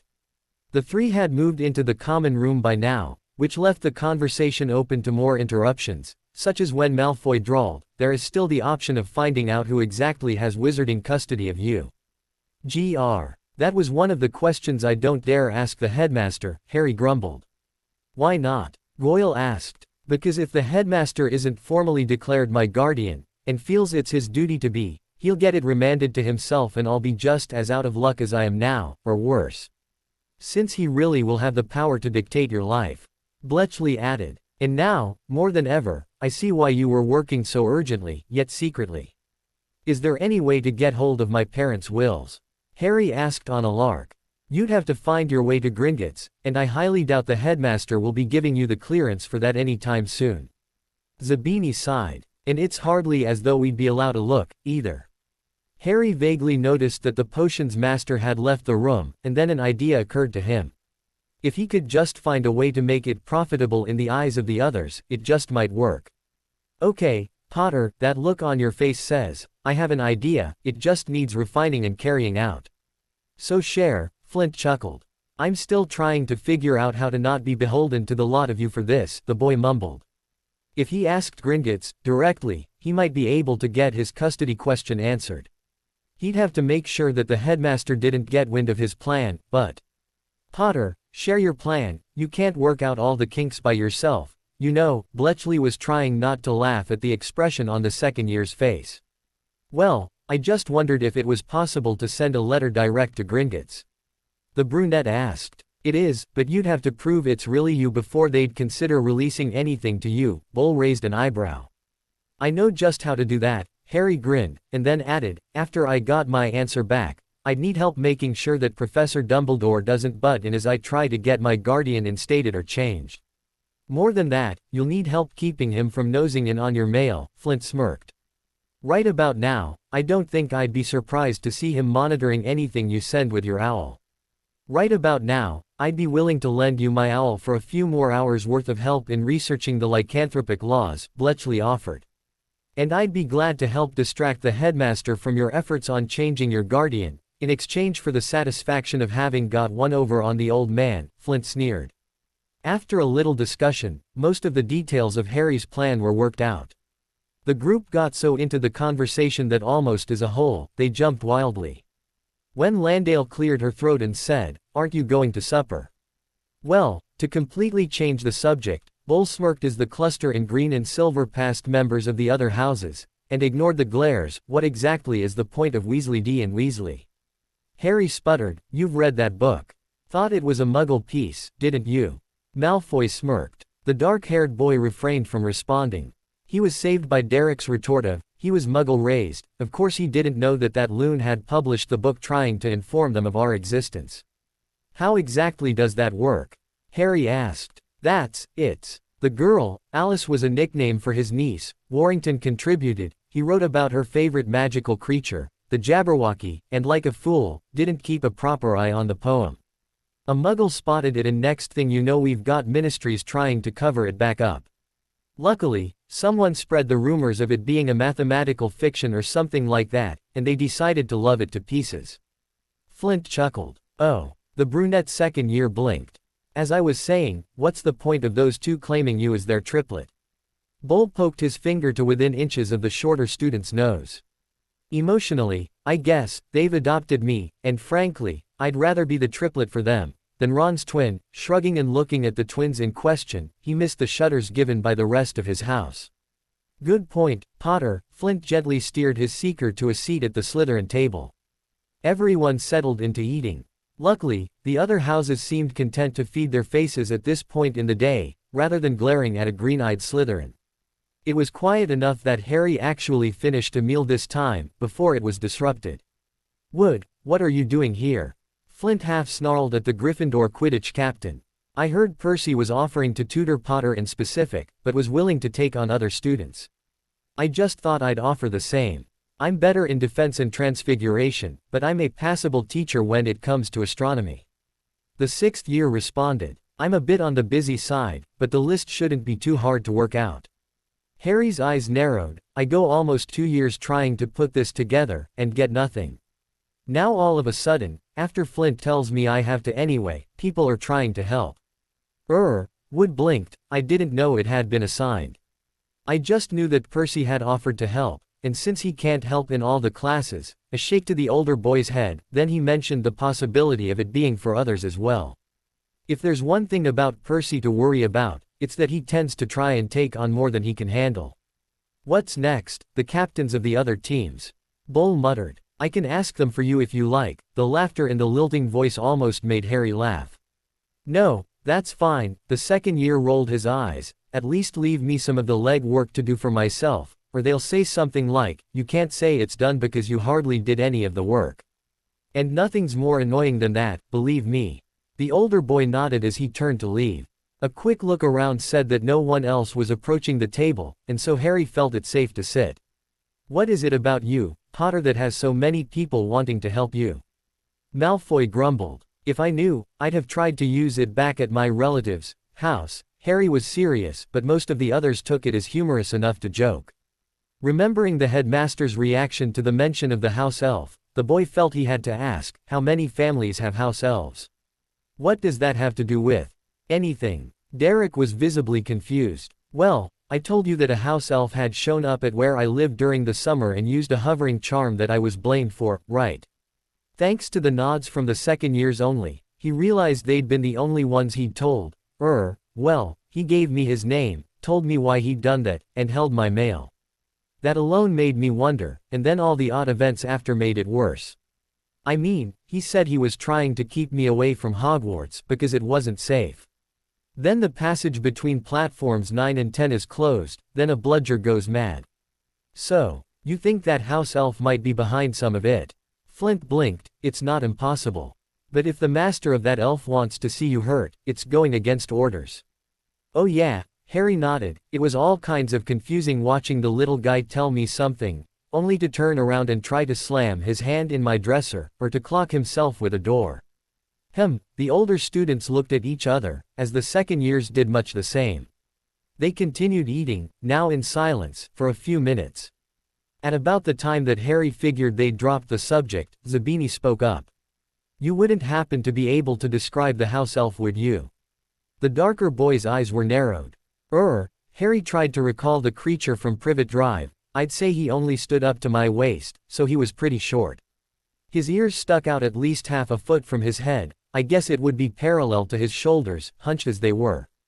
His eyes bulged out like a frog's, and were a bit wild, though I think they might have been blue. His skin was pale pinkish, wrinkled so much that I thought his wrinkles had wrinkles, and his arms and legs were twiggy. You know how you all joke about my knobby knees, well his are worse. Speaking of which, his name was Dobby." Dryly Flint commented, "Up until you mentioned his name, that sounded just like every house elf I've ever seen." Oh, Harry wondered if the others would say the same about goblins, and wondered if there was a way to teach them the differences. "There you go again, Potter," Bletchley smirked, "thinking up things I'm not sure we want to know. Is the way the house elves here are dressed normal, or not?" The second year asked. The general consensus in response to that was that they'd never seen the Hogwarts house elves, so they couldn't be sure. In response, Harry wondered about the general treatment of the house elves their families had, and they were so caught up in the conversation, that the huff that sounded behind the table sent all of them into a flurry of action. Harry was surprised by the number of students suddenly crowded around him, and the person who had huffed was just as shocked by the 3 Quidditch players suddenly in her face. Potter, Granger hesitated visibly. Flint's glower was usually enough to scare people, but teamed that with Warrington, Landale, and the female 7th-year prefect, Lochner, and it made for a scary sight. He felt that her perseverance only proved the know-it-all was suited for her house. "I came over to ask if the book I lent you was of any use. I incidentally heard you all discussing house elves. How can you so calmly speak of owning another sentient being?" "Granger, I don't know what you're thinking, but stop it," Lochner snapped. "It's a mutually beneficial contract between the two species. Some families have forgotten the roots of it, and take the subjugation aspect too far, but that's no reason to call the rest of us inhumane. They're sentient." The bushy-haired girl stamped her foot. "The contract states, and I quote, house elves will bind themselves willingly, to serve unto dismissal through the gift of clothing or death, a wizarding family. This will benefit the wizards, in that they can conserve time, magic, and planning needs for tasks less mundane than home maintenance." Bletchley's eyes were half closed as he recited from a book he and Harry had found shortly before the chamber incident. The benefit for house elves lies in the protection of the family being granted to them, the convenient access to house magics, and it will deter predators from eating their young. End quote. The girl blinked. "Which book did you find that in?" Sighing heavily, the Slytherin keeper pulled the text from his bag, and showed her the cover. "I'll be turning it into Madame Pants the day after tomorrow. You can check it out then." "I'll do that." The girl blinked rapidly, then spoke to Harry. "Let me know if you need more information, will you?" "Forgive me if I don't quite trust you," Harry sighed. "I did last year, and look what happened." Granger tinged pink, and shakily nodded. "Okay. Well, I suppose I deserved that. I just thought that the twins' research should be something the headmaster knew about, so the pranks didn't go too far. They aren't idiots, the boy hissed. They might pretend to be, but they aren't stupid. None of their pranks are meant to hurt anyone. They might pull one that pinches someone's ego, but that's only to deflate it down to manageable levels. The only people they might have ever consciously hurt, to my knowledge, are Percy and Ron. I should hope you know why. She stammered. And people wonder why we want to call him our triplet, Fred grinned. He knows our minds better than any of our other brothers, George chuckled. Granger's eyes showed the whites all the way round as she dashed for her table again. Did you want to meet in the usual place, Harry? George looked at the second year surrounded by his housemates. Or are we going to find a new locale? Fred was busy sneaking glances at the potions master, and their actions told Harry what they wanted to do. I think we should stay put. Reluctantly the younger boy suggested, if nothing else, because if we stay there, the professor you're worried about won't take it as a challenge from us. If we move, he might. You mean us moving might make him figure we have something to hide? George voiced his take on it, nodding. More than we actually do have, Fred sighed, then nodded, okay. We'll stay. At least we know how to change passwords. Flint grunted, don't count on that as your protection. If you're worried about our head of house, you should know he's good at discovering passwords. A raised eyebrow from each of the triplets had the Quidditch captain flash between paling and blushing. After a brief pause, a thought occurred to the youngest, and thus Harry said, you know, I don't want to know. Not with the joke you told last year that I incidentally told to its subject. I think I'm better off not knowing. The sixth year recovered, and smirked. You told him.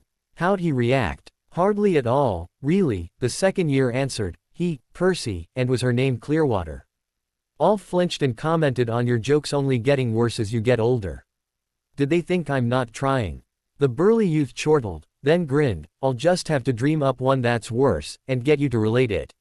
Mumbling under his breath, Harry stood from the table, gathering his things. He followed the twins to their not quite so secret anymore room, where they'd more or less converted all the prank materials into research. They did still have that one prank they wanted to pull, but right about now, making their own map had higher priority. Frankly, even creating the candies to allow lazy students to sneak out of classes had higher billing. Especially as some of those could be used in the prank itself. Which got the youth to thinking even more about those candies. So which of those candies were we going to work on next?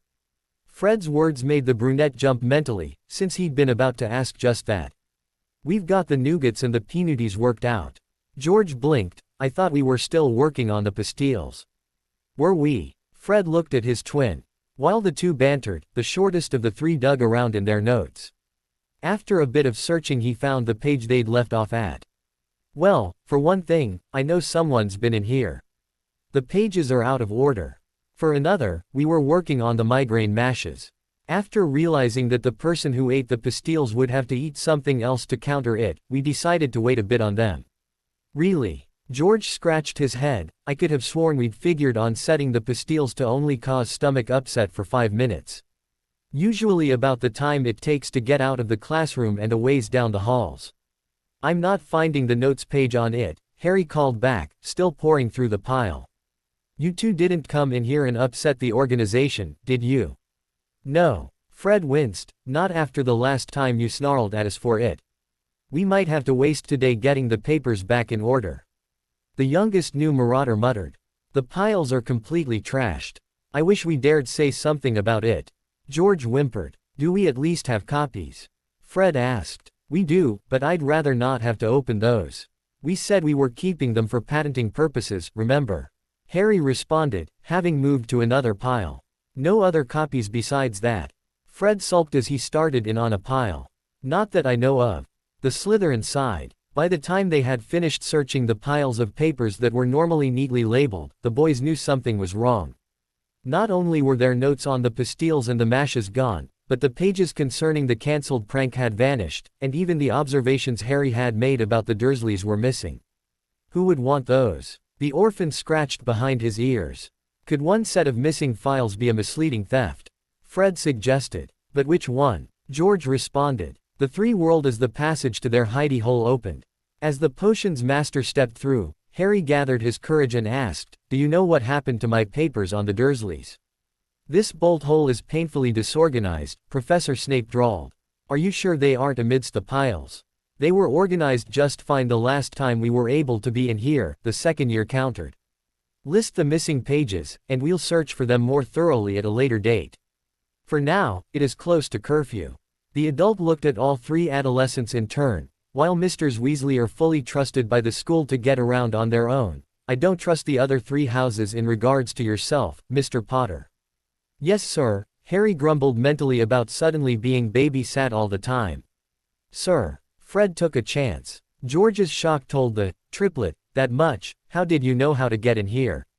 "Your map was quite informative," the man turned, though it has since been claimed by certain individuals for the sake of locating a person formerly presumed deceased.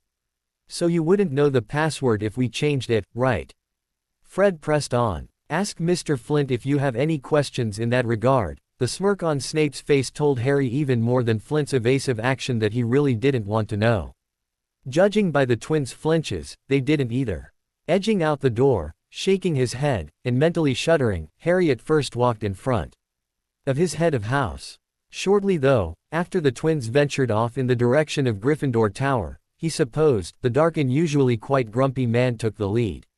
A short pause later, and he chuckled quietly. "Stop puzzling your brain into mush, Mr. Potter." His very voice rang with the smirk on his face. "I have wards around the Slytherin common room, each of the dorms, and perimeter wards throughout the dungeons. They tell me many things, among them being the presence of warded belongings.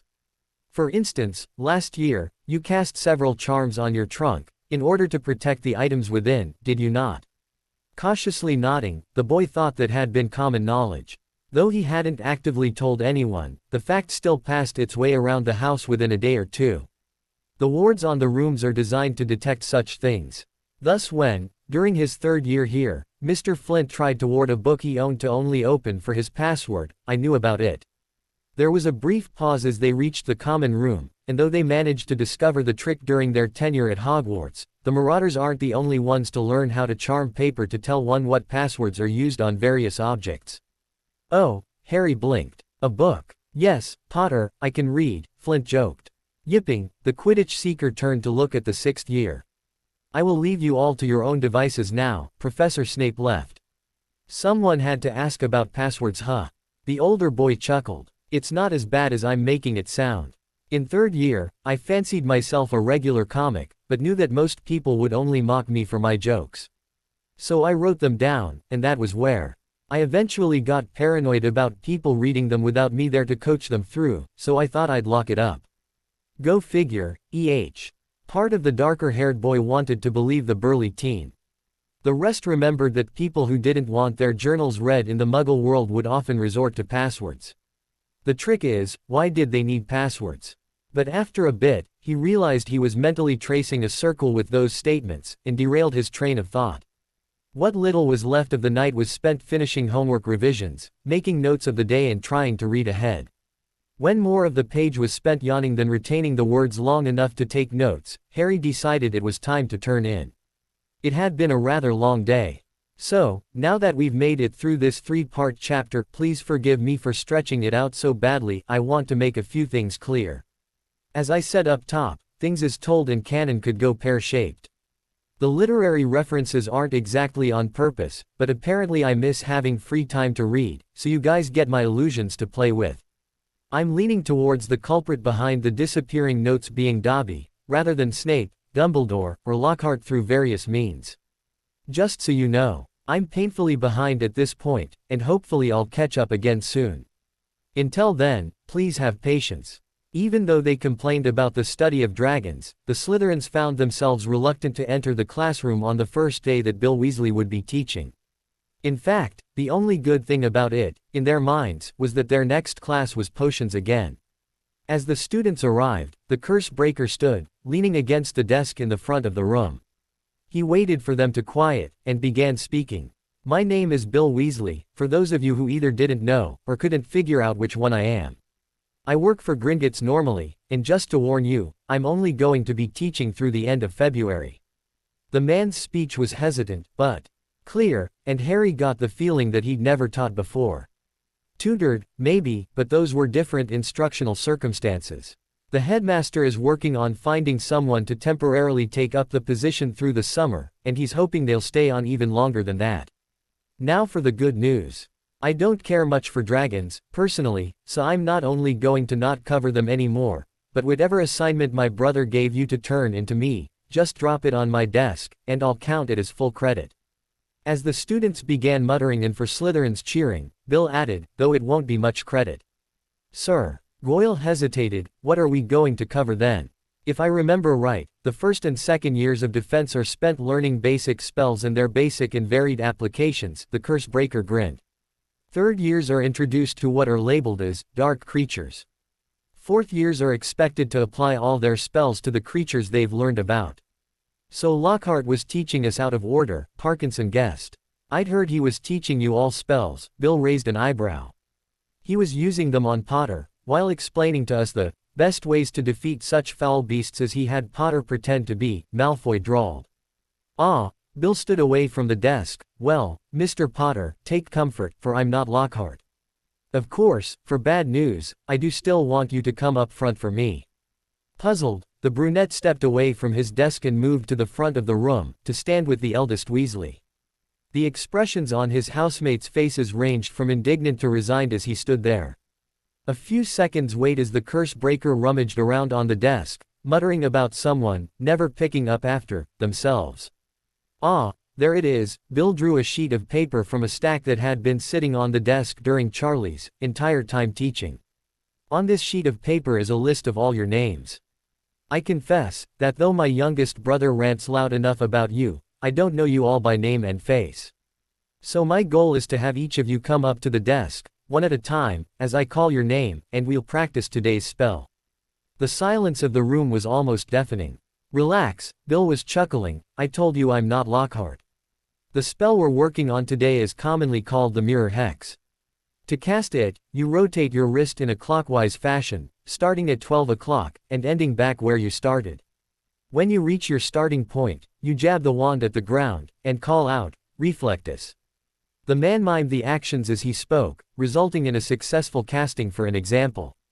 You will then have a point roughly 3 feet in front of you that will mirror one hex, charm, curse, etc., as long as it's not cast by someone too much stronger than you. Which means that for most of you, you'll be protected from only your yearmates and younger. If you're lucky. Harry could see the wall of magic between himself and the redhead. A brief glance at Crabbe confirmed that he saw it too. The spell had been a strange yellow that was neither gold nor lemo. When the class settled down a bit, Bill pointed at Harry and said, Give it a shot, Mr. Potter. Blinking, Harry simply mimicked what he'd seen the adult do to cast the spell, and then shuddered at the sight of that strange yellow again. The chuckle from in front of told the boy his reaction had been noticed, and when he looked, the second year could see 2 of the fields between him and the Cursebreaker now. A quick set of muttered words and the Weasley grinned at the boy in front of him. I'll give you 20 points if you can either break my mirror, or get the spell you cast to ricochet. Off mine to yours and back at me to hit me. Eyes wide, Harry debated whether the man was trying to pull a prank. Sir, are you going to make this offer to all of us? Bulstrode demanded. Sure, the shrug suggested that he didn't figure any of the children could accomplish the task. Though only the first to succeed will get the 20 points. Those after will just get 10, but that's still a lot, I should think. Braving a return of his hex, Harry tried the modified charm Lockhart had cast on him at the beginning of the year. He'd memorized the words, and the man always used the same gesture with his spells when he was about to mess them up, so that wasn't difficult either. The blast of icy blue shooting from his wand reflected off of the mirror in front of him, then rebounded off of his own, and in the split second he had to notice, he saw the 2 shields disappear in what seemed like dust caught by sunlight in the summer. The yelp from the Cursebreaker shocked Harry back out of his deepest thoughts, and the class erupted in snickers. They obviously recognized the spell that he'd used, and found it funny that Bill couldn't break out of it any more than the bespectacled child had. After he realized that the adult was as frozen as he'd been, Harry quickly cast the ending charm, and tried not to join his housemates in their laughter as the redhead shuddered. What in the world was that? The tone made the boy wonder if he was going to get detention. I've never heard of that spell, please don't tell me a second year is creating spells. No sir, Harry hesitated. He hated to give Lockhart credit for anything, but it might get the true creator found. Lockhart used it on me at the beginning of the year. From research, I think it's a cross between the freezing charm and the frozen charm. Good grief. With another shudder, the substitute professor waved the child back to his seat. A deal's a deal, so 20 points to Slytherin for your skilled use of reflection. Another 5 for aiding in the discovery of who really made that spell up. The class gaped. Charlie had come off as though he hated Slytherins, what with his sour expression every time he gave points, and the minuscule amounts he gave them, in comparison to what they heard him having given other houses. It had seemed so unjust that Harry had to ask the twins what was going on. It turned out that the other houses were stretching the truth, and that the dragon handler was just uncomfortable giving points at all. The eldest Weasley, however, seemed at ease with the concept, and a sudden memory reminded Harry of a possible reason why. After all, the man had gotten practice with having been both prefect and head boy during his time at Hogwarts. To Harry, the rest of the class passed quickly, and it seemed as though the other Slytherin second years enjoyed themselves. Bill would recast his mirror hex and would coach the student in front of him on the spell until they had theirs in front of them. Then he'd ask them to either cast a spell at him to attempt the points as well, or to dispel it. When the second years were released, only another 20 points had been awarded, and those came from Parkinson's casting the light charm at his shield, which actually went through, being a passive spell, and from Malfoy pointing out the general weaknesses of the hex. Releasing the class, Bill chuckled, "Congratulations all of you, on learning the mirror hex. We'll cover it some more next class, and in the meantime, I'd like you all to research its origins and original uses, and turn in a 10-inch essay next time. Mr. Potter, if you'll stay back a bit." Watching the others filter out, Harry wondered what he'd done now. Malfoy, at the door, indicated to Crabbe and Goyle that they were to remain near the doors in case trouble started. "You might have some true friends there." The redhead was rifling through the papers on the desk again, searching for something obviously that he wasn't having much luck in finding. "Why might?" Harry asked, suspicious. "I'm not a former Slytherin, so I don't know at what point you all allow each other to use friend, but if you allow it already, then they should be good for you," the curse breaker said, flourishing the end of the statement with an exclamation, as he had finally found what he was looking for. Here it is, Lockhart's notes on how he taught his classes. Wide-eyed, Harry wanted to lean forward. He didn't figure Lockhart would have written the truth for a class if he couldn't write it at any other point. All he's got is some strange notation about how you're purposely missing all of the questions on his quizzes, to deny your fascination with him. What an egotist. Why couldn't there be something we can use for his trial? The eldest Weasley muttered. Professor Snape's return to teaching, shouldn't that mean they aren't trying Lockhart anymore? Harry had to know, choosing to ignore the other part of what the man had said.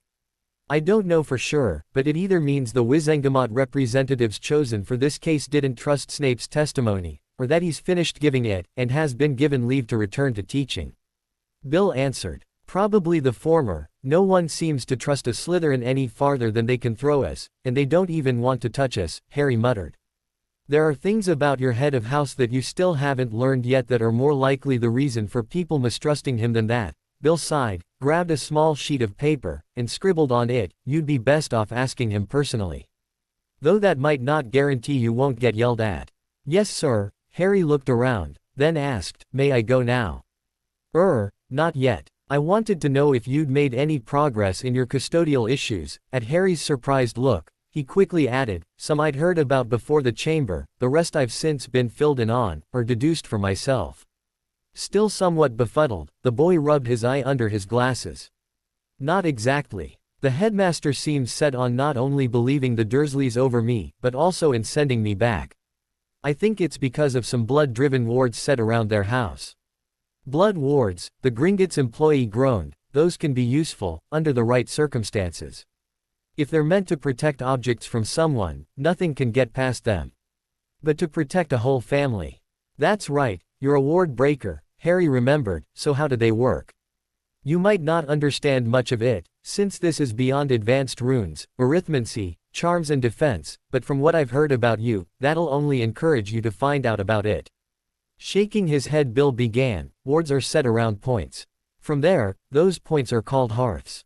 And hearth, accordingly, is one of the most important facets of a ward setter or breaker's job.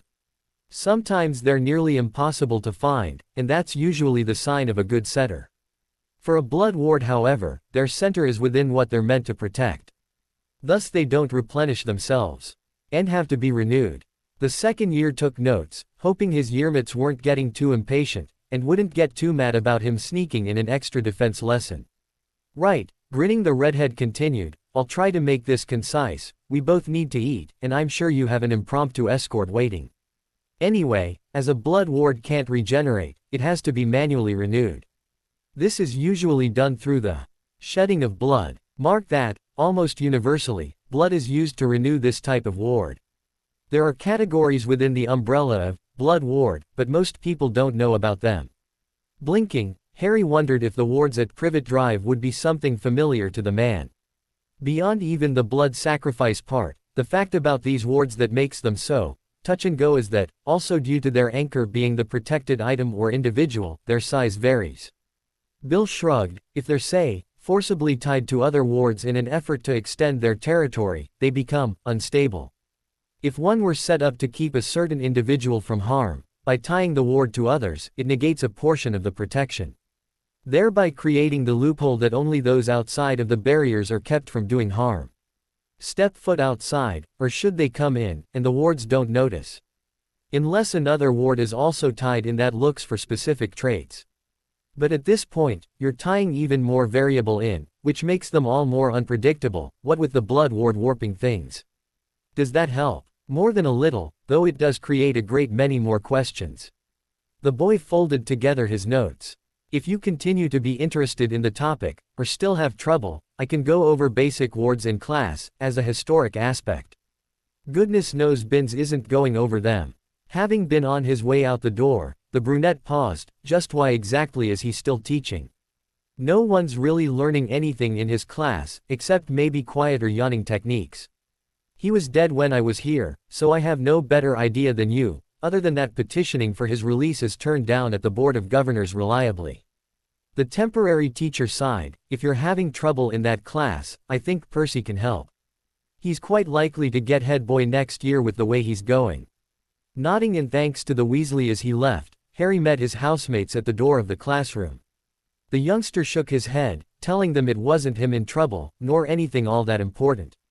Though it drove him more than a little bonkers, his whole house was still maintaining the bodyguard mindset.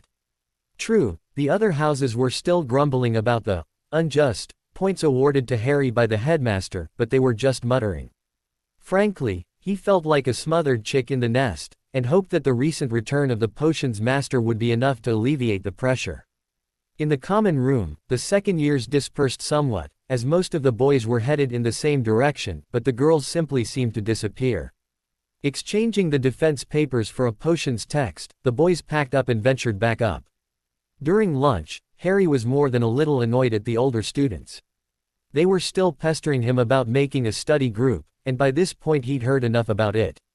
He'd gotten the list of people who needed help, and what times they might have available. He'd given copes to Percy and Wood, and hadn't heard back yet. For now at least, the stall wasn't his fault, and if he was asked one more time about it, he was liable to say something unfortunate. Luckily for him, his ruminating had him concentrating on his surroundings. So, for once when a person approached the Slytherin table, Harry wasn't surprised. As the steps stopped behind him, he turned, and was a little surprised to see the youngest Weasley behind him. Was there something you needed? He asked. I'm sorry it's taken me so long, but the girl stuttered, I wanted to thank you for saving my life. I never stopped to think that the book might be more than pages of Zonko's paper sewn together. I'm still getting letters from Mum and Dad about it. Okay, you thanked him.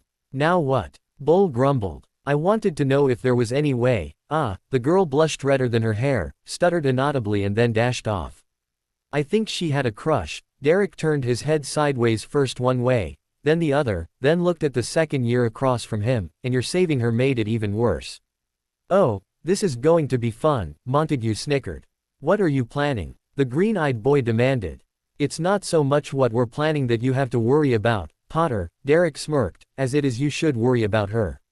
She's got a crush on you, and Valentine's Day is around the corner." The younger boy paled. "Thought you'd see it that way," Bletchley laughed.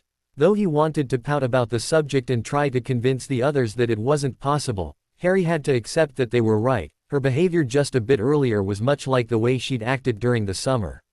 At the same time, he couldn't dwell on it, as it was time to head off to potions. Having noticed the dire and rather frightening glares of their head of house, the Slytherins quickly took their seats and settled in. Sulky Gryffindors followed a few minutes later, just before class was to start. At the moment the class was to begin, Professor Snape stalked out of his storeroom, scowling. "I certainly don't expect any of you to have studied, therefore I will test you all on just how much information your vapid, pathetic excuses for brains have allowed to sift out." The potions master snarled. After the quiz, which left a sinking feeling in Harry's guts, the professor assigned the students to put together the first step of a fairly complicated potion. This left the boy wondering if some of the students were being set up to fail. What puzzled him was why. Then he remembered the conversation with Bill, and had to ask himself if it could be because of the trial, or if someone in the school had infuriated him. He was looking up, apparently at just the exact moment that the dark eyes were focused on him, and accidentally the gazes met. He was most assuredly not prepared for the expression on his head of house's face. It looked like hatred personified, and left the child shivering internally. It never occurred to him to think it might have been directed at someone else. After all, back in Surrey, everything was his fault, even if there was no way he could have done it. So he quickly returned to peering at his potion, working frantically on it, to keep it from sliding out of that precious shade of pearly blue, to pure white. A verbal explosion and a half later, the class ended. Again, Harry found himself being held back for a discussion, and again, the other Slytherins waited for him just outside. Or they would have, but Professor Snape waved them on, saying he'd escort the second year to the common room himself. "Mr. Potter," the drawl did nothing to set Harry's nerves back to a calm state. "I was informed that Mr. Weasley held you back after class this morning." "Yes, sir," hesitantly, the child responded. He shuffled papers around on the desk and grumbled about Lockhart not having any paperwork to support the charges against him. "Then he discussed blood wards with me for a bit. Nothing more." The snarl was there, but somewhat buried. "Well, while we were talking about the trial, I said something kind of bitter about no one believing Slytherins, and he answered with something like the reason why you're not trusted, and was vague about it." Harry scratched his scalp just behind his left ear.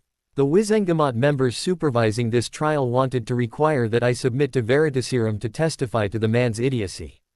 Snape seemed to stare off into a corner of the room darkly. "When they were denied that, they all but threw my words out. There is a reason for that, but at this time, I see no point in telling you about the follies of my youth." "Did they require anyone else to take a truth serum?" The angle of his head caused the child's lenses to glint in the light. As it was a preliminary hearing, to discover if there were enough grounds to proceed, no, the potions master shook his head, though the headmaster, during his 2 hours of testimony, volunteered, provided they swear to ask only questions about the trial. Oh, briefly, Harry wondered why they were testing to see if there would be a trial. Then he remembered how popular Lockhart had been, and figured the fop was demanding it, getting it because of his fan base. "Just how did you and Mr. Weasley get onto the topic of blood wards?" Snape drawled. "He asked me if I had made progress regarding who has custody of me." Shaking his head, the youth shrugged, "So I mentioned them in passing, and was reminded of his job under most circumstances. It was actually interesting." Pointing the boy out the door, the Slytherin adult issued a warning: "There are rather unfortunate dangers to pursuing the headmaster's neglect of yourself. Should he be prosecuted, the ministry is fully prepared to question his assignment of all professors, staff, and heads of house. Professor Binns, as a ghost with more tenure than any other teaching here, and Professor McGonagall would be the only instructors not investigated, though her status as deputy headmistress would be suspended at the least. They'd fire you and Professor Trelawney outright, wouldn't they?" the preteen asked. "I have more than a single complaint on my record from parents, so yes. And the divinations professor is generally regarded as a charlatan, so her job would also be revoked." The two were just outside of the common room as the man muttered, "While generally mocked for his intelligence, the minister is a politically minded individual, and will not hesitate to do what is best for his career, thus what the mob mindset would demand. Turning, the professor left the second year just inside the common room, puzzling out the bits of information he'd just received. His expression must have shown his discomfort, because Malfoy spoke up. "Potter, why are you looking at the chair in front of you like you're eating a lemo? Drop." "I was talking to Professor Snape about the conversation with Bill." The darker-haired boy still didn't know what to call the ward breaker acting as a teacher. He brought up the possibility that if the headmaster's judgment is questioned, it will wind up bringing an inquiry as to all of his decisions. Like teacher appointments, the headmaster doesn't have that kind of power. All someone needs to do is speak up about how the decisions were approved by the ministry, and to provide the paperwork to back it up. Malfoy responded. "You're sure?" Harry demanded. "Yes, Potter, we're sure." Parkinson contributed to the conversation. "That must mean someone told someone who made sure it eventually got back to you, so you'd stop digging in things that scare them." Zabini's insight had the whole room looking at him. "What? I may not be a Granger or Potter, but I'm capable of deductive reasoning." "Oh, and just because suspect number one is the headmaster himself, it doesn't mean that it is him." "We knew that," Bulstrode grumbled, "but how do we get rid of the headmaster without losing our head of house? Mum told me about the man who had the job before Professor Snape. He catered to power, whether it was magical, political, or physical. With most of our family names having been dragged through the mud, we'd never stand a chance with him or someone like him. And most of the rest of the population to boot. So we wait, like I had wanted to in the beginning." Harry shrugged, much the same as he had during his conversation with the potions master. "Potter, if we wait too long nothing will happen at all. They'll be able to dream up something to discredit your testimony, and you'll never get away from the Muggles." Crabbe yelped. "Maybe I need to spend this next summer with them." Harry suddenly had an idea. Pleasant, it was not, but it might have the results he needed, without all of the verbal and political dancing going on currently. "Why would you think that?" Greengrass's eyes showed her shock.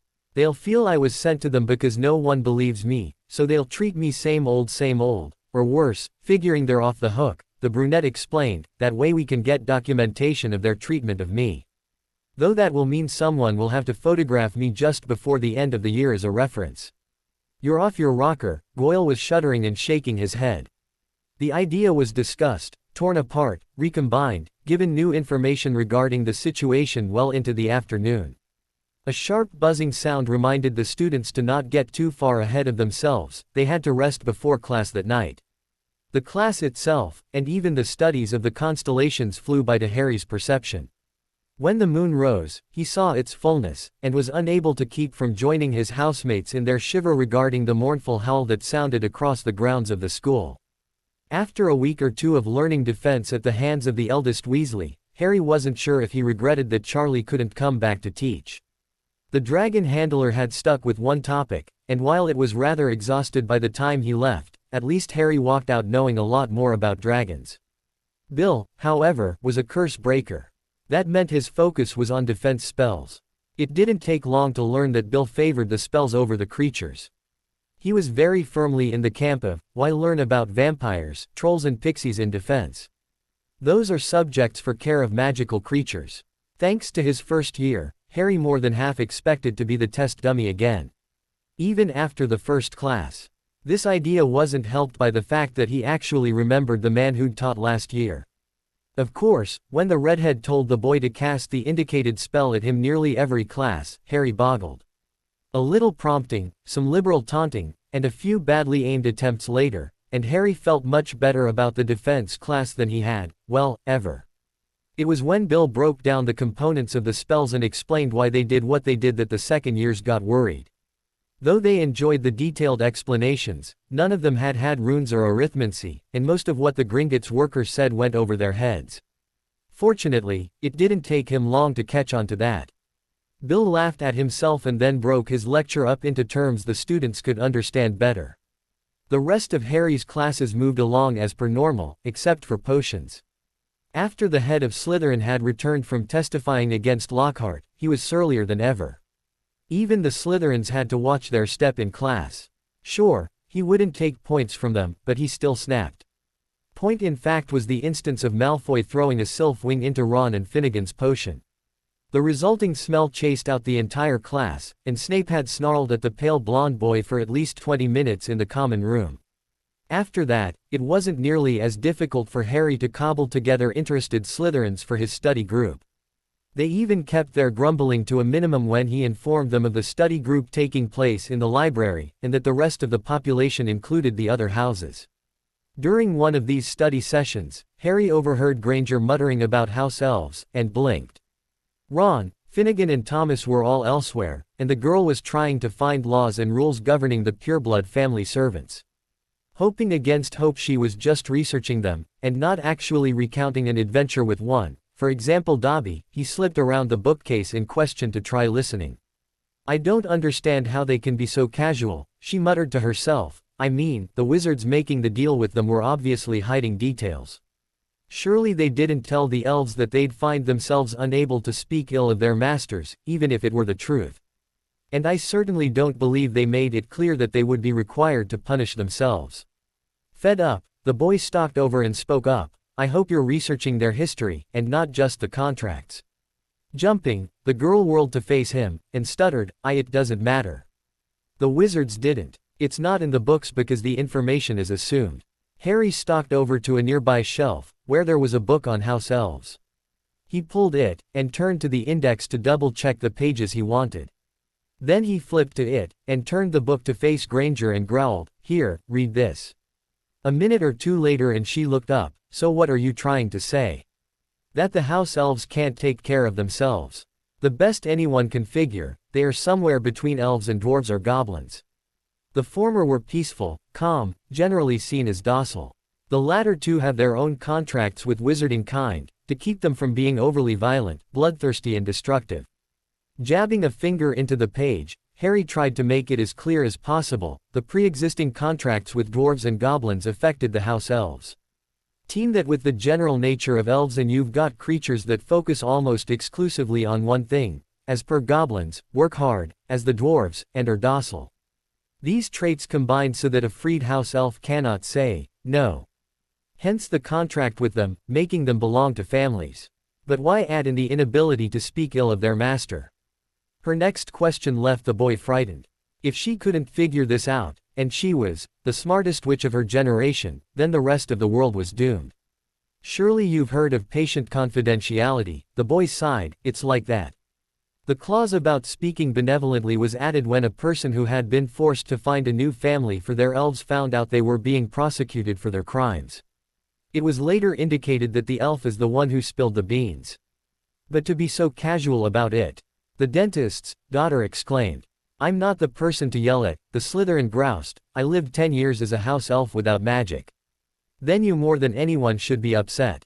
She was still determined to make her point. "Granger," he sighed, "the alternative is that the house elves are worked to death on things. They do have protections, you know. The magics of the contract prevent their owner from issuing a punishment that would result in death. They are required to take breaks every 4 hours of constant work, and the families have to teach them how to do tasks, even if the tutoring is done at the hands of another elf. It's a lot like a full-time job for humans. But they're no better than possessions." By this point, Harry wanted to throw his hands in the air and give up. She wasn't changing any point of her thoughts on this. "Frankly, it's like that for us kids. We're effectively possessions to our parents and guardians. They don't have to pay us for our chores, can dictate what punishments to set for behavior, arbitrarily deciding which actions deserve said retributions." He was interrupted by another female voice. "There is a clause in the contracts, I think." Parkinson had spotted the argument and wanted to prevent the older students from making it worse. "If you activate it, you can temporarily get a completely honest opinion from the house elf. I'd use that, and ask a few if they like what they do. They don't know any better." Granger yelped. "So you do." The Slytherin girl cocked her head sideways. "Why don't you put off your efforts to free the house elves until you're in care of magical creatures, and ask the professor about house elves? They'll just want to keep the status quo," the Gryffindor second year grumbled. "Then find another crusade to venture on," Harry snapped. "I've had to change mine twice. What your problem is, you're trying to save the species you think is in trouble, but aren't stopping to think about the trauma you might cause them." Granger left with a huff, and the preteen sighed. Then he tensed back up. Parkinson's calculating look set him on edge. Potter, we never saw you research this, how do you know it? She asked. I've been working with Bletchley on rights for magical creatures. We briefly toyed with the idea of freeing house elves, but found that, he pointed at the book he'd shown Granger, and changed our minds. There are no documented cases of an elf being set free. They're always killed, or transferred to another family. Speaking of which, why are there families, like the Weasleys, that don't have elves? The contract is an expensive venture, the B-own side. That family has come upon bad times financially. Most of us in Slytherin are still trying to figure out how they can come here. You could ask the proverbial horse, you know. Fred's voice caused both Slytherins to jump and whirl. Though in all likelihood we'd tell you it's none of your business, George drawled. The twins glanced at each other, then with a smirk, they snagged an arm under one of Harry's and hoisted him into the air, and marched right out of the library with him.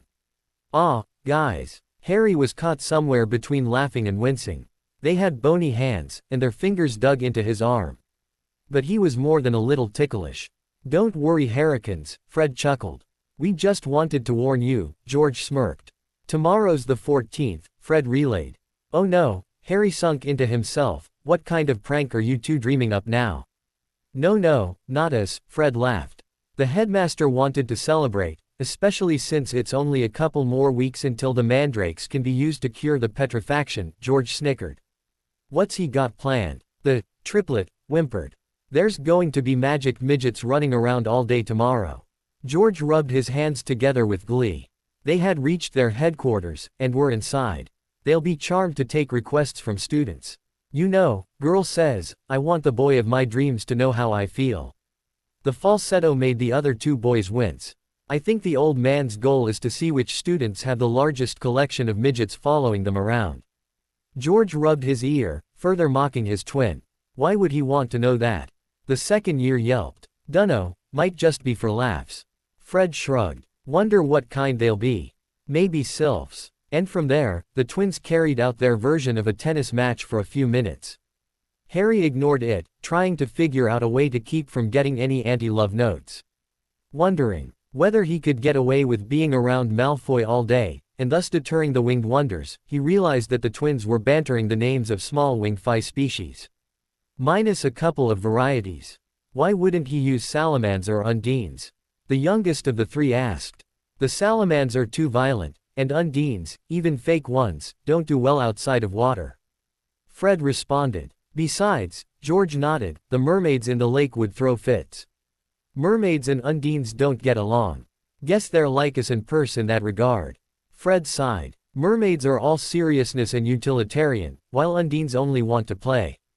George mirrored his twin. Percy isn't that bad. Harry rolled his eyes. He just seems like it because all you want to do is have fun.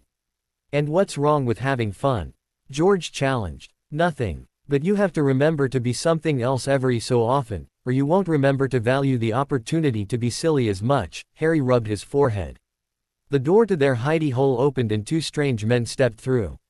One was tallish and had graying brown hair falling around his ears. He looked so tired, that Harry wondered if he hadn't been looking for Madame Pomfrey, to take an impromptu nap.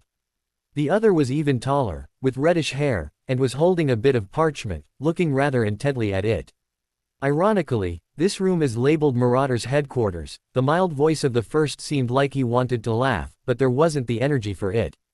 The twins spoke in unison. Harry spotted the paper in the taller man's hands. Are you the one they gave the map to? Oh. Both men looked up, and the red-haired man finally focused on the three students in the room. He stared at the twins briefly, then returned his attention to the map.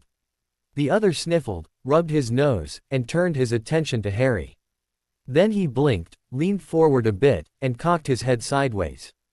Jolting a bit, he seemed to remember something, then responded, yes, I was the one they gave the Marauders map to. I'm on the crew to locate proof of Peter Pettigrew's being alive. Why is it such a big deal? Harry asked. Noticing that the twins were gaping as much as the exhausted man, the youth blinked and said, what did I say? You don't know. The quieter man's eyes were dark, almost as dark as the potion's master's. Didn't your guardians tell you? No one really seems to want to tell me anything. The boy crossed his arms in front of himself. Oh my, Rubbing his nose, the shorter man waved a hand at the three youths. Please. Follow me. We need to make a side trip to the infirmary, for a headache draft, anyway.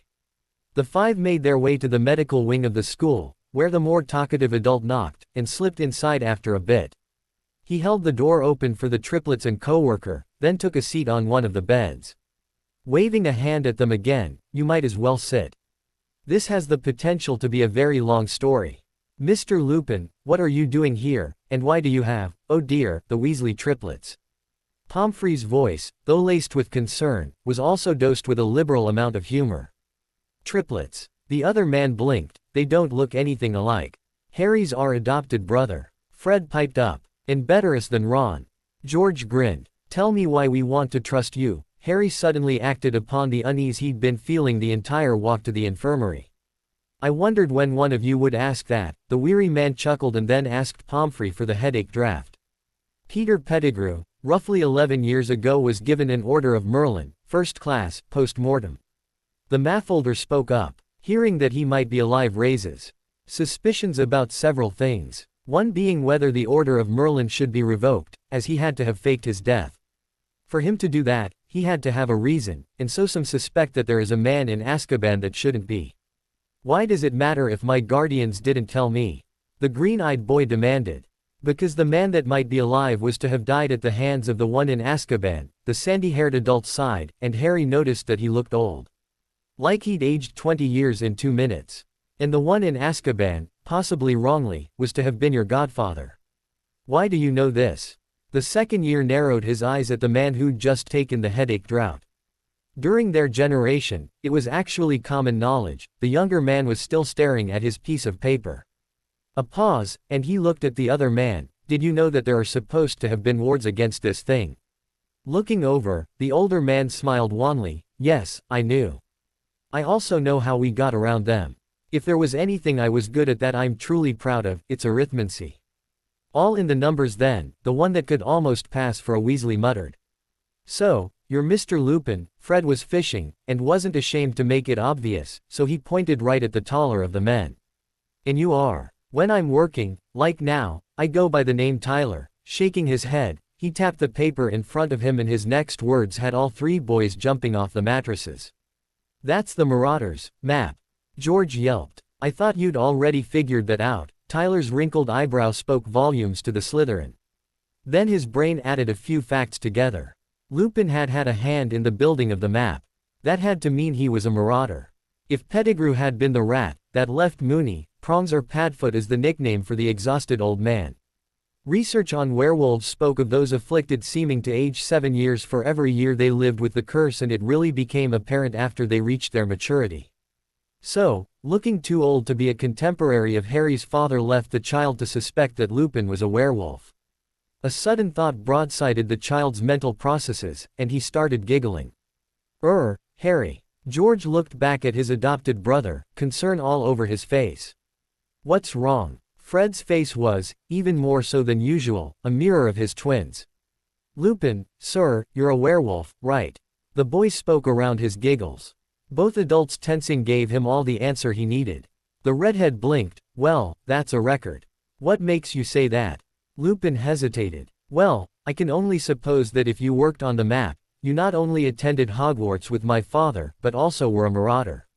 You look a lot older though, which I've read is a symptom of those with lycanthropy for extended periods of time, Harry listed, plus, you're beyond tired, which fits, as the full moon was last week. Anyway, if Pettigrew is still alive, then he's a rat, thus Wormtail isn't going to have been your nickname. That leaves Prongs, Padfoot and Moony. You're in Ravenclaw, aren't you? The almost pride in Lupin's voice stung. No, I'm in Slytherin. All humor drained from Harry's gaze. Smirking, Tyler thwacked Lupin lightly across his front. Told you. Do you have a problem? Fred and George chimed in simultaneously. The boys were obviously destined to wait for Lupin's response, as Professor Snape chose that moment to stride into the room. Of course, Professor McGonagall was right behind him, but the movement of the thought flowed better if she was left out, or so Harry thought. You were to keep away from the students, the potions master hissed, glaring at both men. Well, if they're in places they aren't supposed to be, Lupin seemed somewhat reluctant to argue with the irate man. Then you should simply turn them in and wait until they've left before entering the room, Snape continued to snarl. And take the chance that the rat will get away again. The werewolf asked. I'm not saying you two can't have this discussion. Tyler held the map up into the space between the two, blocking each from the other's sight.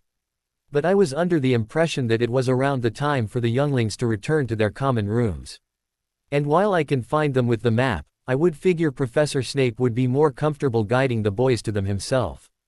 While we're at it, Lupin and I can get back to our task here. Harry was rather fascinated by the animosity both men were displaying.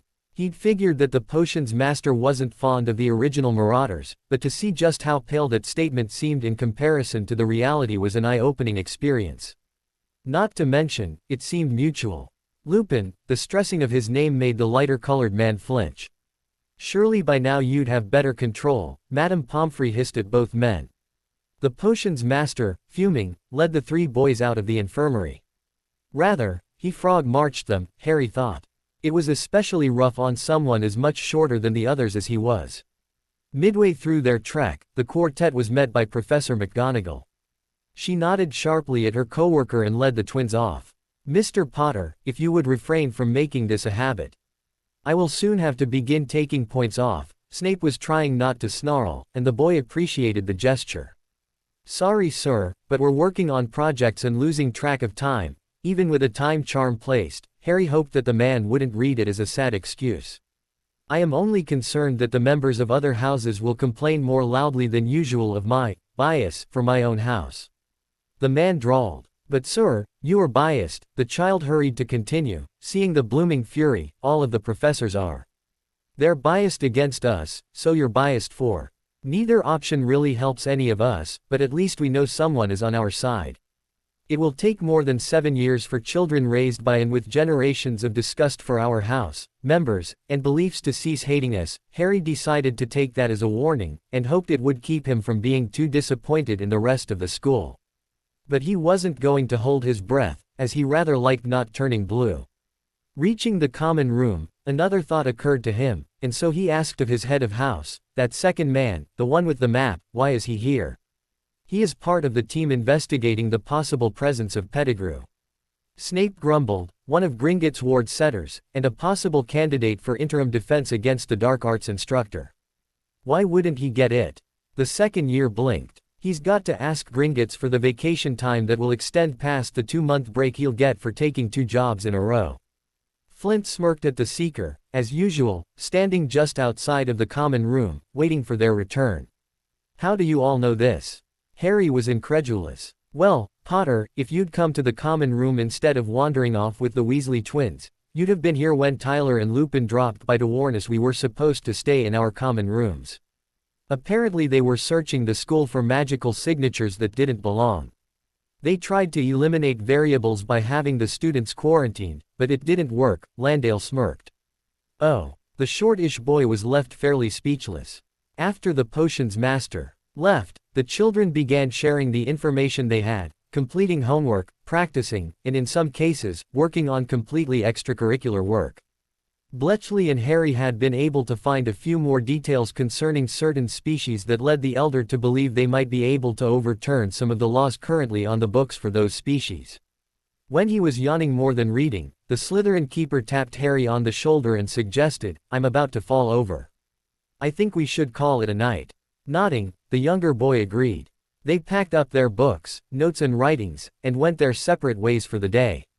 As he went to sleep, Harry was left with the recurrence of the thought he'd giggled at in front of Lupin and Tyler.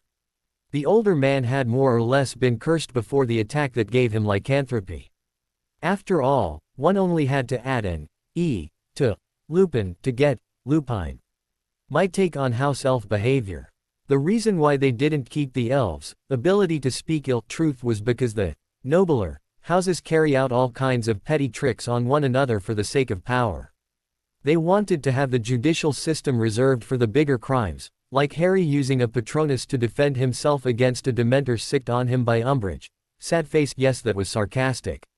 I hope to not have that happen in my story, but who knows? Besides, the powerful houses were the ones pressing for it, pushing it into legislature, and getting it approved. So of course it'd happen. Seeing as I'm still arguing with myself over whether Lupin's teaching year 3 or not, we'll have Tyler as a stand-in, for at least to the end of the year. He might get to stick around a little longer, if the folks at Gringotts are talked around to viewing it as a job. Maybe he'll get to reset the wards at Hogwarts. Of course, the kids will learn a completely different line of thought with him teaching. Bill specializes in taking them down, while Tyler has mastered the art of creating wards. Okay, so they're really recreations, but still, he's building them. Harry catching on so quick is partly due to his having done a lot of research with Bletchley, and partly due to Lupin's not trying so hard to hide it while in a non-teaching medium. Aside from the twins, I rather doubt anyone would catch on as quickly. Likely as not, he's not expecting to be asked to take on the job.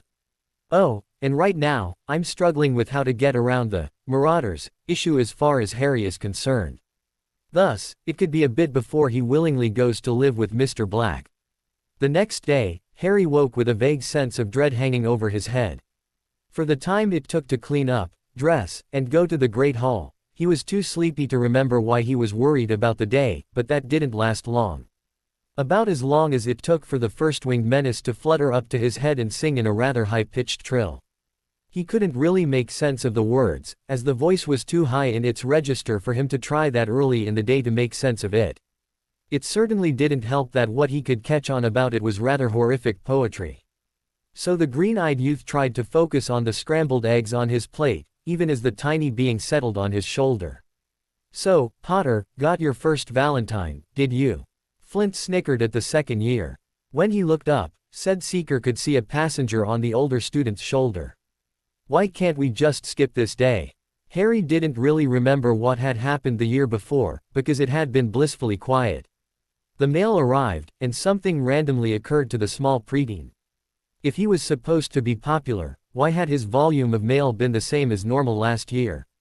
Not that. He wanted more, mind you, but it was a puzzle. Wonder where the two Pettigrew hunters went. Goyle mumbled to himself. Hogwarts doesn't exactly get many guests during the year. Zabini sighed, though I doubt it'd be much of a challenge to expand the tables by 2 settings, chances are they were asked to avoid students as much as possible. What I want to know is how long we've got to deal with passengers. Malfoy grumbled from 3 seats down. He had no less than 3 creatures sitting on his shoulders, and it seemed like each was a different variety. Blinking, the sleepy Seeker tried to puzzle out the details. After a few mouthfuls of food, the critter on his shoulder demanded its share, and Harry mouthed off, "I didn't ask you to hop on my shoulder, little guy, so why do I have to feed you? Why not demand food from the person who sent you to me?" The little brown being sniffed at him and started tugging on his hair. Malfoy snickered, until his riders began calling for their own food. In short order the blonde found himself feeding them more than his own stomach. Sighing, Harry offered a bit of fruit, hoping that the brown fairy was modeled after a dryad, which wouldn't eat meat or grain. As long as it was a fruit that didn't come from a tree, the tiny one would eat it. A little chitter greeted his efforts, and he settled back into his own breakfast. Right about the time he was going to start back to pondering what the types of shoulder hoppers meant to the messages, a tiny voice began singing at him. He was awake enough now to hear the words. "Eyes of green, hair a mess, with all you've seen, I must confess, though life's been unkind, you've done just fine, if you wouldn't mind, would you be mine?" The high pitch was only a little less painful than that of the dryad type already on his shoulder, so the boy winced. "At least it's passable poetry, Potter," Zabini smirked, this time. "The first one was horrible, I could have sworn the person who sent it asked the thing to make up its own rhyme." As near as I can figure, Montague finished his omelette and began explaining, the types of fairies is indicative of the message. The browns are for simple ones, as dryads are reticent in nature. Greens, the nymphs, are the next step up. Turquoise sylphs, and then violet naiads. So, Potter, your second message was a sylph. Guess someone really likes you, eh? Peering at the sylph construct through his glasses, he wondered what the individuals sending them paid for the message relay. He didn't suppose he was going to find out though, as it was time to head off to class. Luckily the simpler classes were that day, and they wouldn't have to worry about the winged fiends ticking the potions master off even more than he had been of late. I don't envy anyone with a messenger on their shoulder in Professor Snape's class today, Bletchley smirked at Flint, who shook a fist at the 5th year as he stalked off. During herbology, even though he was supposed to be paying attention, Harry was distracted by an idea that occurred to him now that he was fully awake. Luckily, the class was working with briar roses instead of the mandrakes. Briar roses, like the roses Harry had spent a painful amount of time tending back in Surrey, had thorns. Unlike the ones he was used to, the roses would actively wrap around a person fool enough to reach for them, to pierce the skin with their thorns. They would then secrete a fluid that caused their victim to fall asleep, all the while tightening their grip. Because they weren't carnivorous themselves, the general location for a patch of briar roses to be found was in a forest with carnivorous animals around. The seeker was paying enough attention that he wasn't put to sleep, but he wasn't able to focus on the task that Professor Sprout had set them. Briar rose milk, the fluid to sleep the creatures in their clutches, was most easily harvested as groups of people fended the vines off, and sliced into the thorns themselves. So the group of 4 he was a part of had one easily named distraction for the vines to swarm at. He had just worked out the details to the prank that had come to mind when Nott tugged on the back of his shirt, saying, "Potter, we've got all the briar milk we need, you can step back now." Blinking, the boy grinned sheepishly, and stepped away from the plants. "Are you going to tell us why you're staring off into space?" Malfoy drawled. "I was thinking about something that might liven up the day." Harry vaguely pointed at the dryad and sylph on his shoulder. "Since I don't have the supplies or time to write it down, I was thinking all the details through on my own." And Zabini rounded out the group who'd just finished the class project. "Sorry, if I told you, it'd ruin the surprise." The Muggle-raised child was half certain there was a quote he could have used in that instance, but didn't know it well enough. Shortly after, the class was released to lunch, and rather than walk directly to the common room or to the Great Hall, Harry made for the headquarters. He would later figure that something in his movement registered on some radar of the twins because he met them at the door. "Had an idea for livening up the day," Fred grinned. "We're going to ask the house elves if we can make the ceiling in the hall rain, and have singing sticks nearby to activate." George chuckled. Wide-eyed, Harry tried not to laugh. His idea had been to mix a few of the candies they'd made last year into the food. The resulting zoo would be well, it would be funny. They still hadn't made any candies that turned people into owls, or it really would be a hoot. He suggested adding in the candies, and all 3 started laughing. They then jumped about 10 feet into the air when they realized a 4th voice was laughing as well. "Don't mind me, I miss hearing about pranks like that." Lupin walked through the door quietly, and had Tyler with him. Briefly, the 2nd year wondered if the latter was meant to protect everyone else from the former. Then he realized that if that were the case, the ministry would know about the lycanthrope, and the man would have had a much harder time getting onto school grounds in that case. That thought led to the mental question: if the ministry didn't know Lupin was a werewolf, why hadn't he been put in the man's care? For that matter, where had the man been all this time? If you modify your charms on the singing sticks, the taller redhead was holding an example of said item, you could put them into the water glasses. That way, when the kids take a mouthful of water, and then eat a candy, you'd have singing critters. And why are you helping them?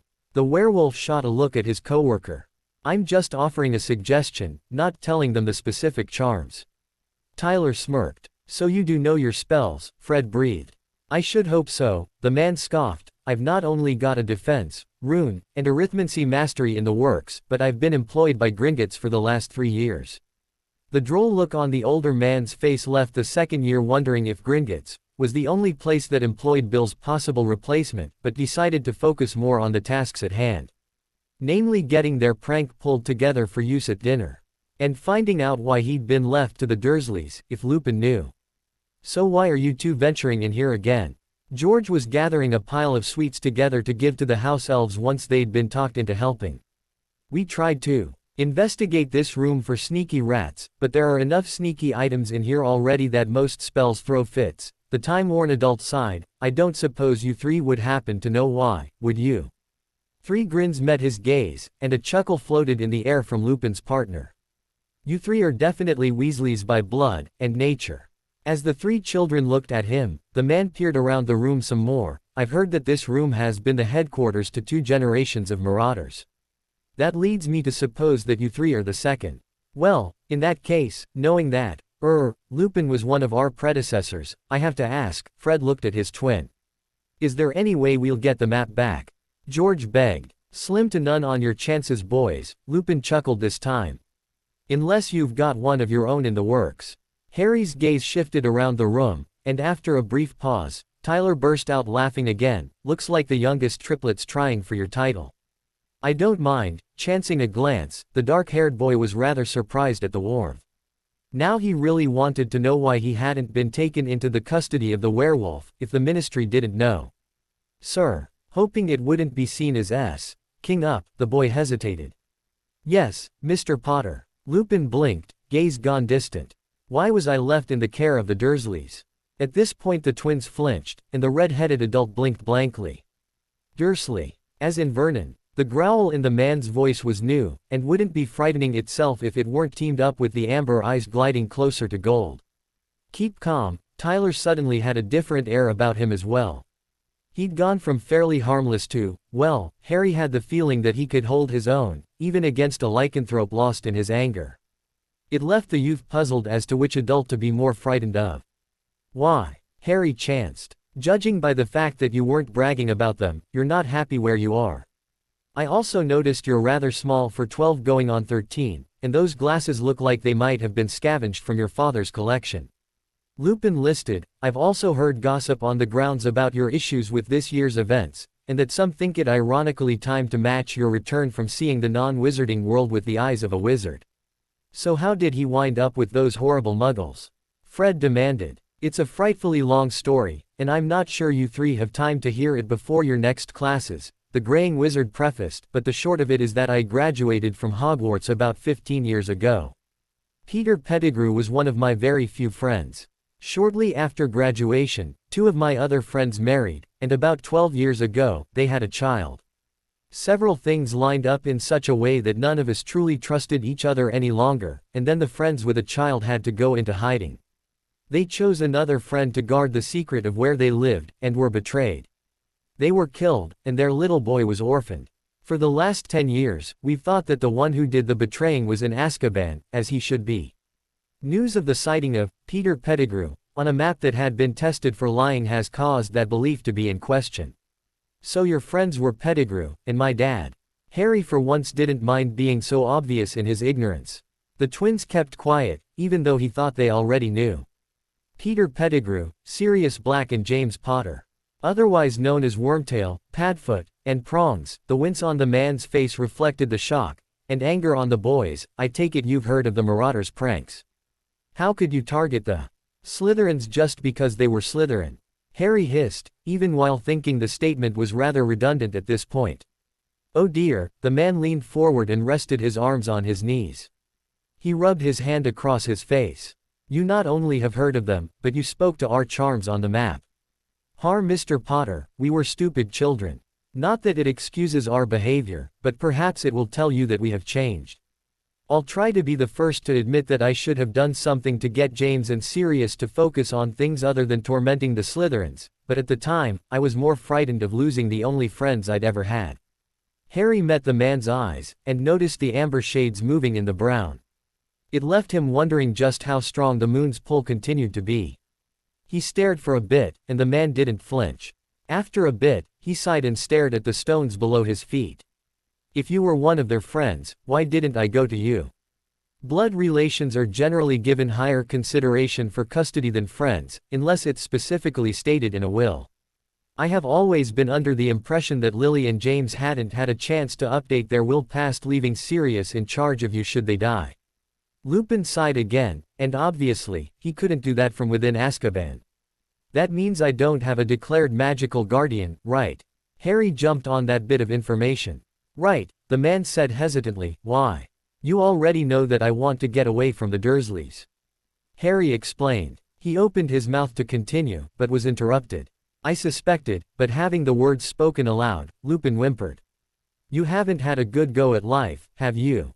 Everything about Vernon rubbed Sirius as being Slytherin, so Padfoot made him the butt of a few jokes at both Petunia and Vernon's and James and Lily's weddings. It wouldn't be any wonder to me if the man hated magic because of it." "You've got that right," Harry drawled. I'll see if I can't get him to write down as much information as he knows, the other adult interrupted. Right about now, though, I think you three should take your supplies, distribute them, and head off to your classes. Just think, if we get this rat caught, your home status should change. After all, you'll likely go too. At this point, I'm not sure I want to. Harry stared at the map still in Tyler's hands. After all, it doesn't seem to me like he'd react well to my being a Slytherin. No, I don't suppose he would. Lupin sighed. I'm sorry. One last thing that gets me though. Harry tried one more time. If the ministry doesn't know about your lunar calendar problems, why couldn't you take me in? I wanted to, but, sheepishly, as out of place on a werewolf's face as it might be, Lupin rubbed at the back of his head, I still had a lot of growing up to do myself. Frankly, I still might, but if you'll let me, I'll try to make it up to you. Growing up to do. Tyler rolled his head sideways. What he means with that vague terminology is that even though he fights the wolf's nature with everything he's got, when he lost his adoptive family to the Death Eaters, it was all he could do to not go feral. Fred and George, for once, actually seemed nervous. In the case of a werewolf, it just means they do their shift, and never shift back. It's like an animagus getting stuck in their animal form. Harry cleared up the confusion on the fourth year's faces. I still have a hard time remembering that there were Enter Slytherins who got as much of a thrill knowing books backward and forward as Ravenclaws did. Lupin shook his head a couple times, then started actively shooing the children out. We'll get the information you need written out and hopefully we'll be able to find a time for a longer chat. Though he wasn't completely sure he wanted that longer conversation, Harry followed the twins out the door to the Junior Marauders' headquarters and trundled off to class. Distractedly, he realized that the two fake Phi that had been on his shoulder had left him alone while in the room by the kitchens.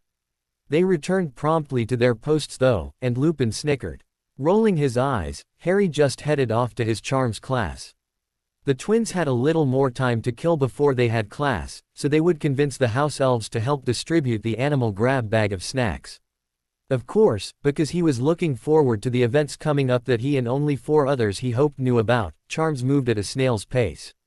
Knowing that the likelihood of any more attacks that year was minuscule to infinitesimal, most instructors had returned to the regularly scheduled programming, or curriculum. The good news was that the Slytherin Seeker knew the material to be covered in class. Everyone else was encountering the most basic of duplication charms for the first time. Due to his exposure to the twins and incidentally, the paper he'd researched for already, he knew this one. He hadn't had much of a chance to practice the actual casting, but he knew the theory, the history, and parts of the methodology to the spell. Hence, he was working on a more advanced version after 3 attempts with the earliest. As the class ended, everyone else was given the assignment to write about history and theory of the spell, and it was to be 15 inches in length. However, Flitwick left a note on the brunette's desk saying, "You may either write twice that, using data from our pre-existing essay, or you may write 15 inches of text on the mitosis or splitting charms history and theory." To which he gladly took the new path opened. Who knows, it might help him and the twins develop those candies further. Split them smaller, and more could be put in the candy for the space it would take up. With that in mind, the child figured transfiguration would take just as long to his mind, but he was pleasantly amazed to see it fly by. That may have been a great deal in part to spending an inordinate amount of time as a sounding board for Zabini, Parkinson, Malfoy, and Knott. The other 4 were trying to get their miniature ecosystem to have the right kind of life forms in it, and understandably were upset when their right type was failing to reproduce properly. At the beginning of class, McGonagall had explained that this exercise in care of magical creatures would actually help them with transfiguration, as the creatures they were trying to promote were best started with a small group, and would often be subjected to the mitosis charm. When they had the proper count of creatures of the desired type, the group was to either transform the individual creatures within set parameters, or to cause all of their ecosystem's inhabitants to conform to the chosen idea, regardless of the desires of their subjects. The thought had been voiced that they were playing God, but the transfiguration's mistress chided the Muggle-born, saying that the creatures in question were transfigured gemstones in the first place, so there were no real lives at stake. She then paused, and added that the worry was a good thought to keep in mind, lest they take for granted the power they had, and were learning. At the end of class, the groups had only gotten as far as transfiguring the proper number of base creatures.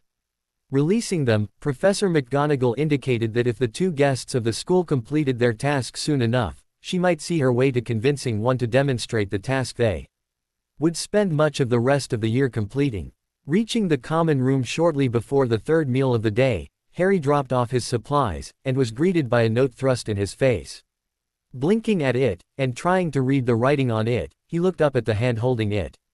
"Potter, for someone who has no connections, you sure are good at getting a guy the exact things he needs." Bletchley was barely containing his glee. "One of those two Pettigrew hunters dropped by here a while ago, and said he had something to give to you. He handed me another note, then got a funny look on his face, like he was remembering something." Here the older boy handed a list to the younger, "Then he asked me if I knew why you'd have done so much research on werewolves. What do you know, Potter, but he'd done some research of his own. He's still human, but managed to get a few of them to trust him enough to be allowed to study them. Apparently he's also an animagus, so he can even study them during the full moon. The information he gave me." Pay no heed to Bletchley. Flint thumped the younger teen over the head, as he headed for the Great Hall. "He's been like that since Tyler dropped by." Grinning, Harry nodded, "I'm not surprised. It's just," Flint looked back and forth between the two researchers of all things lycanthropic, "I think it's rather odd that he shows up with that information all of a sudden. Be careful with it, will you?" The second year didn't dare tell the older boys exactly why he thought Tyler had the information he did. Judging by what he'd seen thus far, Tyler had been associated with Lupin, at least for their time in Hogwarts, and therefore had ample time to study the werewolf. Then he remembered the plan for supper, and it took all he had to not grin as widely as Bletchley. That would have killed the surprise of the prank right then and there. Slytherin House trekked to the Great Hall, sat, and started eating. Momentarily, they started snickering at the members of the other houses turning into cats, dogs, rats and gerbils at random intervals. Up until the point that it started happening to them as well. Harry tried not to choke as he giggled. Thinking that was all that would happen, the boy reached for his water after he returned from being a cat for the third time. Just as he put the glass to his lips, he heard various other students begin uncontrollably singing. He quickly set the glass back down and shot a glance at first the twins, then Professor Snape, then scanned the room quickly. The first two were puzzled as well, the third was, to say the least, angry, and the preteen had to ask himself who had been behind the singing part. He and the twins hadn't gotten that far in reworking their singing sticks. Then he spotted a grinning redhead that wasn't a Weasley, and blinked. Sitting between Bill and Lupin, who were also grinning or laughing, Tyler smirked at the second year when their eyes met. Suddenly the boy didn't feel like drinking water, or pumpkin juice even. Something told him that there might have been a new kind of monster released upon the school. One that might result in a prank war. February was, thankfully, finished, and the prank war Harry was worried about never surfaced. He was made nervous by the fact that Tyler did replace Bill, but when a little over 2 weeks passed in March without any pranks, he figured it was safe. Using that time, on edge as he was, to research some of his pet projects, Harry learned some interesting facts about werewolves from one. Like the fact that each person reacted to his or her affliction differently. Some took to it well, and adapted to the constant fight for superiority. Others spent the rest of their lives in a painful struggle. The second year only needed one guess as to which field Lupin fell into. For every conversation Harry and sometimes the twins had with the lycanthrope, the aging man was accompanied by Tyler. Once, the boy had voiced the question of why, and both adults just looked at each other. A sad smile covered Lupin's face as he explained that while the headmaster had no qualms about Lupin's presence, not all adults felt that way. So a standing rule for their time at Hogwarts was that the werewolf was not to be alone at any time. Outside of bathing and relieving himself, of course. When March had started, Lupin had left, explaining that his task of proving or disproving Pettigrew's recent presence in the school had been accomplished, and therefore he had to leave. He was still keeping in touch with Harry, however, as they both felt that the adult had a lot to do to make up for 11 years of silence. Thus, Tyler's presence on his own was met with some initial trepidation. Marauder as he may have been, Lupin looked like he'd grown out of that phase. Tyler's sheer glee at the Valentine's Day prank spoke volumes. The day Harry chose to relax about Tyler's possible prank war challenge, he got up out of bed blearily, and dressed. All in all, normal behavior for him. His day went as normal, near as he could tell, so he didn't think much of anything of catching a passing glance at Professor Snape wearing a green band around his wrist. As far as he knew, it had always been there. Nor did he think anything of Instructor Tyler. The man had refused to be called Professor, wearing a green tie for his hair, because the girls of the house had noticed it on the first day of March. He would come to regret that shortly after lunch, but how was he to know what was coming? Today has to be the best day ever for Slytherin, Flint chortled as the house settled in at their table for the midday meal. I don't know what's going on, but I've heard that almost all the people in the other 3 houses are getting pinched like mad. They can't figure out who's doing it, and it's infuriating them beyond belief. It hasn't gone after any Slytherins, has it? Landale was paying half her attention to Flint. Not a one, Bletchley sighed. I'd be happier about it, but the others are completely sure that one of us is behind it. You said almost all, Derek pointed out. The ones that haven't been pinched, what do they have in common? They're all Muggle born. A quick glance down the table told Bull that Harry was paying attention, so he edited his word choice. What could a Muggle born have in common with Slytherin House? Montague grumbled. Well, it's not all of the Muggle borns, since Granger is getting pinched too. Malfoy's voice was filled with a frightening amount of glee. On a sudden lark, Harry glanced over at the Gryffindor table. He noticed that nearly all of them were wincing, rubbing at spots on their arms. Thomas was among the only ones of that house whose name Harry knew that wasn't rubbing at anything. In fact, he was smirking at most of the rest of his house.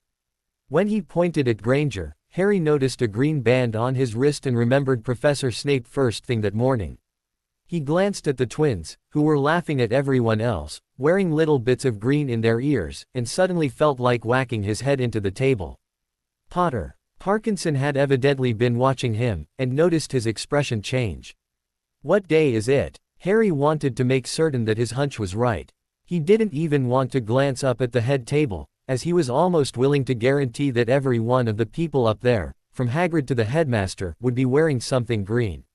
March 17th, why? Goyle looked at the brunette oddly from his end of the seating arrangement. I don't know if it carries over to the magical world like Valentine's Day, but St. Patrick's Day is supposed to be an Irish holiday, Harry started.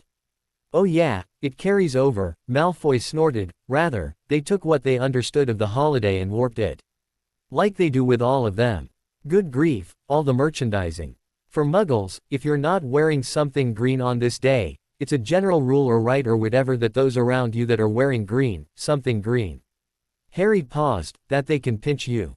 I think that's why we and some of the Muggle-borns have been exempted. One of our house colors is that very hue, and the Muggle-borns, well. At that point, Harry chanced a glance up at the head table. He caught Tyler's smirk and had just enough time to remember he'd shoved a green hair tie he'd accidentally liberated from Parkinson's last band-flinging spree and put it on his wrist when the rest of the house started yelping. A quick glance at them revealed the green in their ties had been turned into black. Shooting a look back up at the defense instructor revealed a cheesy grin that faded a second when Harry snapped his wrist with the band. Even though he hadn't been trained in it, Harry could read the next time that Tyler spoke at him through the air. To which, the second year figured, not if I get you first. The others in his house spent the rest of the day alternating between whining about Harry not warning them soon enough, and trying to remove the band on his wrist. Just for the sake of it, was their excuse. The rest of March was spent in planning for Harry, Fred, and George. When the twins revealed when their birthday was, they figured they had the best reason to pull a prank. They weren't sure if they could get Instructor Tyler, but they sure were going to try. If nothing else, the prank war was at least going to start, maybe end, with a bang. Though they were focused on their prank ideas, they did learn quite a few other things. They had slowly figured out that Lupin's guess as to who was Harry's magical guardian was accurate. As in, the boy had none. Thus, he was quietly working with his head of house to get someone declared. Especially someone who wasn't in the headmaster's pocket. This conversation occurred after Harry asked why nothing had happened yet to solve his summer issues. That was when the preteen learned that most of the people teaching at Hogwarts had documented various things that the headmaster had done, Not done, said was done while lying through his teeth, or just generally mislead others about. Teaming that with the misplacement of Harry's complaints about the Dursleys, Madame Pomfrey's complaints about said child's health, and the strange occurrences of the last 2 years, and they felt they had just about enough to do something with. Unfortunately, they weren't sure if it would be worth it to get the man removed. After all, who could guarantee that the person chosen to replace him wouldn't be worse? They were also worried that if they started raising a fuss about current affairs, the ministry would start to question all of the headmaster's decisions, right up to and including suggestions for teachers of the school, the appointment of a deputy, and the designation of a nurse. When those questions were voiced, Harry realized what a web the aged man had woven about himself, and was left wondering how much of the man's display of benevolence to believe. He'd have become obsessed with the thought but for the next Quidditch game, which was Ravenclaw versus Hufflepuff. The only reason he didn't ignore it was because the twins were determined to make use of the day. After a bit of thought, he remembered that it happened to fall on March 31st, so the trio could finalize their plans, and put together elements. Not too many, or an enterprising student or teacher could happen upon them and mangle the whole lot. Perhaps even change their purpose. That was why, when they could be out in the stands, cheering on Hufflepuff, and yes all three favored Hufflepuff over Ravenclaw, they were setting select stones in the defense hall to transfigure things into giant shoes, starting roughly 12 hours from that time. Something they wouldn't have been able to do, if not for Lupin's support of their revenge against the prankster teacher. His letter had said, "I never suspected such a sense of humor in the man, but why not? He'll have to learn some way not to challenge the son of a marauder and 2 self-apprenticed second-generation marauders." Finally deciding they were satisfied, they left a slew of simple charms over the top of what they'd already placed, intending for them to be spotted. What wasn't removed would only add to the fun. They then dashed to the Quidditch pitch and were just in time to see the Hufflepuff Seeker swoop in to catch the snitch, right from under the Ravenclaw Seeker's broom. It turned out to be a false alarm, but the female Seeker didn't seem to catch on in time, and bounced off of her counterpart as she tried to mimic his maneuver. "Almost have to wonder if she's too busy staring at her opponents to actually play," Harry muttered. Luckily they hadn't come up in a predominantly Ravenclaw section of the stands. "Maybe," Fred smirked. "She doesn't seem to have any problems flying circles around poor Seeley," George chuckled. "At least, he did until said Seeker knuckled him in the ribs." "I'm not that bad, Beater 1. She yelped. "Beater 1?" Harry asked. A little pink in the face, she pointed at the twins. "So sorry, can't tell them apart. So for game days I beg one of them to wear a 1 and the other a 2, somewhere on them, so I can for just that one point in time. Hence the Beater 1 and 2 syndrome." "You should learn to tell them apart," Harry suggested. "Well, the only way I've thought of so far leads to people getting funny ideas." Seeley muttered, "Did you know that one of the twins has 47 freckles on his nose, and the other has 33? Wide-eyed, the twins stared at her. To which, she pointed saying, "I rest my case.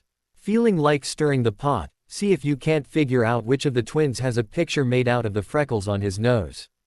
Harry laughed as both Weasleys started staring at each other, trying to spot it for themselves. And going cross-eyed to look at their own face.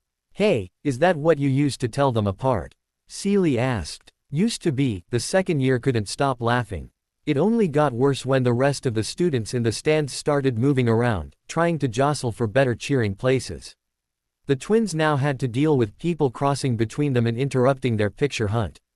"You two can relax. If there's a picture on your nose, I haven't spotted it.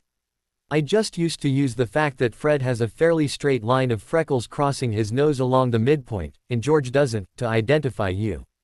Now what do you use?" George was staring at said line of freckles on his brother's nose. "Twins as you are, your voices are just a bit different from one another." Shrugging, the Slytherin qualified that statement, "at least to someone who spends a lot of time around you in unguarded settings." Ah, the synchronization was back, and oddly, settled Harry's nerves. Seeley shook her head. "I think I'll keep to my game day numbers game, considering I'm probably, hopefully going to be replaced as Seeker next year." "Oh," Fred spoke up. "Yeah," Seeley sighed, "I grouch about not being as bad as everyone says, but I really am. I'd need about 4 times as much training to just catch up to you guys, as far as skill goes." But I can't spend that much time training. I need too much time for studying, just to keep up there too. Please tell me you've told Wood, George whimpered. I'm mad, not stupid, she grumbled, though, judging by the fact that he seems to think I'd be good enough to pick my own replacement, maybe I'm just a glutton for punishment.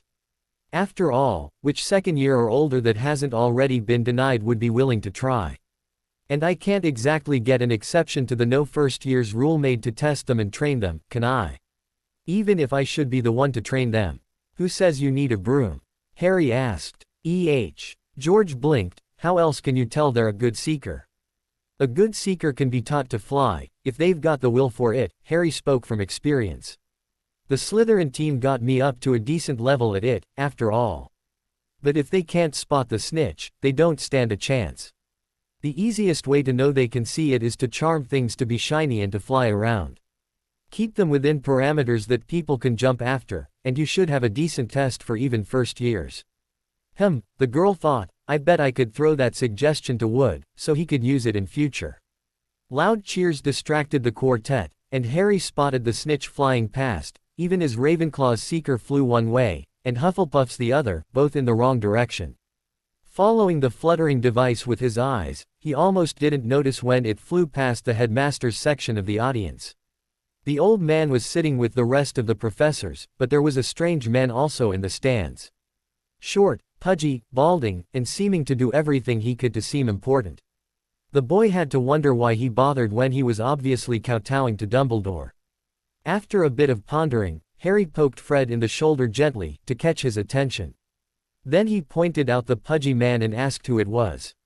Hearing that it was the Minister of Magic himself left the second year more than a little depressed, though he tried not so show it.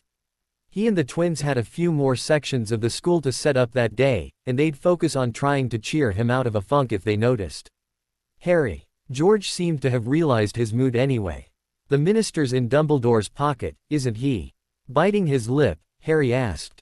Sort of, Fred muttered back, if he can find a way to discredit the headmaster, he'll go for it, take the glory, and try to claim it was all his work in the first place. We've wanted to know if he was one of the stupid Slytherins for ages, but some of the things he does are so pathetic, I can't believe he'd have made it through Hogwarts at all. So you figure his ambition rode over any intelligence he had. The Slytherin tossed out the idea he'd had forming. Don't try to go to him for your custody problems, Harry. George shook his head worriedly, he'll put you with the person who lines his pocket best. And I know you don't get along with the Malfoy in school. I'd just like to find someone I can trust, who won't be in it for the fame. Harry noticed the twins' sad smiles. Not that I don't want to be in your family's care, but your parents wouldn't let me pay them back for this summer, no way would they let me reimburse them for a longer period of time. You'd find that to be true for any family that isn't in it for the fame, Fred sighed. Out of the corner of his eye, Harry could see a discussion between the minister and the headmaster, and it didn't look exactly friendly. The more that the former grinned, the more of a sinking feeling that the second year got. Guys, what would make that minister grin like a cat that got the cream? He asked, not taking his eyes off the conversation. Definitely, in this case, getting one up on Dumbledore, Fred suggested, looking over. Or having proof of the headmaster doing something out of his jurisdiction, George added, also looking. Harry's eyes flew wide when both adults glanced their way. The minister's smirk widened, and the boy felt like he actually knew what they meant when people sometimes said, someone just walked on my grave. Getting nervous, he made to stand and leave. The twins, not about to leave him to wander the school by himself. Back inside the main part of the school, Fred grimaced, that is not good. Say that about 10 times more, and you'll have the way I feel, Harry sighed, rubbing his forehead. Mr. Potter, Professor Snape's voice made all three boys jump. They turned to look at him and he nodded tightly. The headmaster was speaking with Minister Fudge concerning his actions of the last 2 years. To the effect of feeling as though signs were pointing to his own dotage, and he thought it best if the ministry began looking for a new headmaster soon. He made the suggestion of Professor McGonagall, but the minister cut him off, saying that the school didn't need a headmistress that would follow in his path. So, Fudge is going to appoint a new headmaster. Fred's voice had a rather distinctive squeak to it. Seems that way. Tyler had also wound his way down from the stands. Never have I been more glad that I had only signed on to finish the year. The person that man will choose to replace the current headmaster would probably be of the mind that my job is more or less a waste of time now. The trio of students were more than a little nervous, and when the potions master told them to go their own ways, they followed directions a bit blindly. This mood carried on through a few more hours, but when supper for the day was finished, they reconvened and finished placing their prank devices. That night, before drifting off, Harry realized something that had him planning a more thorough set of pranks. He'd been willing to leave his head of house alone out of respect, but what those two had pulled meant war.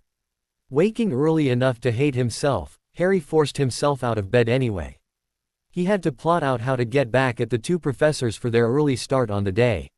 For all that he would have neither class, he was still going to make sure that both men knew what they'd gotten themselves into.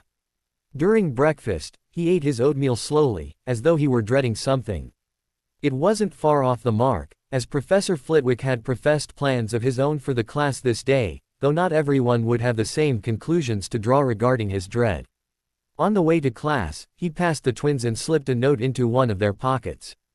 They had both classes that day, and thus the message was for them to play up the fear the conversation with Tyler and Snape had caused. He'd explained during lunch if they needed it, but figured the paper would be all the clues they'd want. Charms itself started about the way Harry thought it would. Flitwick stepped up to the front of the class and told them they were getting a pop quiz. Passing the paper around, it read, "Write your name on the top and then follow the instructions." After that it gave a list of tasks, and Harry skimmed them all before writing anything down besides his name. He was partially distracted by the other students standing up and making noises at various intervals, but kept reading. When he returned to the top and began to take it seriously, he read the first instruction, which said, "Read all of the instructions before carrying any out," and began rereading them. He had to try not to laugh when he read the last, "Ignore all instructions but the first, and turn your paper over."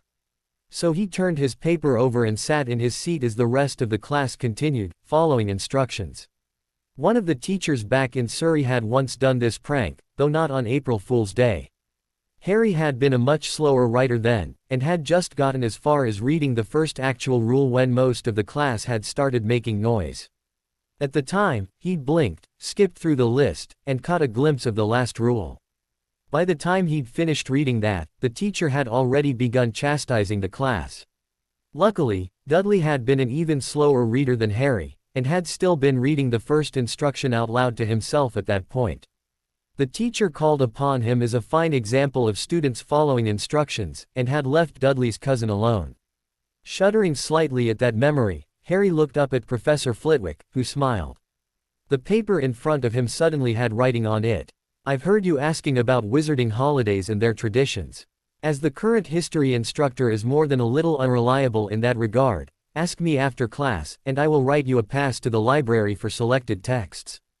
There was a list, and then further notations that indicated that if the boy asked for the pass, he'd have a 48-inch scroll to turn in by the end of the year, covering the major holidays for each month of the year.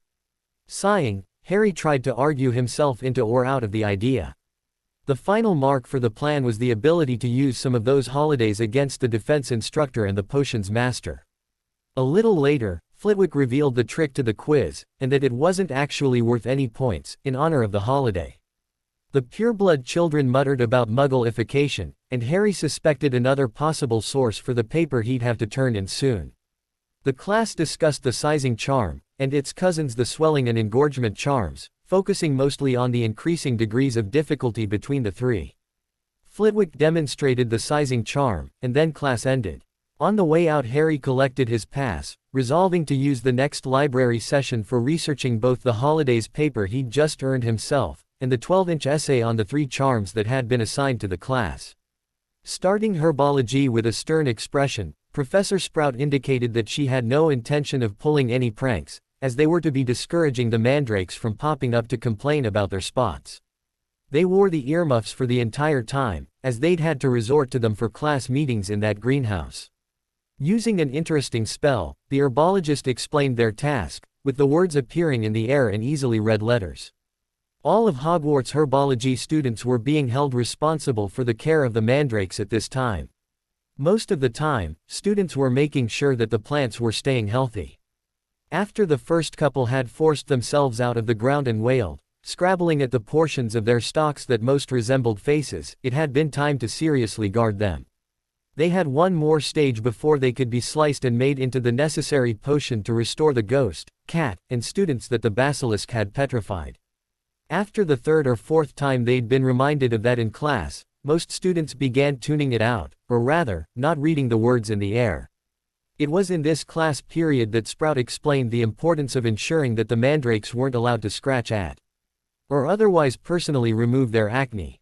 Sometimes their efforts could result in scarring, and that scarring was less of the plant that could be used for the potion. The scarred tissue was usable, but not in a potion she wanted to see any of her students making, using, or even researching. Professor Sprout demonstrated the method of keeping the shrubbery below the soil of their lodgings, and Harry was fairly certain he saw some of the other students giggle. Though he didn't laugh, he guessed it was humorous to watch the generously proportioned woman swing a small mallet at the top of the plant as it started to poke above the ground further than usual. She then waved them onto their projects, passing the mallets around, and Harry took to watching the pots at his table. The 20 students of the class were divided into 4 tables, and there were 10 pots at each table. Harry supposed that the initial care of the plants had been split between house pairs for the second years. The 5 students swiftly moved into the rhythm of their efforts. Each had 2 plants to monitor and thump, though it seemed that Harry wasn't the best thumper. His pair kept coming back up for more, while Crabbe and Goyle had only had to smack theirs once apiece during the entire period.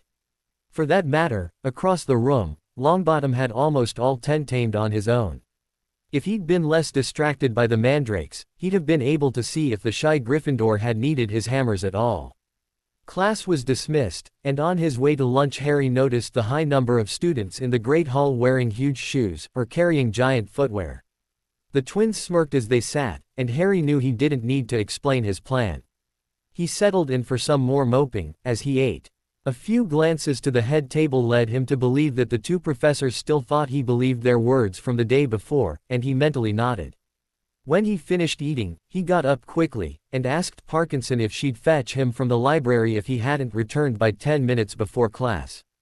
A quick showing of the note got him the books he wanted, and the youth packed all but one into his bag. As much as it was guaranteed to hurt his back for the day, it was also guaranteed to work in keeping him awake during history.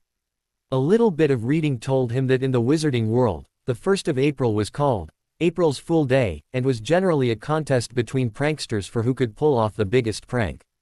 Few others got involved. The winning fool wore a jester's cap for the next week. It apparently originated from when even wizards were led by queens and kings. The royals would require a person to provide humor to the court sessions and demanded people to carry out trials for this job. Over time, the trials became annual, and migrated to the 1st of April.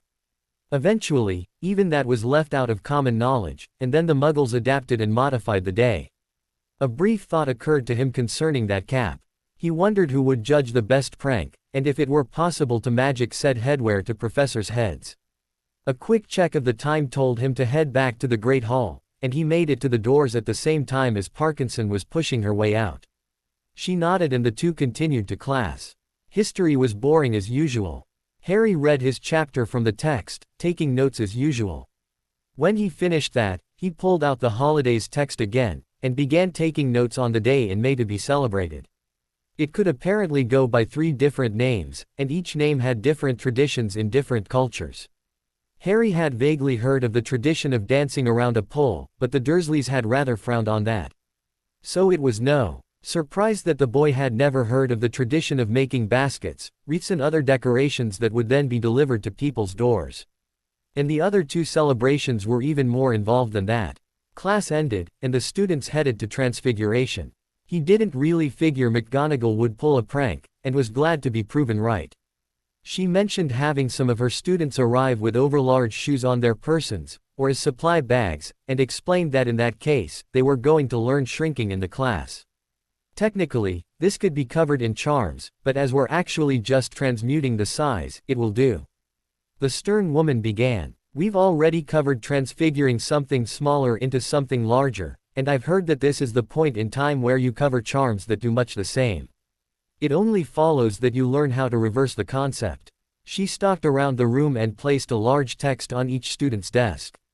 When she had finished, she told them, "These books are in fact, pamphlets that will be used later in the year to inform incoming Muggleborns of the school, its history, and what magic is. Your job is not to transfigure the books back into the pamphlets, but to shrink these giant tomes into the size range the pamphlets originally were." A few minutes into the task and Harry realized something. The Muggle-born children were doing much better at this than the wizard-born. Harry hadn't a clue any more than his housemates, and after a bit of frustration, called attention to himself through a hand in the air. "Mr. Potter," Professor McGonagall walked over to his desk and nodded.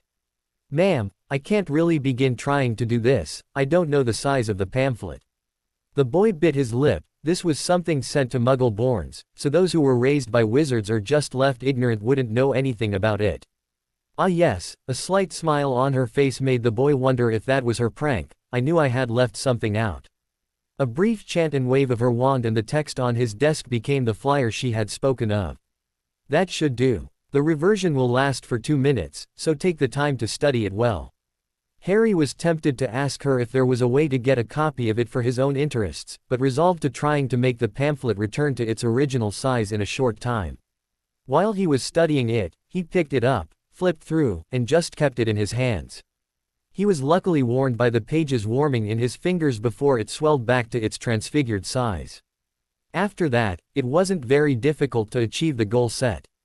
With the time remaining, Harry skimmed through his text for a spell that would make something into a hat, preferably a largish one, that could take extra spells, and would remain in that state for a while. Giving up, Harry sighed, and looked around. More or less accidentally, he caught the Transfiguration Professor's eye, and she strode over to his desk. "Mr. Potter, did you need something? I'm looking for a spell that will make a hat, and let it stay that way for a while, that will let me cast other spells at it." The boy began explaining. "How many other spells?" she asked. "I'd like one to place a word on it, one to keep the word there, and maybe a third to make it difficult for someone to arbitrarily remove," Harry counted. "If you're doing what I think you're doing, you'll also need a durability spell, and one to prevent reciprocation." McGonagall shook her head. "That level of transfiguration is beyond your skill. You're doing quite well, of course, but what you want is something that is more than you can accomplish. For one thing, your target is, as of now, a great deal more powerful than you. With even more control than he has power, and almost as much knowledge as the potions master in his chosen field. Presuming you're desiring to attach this hat, word and all, to the head of a certain instructor." Sheepishly, the preteen glanced at his professor. She had a slightly less sharp expression on her face, and he got the feeling she was going to help him out. "I would suggest you speak to the headmaster during supper, or just as you get out of class. He will be returning from the trip he made to the ministry at about that time. I'm not completely certain of the details, but he missed yesterday's game for a negotiation with the minister." With those last 2 sentences, the head of Gryffindor gave him all the proof he needed for his conclusion from the night before.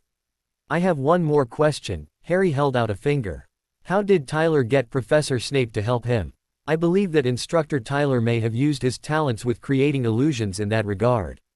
Professor McGonagall responded. "In being a ward setter, the man probably set something on the field that would cause latecomers to the game to see an illusion of his choosing.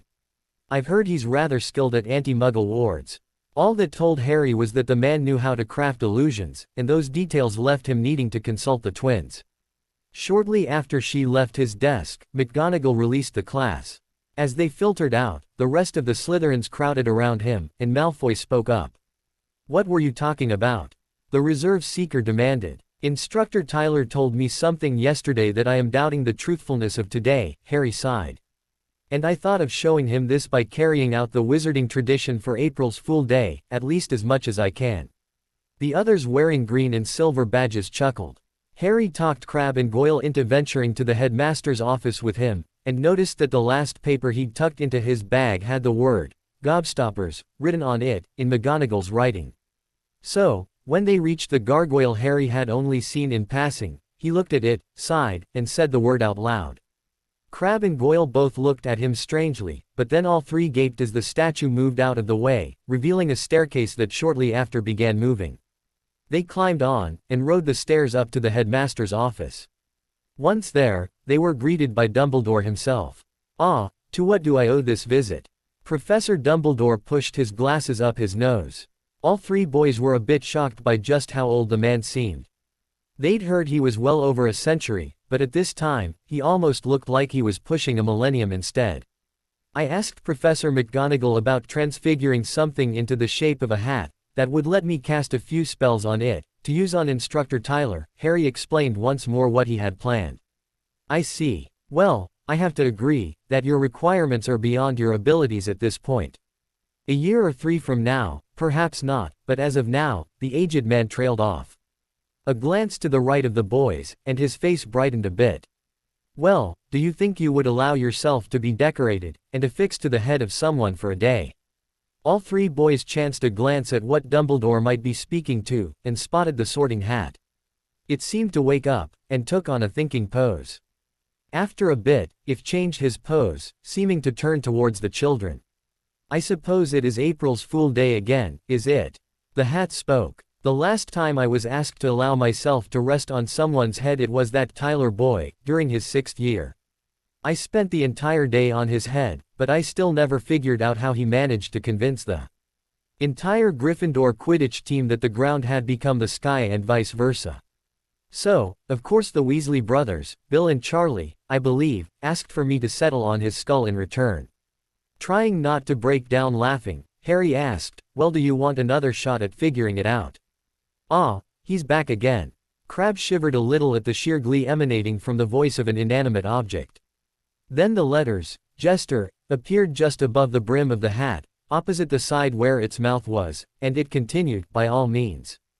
Treating it with as much respect as possible, Harry nodded to the headmaster, and all three Slytherins left the man's office.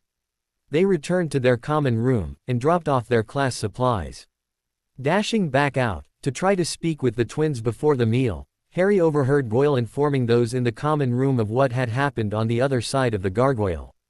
By chance, Harry met Fred and George at the turnoff just before their headquarters. Holding up the Sorting Hat, he began explaining. You two remember our conversation with a pair of educators yesterday, right? Sure. Fred raised an eyebrow. You were really upset last night, and seemed to still be most of the day. You passed us a note, and we think you've been acting, but I wanted to make sure. I figured something out last night, just before going to bed. Harry sighed. I mean, how often does the minister trek out to Hogwarts, without a full complement of Aurors for protection?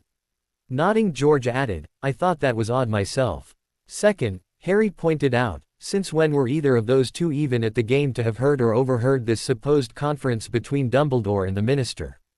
Nope, didn't see them either, Fred agreed. You've got another point though, I can see it.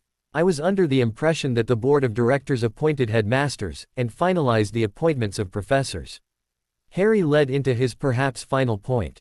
As far as Dad's explained it, yeah, Fred nodded. So I suppose that means them saying that Fudge telling the headmaster off about all that is just something they made up to prank us. George narrowed his eyes. That's what you're getting at, right? Exactly. Harry noticed the look the twins passed between them, and when they looked back at him, he knew they'd figured it out, but had hoped he had too. It was nice to have everyone at the same level of understanding. So I suppose they made those mistakes so we'd figure it out, Fred sighed. They, or at least Tyler, want us to do something in return. George scratched his chin, but what? I don't know what he or they want. Harry grinned, and held the hat up again, but I know what I'm going to do. Isn't that the Sorting Hat? George pointed. It's rude to point, George, the hat spoke. Both twins gaped. Ah yes, a trip in your skull makes it quite impossible for me to not know who you are. Oh, Fred seemed a little paler than usual. What exactly are you doing with the Sorting Hat? George demanded. And why does it have the word, Jester, on its backside? Fred queried. You know how Muggles celebrate the 1st of April, I'm sure. Harry started. Of course, Fred grinned. With our dad. George shook his head. How could we not? Fred sighed. And wizards, apparently used to hold annual festivals to decide who would be the king's jester, Harry pointed out, and watched the rest fall into place on the twins' faces. So the hat's for Tyler. Fred seemed half disappointed and half excited. Too bad we daren't take it for ourselves. George matched his twin's expression. As usual. Well, I look at it as a bit of a prank in return. Harry shrugged. After all, he's in a seat of authority. How seriously can anyone take him when he's wearing a hat on his head that tells everyone he's a prankster? But how are we going to keep it on his head? Fred wondered. Leave that to me, the hat spoke up once more. Head on to the hall, boys, I've got a skull to stick to. You've got the ability to do that for yourself. George's eyes didn't look like they could go any wider. I was created during the era where this holiday originates. A snort indicated its view on the matter. Of course I can stick to a person's head and declare to the world that they are the king's fool. Deciding to go for theatrics, the trio stalked down the middle of the great hall as a unit, a twin on either side of Harry. As they approached the professor's table, more and more students stopped whatever they were doing and watched. Each adult at the table, with their own expression, looked up as well, observing the trio with expectant eyes.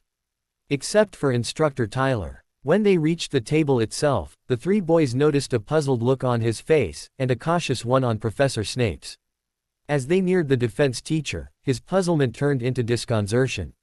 You three spend plenty of time together, I presume there is a reason for this united front. Snape spoke up when the boys stood still. You told us something yesterday, that at the time, rather ruined my day. Harry started. Then I realized you'd just gotten a head start on today. Tyler's eyes flickered. You're sure of that? Professor McGonagall told me herself that the headmaster had missed the game. Harry smirked. Besides, Fudge doesn't go anywhere without at least 4 Aurors, Fred chimed in, adding more details than Harry had known. And it's rather unlikely that they would have allowed 2 professors to overhear what the two were discussing, George added his own thoughts. If they were going to talk during an event like that in the first place. Sighing, Tyler nodded, well at least you figured it out. I was rather worried, with your reactions throughout the day. Wait, you said you'd known this since yesterday. 3 nods. The resignation turned into discomfort, that means you three have spent all day planning something. Of course. Snape warned his seating neighbor, the Mrs. Weasley are always planning something, and Mr. Potter has become their equal in plotting. Whether he plots in the same way is anyone's guess, but I would suppose they have something for you. The man's discomfort started to look like worry. As long as it doesn't have coconut. I'm allergic, and it tastes disgusting.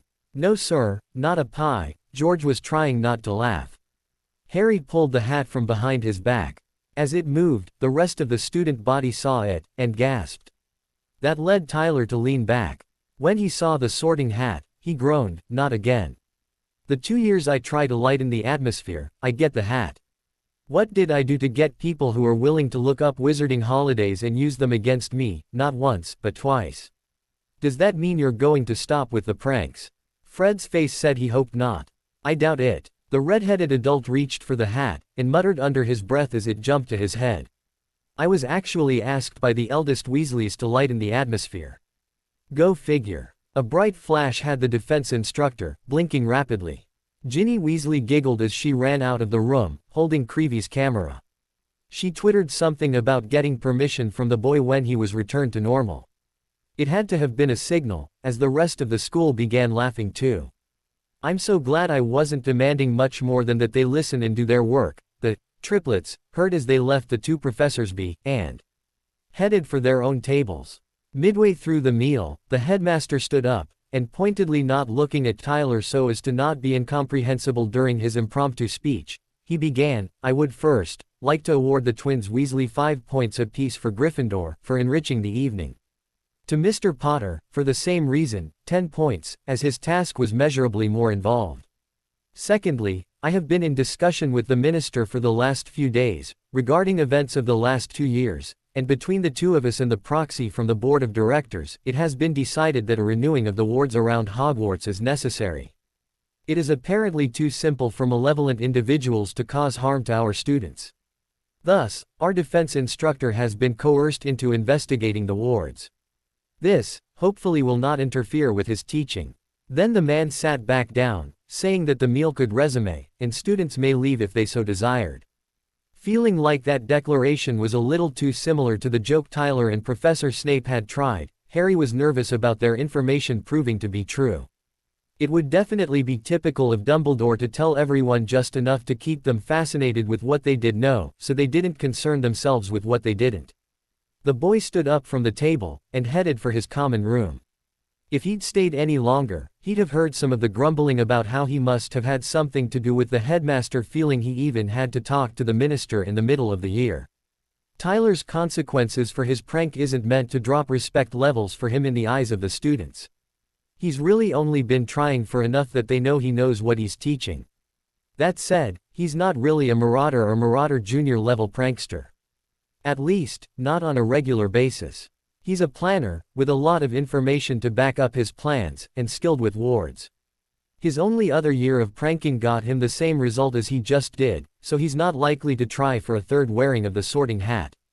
The next day, a fuming Harry Potter stalked up to the Gryffindor table during breakfast. He glowered at the twins with such a fierce look that most of the students surrounding them were sure that they had pulled a prank on him late the night before. They edged away, figuring that payback would hurt, and might resemble a female dog, but were surprised by what the dark-haired boy said. "You two didn't tell me what yesterday really was." Neither twin could quite meet the green eyes flickering back and forth between them. "What are you jabbering about, Potter? Even you knew yesterday was All Fool's Day. You pulled a doozy of a prank on Instructor Tyler." One of the Gryffindor chasers countered. "Yesterday was their birthday." Harry growled, "And I only just found out because your younger brother was sniping about how I had to be a horrible friend, not doing anything for it." Said brother tried to duck under the table. "Really, Harry?" Fred shot a glare at Ron as George tried to pacify their triplet. "We figured the prank on Tyler was plenty of a gift," Fred added, as his twin took his turn glaring. "Or that you'd figure we were pulling a prank on you." George decided their previous track wasn't calming the second year down and tried a new one. "I might not have learned much from the Dursleys, but I did learn you give things to those you care about, and you two calling me your triplet so much left me figuring you were the brothers I never got to have." Harry said this with a straight face, and wouldn't be able to explain how later. "Ah, Harry, that's an even better gift." Fred grinned, figuring that Harry was calm enough to relax. "But I'm still determined to give you something." The smirk made both brothers pause.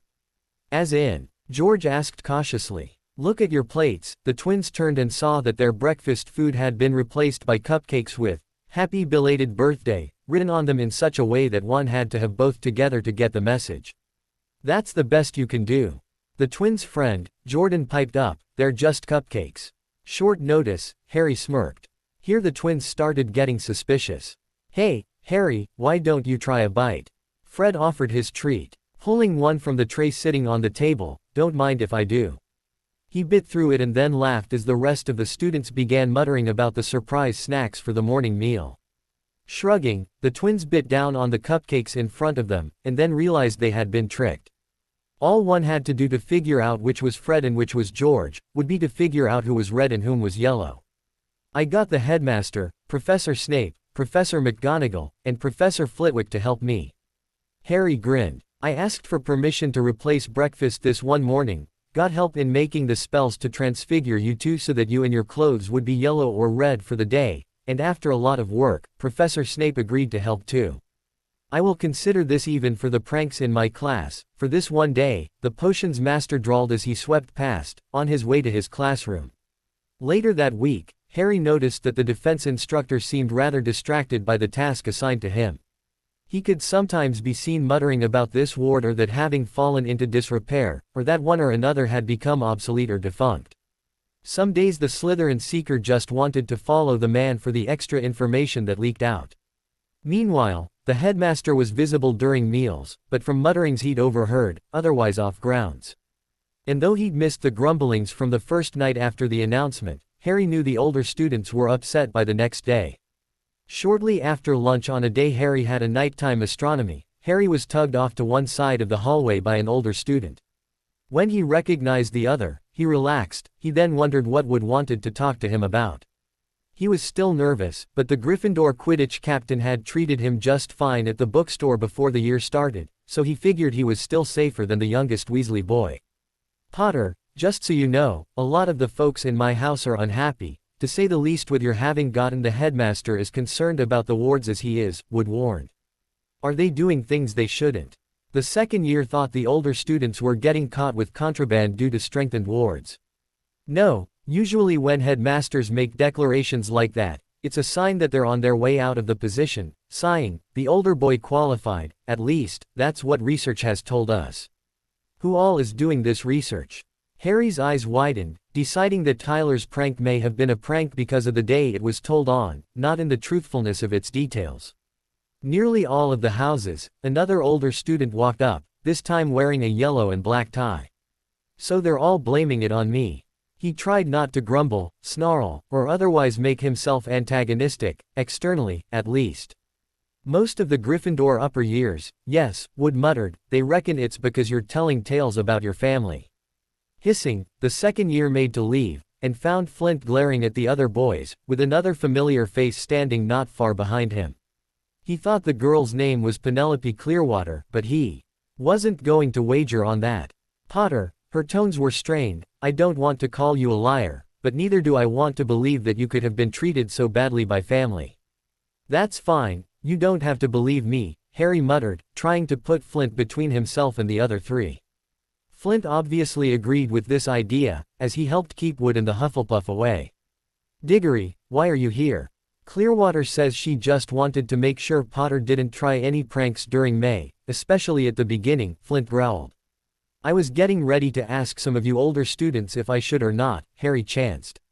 What I've read about the May holidays seemed like a prank would be in bad taste.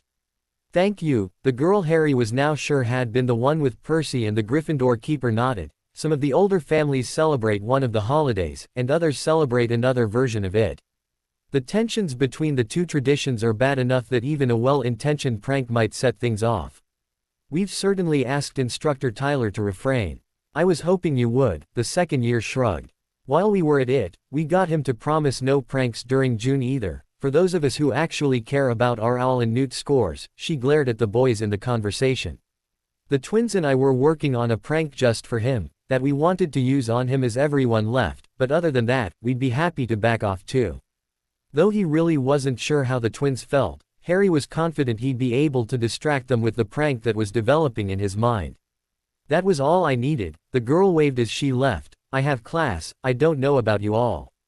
It's not that we don't believe you, the Hufflepuff spoke up, it's just that we don't know enough to make a decision. And then there's the possibility that if the headmaster's gone, we might get someone worse. Did you know that the minister has an undersecretary who's voted affirmatively on all of the magical restriction laws that have come about? All of them, simply because, as she says, they're nothing but filthy half-breeds. Some of those restrictions apply to people who inherit a condition that their parents had the recessive traits of. Diggory, we've most of us heard this before, time to get off the soapbox. Wood tried to calm the other boy down, get to the relevant part of your statements. I'm just saying, what happens if she gets the position after the headmaster, or gets some kind of temporary slot in the school that gives her power? Do you have magical creature blood in your family tree? Harry asked, wondering if he could get Bletchley to talk to Diggory, who now that he looked, he remembered from the Quidditch games as the Hufflepuff Seeker. Go figure, spend all your time near the guy watching for a flickering ball of gold, and you don't recognize him all that well. The paling tone of the older boy told Harry all he needed to know, he supposed. I'm sorry if we get someone worse than we like. Harry stared at the stones at his feet, but was I supposed to live with a family that, he cut himself off, sorry. Potter. Diggory hissed, I don't mean for you to feel like that, I just want you to know the consequences. Why do you think I tried to keep quiet as long as I could? Harry snapped. I once tried telling a teacher back when I was little. I thought that the teacher would do something, and then the teacher had to leave the school. After that, none of the teachers would even look at me to see the forest for the trees. So you were trying to gather all of your evidence first. Wood raised an eyebrow. Yeah, but I didn't do well enough at gathering it quietly, Harry groused to himself. One of those times where Slytherins felt the need to cry justice, and did so, before thinking the whole plot through, eh. Diggory sighed. Fine. What do you need as far as custody goes? I can't tell him specifically, but my father's in the ministry. If need be, I can tell him I was thinking of that as another possible career path. He likes that I'm good at Quidditch, but wants me to have a backup plan. All athletes should have one, Wood nodded, in the case of injuries, or age creeping up on them suddenly. I've learned that I need to get a guardian that thinks for themselves. Harry tried to give only the absolutely necessary details, but it's looking like I'll have to go back to the Dursleys this summer at the very least. If nothing else, for more evidence. I could have sworn I read something about where you lived, Wood suddenly mumbled, but I couldn't tell you where it is. Why is that important? Harry was more than a little nervous. Might mean someone's put a charm around the address. Flint sighed. Potter, find someone you trust, tell them the address, and then ask them to repeat it. The twins and Ron should know. Harry blinked, they came to fetch me last summer after all. Then get them to repeat it, Flint reiterated. If they can't, I'll have at least a good idea what charm is over your place of residence. We know that, we can figure out who put it there. With that, we will know who's protecting you only enough for lip service, and we'll have more evidence. With any good luck, Diggory seemed to agree with the plan. We can get you away from there without you getting hurt. Harry didn't have the heart to tell the young man that it was already too late. The four had to scatter though, because a professor was headed their way. They really didn't need the adult to read the situation for something it wasn't. Or even what it was. Not letting the conversation be forgotten or obsessed about, Harry went about the rest of his day as he had before. He did, however, send a letter to Lupin. He figured that it would help Diggory, Bletchley, and himself if he got more information regarding the topic. Midway through May, Sprout bounced into the greenhouse. As everyone wore the required headgear, she didn't speak, but used her word spell to relay her lecture. The mandrakes had finally stopped having major outbreaks, and thus, it might finally be time for the last stage. At this point, students were observing. If they saw a plant poke its head up, they were to observe, up until the point where it tried to hop out of its own soil, and into another's. Some of the mandrakes, she said, were prone to indiscriminate hopping, and others were decidedly pickier. There were a few, even, that didn't do any hopping, and Professor Sprout made it a point of reassuring the class that all behaviors were normal, and none guaranteed a better, stronger, or quicker potion. Each group of students was charged with ensuring their mandrakes stayed in their own pots.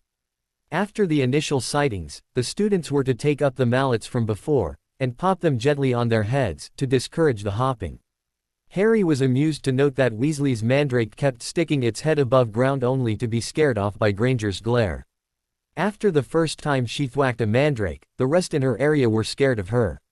Malfoys seemed to be playing peeking games with the bee-owned, and Parkinsons and Zabinis, to their dismay, had managed to sneak past their guards. When called over, the herbology professor merely took the now double-occupant pot out of the room.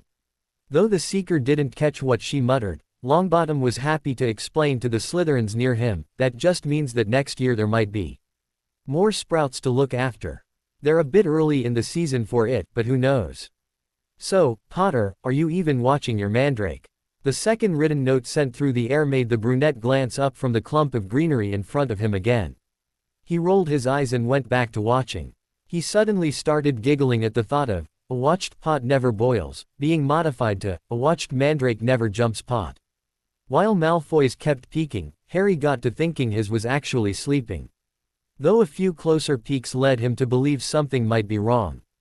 As Sprout hadn't returned to the classroom yet, he gently tapped Longbottom, and cast the question, is there something wrong? A brief glance had the shy Gryffindor peering more closely. He poked into the plant fronds of the mandrake, and then dug a finger gently into the soil. Just then, Professor Sprout walked back in. Longbottom waved his hand in the air, and she bustled over. A brief explanation later, and she left the words, that's where the other abandoned pot went. The rest of the period went by rather slowly, as he no longer had a plant to watch. Well, he thought to himself, it could have been worse. Malfoy grumbling at his mandrake was mildly entertaining, after all.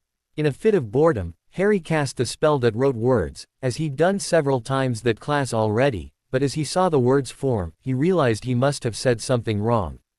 Just enough so that his strange urge to write his name in the air said something else entirely. That reminded him of a game he'd heard older students complain about having to play in their language classes in Surrey. He kept playing the word game through lunch that day, writing words on paper, and scrambling them around. Then he remembered the boy in the book, Tom Riddle.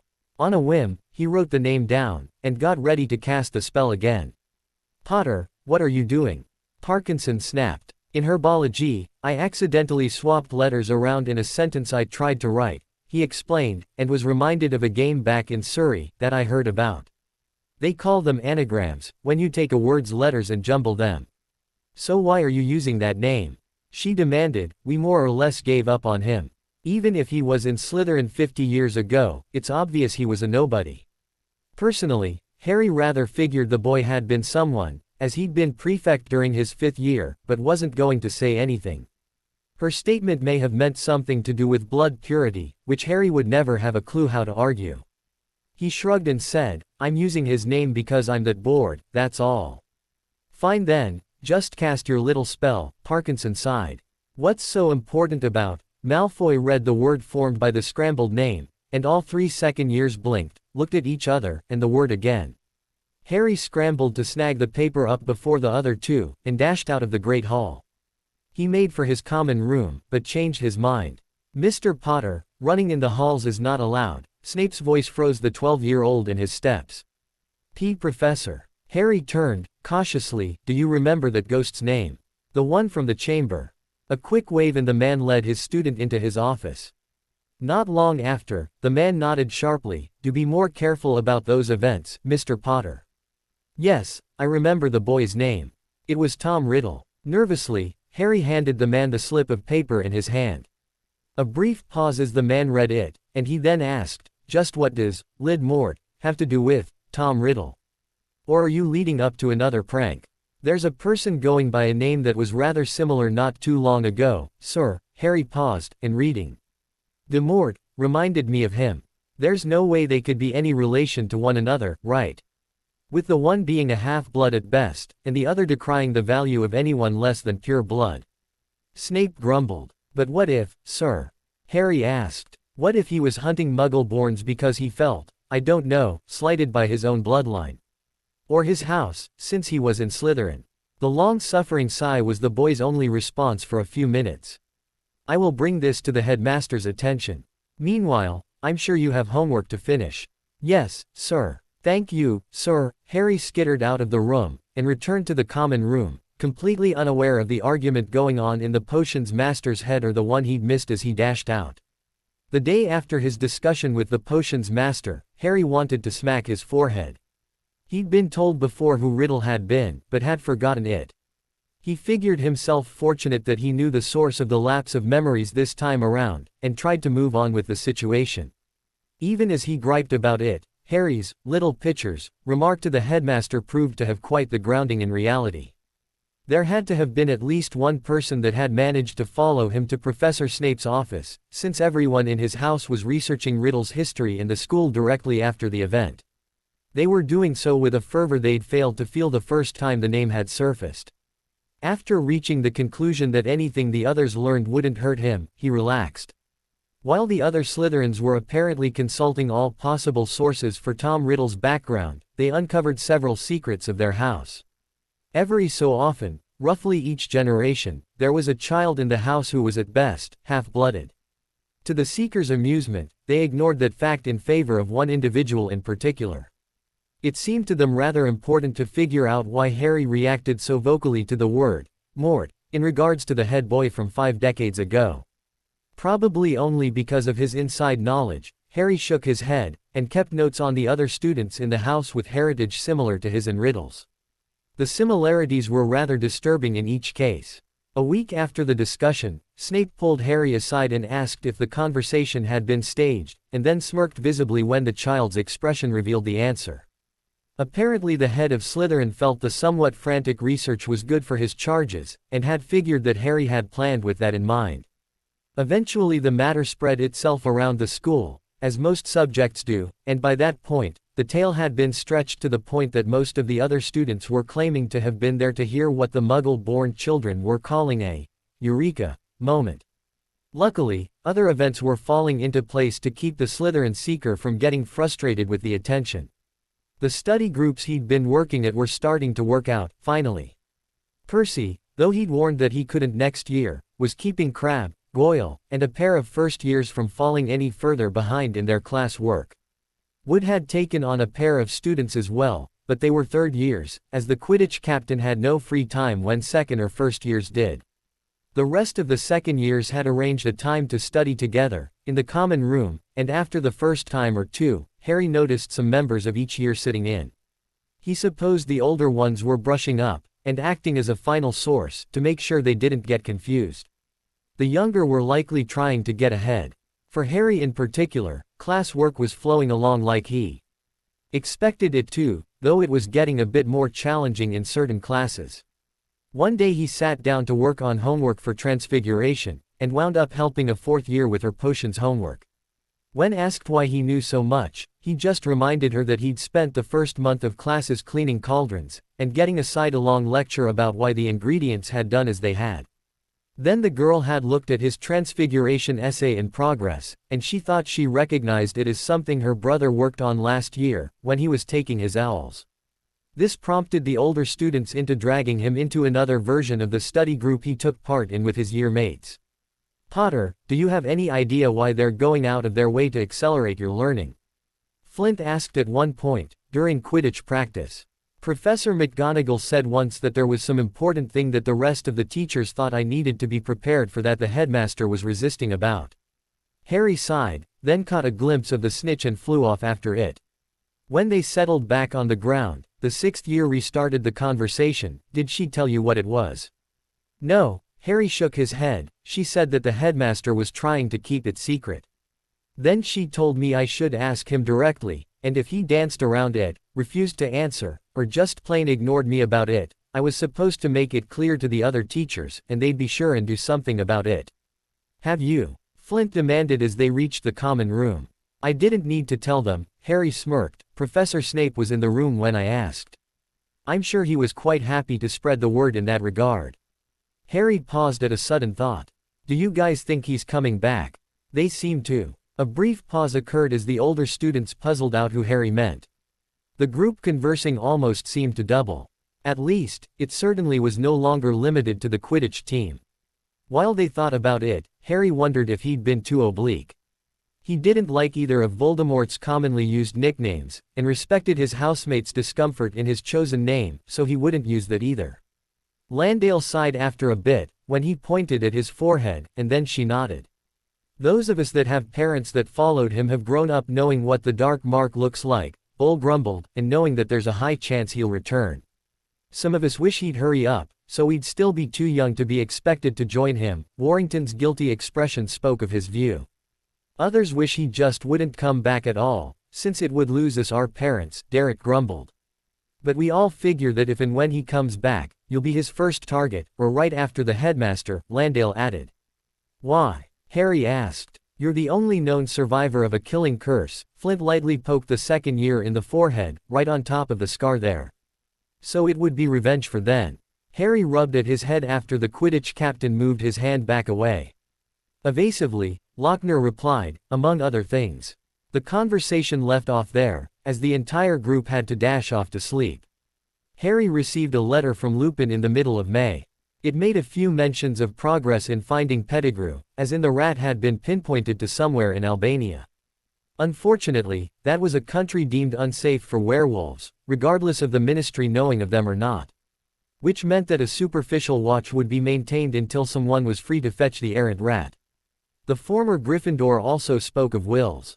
He said that if a person could prove they had either been a beneficiary or were related, they could ask about the status of a will. From there the man got rather vague, but it seemed as though he'd made a visit to Gringotts to do just that. The results had been rather startling, as a person Lupin didn't recognize had been named as guardian. The letter ended with reassurance that Lupin would look into it for him. It was just before the victims of the basilisk were restored that the potion's master pulled Harry aside for a quiet discussion. Tyler's research had connected with Lupin's, and theirs had later then coincided with his.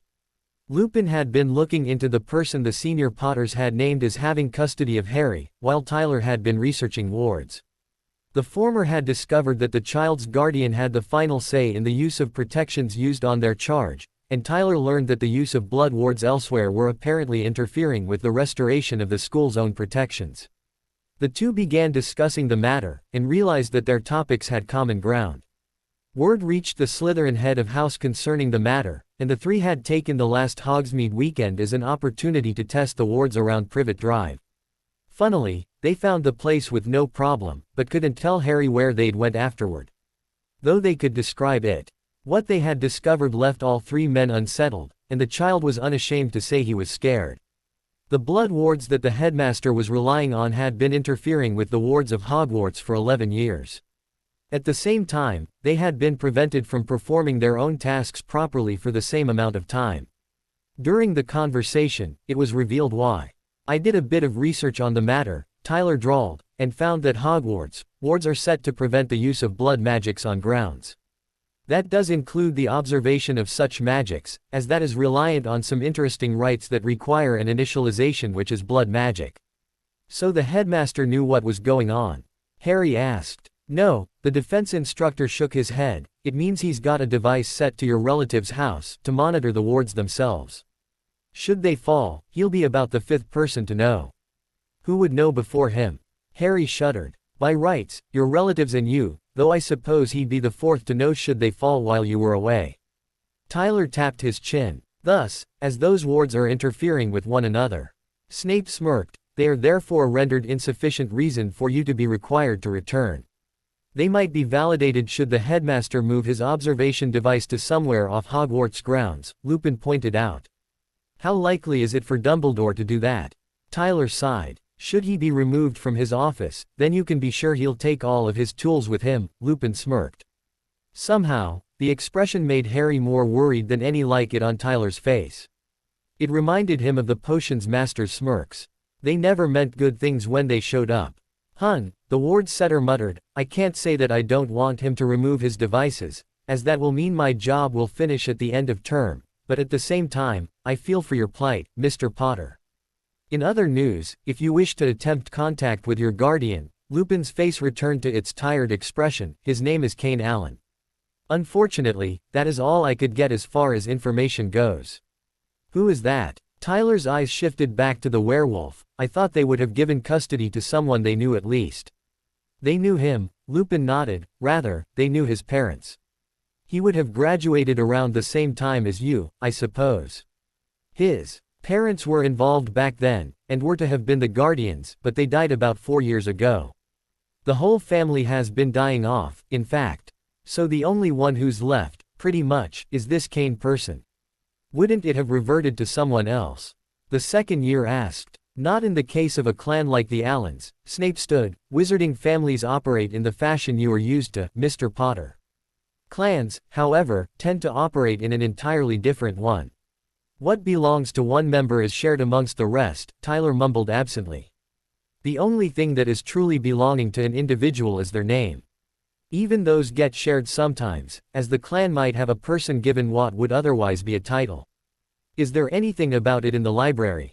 Harry's eyes were wide. He wasn't sure whether he was scared or impressed by the information. Here, Lupin chuckled, if you ask Madame Pants nicely, she might point you to one of the old ones. But they're so out of date, I wouldn't be surprised if she's withdrawn them by now. But why put me in his custody? The boy couldn't wrap his mind around it. Possibly to ensure you would never be alone. Tyler stood, and headed for the door out of the borrowed classroom. I've got research to do regarding class and the wards. Take care. At that, the other 3 parted ways as well, and Harry's mind was filled with more questions than he'd gotten answers. He was so lost in thought that he stumbled into someone. Picking himself off the ground, the boy looked up, only to see the Hufflepuff Quidditch captain. Potter, you might want to watch where you're going. Next time you might run over Mrs. Norris. The older boy's quiet smile turned into a grin when Harry blinked and yelped. They're restored. The second year surprised himself by whispering. At the responding nod, Harry sighed with relief. Not that he was looking forward to the camera-happy boy running about again, or the grumpy cat chasing people around, but at least the troubles of the year had mostly been solved. Now, if he could just find information about this Allen clan. His determination must have been all over his face, as Diggory rested a hand gingerly on the younger boy's shoulder. Potter. What's got you so lost in thought? Have you ever heard of a clan called Allen? I just learned of their existence, and was trying to figure out if it would be worth it to further research them in the library. Harry rubbed the portion of his nose that rested directly under his glasses. Ah, them, Diggory sighed. There are wizarding families, and clans. The families have traditions they follow, like inheritance goes to the eldest child, usually male, and naming patterns. There's one family that names their boy children for constellations, another that names their girls for flowers. There might even be a family recorded that gives their children the names of important figures of history, hoping that the name will cause something to rub off on the child. Oh, Harry had heard about the family and clan part, but it was still interesting to hear details. In the cases of clans, they have traditions of their own, and not unlike families, breaking those traditions have consequences. Those consequences can be rather harsh in others' eyes. The Hufflepuff paused, thinking hard enough that Harry's head felt pangs in sympathy. I've heard that if the clan tradition is to practice a certain field of magic, and a child veers off, they're cut loose. Though the phrase for that is a lot more ceremonial. Would that be in any of the books? Harry blinked. Heir, the older boy scratched his chin, I can't think of which one. Look, I'll ask Cho if she knows. I think she's either done research or would know someone who has, and then I'll get word back to you. Okay, the brunette child wondered how the two older seekers were on good terms, then sighed. He supposed he was the only seeker that had an issue with Chong. He might not, if it weren't for the fact that she had a tendency to wait for her counterpart to find the snitch before she tried going after it. I'd suggest going back to your common room. I think Filch might be performing a celebratory round of the school, with Mrs. Norris. Diggory chuckled. Nodding, Harry thanked him and headed down the hall. When he reached the common room, it occurred to him that both times he'd asked about clans, the people around him had been rather evasive. After a few thoughts in that vein, he decided to approach someone else concerning the matter. Lochner. Addressing the prefect whom had just missed being head girl, he waited for her to turn her attention from her book. Yes, Potter. The girl placed a bookmark where she left off. I ran across a mention of clans, and have only been able to get glancing information about them. The second year fidgeted, expecting another vague answer and a quick dash off. Wow, Potter, you sure get right to the hard questions, don't you? She sighed. Harry rubbed his head. There isn't a lot known about clans, aside from what they are willing to share publicly, Lochner explained. The last known member of a clan to live out in the wizarding world was a member of the TIR clan, and he was later bereft. Why do I get the feeling that bereft is a process rather than a verb in this case?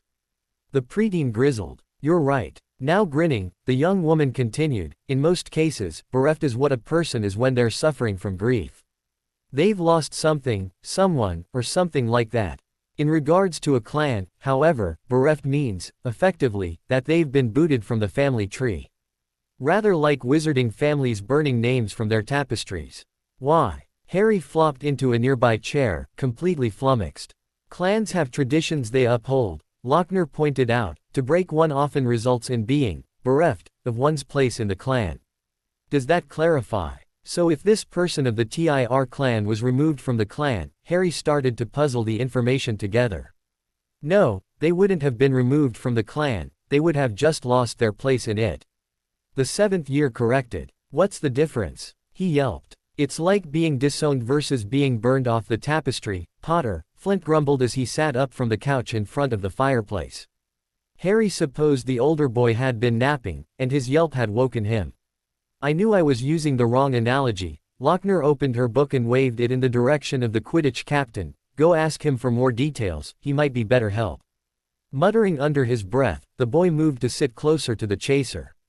I don't know much more than she does, but I know that the clan member she was referring to was bereft because he'd accepted his letter to Hogwarts. Flint shook his head. Some of the clans don't like the rest of the wizarding world, and isolate themselves.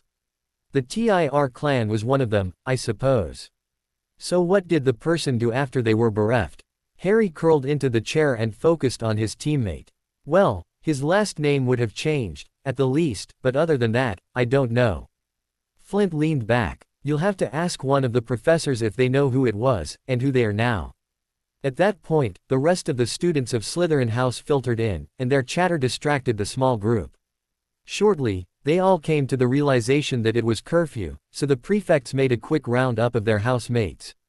And shunted everyone off to bed. It wouldn't be until the next day that Harry would realize he'd distracted himself from the knowledge of the petrifaction victims' restoration. The next morning, the assembled students of Hogwarts were treated to the return of faces that had been missing for part of the year. Some of the reunions were kept quieter than others. The Hufflepuff table held smiles on their faces on the return of Finch Fletchley, but didn't cheer raucously like the Gryffindors. After everyone settled, the headmaster stood. With the return of our fellows, I would like to thank all of our students for their patience and hard work tending the mandrakes all year. 10 points to all 4 houses. The diligent nocturnal observers and minders will earn 5 points apiece for their efforts. Professor Dumbledore continued, understandably, the amount of work our 2 newly returned students will need to carry out to catch up would prevent proper scoring of their year-end tests. I suggest that the informal study group is a fine method to catch up for next year. Any number of students in the group would be willing, I'm sure, to assist you. Should either of you be willing to take the tests at the beginning of next term, please drop a message off with me. Otherwise we will consider the grades as passing. A brief pause, and the man nodded to the room in general and waved a hand, indicating they should commence eating. Roughly halfway through his oatmeal, Harry felt someone standing behind his left shoulder. A quick glance around him showed that it was not a Slytherin, as most of them were raising eyebrows. The other members of the Quidditch team, while not glaring, weren't exactly providing a friendly atmosphere, which gave the seeker the feeling it was a Gryffindor. Hoping it wasn't Granger trying to apologize again, he turned. Mr. Potter, Colin Creevey stuttered, with a shy smile, I want to thank you for helping Neville with the mandrakes while you could during the year, and for taking care of the snake basilisk, wasn't it? Nodding, Harry swallowed his mouthful of food before speaking. Was that all? No, Creevey's face split into a grin, shy though it was, I wanted to ask if you knew of anyone in your study group who could help me. I'm so far behind, Percy and Oliver can't really do much, so I was hoping someone could work with me or several someones if that works better. Blinking, the slightly older boy thought for a moment, what times do you think you'll have free? The smile on the camera happy face was almost enough to blind a person, and Harry thought briefly that it was no wonder Creevey liked cameras. They flashed just as brightly. The musing thoughts were interrupted by a sheet of paper thrust in his face, gently. Oh, sorry, but that's my course schedule. The first year was still smiling. I'm not entirely sure how much catching up we'll be able to do considering we'll have the first week of next term, but I'm willing to work. Smirking, Flint snatched at the schedule and glanced at it. That's all we can ask, Creevey. Looks like your open times coincide with mine today.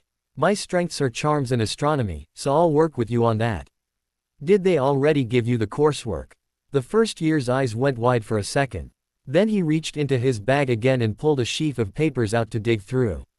After a few seconds of searching he pulled 2 sets out and handed them over. Flint smirked as he looked through the pages, we'll have you through those in no time, unless these are your worst subjects. Shaking his head, Creevey quickly pointed out, no, my worst subjects are history and transfiguration. Good news is, I know how to work Muggle Post. Landale's face held a similar expression, so I should be able to get you through your other subjects. Thank you. The budding photographer was so giddy that he made to dash off, leaving his assignments and schedule behind, but for Bletchley's hand holding him back. Don't forget this paperwork, the older boy grumbled, you might be able to get a start on it if you've got it with you. Oh. Nodding, Creevey gathered the papers and put them back into his bag, and dashed off. That went rather well, to be honest, Warrington mumbled. Potter, your crusade to show the rest of the school what we're really like might actually get to start working, Montague chuckled. I'll believe it when they quit staring at us like we've got tattoos already. Flint muttered, though Harry rather got the feeling he wasn't supposed to have heard.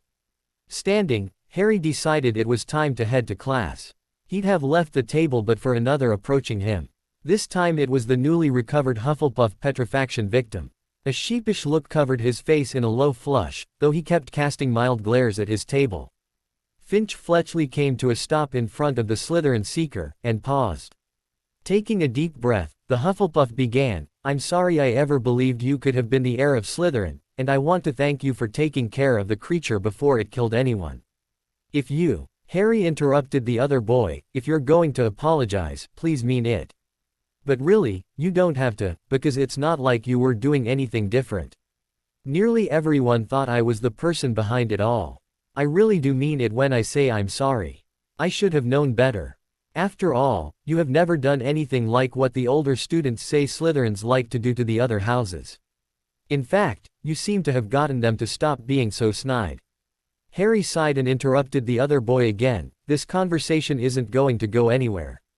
With that, he dodged around Finch Fletchley, and headed to his first class of the morning. He thought it rather ironic that the two Muggle-born boys could have such different reactions to the situation. One was genuinely grateful for something Harry had little to do with except as in clearing up a problem, and the other was obviously only apologizing because he'd been told to. He asked himself why were the majority of the people in the wizarding world so determined to hate or be disgusted by Slytherins but couldn't come up with an answer outside of the pureblood beliefs being misunderstood. Seeing as he wasn't completely sure he understood them, Harry could only guess, but his musings were cut short when class began. This late in the week, Harry only had one test to take during the morning schedule. He sat in his Transfiguration class, and waited. After McGonagall set the questions in front of them, admonishing them to keep their eyes on their own papers, she set them to work.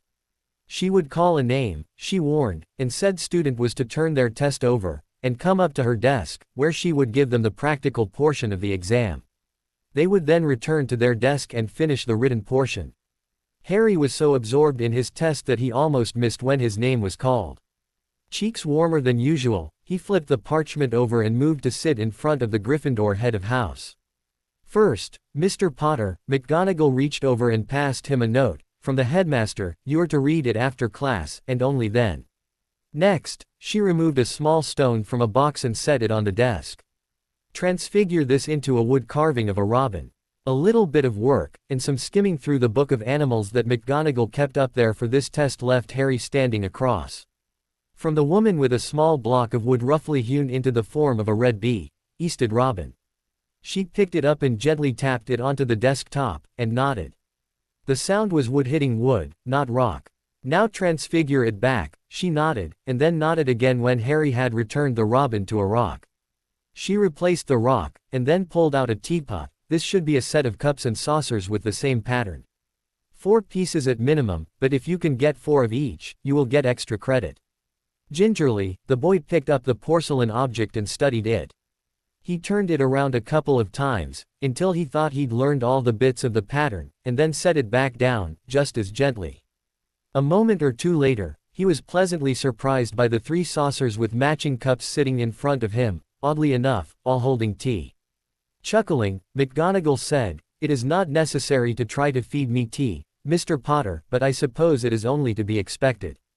You are, after all, a growing boy, and I'm sure are quite hungry at this point. Transfigure them back, if you would, and please do not lose the tea. Relaxing only after it was over, he scrabbled back to his station and finished scribbling out his test answers. Upon finishing, he turned his test over and set the questions pages upon it, and took a deep breath. When the class ended, he picked up the paper and headed out of the room. While keeping an eye out for obstacles, he read it. It has been decided that formal custody of your person should be handed over to one Kane Allen. He will be arriving today after supper to introduce himself to you. It is his hope that at this time, you two will also be able to discuss how this summer will flow for you both. His parents were, while not exactly friends of your parents, at the least allies. To ensure your safety, Headmaster Dumbledore will be present, as will your head of house. Professor Snape will escort you to the headmaster's office. A knot formed in Harry's stomach. He'd already heard a little of the man, or at least of his family, but wasn't sure what to expect. Frankly, he wondered if the man would explain clans better, or if he'd be as content to keep Harry in the dark as the Dursleys. Lunch rolled around, and Finch Fletchley had evidently been coached to try again, because he was standing by Harry's usual seat at the benches. With a sigh, Harry stopped nearby and waited. Potter, the way I tried to apologize this morning came out wrong, the Hufflepuff started. I'll start this time by saying I really am sorry. I thought you were the heir. Everything I've read about Slytherin says his heir would have had control of the creature, and for you to have been in the wrong places at the wrong times, well. Being that I'm acquainted with the movies that use red herrings to keep people from knowing who really committed crimes, I should have known better than to jump to conclusions. Even if it was strange to see you talking to the snake. Only vaguely knowing of the movies Finch Fletchley referenced, Harry hesitated.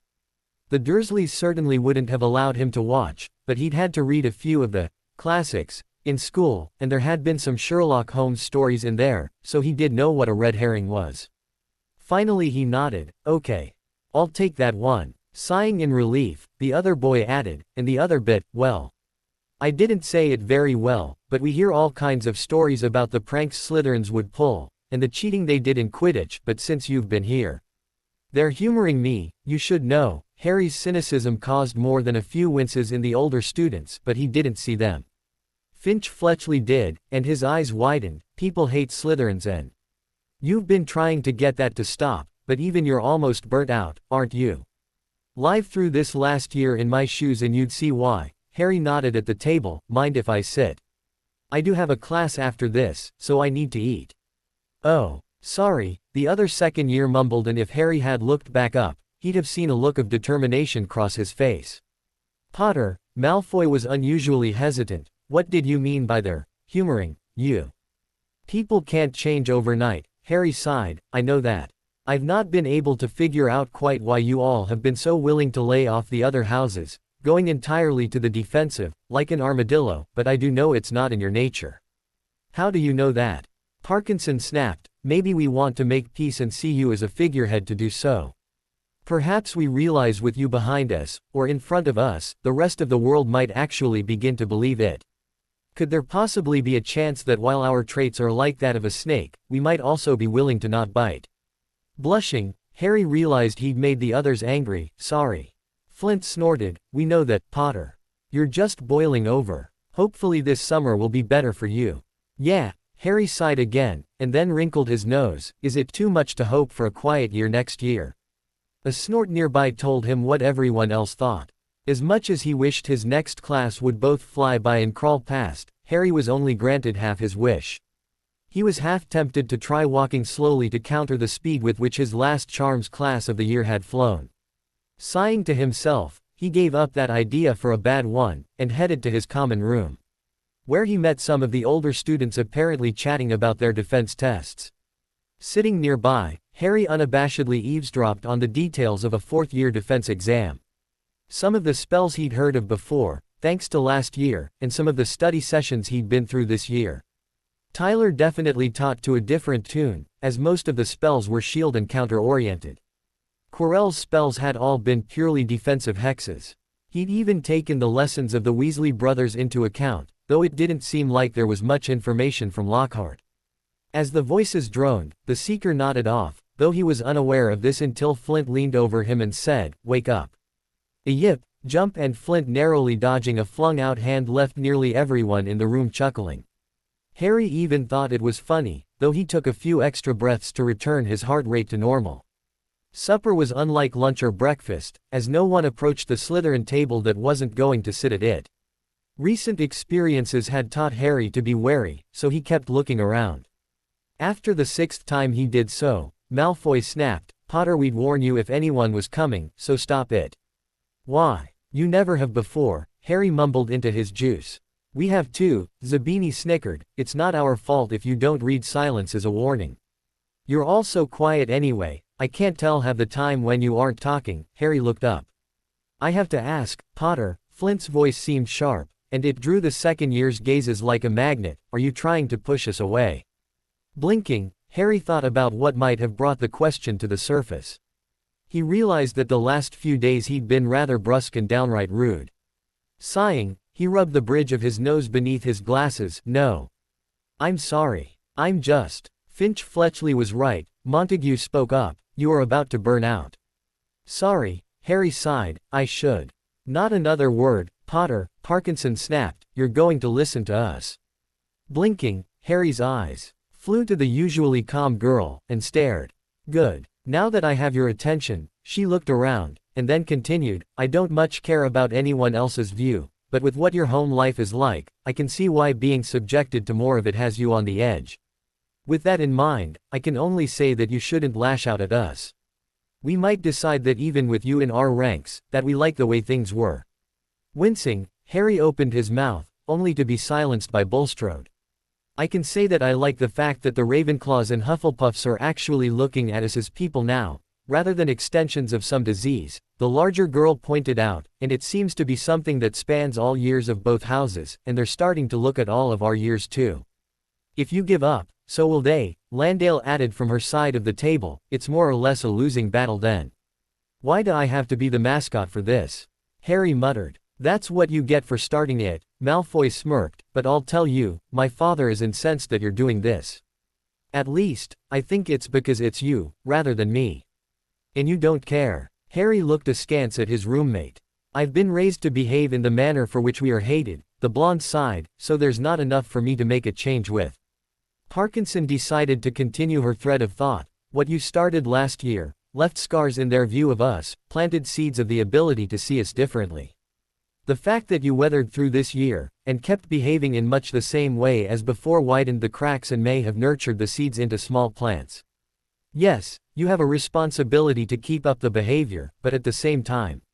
Forgive my interruption, an older voice sent all of the students at that end of the table into jumping fits. Tyler's face carried humor, though his mouth stayed fairly flat. Couldn't help but hear your topic as I walked to fetch Mr. Potter for his meeting with the headmaster. It's not his responsibility to keep up the behavior. It's just his job to be himself. At this point, if you all want the changes to happen, you have to help him. More actively than just standing beside him when things come at him. Some of you will have to be his shields, others will have to use their own voices, learn to stand on their own, and ask for their own shields. That's at least part of the reason it's not working very well. Not just the fact that you've got about 1,000 years of miasma to work through. The students looked at him, in varying degrees of shock, and Harry actually felt a weight removed from his shoulders. The defense instructor had just said what Harry wanted to, and judging by the victorious look on Parkinson's face, it was what she had been about to say as well. The adult stepped back and motioned Harry to follow him. Reaching the office, Tyler smirked and said, I think the young lady was about to say what I said for her, so I made them hear it from an adult instead. Some of them might have argued her into a standstill otherwise. Sir. Harry blinked and looked at the gargoyle. When I was at this school, someone else tried to do just what you've done, but no one helped him. Tyler shrugged. He gave up after the first year, took to avoiding everyone, stayed in the library for all hours. I never heard what he did during summers, as he had no family to go to, but I know he's since gone into research in one of the departments in the ministry. He's still antisocial, enough that he makes Professor Snape seem positively friendly. Speaking of which, the potions master spoke from behind the two already in the hall. Why did you bring him here? I was informed that it would be my task, only to find he'd already been fetched. I was walking past and heard them coaching him to continue trying to get people to believe better of Slytherins. Shaking his head, the younger man continued, I think they were about to tell him, thanks for the effort, don't quit, but we won't help you, or something like that. Snape paused. 3 musketeers. The gargoyle moved out of the way, and the 3 walked up the staircase in silence. At least until the Slytherin head completed his thoughts and spoke up. It seems to me that we might want to ask your guardian if he'd be willing to introduce you to Ryan Tir. The name jogged a memory, and it connected just as they reached Dumbledore's office. He resolved to think more on it later, after he'd been introduced to the man sitting in one of 4 chairs opposite the headmaster's desk. Both men stood, and Dumbledore waved a hand. Good to see you've made it. Would any of you like tea, perhaps, to soothe possible parched throats? When all 4 declined, and had found their chairs, the new face spoke up. My name, even if you already know it, is Kane Allen. I'd welcome you to the clan, but ministry bylaws preclude it being a clan when there's only one living individual. If I could get certain individuals to file the paperwork, there would be more than one, and I could reinstate the clan, but that's aside from the point. I learned a few weeks ago that your parents had signed custody of you to my parents. Incidentally, as they are deceased as well, we will have to settle with me taking care of you. Dumbledore looked to the pale-haired man, and asked, does this mean you are reluctant? I would like to be sure of his willingness to return with me to a rather remote area of the country, Mr. Allen leaned back into his chair. After all, what good would it do to take him from the people who've been caring for him thus far if he doesn't want to leave? You didn't tell him. Harry's outburst surprised everyone in the room. Ah, Harry, Dumbledore sighed, I thought it best for him to meet you, make a judgment of his own, first, before telling him about the Dursleys. What is it I'm ignorant of this time? Kane grumbled. A quiet noise caused Harry to sneak a peek at the defense instructor. For one, he wasn't sure why the man was here, and for another he had no clue as to what was so humorous. The current individuals in charge of Mr. Potter's well-being are muggles who feel magic is the act of freaks, and that the child under their roof that they did not put there is no more than a burden. Snape's voice was low, and if Harry didn't know better, he'd say it had been hissed. Ah, Alan nodded, then looked at the second year, who found himself meeting dark eyes. They looked like they might have blue in them somewhere, but that thought just skimmed the surface of his mind, as he hoped the man wouldn't turn out like the Dursleys. He really didn't want to live with that again, but right now, he didn't see any alternatives. Professor Snape seemed to know something about Kane Allen, and so did Tyler. That thought made him relax a little. Then he blinked. The feeling he got as he met this man's eyes were like the times when he'd met the headmasters and the potions masters. Which made him blink again and turn his gaze away, trying to think what the three could have in common. If it weren't for the fact that I'm sure it's been done for his benefit, Kane groused, I'd say you should watch out for issues concerning a certain mind magic. He's not only becoming conscious of it, but is going to begin actively researching it soon. Now Harry knew he was being told something obliquely, even before Tyler's stifled snicker. Mind magic gave him a topic, though that might not help much if people were determined to keep him from finding out. Ah, Dumbledore quite obviously knew what the topic danced around was meant to be, and nodded. In that case, you should be quite happy to learn that barring circumstances where it is otherwise unavoidable, Mr. Potter should not be in any danger of exposure to it any longer. Unless through expressed consent on your part, should you take him in. I wouldn't have come here if I weren't going to. The chuckle issued after that statement left Harry glancing at the man again, briefly. He doesn't have any more testing for tomorrow, does he? Shaking his head hesitantly, Harry wondered why the man wanted to know. I'll sign the papers tonight, with Professor Snape, and Mr. Tyler as witnesses. Then I'll go with whomever we need to the Slytherin common room to wait as Mr. Potter packs. It's a long trip, and I think it best to get over with as soon as possible, Kane Allen explained. I do believe if we leave early tomorrow I'll still be able to get the paperwork turned into all parties concerned before the weekend, and we'll have formal custody acknowledged by the ministry by the start of next week. You cannot take him with you without the paperwork being filed, Dumbledore explained. Ah, but it is allowed as a provisional act, Alan smirked. As long as a member of the faculty of this school is present on the grounds, it is still acceptable. I'm sure I could get even Professor McGonagall to help us if I asked. She seemed quite eager to see Mr. Potter settled into a different home. Also seemed happy to give me a few projects to give him during the break.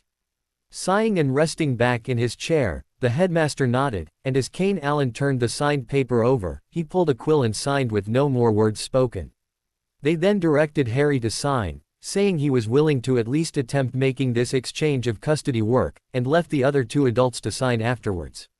Enjoy your summer, Mr. Potter, Dumbledore called as the four younger males left the room.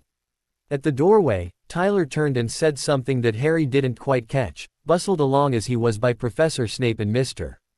Allen. By the time they reached the common room, the defense instructor had caught up with the other three and Harry listened as the adults held a conversation that was over his head on multiple fronts. He did resolve, however, to research both that mind magic mentioned in the meeting, and this OCCU something that the three were talking about as soon as he could get away with it. Upon entering the common room, which fell silent, Snape looked around the room and then began giving instructions to all there. Mr. Potter will be leaving in the morning, so if any of you have messages to deliver to him that absolutely cannot wait, do so now. He would also appreciate assistance in packing his belongings, I'm sure, so if any of you have favors to ask, this might be a good time to pay your half of the trade off. Never would have guessed it would get so brazen, Alan mumbled. When I was here, we suspected that Slytherins lived on barter, but to have it confirmed. Potter, Flint stood from his chair, where he'd been working on homework. Creevy wanted you to have this. He handed over a small book, filled with pictures, mixed between Muggle and magic. Flipping it open, he saw classmates, with little notes jotted underneath their names. Turning pages, he realized that the notes were comments on subjects they could help with or needed help with, and then spotted the note in the back. Reading it, Harry then looked up, grinning. This is going to make things easier, so much easier. What? Flint tried to sneak a look at the book. If you didn't take the peek while you had it, you're certainly not seeing it now until next year, the younger boy teased. Go on, pack your things. Snape waved a hand towards the sleeping rooms. Sir, I've been packed all week, left out only the clothes needed for this week, and have been packing them into a side bag to be washed when I got well, there. Harry grinned. He knew he was making people nervous with his sudden cheer, but he had somewhere to go that wasn't the Dursleys, and he'd gotten something that would make the study system work a lot easier, so he was rather happy, even bordering on ecstatic. You won't be getting any sleep tonight, will you, Potter? Tyler chuckled. Probably not, the potions master sighed. Pity you two can't leave earlier than stated. I'll settle down, I promise. Harry sheepishly grinned, and then sat down on one of the chairs in the room, pulling a text from his bag. See, I'll just get started on the summer assignments, then, okay. See you in the morning then, Mr. Potter. Alan turned and chuckled as he left the room, with Tyler in tow, as his guide to the rarely used guest rooms of Hogwarts. Even though Harry had promised to work on his summer break work, he never got a chance to put pencil, or quill, to paper. The others in the room abandoned their studying, even seventh years, to as who the stranger had been, and the second-year seeker was left to explain it to them. Finally, it came time to sleep, and Harry packed away his things in preparation for the trip in the morning. The end. I hope you enjoyed this story. Also remember to subscribe and like this video. See you in the next video.